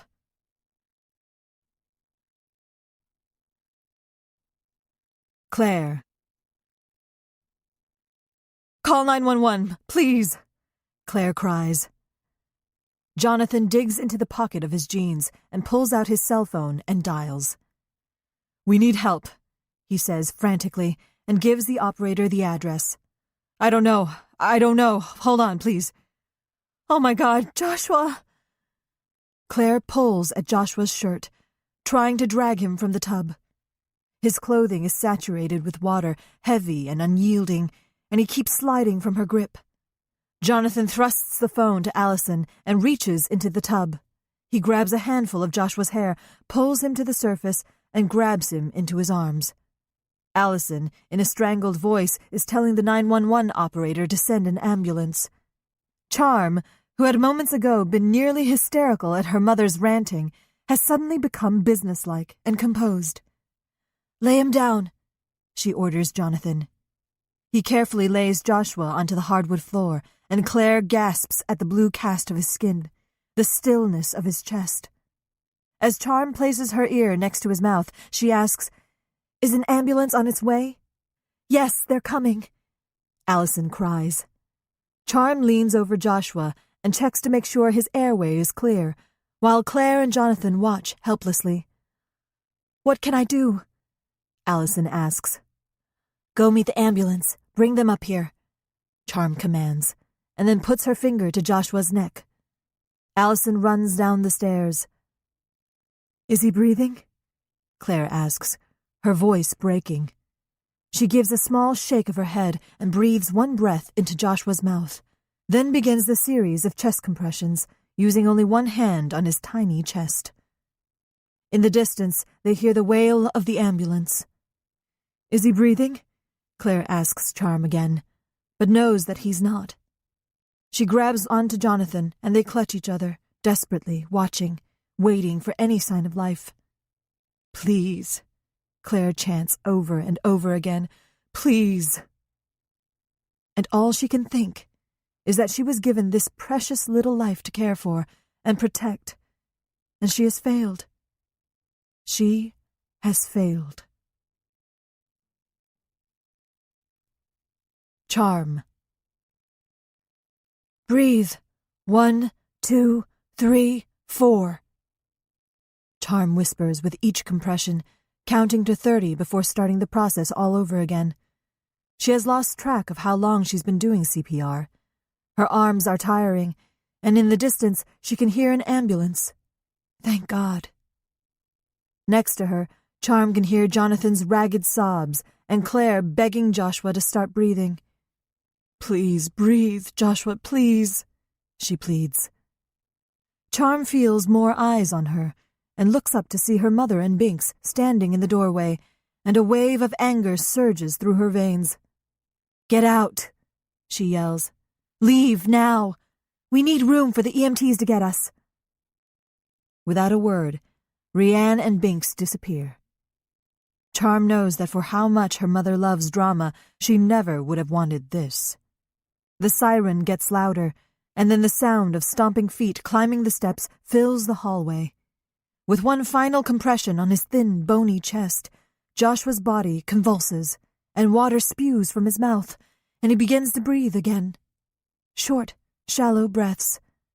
But he's breathing. Charm falls against the wall in exhaustion. The EMTs take over, and in seconds, Joshua is whisked away. Thank you, Claire manages to tell Charm, laying one grateful hand on her arm as she and Jonathan follow them out the door. Allison kneels down next to Charm, her eyes red with crying. You saved him. Why then, Charm wonders, does it feel like I'm the one who ruined his life?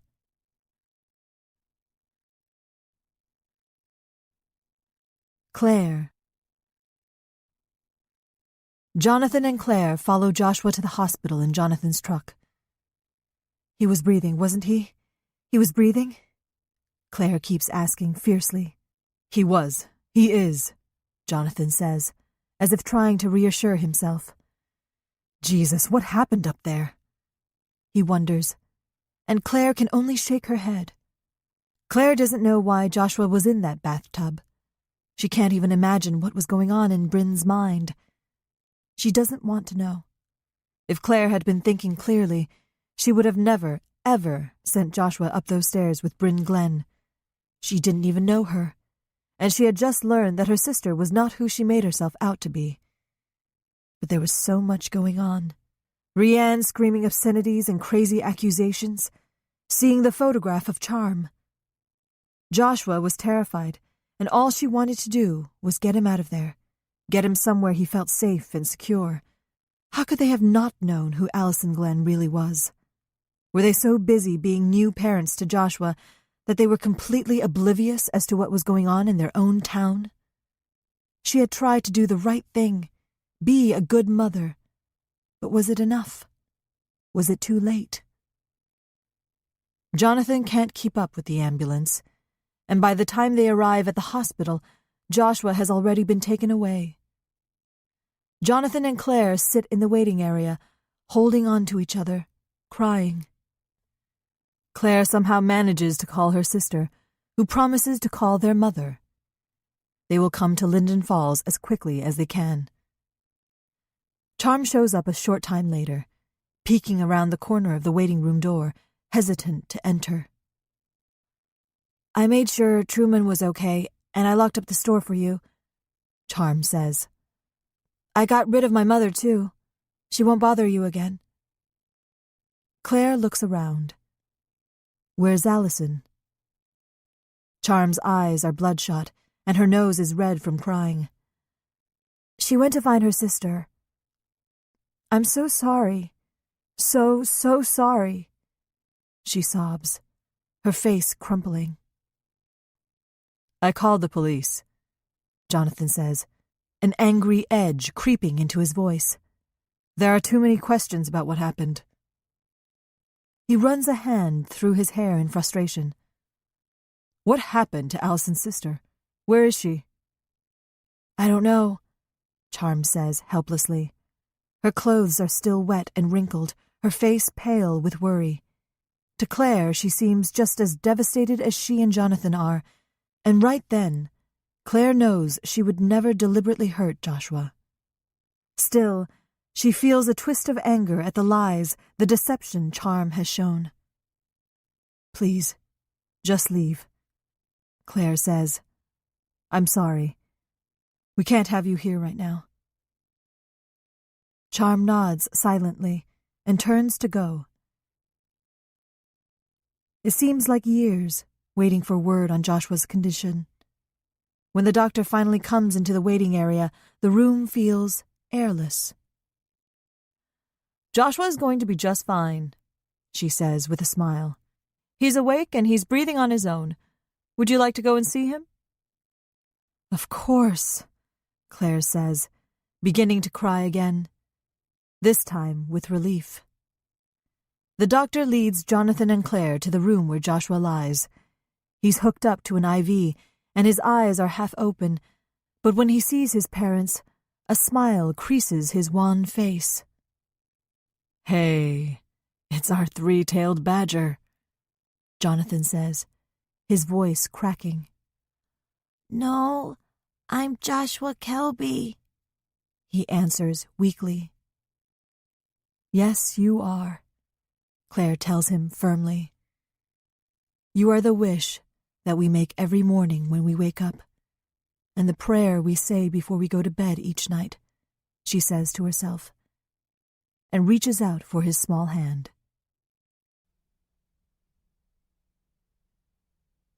Bryn.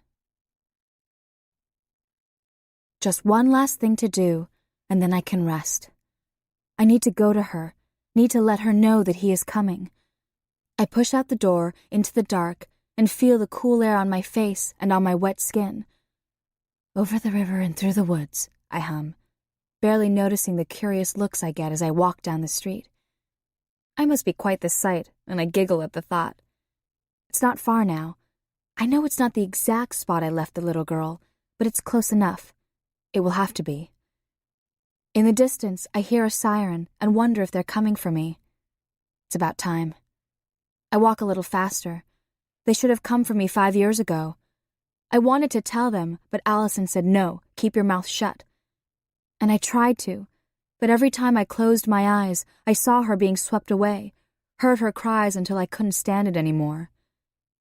After that man found her cold little body, I called the police. I wanted to tell them it was me. But when they finally drove up, all I could do was cry, and Allison told me to shut up. So I did, and they took her away. For a long time I was so sorry, knowing it was my fault that she was in that jail and I was sitting at home, going to school, living my life. But I figured it out. It didn't take long. It was like when we were little and there was one piece of cake left. Allison always took the side with the flowers, and I was left with just the white frosting. She had done it again, took the side with the flowers. She got to leave.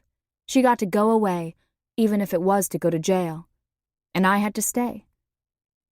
They started looking at me then, and they wanted me to be like her. When I wasn't, they stopped looking, which was worse. So then I wasn't so sorry anymore. You can hear the Druid before you see it. It runs southward through the center of town, through the countryside right behind our house. It winds and twists until it runs into the Mississippi, and then it's like it never was, like it just disappears into nothing, magically. The river in this part of town usually smells like dead fish and the gasoline from motorboats, but the rain has washed that all away, and the air is fresh and clean. I stand at the edge of the paved walkway, high above the black water. Druid means sorcerer. magic. I'm scared, so scared, and I look around for Allison. I want my sister. Someone touches my arm. "Are you okay?" I hear. "I want my sister," I say, and start to cry. "He needs his sister. I need to tell her he's coming." "Can I call someone for you?" the voice says. No, I say. "I need to tell her." When I step off the edge, I feel a scrambling panic. I hit the cold water, and it fills my ears, my nose, my mouth. I try to cry out for my sister, but my words become bubbles and rise to the surface silently. When I stop thrashing, stop struggling, I see her. So perfect, so tiny, just like I remembered her. "He's coming," I tell her, reaching my hands out to hers. "He'll be here soon." And as I cradle her in my arms, we sink, slowly, peacefully, to the river's bottom to wait.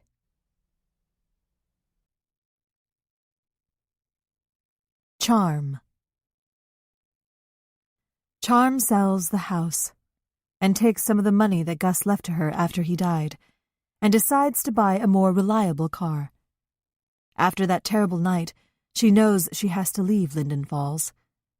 Still, it's taken Charm 8 months to actually pack up and drive away. The thought of saying goodbye to Joshua is terrible. Charm thought it was hard the first time. The second time will be worse. This time she knows she's not coming back. Ever. The day before she leaves, Charm calls Claire and asks if she can stop by the store to say her goodbyes. Thankfully, she says yes. When Charm arrives, Joshua is running around the store trying to get Truman to chase him. When he sees Charm, he stops and looks at her thoughtfully. "You breathe into me," he says seriously. Charm bites her lip, not quite knowing how to respond. "Josh, buddy," Claire says. "Charm is just stopping in to say goodbye. We're leaving in a few days." Joshua thinks about this. "We're gonna stay with my grandma in—" "Josh," Claire warns, "remember, it's a secret. We're going to surprise Grandma." "I hope you have a lot of fun with your grandma, Joshua," Charm tells him, forcing back her tears. With sadness, Charm realizes that Claire doesn't want her to know where they're going. "I just want to make sure I said goodbye to you before you left. I'll miss you, Josh." Charm kneels down to his eye level and reaches out to hug him, noticing Claire stiffen next to her. Still, Charm wraps her arms around Joshua and hugs him tightly, trying to imprint the feeling of his soft hair on her cheek, the knobby bones of his spine under her fingertips. Joshua hugs Charm back, hard. "I've got something for you, Joshua," Charm tells him, pulling away from him reluctantly. Charm looks up at Claire to make sure it's okay to give him something. She looks unsure, but nods. What is it?" he asks excitedly. Charm stands, wipes her eyes, and hands him the gift bag. He all but rips it from her hands, and Claire reminds him gently, "What do you say, Josh?" "Thank you," he says absent-mindedly. He reaches in among the bright green tissue paper and pulls out the Chicago Cubs baseball cap that Gus bought for him when he was first born, the one that Charm kept hidden in a shoebox for 5 years, along with the incriminating photo of her with Joshua, the tiny booties, and the rattle. The hat Gus said he would grow into one day. "Oh, a baseball cap," Joshua says, impressed. "It's just like the one that Luke has, but better." He places the cap on his head, and the bill covers his eyes. "It's a great cap," Claire agrees. "Yeah, we gotta recruit those Cub fans early," Charm says, echoing the phrase that Gus always said. smiling through her tears. I'm gonna go look in the mirror, Joshua declares, running off to the bathroom. That was really nice, Claire says seriously. You've been good for Joshua, Charm. You've been a wonderful aunt. Claire hesitates. I hope you understand why we can't encourage a relationship between you two. It would be too confusing for Joshua, and then there's your brother. My brother will never, ever try to begin a relationship with Joshua, or try to take him from you, Charm tells her vehemently. Christopher doesn't need any more problems. My mother, she sighs, is my mother. She won't try to get Joshua. She likes to stir things up and leave. I know that you've only wanted what's best for Joshua, Charm. You saved his life, and I'm grateful for that. Charm shrugs, not knowing how to respond. This is for you, Charm finally says, handing her the large envelope she brought with her. What's this? Claire asks. Medical histories. Allison and I gathered all the information we could about our families, Charm explains. It's all in there. There are pictures of Allison and Christopher, Gus and me, the grandparents, Charm says. Seeing Claire's face, she adds, if you ever think he should see them, I mean. Allison and I will never, ever contact Joshua, we promise. We want him to be happy and safe, and he is, as long as he's with you and Jonathan. Charm feels tears prickling at her eyes and knows it's time for her to go. She moves toward the door, willing herself not to look back. Charm, Claire calls after her, and Charm turns, hopefully, expectantly. Joshua's hat is sitting crookedly on his head, and he has his arms wrapped around his mother's waist. He looks so happy. Thank you, she says, her tear-filled eyes meeting Charm's. Thank you for my son.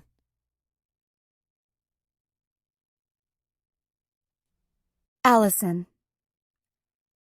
For a while, I was terrified that everyone would think that I had something to do with Bryn trying to drown Joshua, like it was some kind of big conspiracy. The police talked to me for hours, shook their heads at my insistence that I had nothing to do with the drowning, tried to get me to admit to something, anything. But in the end, Devon came to the rescue again. She was able to get Bryn's medical records and the notes from her visits with her psychiatrist that she was seeing in New Amory. In her sessions with her doctor, Bryn talked extensively about the guilt she felt for thinking the baby girl was already dead when she went to the river. My grandmother also found Bryn's journals, the drawings that documented the night I gave birth to the twins. Bryn had sketched picture after picture of the Druid River sweeping the baby away. One disturbing drawing showed a lifeless Bryn at river's bottom holding 2 infants, one male, one female, umbilical cords connected to one placenta. So in the end, I've been exonerated, and my record will be expunged, my file sealed. I can leave Linden Falls any time now if I want to. I could move to a small town like Wellman where no one would have heard of me, or to a bigger city like Des Moines where no one would care. I can leave the state or leave the country. It's up to me and me alone. My mother asked me if I would identify Bryn's body. My father was still in the hospital and she just couldn't do it. I agreed.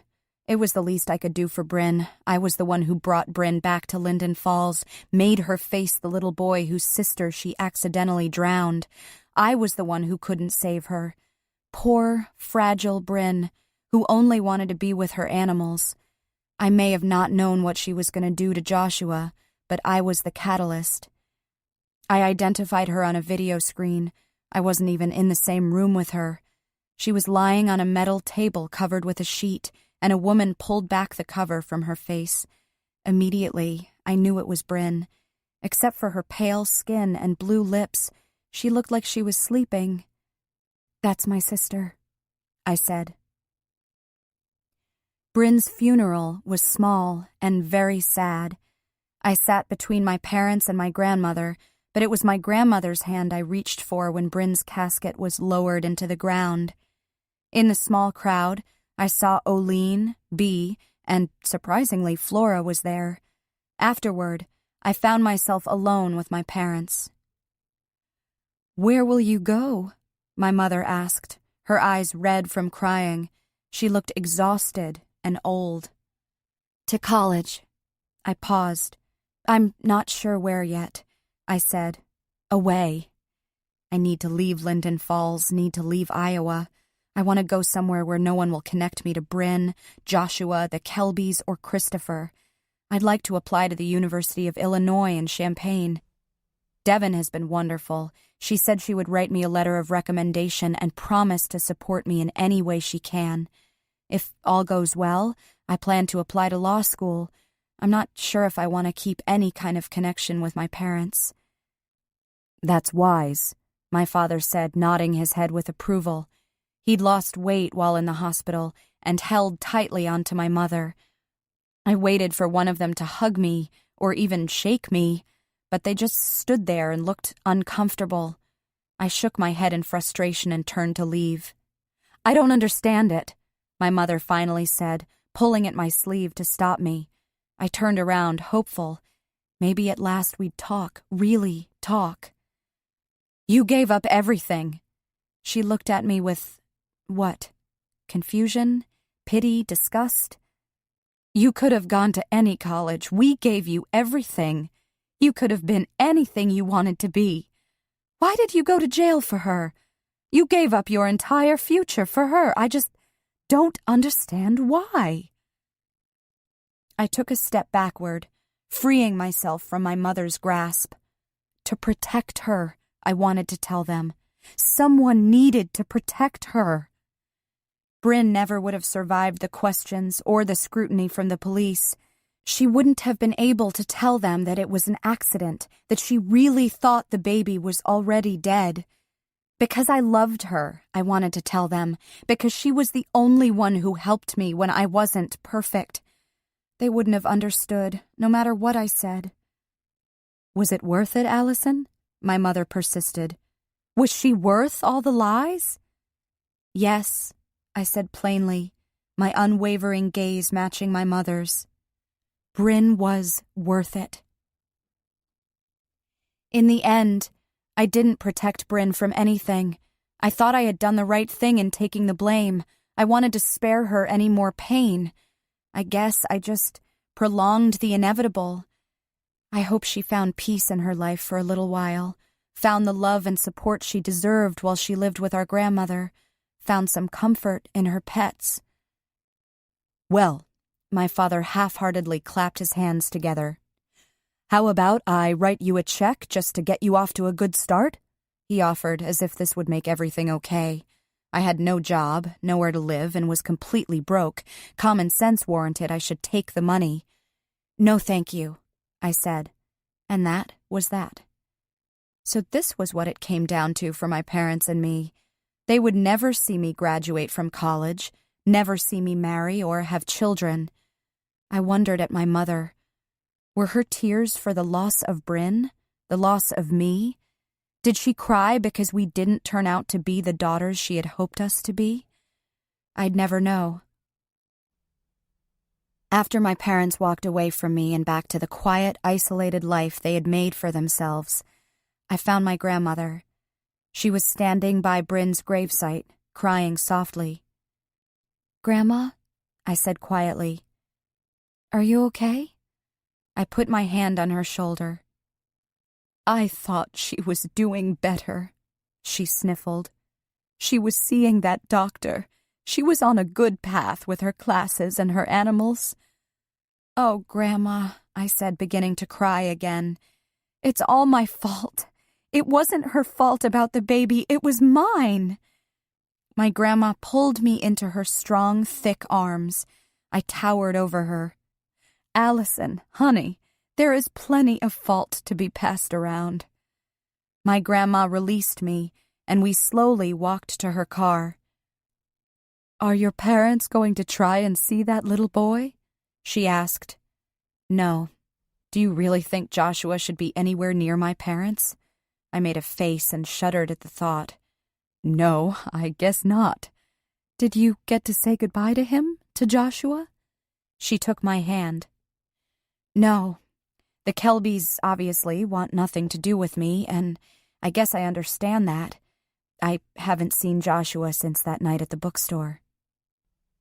"You helped save his life. That's something." "They're good people, but I'm just a terrible reminder to them. Even though I had nothing to do with Bryn trying to drown Joshua, I know they will never trust me again. I should have quit the bookstore the minute I realized who Joshua was. I should have never told Bryn about him." I watched as my grandmother opened her car door and wondered how things might have been different if she had been around more when Bryn and I were little. The few memories I had of visiting her and staying at her home were wonderful. I remembered playing with Bryn among our grandma's flowers, burying our noses in the velvety petals of snow-white peonies and waving away bumblebees that scolded us for invading their territory. Would her kindness have changed things? "Do you want a ride?" she asked. "No, thanks. Oline is waiting for me." "One more hug," she ordered with a smile, and I leaned down and embraced her. "And Allison," she said as she slid into the car and inserted the key into the ignition with her swollen, knotty fingers. "If you need to, if you want to, you are more than welcome to come stay with me in New Amory for a while, for as long as you'd like." "Really?" I asked in surprise. I wanted nothing more than to leave Linden Falls behind and just drive away with my grandmother. "I have a few things to finish up here," I told her regretfully. "Can I come when I'm done? In a few days or so?" "Of course," she said. "You come when you're ready. You'll get the chance to meet Bryn's pets." "I can't wait," I told her, and leaned through the car window to peck her on the cheek. I wish I had been a better sister. I wish I could have been there to help Bryn, but I couldn't. When things got difficult, Bryn could only see bleakness and despair.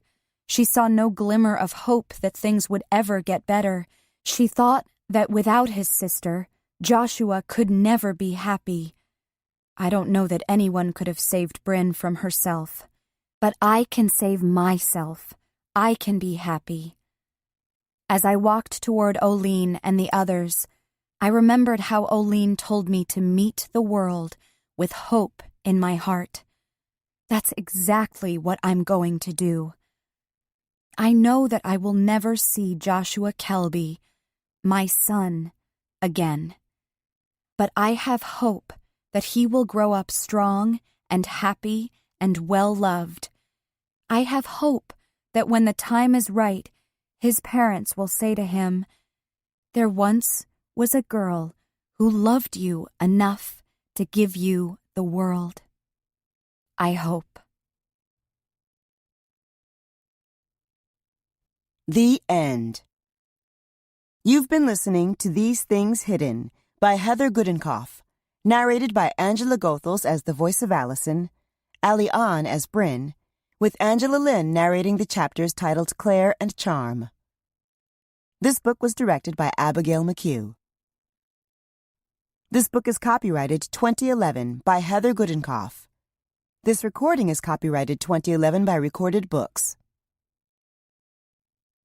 If you've enjoyed this book and this performance, Recorded Books recommends The Murderer's Daughters by Randy Susan Myers, narrated by Susan Bennett and Angela Goethals. Lulu and Mary's childhood was never ideal, but on the day before Lulu's 10th birthday, their father propels them into a nightmare. For the next 30 years, the sisters try to make sense of what happened to them that day. Their father features as a specter in both their lives, shadowing every choice they make. But in Randy Susan Myers' beautifully written book, She attests to the power of family and the ties that can bind us together, but also tear us apart. You'll find a wide selection of titles in the Recorded Books catalog, including bestsellers, mysteries, classics, histories, and more. Call us toll-free or log on to recordedbooks.com to learn about our latest releases and special offers, order another recorded book, or to read author interviews and narrator profiles. Don't forget to ask about easy 30-day rentals by mail. And thank you for being a Recorded Books reader.